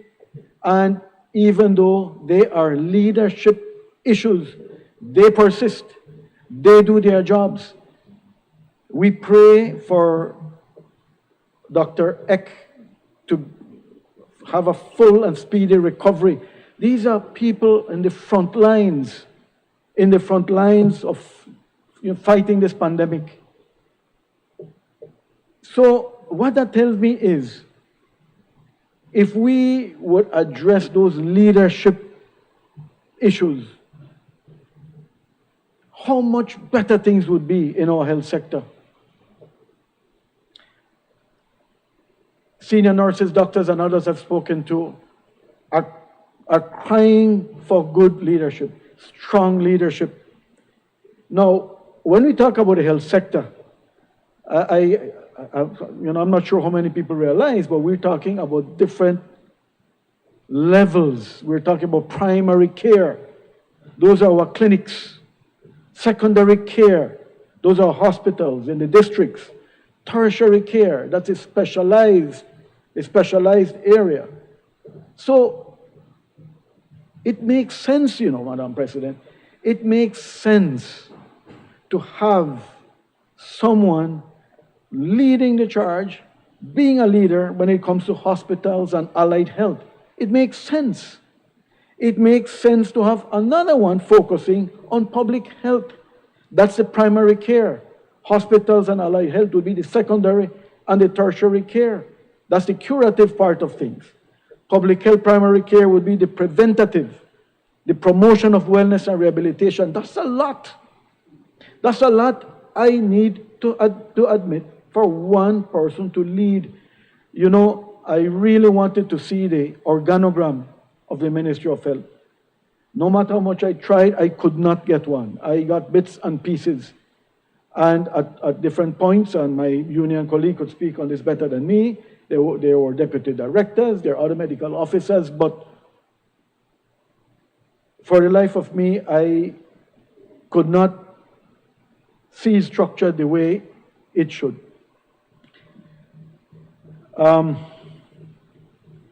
So we have to accept that currently there are inefficiencies in health. And it could very well be that there has been too much authority on one person. We have to look at separation of duties, etc. But not this way. Not this way, Madam President. It has been terribly mishandled. And I really would not want to be part of a decision where we approve a slew of bills to get rid of one person and bypass the constitutionally appointed functions of the Public Services Commission. I thank you, Madam President. I recognize Senator Shari Medina. Thank you, Madam President. Madam President, I must say that I share the same sentiments as my fellow colleagues here in the Senate. It's so sad, that we have boiled down to this level where we might not want to accept that maybe the bills are targeted to one person. We might not want to interpret it that way. But how else can we interpret it? Personally, if the present government is stating that they want to restructure the health department, then is there like a strategic plan in place that will specifically show how the reform will take place? Will there be new terms of reference for the 2 new people who will be employed? What exactly will be done differently than what Dr. Manzanero had done while he was director? He was doing an awesome job. We saw that it was evident. Not just because maybe he's Dr. Manzanero, but he's a healthcare associate, and he knows how to get the job done. And we have seen that.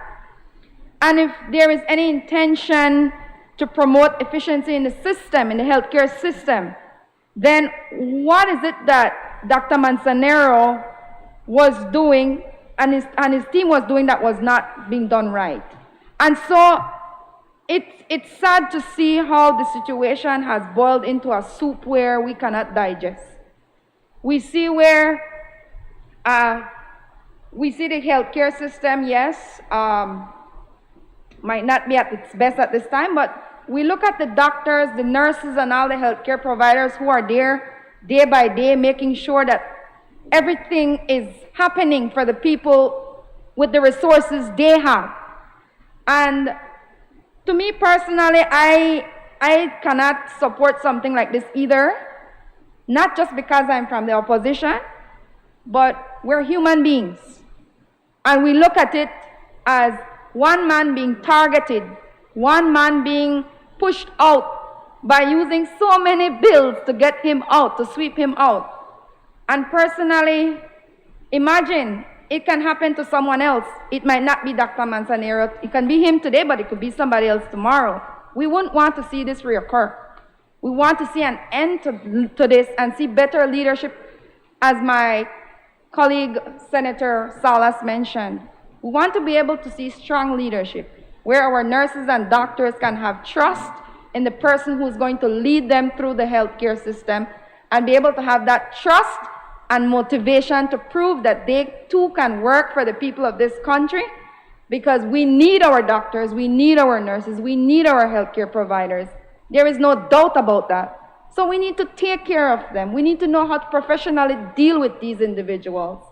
They are our heroes. We also, as regular citizens of this country, pray for them daily, because we know the amount of risk they take as individuals.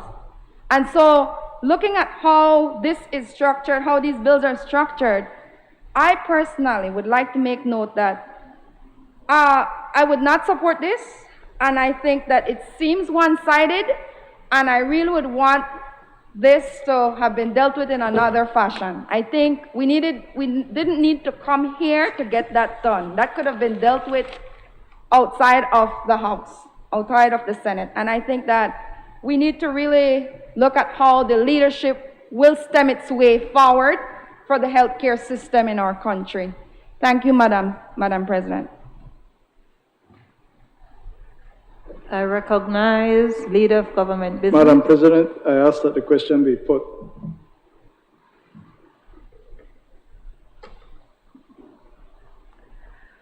Honorable members, the question is that the bills for an act to amend the Public Health Act, Chapter 40, the Carl Hushner Memorial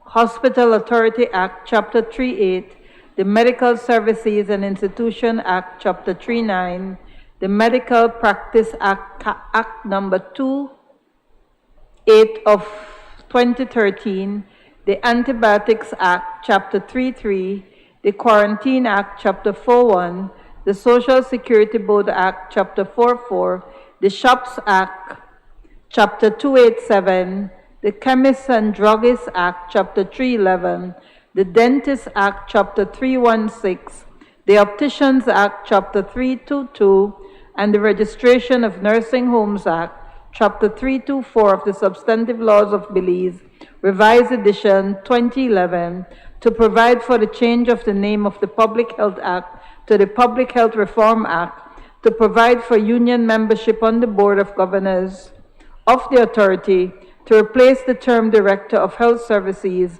with the term Director of Hospital Services and Allied Health, to provide for the Director of Public Health and Wellness, and to provide for matters connected therewith or incidental thereto, be read a second time. All those in favor, kindly say aye. Aye. Those against, kindly say no.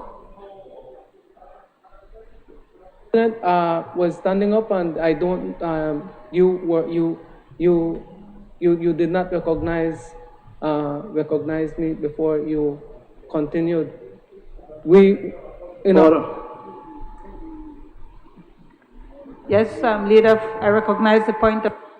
Yes, Madam President, you have the question has been put and there is a vote. It is now your decision.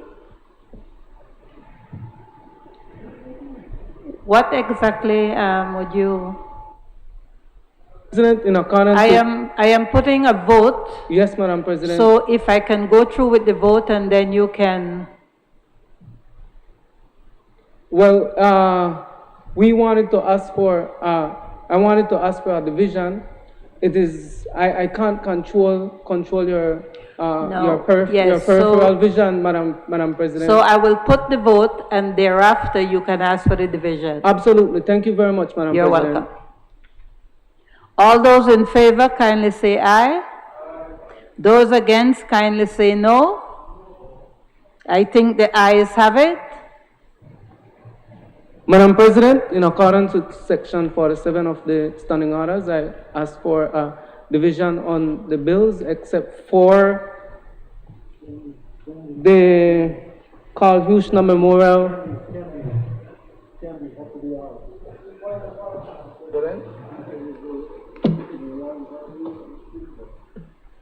At the very beginning, I said, with your permission and the indulgence of His Honorable Senate, I introduced the following bills all at once.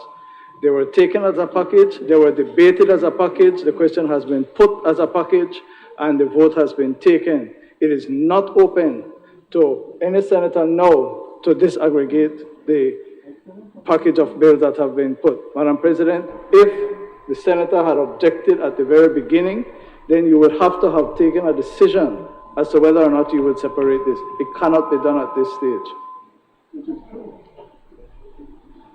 Give 1 second. Senator Martinez, just hold your seat for a moment.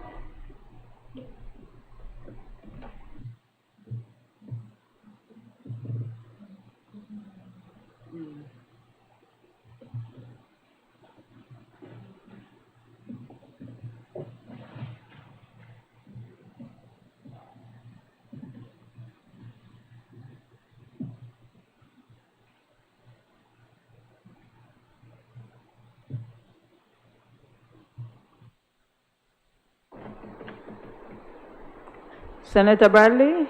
No, I was just going to make reference to what the Honorable Leader of Government Business said.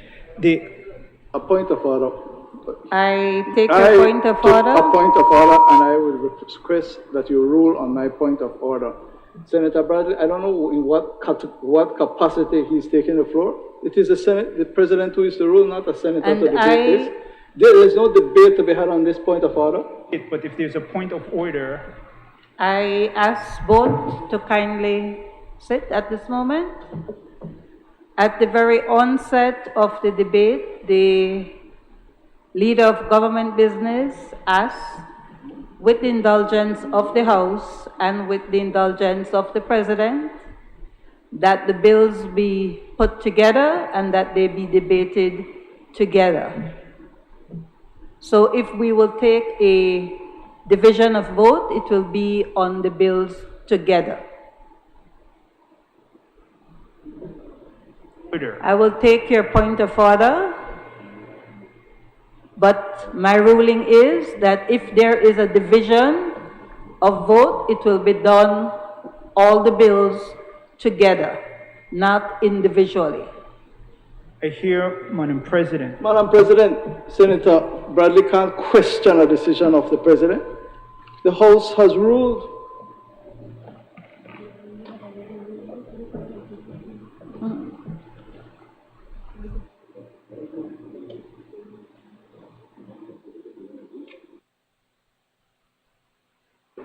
At this point, a division of vote has been requested by Senator Luke Martinez. The division of the vote will be taken by the bills together, as that was the request of the Leader of Government Business at the onset. There was no objection to that at the onset, and so we will proceed with the division of the vote. Clerk?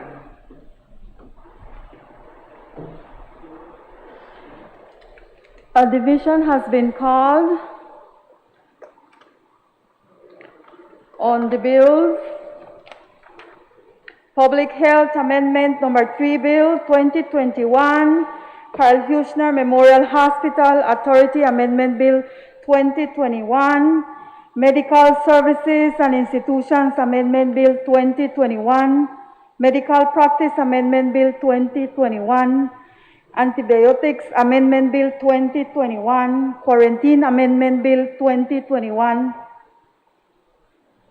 Social Security Board Amendment Bill 2021, Shops Amendment Bill 2021, Chemists and Druggists Amendment Bill 2021, Dentist Amendment Bill 2021, Opticians Amendment Bill 2021, and Registration of Nursing Homes Amendment Bill 2021.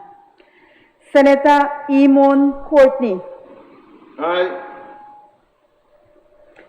Senator Colette Montejo. Aye. Senator Isabel Bennett. Aye. Senator Christopher Coy. Aye. Senator Linsford Castillo. Aye. Senator Bevington Carl. Aye. Senator Michael Perfit. No. Senator Darrell Bradley. No. Senator Shari Medina. No. Senator Kevin Herrera. No. Senator Bishop Alvin Benguche. Abstain. Senator Luis Luke Martinez. Abstain. Senator Osmani Salas. I abstain.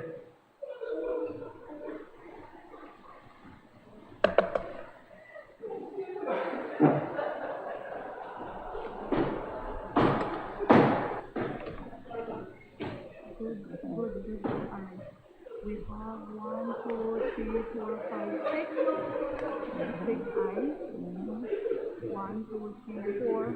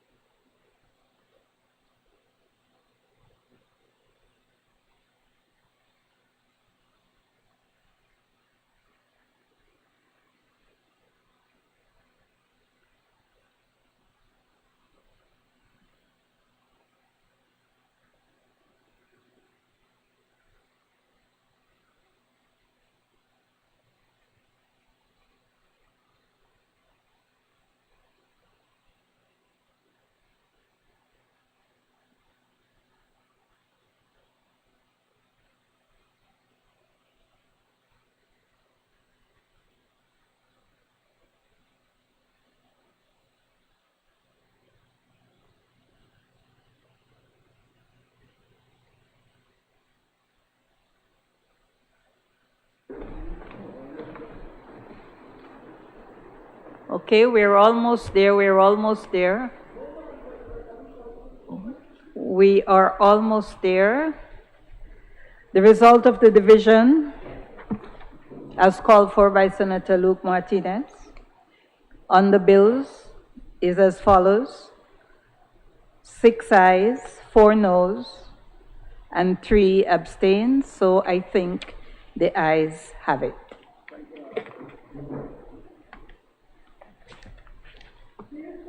To amend the Public Health Act, Chapter 40, the Carl Huschner Memorial Hospital Authority Act, Chapter 38, the Medical Services and Institutions Act, Chapter 39, the Medical Practice Act, Act Number 28 of 2013, the Antibiotics Act, Chapter 33, the Quarantine Act, Chapter 41, the Social Security Board Act, Chapter 44, the Shops Act, Chapter 287, the Chemist and Druggist Act, Chapter 311, the Dentist Act, Chapter 316, the Opticians Act, Chapter 322, and the Registration of Nursing Homes Act, Chapter 324 of the Substantive Laws of Belize, Revised Edition 2011, to provide for the change of name of the Public Health Act to the Public Health Reform Act, to provide for union membership on the Board of Governors of the authority, to replace the term Director of Health Services with the term Director of Hospital Services and Allied Health, to provide for the Director of Public Health and Wellness, and to provide for matters connected therewith or incidental thereto. Committee of the Whole Senate on Motions and Bills. Visitors, kindly leave the gallery.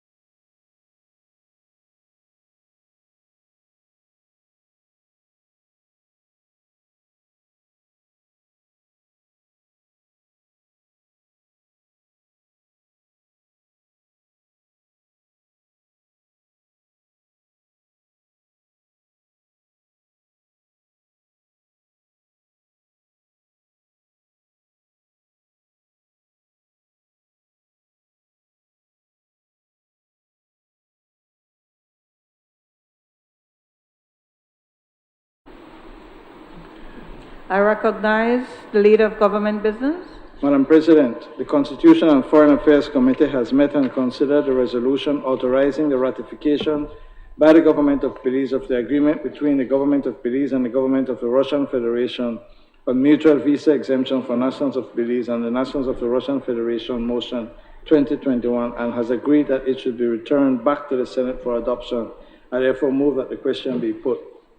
Honorable members, the question is now therefore be it resolved that the Senate authorizes the Government of Belize to ratify the agreement between the Government of Belize and the Government of the Russian Federation on mutual visa exemption for the nationals of Belize and the nationals of the Russian Federation. All those in favor, kindly say aye. Aye. Those against, kindly say no. I think the ayes have it. I recognize the Leader of Government Business. Madam President, the Constitution and Foreign Affairs Committee has met and considered the reparatory justice for the transatlantic slave trade and slavery in British Honduras motion 2021 and has agreed that it be returned back to the Senate for adoption. I therefore move that the question be put.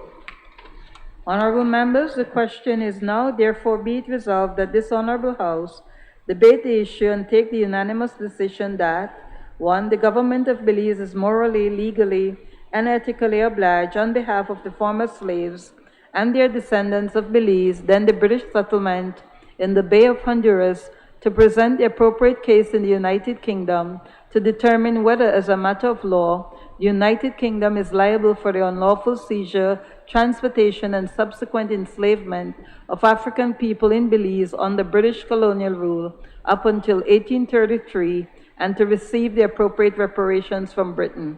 2. The Government of Belize, in presenting this case to the appropriate body, shall seek to evaluate not only the economic cost of slavery in Belize, but also, based on expert evidence, seek reparation for the former slaves and their descendants for the denial of their culture and history.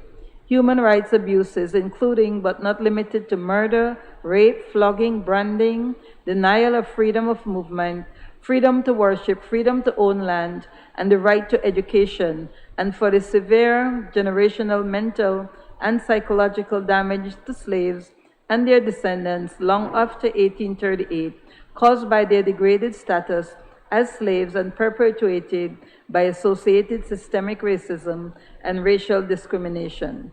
And be it further resolved that this Honorable House calls upon its sister CARICOM states to take similar decisions in their respective jurisdictions on this matter. All those in favor, kindly say aye. Aye. Those against, kindly say no. I think the ayes have it.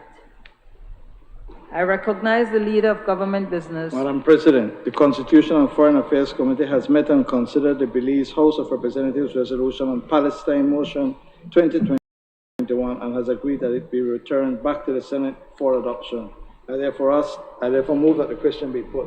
Honorable members, the question is now therefore be it resolved that this Honorable House resolves 1. That Israel's regime of systemic oppression of the Palestinian people constitutes a regime of settler colonialism and apartheid. 2. That the government should support efforts of the UN investigation of Israeli apartheid. 3.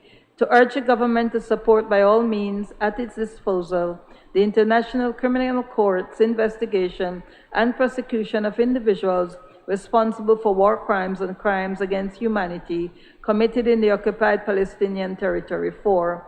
To call for an immediate end to Israel's legal 14-year blockade of Gaza, which constitute a form of collective punishment and a grave violation of the Fourth Geneva Convention, as well as international human rights and international humanitarian law.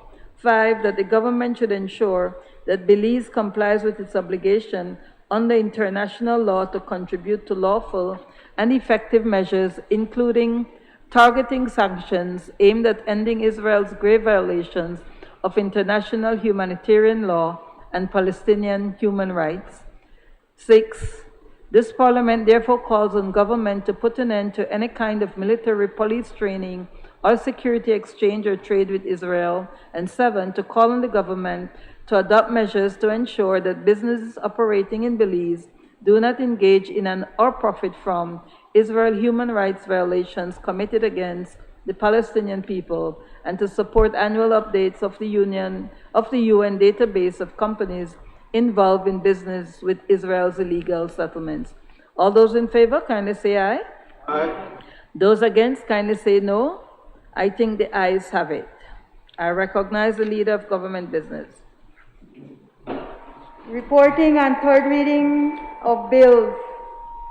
Madam President, with your permission, I propose to take the 18 bills together. Madam President, I rise to report that the Committee of the Whole Senate has considered the General Revenue Supplementary Appropriation 2020-2021 number 6 bill, the General Revenue Supplementary Appropriation 2021-2022 number 1 bill, Securities Industry Bill, Summary Jurisdiction Offenses Amendment Bill, Blue Bonds Loan Bill, National Liquefied Petroleum Gas Project Amendment Bill, Public Health Amendment Number 3 Bill, Carl Houston Memorial Hospital Authority Amendment Bill, Medical Services and Institution Amendment Bill 2021, the Medical Practice Amendment Bill, the Antibiotics Amendment Bill, the Quarantine Amendment Bill, Social Security Board Amendment Bill, Shops Amendment Bill, Chemists and Druggists Amendment Bill, Dentist Amendment Bill, Opticians Amendment Bill, Registration of Nursing Home Amendment Bill, and have passed them without amendment. I therefore ask that the bills be read a third time.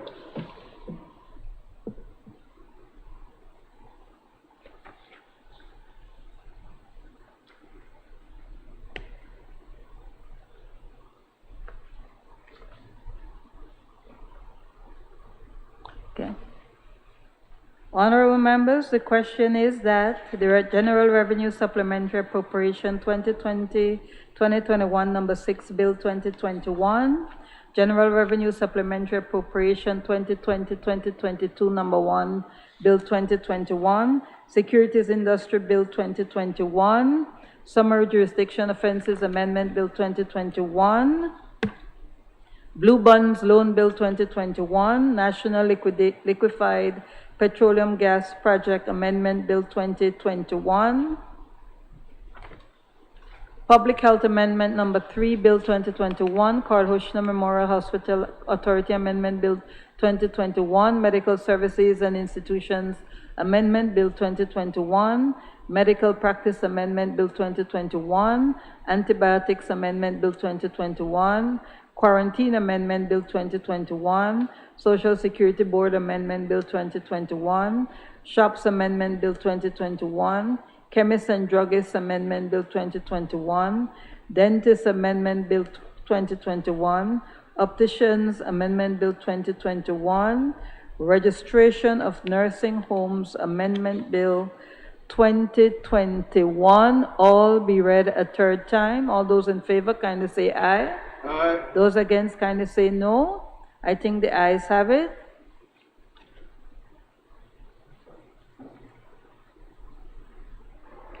Bill for an act to appropriate further sums of money for the use of the public service of Belize for the financial year ending on the 31st day of March 2021 and for 2022.